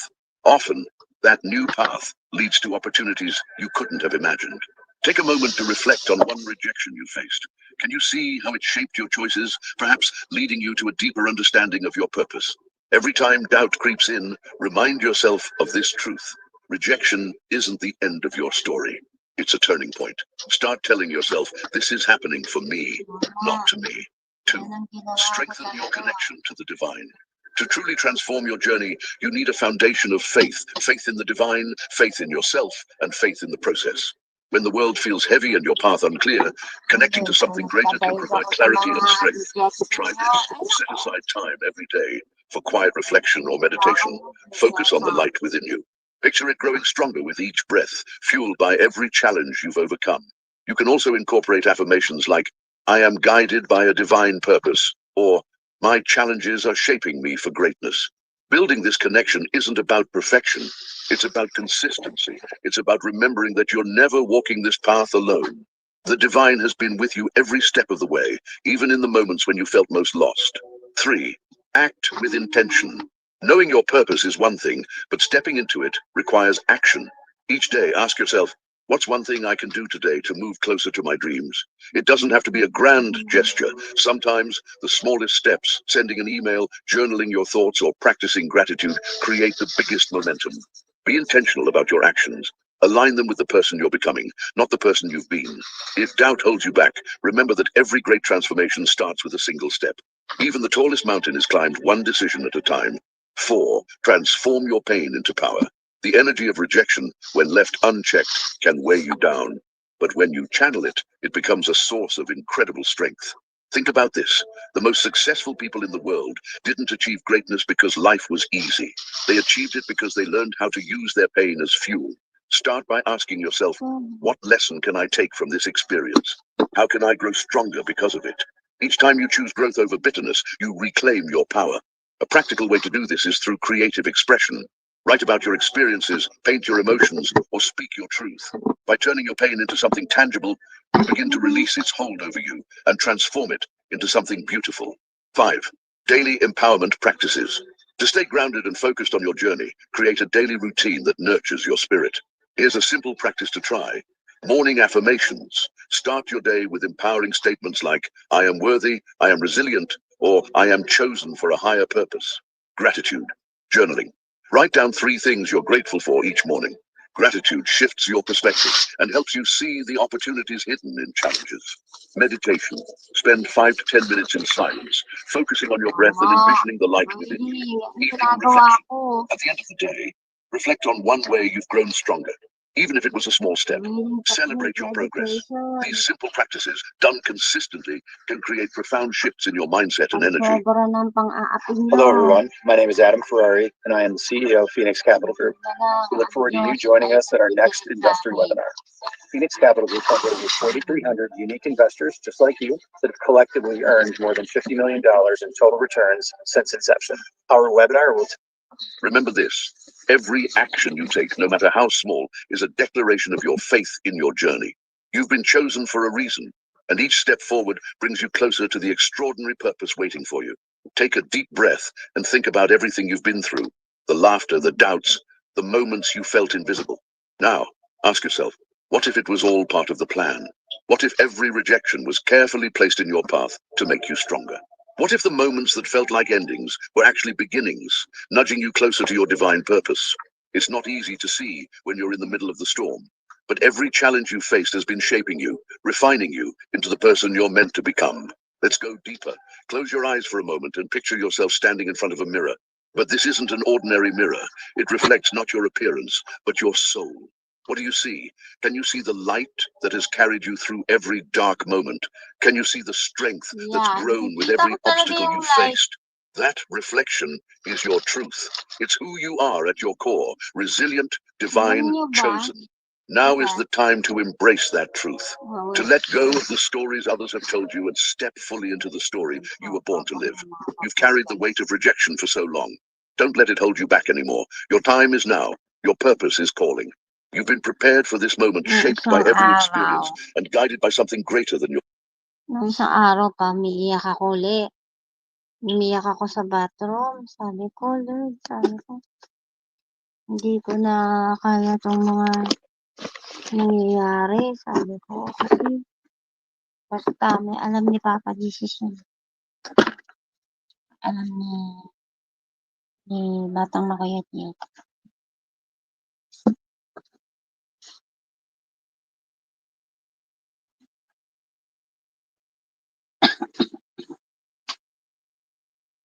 Sabi ko,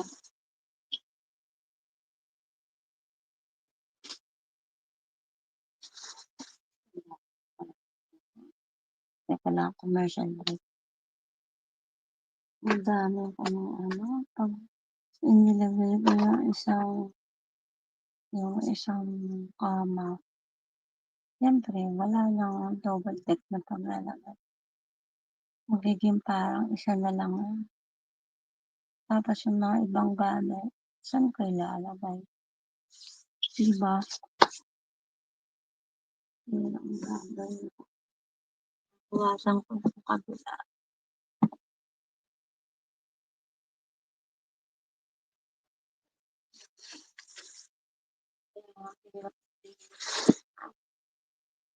Maglinis ko pag sinagamit tatlo lahat ng mga gamit nila.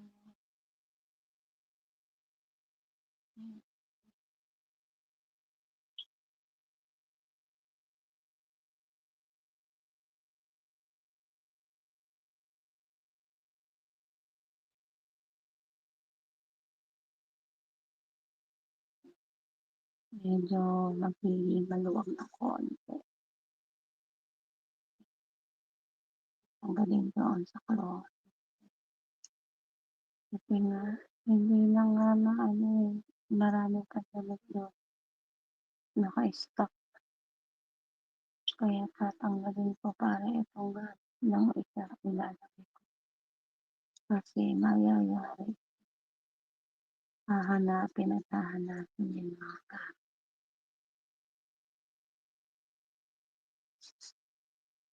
Mga kinaano ko lang. Mga dapat na talaga mga itapon talaga. Pero going back,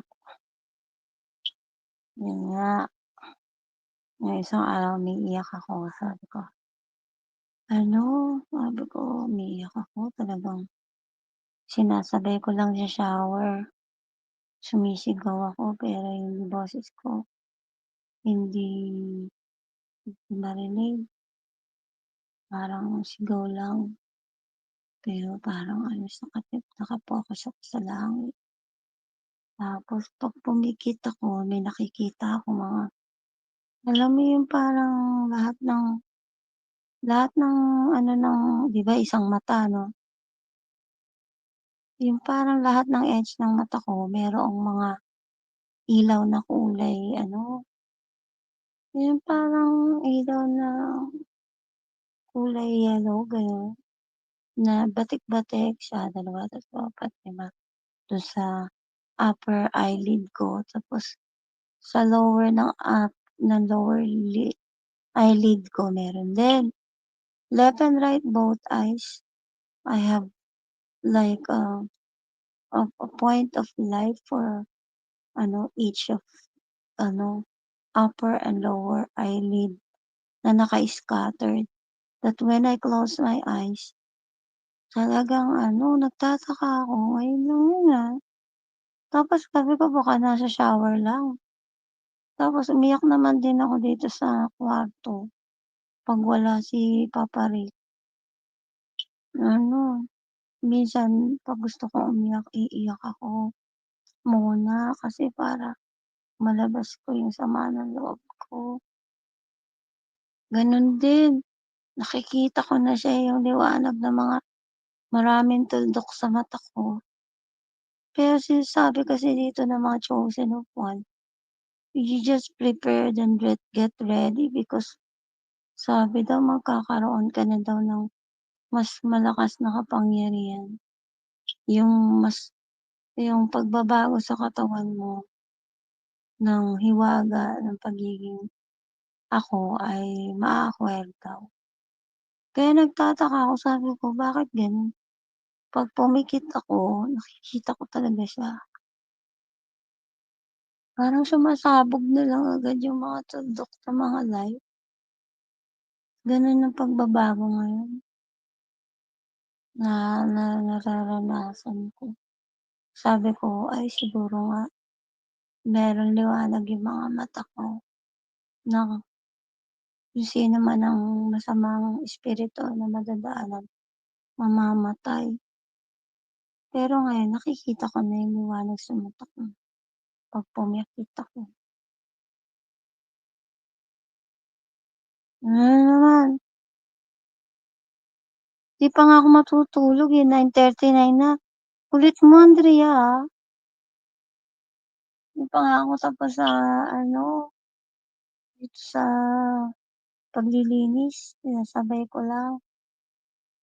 Siyempre, yung pagtatanggal pa rin ng kalat, diba? Ang dami ng kalat dito.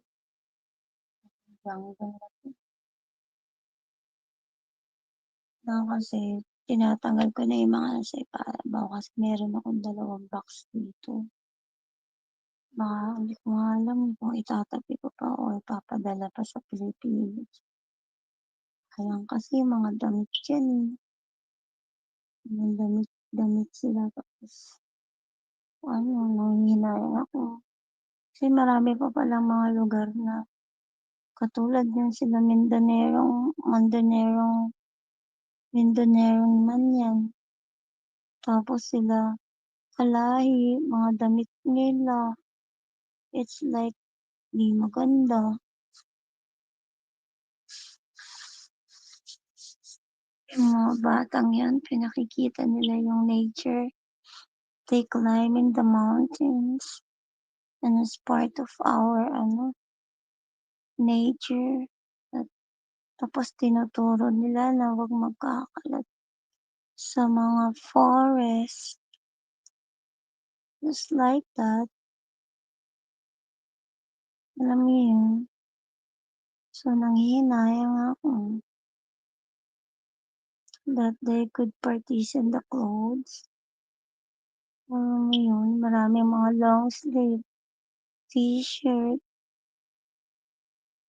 Tapos, mga sapatos. Diba?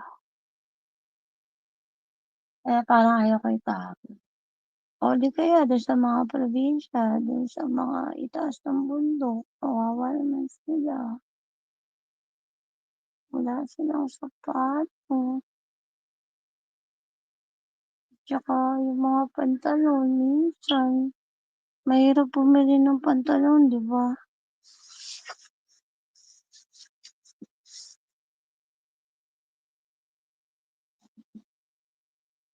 Diba? Mahirap din bumili ng pantalon. Tao ka ng tao dyan. Mahal kayo nga ngayon ng pantalon ng mga mamahalin. Itong mga batang to, katulad yun, may pinagkubaran pa na pantalon, Levi's din, lalaban na lang. Oh, bahala sa maghanap. Kinalat ni. Pag nasimplihan ko yung kaso, mayayari ako. Nasaan na? Hindi ko alam. Sabi ko, Andre, hindi ko alam. Hindi ako salarin. Hindi ko masabi. Maawa ka naman sa mga taga-bundok. O, diba? Pinabayaan na nila. Ngayon dito, Diyos ko. Kaya, lalaban natin uli, guys. Tuwid pa pa rin, hindi. Yung mga batang yan, nagdodonate na. Pag ayaw na nila yung damit nila. Nangihinayang lang ako kasi yung mga damit nila, yung mga batang yan. Mga class mga damit yung mga yun. Nakita mo naman yung mga damit. T-shirt nila, pantalon, sapatos. Ano sila? Particular sila sa ganun. Hindi sila katulad ng mga ibang lahi na yung parang sa laula. Kaya sila walang amoy sa katawan. Wala silang amoy sa katawan.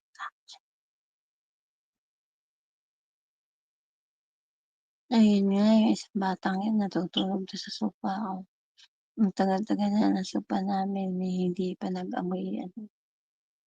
Kung may amoy lalaki yun, di ako hihiga doon. Maselan ako may mga sa mga amoy ng mga sopa. Ay kahit leather yan or yung parang pag naamoy kong amoy pawis yan. Amoy ganito, ganyan, naku. Maselan ako. Kaya yung may nagbenta sa amin yan, ayaw pa namin bilhin nun. $500, 600. $600 yun. Tapos, tinatawaran ni Rick. Sabi niya, 500 na lang daw. Pero sa totoo lang, tama yung sinabi ng mamang sabing ganun yung, kasi binili namin yan doon sa pagawahan talaga. Hindi na lang daw tinanggap kasi daw, mali daw yung imbis na kabilang L, di ba yung L pa L na size?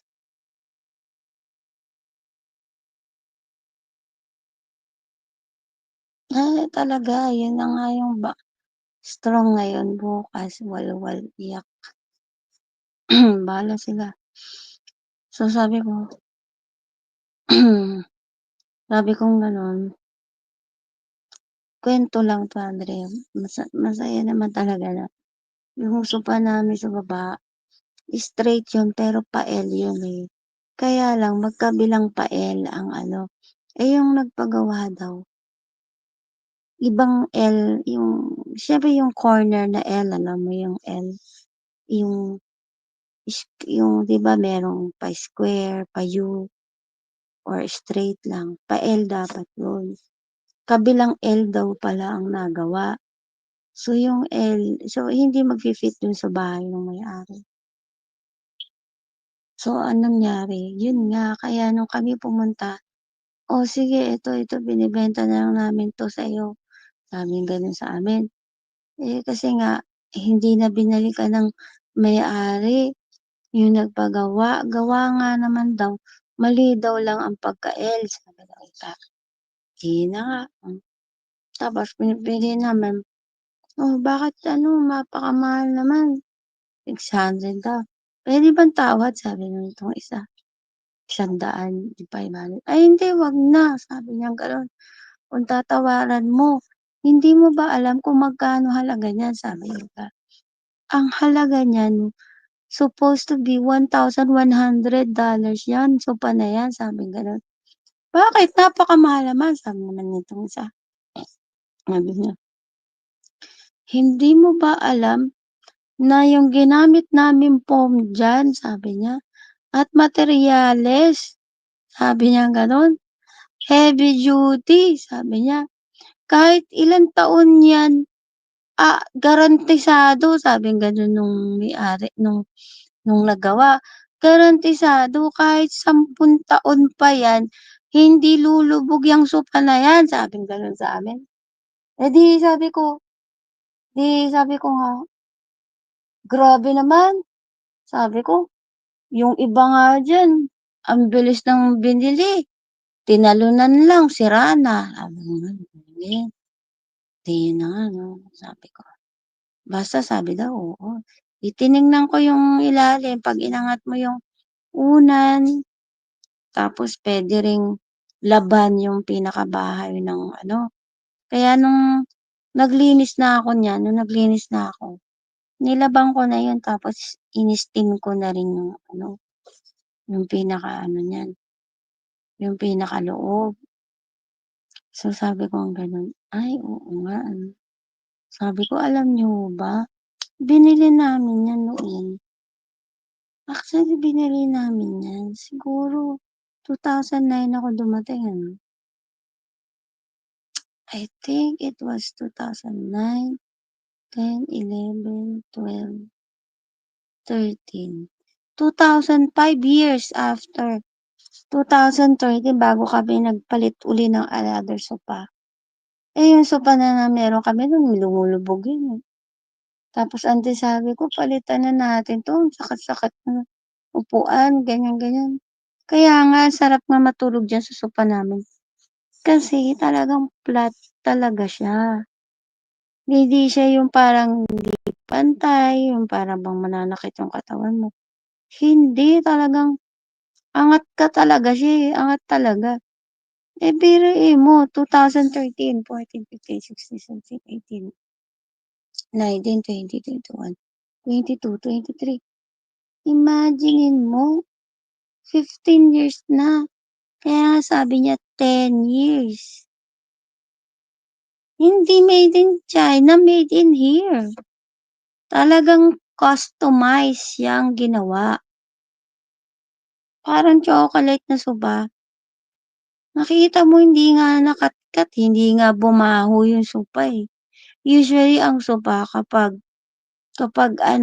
hinihigan mo, babaho yan. Pag mabaho ang katawan ng humihiga, didikit. Pero yan, inalagaan ko yan ng pinupunasan ko ng, kung hindi ko yan lalaban, halimbawa, after siguro couple of months, or parang pag gusto kong linisin siya, nilalagyan ko ng disinfectant yung mismong pamunas. Tapos, iginaglide ko lang yan dyan. Pero, pag sinalpak ako, na kailangan na talagang i-laundry, nilo-laundry ko talaga siya. Hindi siya nasisira, guys. Hindi ko talaga nasisira sa laba. Considering yung labahan namin dyan, yung washer namin, luma pa yun. Kasi may lumang style, hindi siya yung parang the glass, yung metal siya. Kaya sabi ko, tama yung sinabi ng mama na kahit 10 years pa daw namin upuan, hindi lulubog, guys.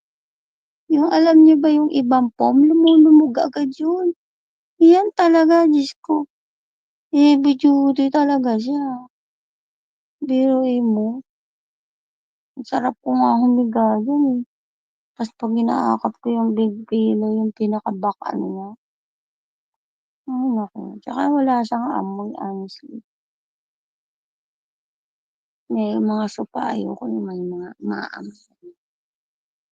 Maselan ako sa ganun. Kailangan hindi aamoy. Pag umamoy na yun, ayoko na upuan. Kasi ayoko. Kasi sanay po kami sa yung supang kahoy.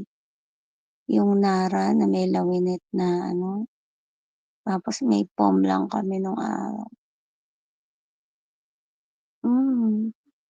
Ganda lang ang sopa namin nun. Kasi parang ayaw namin yung parang umaamoy ng mga sopa. Salbahe ako. Hindi, yun lang ang ko minsan yung maselan ako pag yung yung mga sopa na parang iba. Gusto ko yung supang firm at saka yung yung talagang hindi kakapitan ng masyadong lansa pag pinunasan mo or yung madaling makatkat ng aso or anything. Kaya mahirap yung may aso sa bahay. Pasintabi sa iba. Yun na ayoko na talaga dati may aso kami. Yung aso nila. Namatay na rin si Chelsea. Husky dog yun eh. Pero love din ako ni Husky. Ni Chloe. Ay, ni Cookie. Chloe. Chloe ba? Okay. Nalimutan ko na nga yung pangalan niya eh. Well, commercial break lang ang kwento ko ah. So, yun. Ba't ba napunta sa sopa? Kaya kasi nagkukwento ko tungkol sa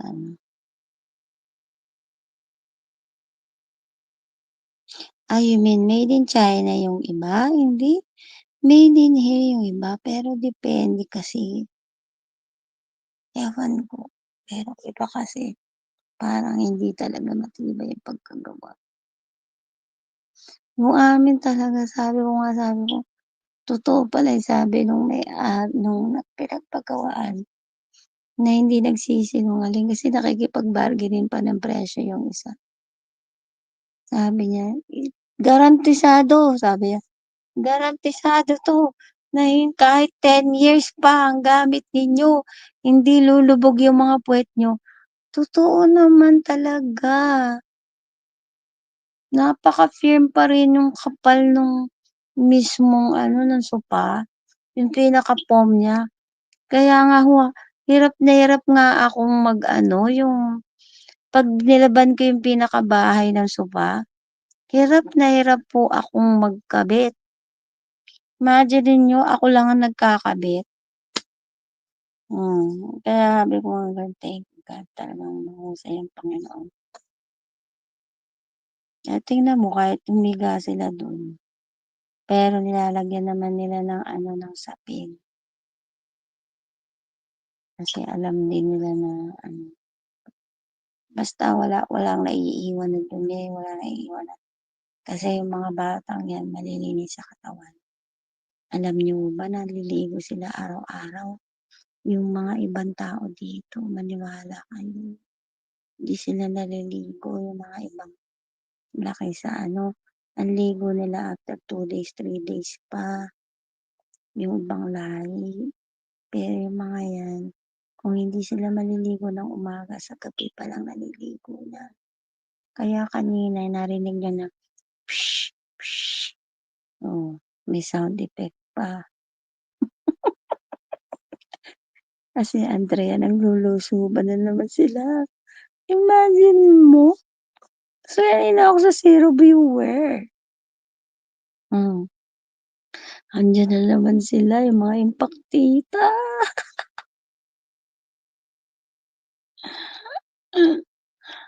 Diba? So, ewan ko ngayon yung meron akong binigyan ng isa. May pinili ako hindi ko alam kung saan ko binili ito. Yung frame. Kaya gusto ko na ilatag kasi maganda to, may headboard. Tapos may saksakan siya. Tapos pwede ako maglagay ng ilaw, books. May headboard siya, sister. Tapos lalagay ko yung kama ko, inflatable. Yung para bang pag inilatag mo na lang, ayun ang hindi ako sigurado kung maganda yun. Pero sabi nila, memory foam daw yun. Na maganda daw pag nag-ano. I hope hindi ako lumubog. Pero siguro hindi ako lulubog agad dun. Diba? Hayaan mo na. Bahala na kung hindi kukuha uli ako ng isang inflatable pa na mattress.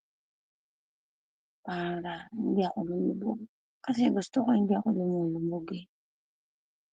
Kaya yun ang gusto kong ilatag dito kasi pag yung doon ko inilagay doon sa kabila, sa kwarto namin. Although okay pa naman yung frame nun dahil bago rin yung frame na yun. Siguro binili ko yun mga 5 or 6 years ago. Kung gusto ko lang magpalit, mattress lang ang papalitan ko doon. Kaya lang, kung yun ay tatanggalin ko, i-dismantle ko rin yun. Na lamang yung huli na yung pinaka nasa side, alam ko parang medyo na-lost thread ko yung screw nun sa sobrang higpit. So, sabi ko, kung ililipat ko siya palabas o tatanggalin, sayang yung bed frame. So, kung gusto kong magpalit, mattress lang ang papalit ko. Kaya sabi ko siguro, ito na lang ang tatanggalin ko kasi itong double deck, parang wala rin kakwenta-kwenta. Why? Kasi ayaw na nilang humiga dahil lumaki na nga sila, di ba guys? Lumaki na sila. So, para bang nauuntog na sila. Tapos kung aakyat naman doon sa taas, nauuntog din. Para bang siguro hindi na sasanay na maakyat baba, akyat baba. So, sabi ko ayaw niya nang gamitin yung espasyo dito. At doon na siya sa baba natutulog. Tapos nagko-computer. O di nanakawin ko tong espasyo na to. Para dito ako matutulog kasi magre-review ako. Baka nagtulog na yun. Wala ng TV ako naririnig. Yun, kaya ganon. Kasi, kaya ako dito dahil minsan, halimbawa magbablog tayo, mag-ano tayo, magpi-play lang tayo ng music or ng video spiritual. Yun na yung vlog natin. Ngayon, pag iminirror pa ni Tekla yun, ay naku, tutulong silang lahat doon.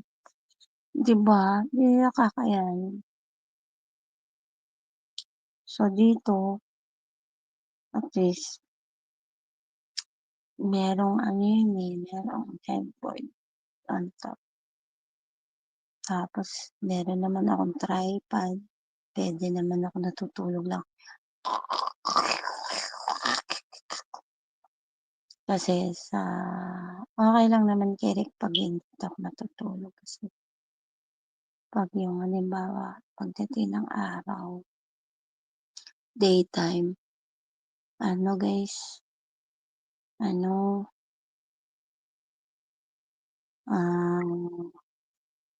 siya, yung maaga siya doon.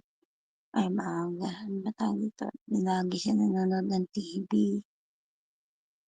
Saan ako magre-review? Pag bumili na ako ng exam, dire-diretso na yung review. Pwede hindi ako magbabasa. So, kailangan ko talaga ng espasyo na ang katulad niyan, magpi-play siya ng TV. Nababothered ako. Yung isa, ang ano niya, sa sala, ang territory niya. Pagdating niya ng alas 3, andyan na siya sa baba. Siyempre, pagkakain ko ng lunch, 1:00, 2:00, magna-nap time ako. Magbubukas na ako ng libro ng alas 3. Saan ako magbubukas? Paano kung winter time? Hindi ako makakapagbasa. Sa patio naman, during summertime, pwede.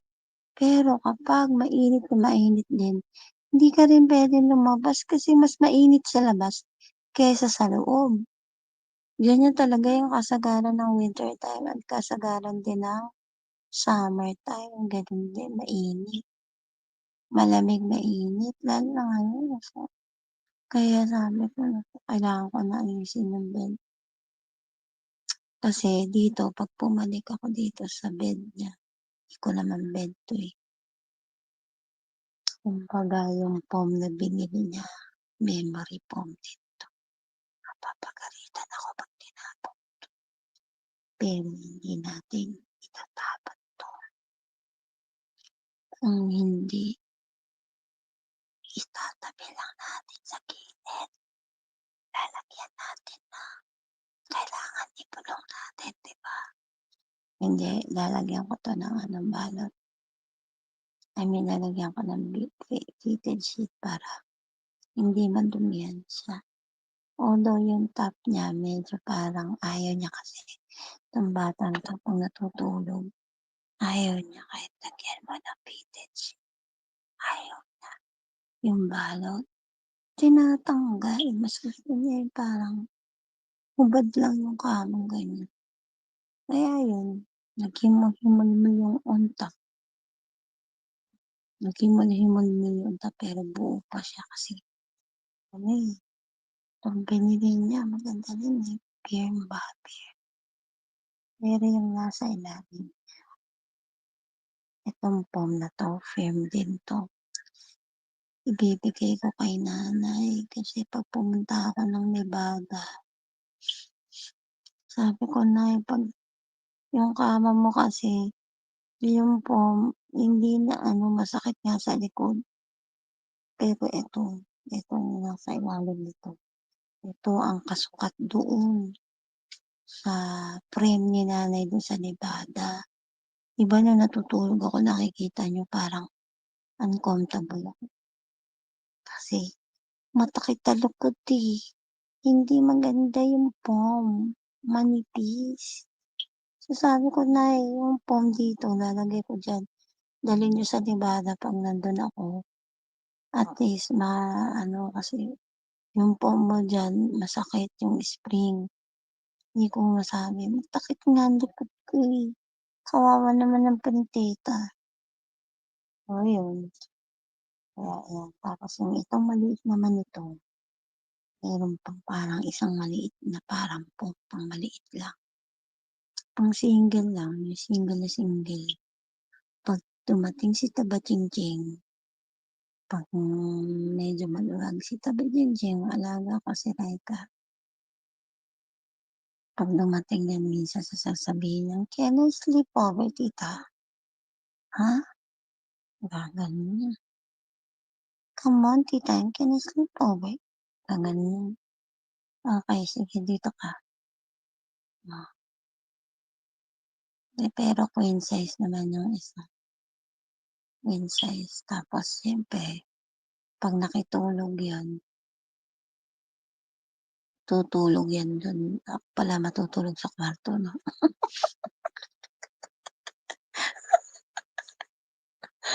Sabi ko, nakakalimutan ko, doon pala ako natutulog sa kwarto, di ba? Dito ako, minsan, nagtulog dito. Kasi nga, magre-review nga po ako. O, paano pag dumating si Tapa-Ching-Ching, yung alaga ako, dito matutulog yan dito sa bed na to. Pero yung isa, yung nasa baba, hindi ko matutulog. Okay. Oh, diba doon ka na sa baba natutulog? Oh, dito ka na matulog. Alam niyo yun.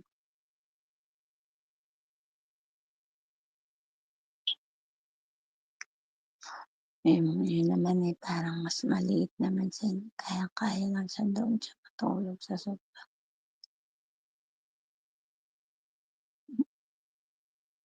So, yun.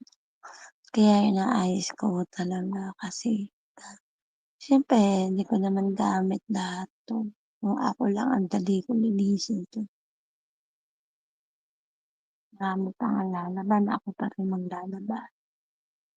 Ilalaban ko yung damit na parang nakatambay lang na naiwan. O, pag nalaban ko na, saka ako tatanungin kung yan ba'y kung idodonate na ba yan sa tao. Ang dami kong mga damit ng bata, grabe. Na iba.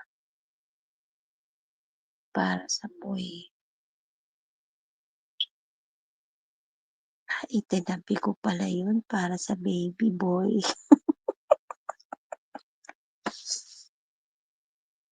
Na baby boy, nakatabi pala yun. Hirap kaya ng bumili ng mga damit ng bata. Alam niyo ba kung magkano mga damit ng mga toddler dito? Mahal din. Diba? Yourself. Trust that.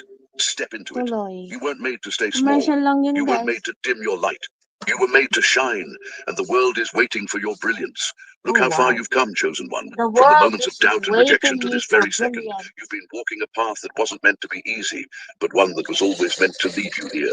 Every challenge, every tear, every laugh aimed at you has shaped you into someone stronger, wiser, and ready to step into the extraordinary. The message is simple. You are not defined by what others think of you. You are defined by what's within you. The divine light that refuses to be extinguished, no matter how dark the world around you may seem. That light is your purpose, your calling, and it has always been yours. Take this moment to breathe it in. You've faced so much, and yet, here you are, still standing, still shining. Do you know how powerful that makes you? You've proven time and time again that you can rise above anything, and the truth is, your journey is just beginning. Now I want to thank you, not just for being here, but for everything you bring into this world. Your courage, your resilience, your willingness to keep going even when it feels impossible. Those things are a gift. Whether the world sees it yet or not, you are making a difference. Your presence Hindi matters. kayo If this message has mga resonated with you, take a step forward haters today. ko ang Share it with someone who might need to hear it. Hit sila, like, comment, subscribe, but more importantly, keep silang mga walking your chosen of path with people. purpose. Naghihintay Because when sila you pala step sa into akin. your light, you inspire others to do the same. Remember this, the path isn't always clear, but it's always yours. Trust it. Trust yourself. You're not here by accident. You were chosen for something greater. Keep shining. The world is waiting for you. Oh, your royalty. Don't ignore.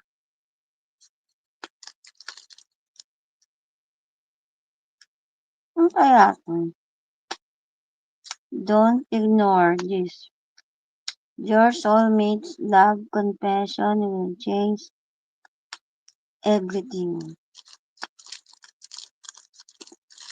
Meet someone stronger than you.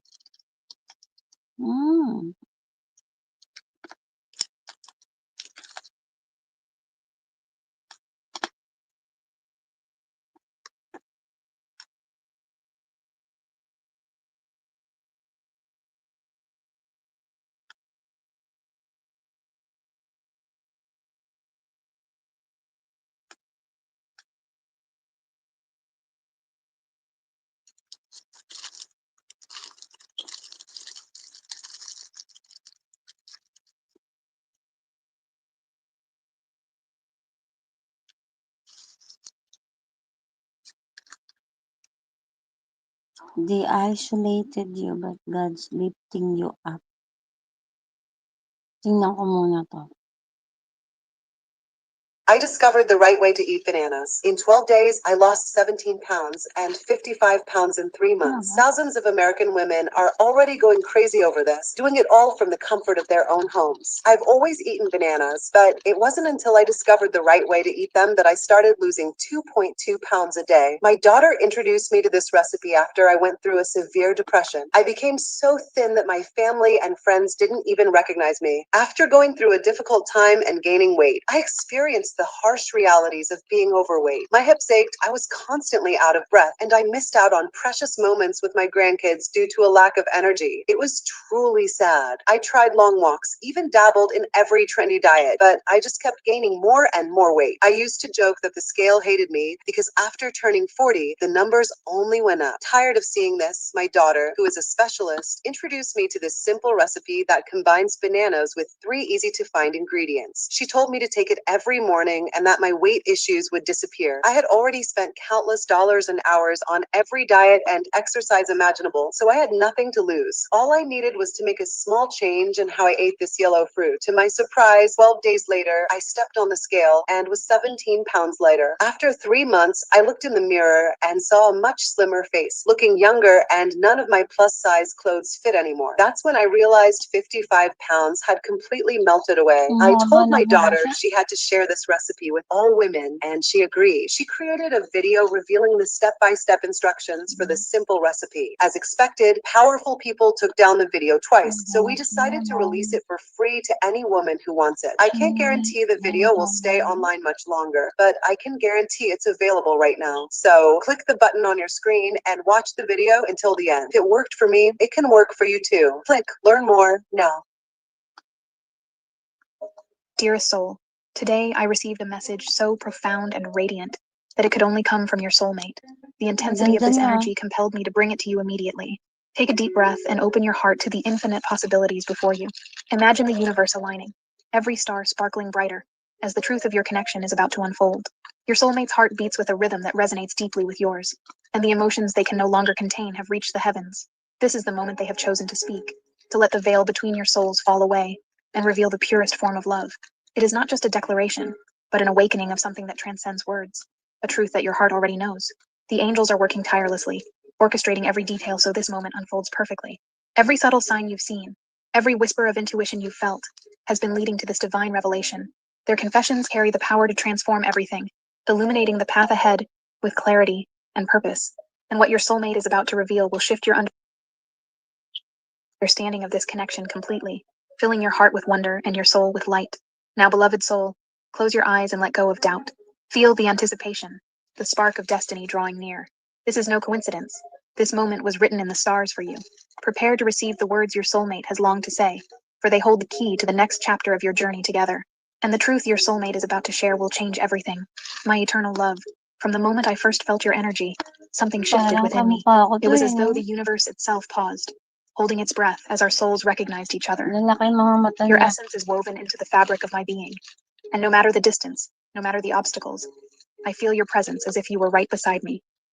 You are the light that guides me through the darkest nights, the melody that plays in the quiet moments of my heart. I have seen the beauty of our connection, and it is unlike anything I could have imagined.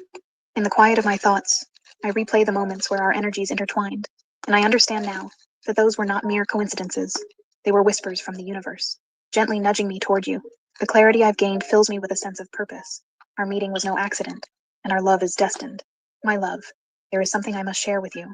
Last night, as the world slept, I felt an undeniable pull toward you, a surge of emotion so overwhelming that it brought tears to my eyes. It was as if every memory, every shared moment, flashed before me in vivid detail. In that instant, I saw the truth of our bond. We are not just connected by chance, but by a divine thread that has tied us together across lifetimes. I realized then that I can no longer remain silent. The love I feel for you has grown beyond words, beyond the confines of this world. It is infinite, eternal, and deeply rooted in the core of who I am. You are not just my soulmate.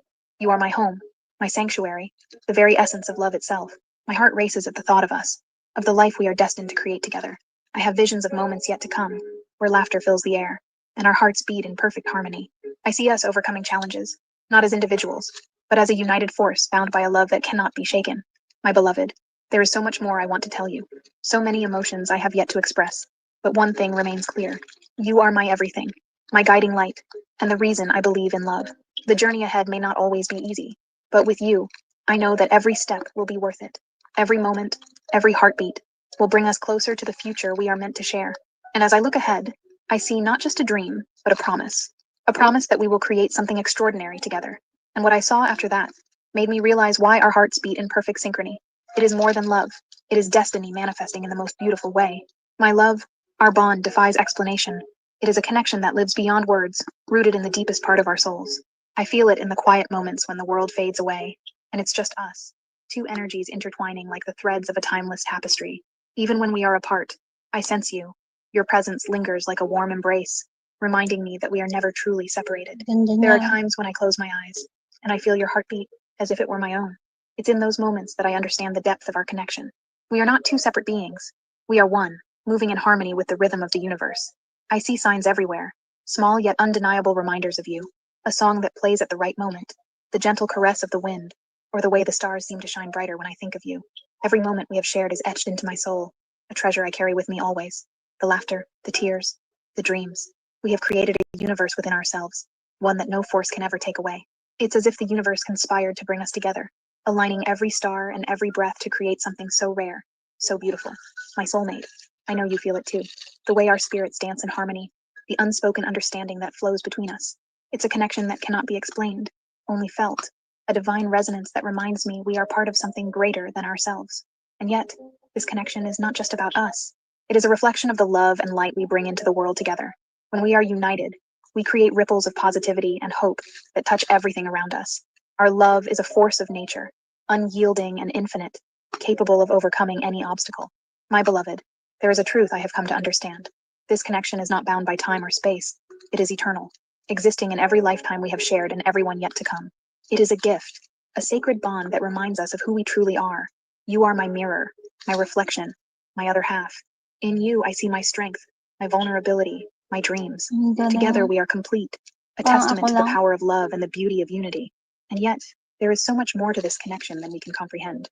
It is a journey of discovery, an unfolding of truths that will bring us closer to our destiny.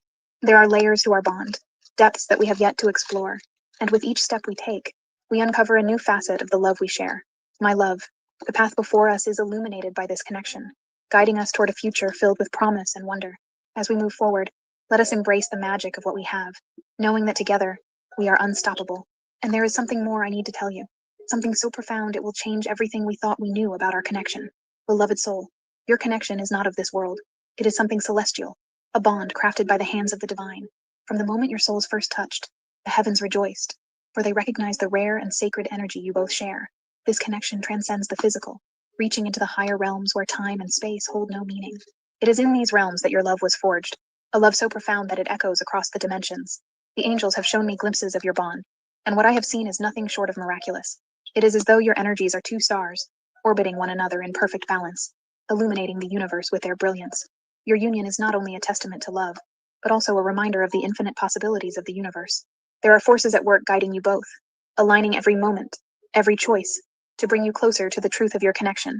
The synchronicities you've experienced, the repeated numbers, the meaningful dreams, the inexplicable feelings, are not mere coincidences. They are messages from the divine, gentle nudges to remind you of the sacred path you are walking together. Dear soul, the love you share is a beacon, a light that shines brightly, even in the darkest of times. It is a love that heals, that uplifts, that transforms everything it touches. And yet, it is not without its challenges. The journey of soulmates is never easy, for it requires courage, vulnerability, and unwavering faith. But it is precisely these challenges that strengthen your bond, forging it into something unbreakable. I took two things that I love, dancing and dogs, and I made them into a successful business. Hi, I'm Ronnie. I'm the owner of Ketotov, and I teach people all over the world how to dance with. I have seen the destiny that awaits you, and it is as vast and beautiful as the cosmos itself. Together, you will create a legacy of love, one that inspires others to believe in the power of connection. Your love is a gift not just to each other, but to the world, a reminder that even in the face of uncertainty, love will always prevail. And yet, there is more. The angels have whispered of a revelation, something that will bring clarity and purpose to your journey. It is a truth that will deepen your bond and illuminate the path ahead, guiding you toward a future filled with infinite possibilities. Hold this truth close, for it is the key to unlocking the next chapter of your journey together. Trust in the divine plan, and know that the universe is conspiring in your favor, bringing you ever closer to the love you are destined to share. And as I reveal this, the vision of what lies ahead becomes clearer. It is not just a dream, it is your destiny, waiting to unfold in the most extraordinary way. Dearest soul, the energies that surround your connection are not random. They are the threads of a divine plan woven with purpose and intention. The universe has poured its love into the bond you share, filling it with the essence of creation itself. These energies are powerful and sacred, shaping the path you walk together with precision and grace. Every moment you have shared, every look, every touch, is imbued with this divine energy. It pulses between you like the rhythm of the cosmos, constant and eternal. This energy is a reminder of the unique purpose your connection holds, a purpose that transcends personal desires and speaks to something far greater. The angels have revealed that the energy flowing between you is a bridge, linking your hearts to the divine. It is through this bridge that you both receive guidance, protection, and strength.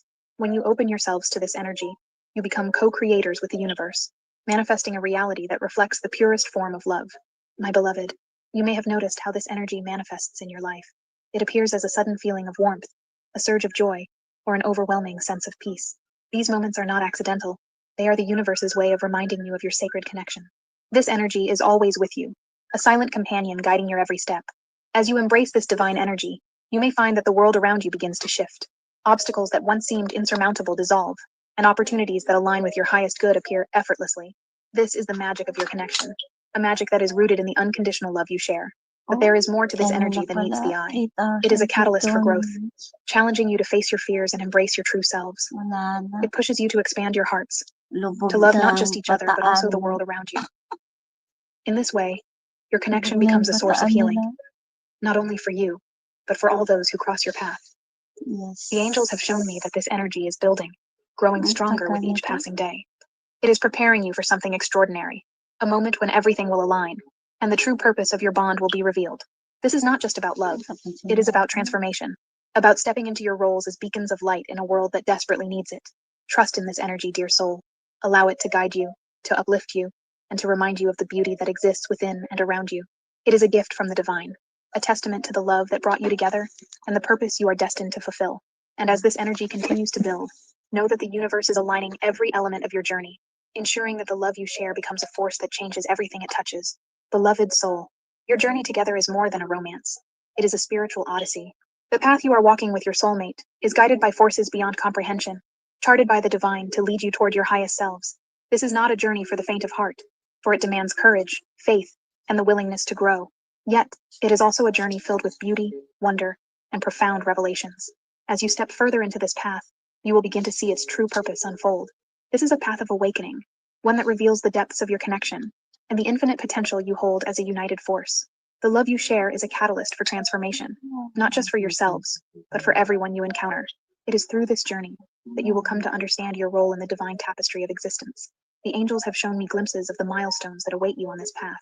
There will be moments of clarity, where the universe seems to whisper its secrets directly to your hearts. There will also be moments of challenge, where the strength of your bond will be tested. But through it all, you will find that every step brings you closer to the truth of who you are and the purpose of your connection. This path is not linear. It is a dance, a rhythm that ebbs and flows with the energies of the universe. At times, you may feel as though you are standing still, but know that even in these moments, you are being guided. Every detour, every pause, serves a purpose, preparing you for the next chapter of your journey. My love, as you walk this path, you will encounter signs and synchronicities that confirm you are exactly where you need to be.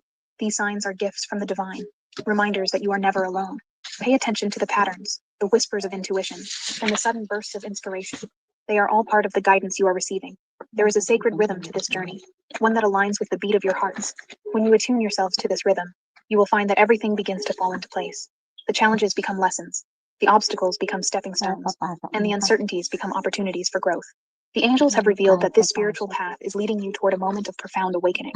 It is a moment where the illusions of separation dissolve, and you come to understand the true nature of your connection. This is a path of unity, of oneness, where the boundaries between you and the divine blur, and you realize that your love is a reflection of the universe itself. As you continue to walk this path, hold each other close, support one another, for this journey is not meant to be traveled alone. Why do people use the law of attraction to create wealth and success but often fail? They may not know that there is another force at play, and as Together you are stronger, braver, and more aligned with the divine plan. Your love is your compass, your sanctuary, and your guiding star. And know, dear soul, that the spiritual path you are on is not just about reaching a destination. It is about embracing the journey. It is about savoring the moments, cherishing the growth, and celebrating the love that has brought you here. And as you take the next step, remember that the universe is walking with you, guiding you toward a future that is more extraordinary than you could ever imagine. Beloved soul, your journey with your soulmate is surrounded by the magic of synchronicities, those divine moments where the universe reveals its hand and assures you that you are on the right path. These are not mere coincidences. They are the language of the cosmos, guiding you, affirming your connection, and weaving your story together with threads of purpose and destiny. Have you noticed how certain numbers seem to follow you? Perhaps it's 1111 on the clock, a sequence of digits that appears unexpectedly, yet perfectly timed. These numbers are not random. They are messages from the universe, reminding you that your bond is sacred and that you are being guided toward your highest good. Every time you see them, know that your soulmate feels this connection too, a silent echo of the love you share. Beyond numbers, synchronicities appear in other forms, often when you least expect them. A song plays on the radio that speaks directly to your heart. A stranger says something that seems meant just for you. Or perhaps you dream of your soulmate, and the dream feels so vivid that it lingers long after you wake. These moments are gifts from the divine, small yet profound reminders of the magic surrounding your connection. My love, the angels have shown me that these synchronicities are not just signs. They are invitations. They invite you to deepen your awareness, to trust in the unfolding of your journey, and to embrace the divine timing of your union. Each synchronicity carries a message, a clue that brings you closer to the truth of your connection. The more you open your heart to these signs, the more they will appear. The universe responds to your awareness, amplifying the messages and guiding you with greater clarity. It's as if the veil between the physical and the spiritual becomes thinner, allowing you to glimpse the intricate design of your path. But these synchronicities are not just about guidance. They are also about reassurance. They remind you that you are never alone, that the universe is always working in your favor, and that your connection with your soulmate is part of a divine plan. Even in moments of doubt or uncertainty, these signs are there to anchor you, to remind you of the love that transcends all challenges. There is a rhythm to these synchronicities, a dance that mirrors the flow of your connection. Pay attention to how they align with your emotions, your thoughts, and your actions. They are not random. They are perfectly timed to guide you toward the next step on your journey. And yet, there is more to these signs than meets the eye. They are not just markers of your path. They are glimpses of the future. Each synchronicity carries the energy of what is yet to come, a preview of the beauty that awaits you. Trust in these moments, for they are the universe's way of showing you that your dreams are not only possible but inevitable. As the synchronicities continue to unfold, allow them to deepen your faith in the journey ahead. They are the universe's way of saying, keep going. You are exactly where you need to be.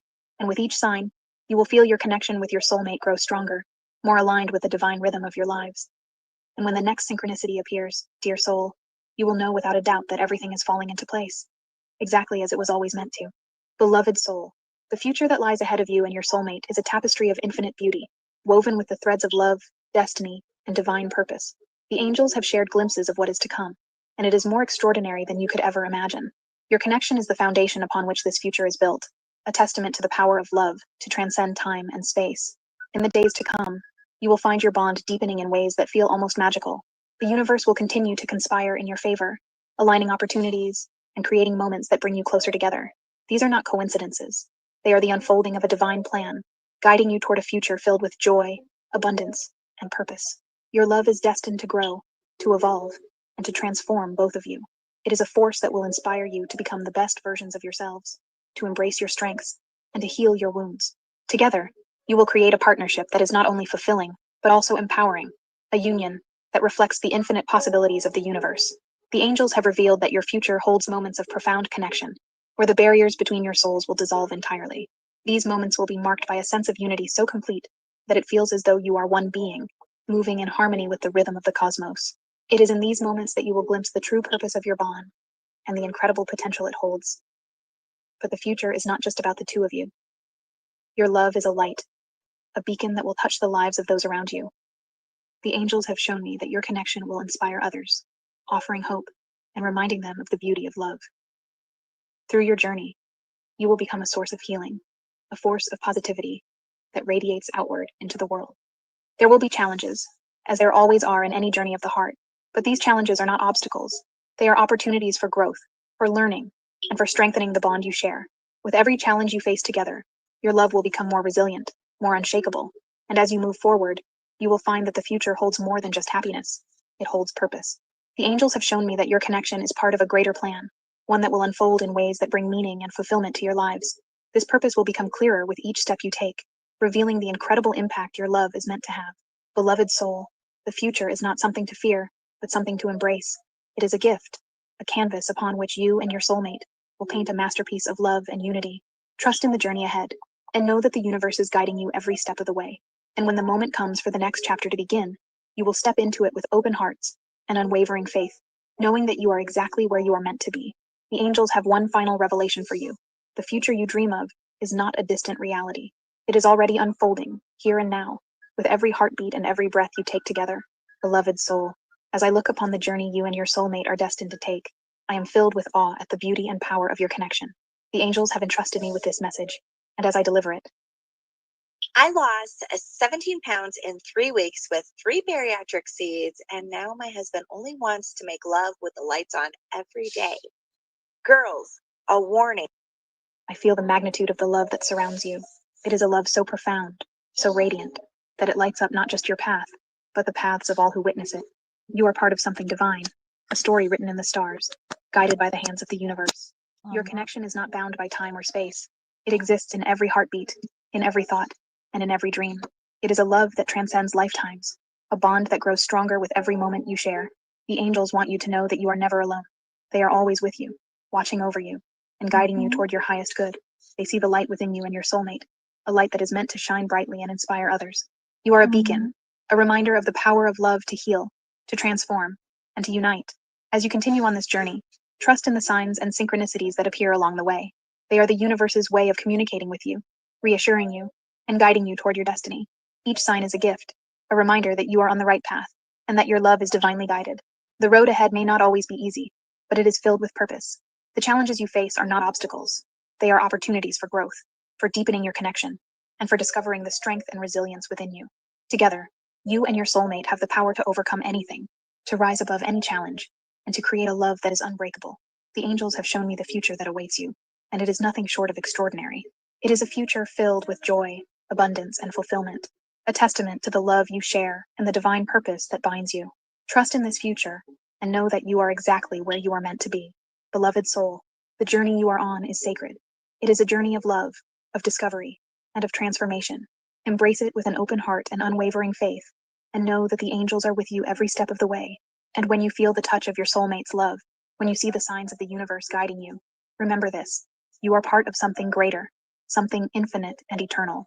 Your love is a gift, a blessing, and a reflection of the divine. As I leave you with this message, know that the angels will continue to guide and protect you. Trust in their presence, and trust in the power of your connection. The best is yet to come, and the universe is preparing you for something truly magnificent. Beloved soul, the next chapter of your journey begins now. Step into it with courage, with love, and with the knowledge that you are part of a story that is destined to change the world. Yun, natapos din. Get ready something is but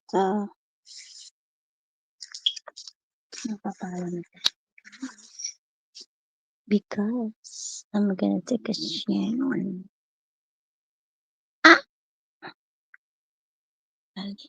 Mali pala.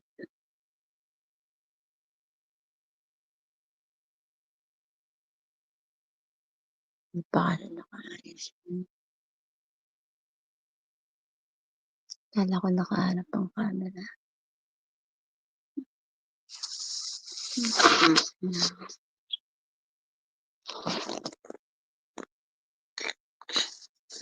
Maliligo tayo guys. Maliligo tayo. Paalam. Tignan natin kung ano ang Mr. Joseph dito.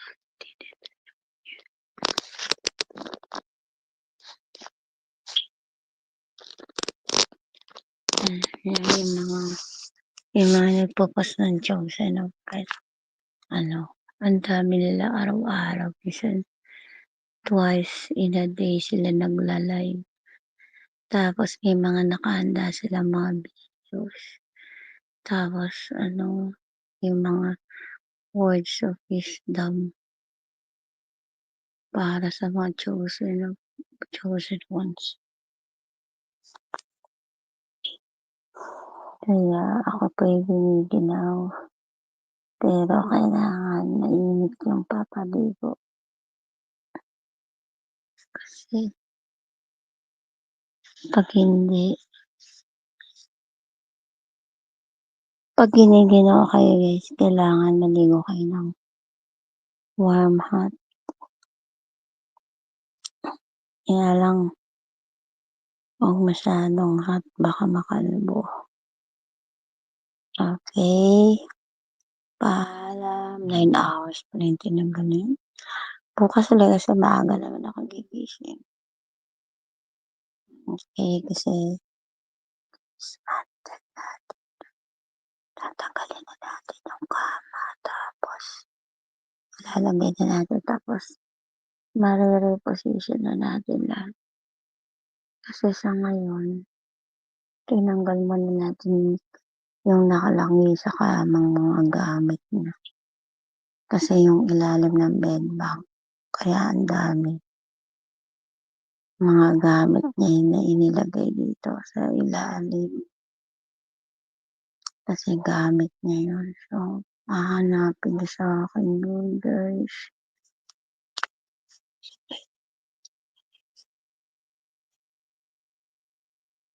Dito. Para yung buwag dito yung area.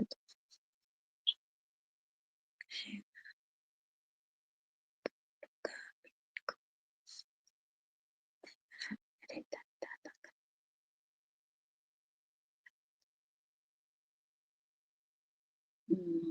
kasi may papeles ako, may papel ako.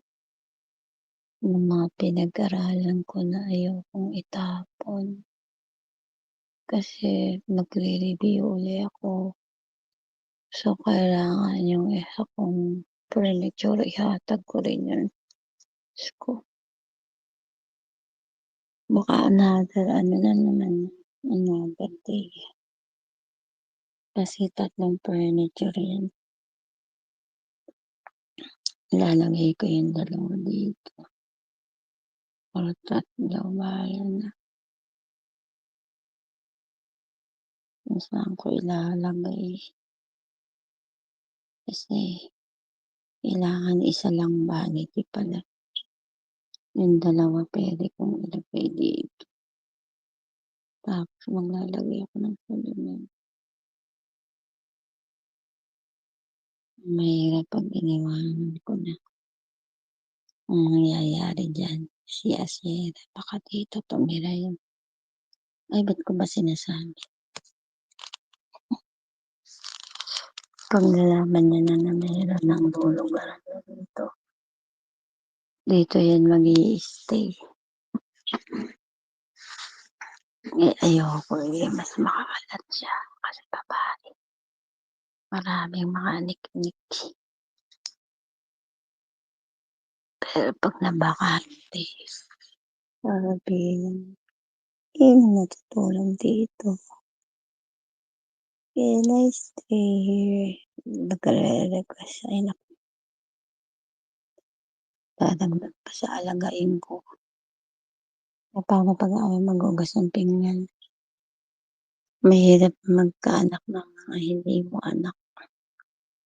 Yan ang natutunan ko. Hindi mo man lang mautusan. Mautusan mo man, hindi sila obligado talaga. Yan ang lesson learned. Kaya pag sinabi niyang tita, lalo na ngayon, doon siya nakatira sa Oxnard. Pag sinabi niya, I'll pay. Kahit mag-pay siya, wag na. You know what, guys? Why? Kasi,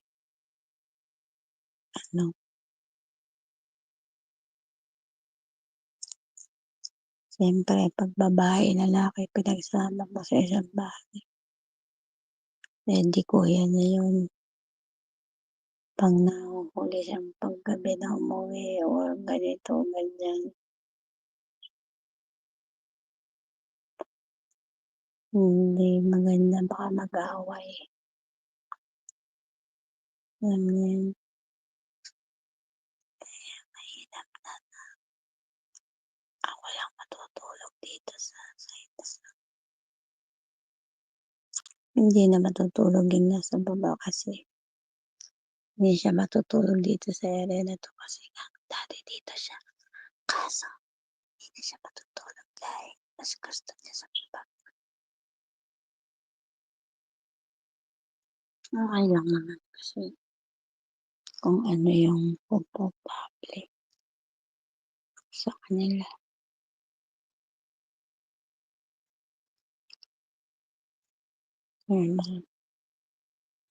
Unti lang ako mag-ayos-ayos. Tanggal. Tapos yung furniture na iba. Papasok ko sa kwarto.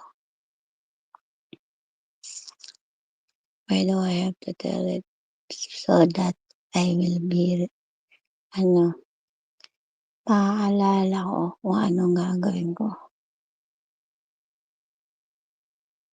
Kasi lahat ng itong furniture na to, ako lahat bumili niyan eh. Yung mga cubes, ang dami. Kasi nga, kailangan ng shelves. So, kanya-kanyang yan. Makikita niyo rin pag naayos natin. Mahirap itapon kasi puro buo yan. Hindi yan mga hindi siya mga parang overuse. Bukas ang gagawin natin pag-alis ng isa. Magtatapon na tayo kasi kapag nagtapon ako kanina, lingon ng lingon yun. Iisipin niya kung ano yung tinapon kong gamit. Mga gamit mo. Kaya kailangan yung mga plastic ko. Itlagay ko na lang sa mga plastic. Pero yung mga sapatos, hindi ko ito itatapon ng malalaki. Pero yung iba ilalagay ko na dito. Kasi pati itong box na to. Kasi tatanggalin na lahat to eh. Puro may laman yan. Balikbayan box. Puro damit yun nandyan. Mga matitinong damit yan. Hihingayang ako itapon. Pero parang itatapon ko na siguro. Kasi iniisip ko yung mga ibang tao sa Pilipinas. Pwede mo pa ipadala yan sa mga taga-bundok. Mga pwede may dalhin sa kanila. Diba? Sayang eh. Damit kasi yan eh. Lalo na ngayon marami na baha. Pati yan, parang halos, parang bago. Kasi kinuha yan doon sa yung parang donation, gano'n. Na matitino. Pero ewan ko. Kasi kailangan ko mabakante na yan.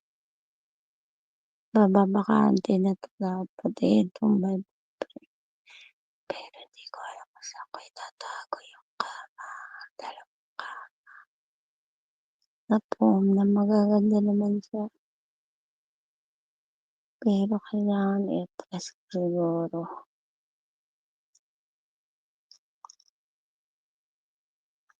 Sana malaki yung espasyo sa ilalim ng kama. Kasi alam ko mga 13 feet high yun eh. Sinukat ko. Sabi ko kailangan meron open sa ilalim. Para kapag guys, kailangan ko magtago sa ilalim. Pwede. Itong foam na pinag-iisipan ko. Baka yan na lang ilagay ko. Tapos pagpasa ko din sa closet, ipasa ko yung mga gamit. Jeez.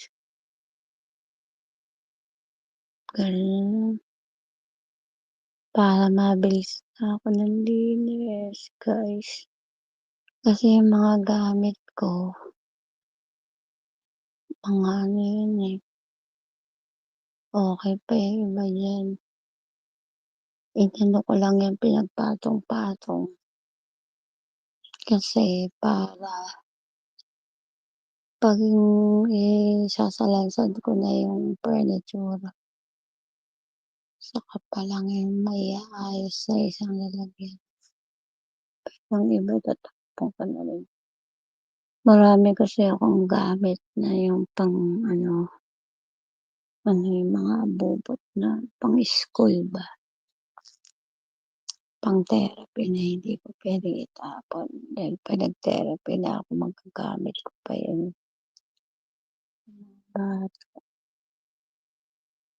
Tapos pag mayroong bumisita na bata, meron akong pang dyan eh. Yung para bang pag may bumibisita ba, like si Julie na may mga parang mga flower, star, shape.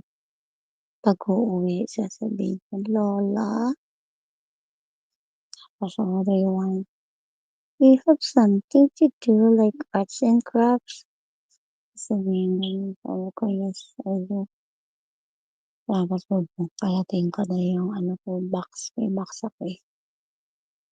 Yung mga parang arts and crafts supplies. Bibigyan ko na yun kung ano yung pwede niyang gawin sa motor. Nung araw, nakatabi pa yung iba dyan. May mga drawer ako ng mga yung kung ano yung pins, merong mga office supplies. Kasi dati may printer ako. Kaya tuloy-tuloy yung linis ko nung buhat nag-umpisa yung pandemya. Grabe, tagal. Yung sabihin pa, unti-unti lang ilinis ko. Pero yung arrangement, hindi ko makompleto. Gawa ng mangyari nga. Halos epilim na tuloy. Pero syempre, kasama na yun yung pagdasal kasi ng mga panahon na yun. Lagi kami nagdadasal. Nagagawa ko lang linis dun sa baba. Pero dito, nalinis ko na rin. Kaso lang, yung kompletong pagde-design, hindi ko nagawa. Kasi nung bumili ako ng furniture, hindi ko na-position pa na maayos. Kaya bukas magagawa natin ang lahat ng bagay. Kaya yun, lalatag ko na bago man lang ako. Basta, tatanggalin na natin to para maayos na. Anyways, I'd like to say goodbye. Good night. Ay, may nag-message sa akin. Siguro may sasabihin. 9 hours na. Boundary na tayo. Boundary na tayo sa sa oras. Baka hindi natin mabura yung copyright kung meron na. Paalam and live. Mama po. You see this girl? She's beautiful. She's wonderful. She's courageous. She's marvelous. She's brilliant. She's special.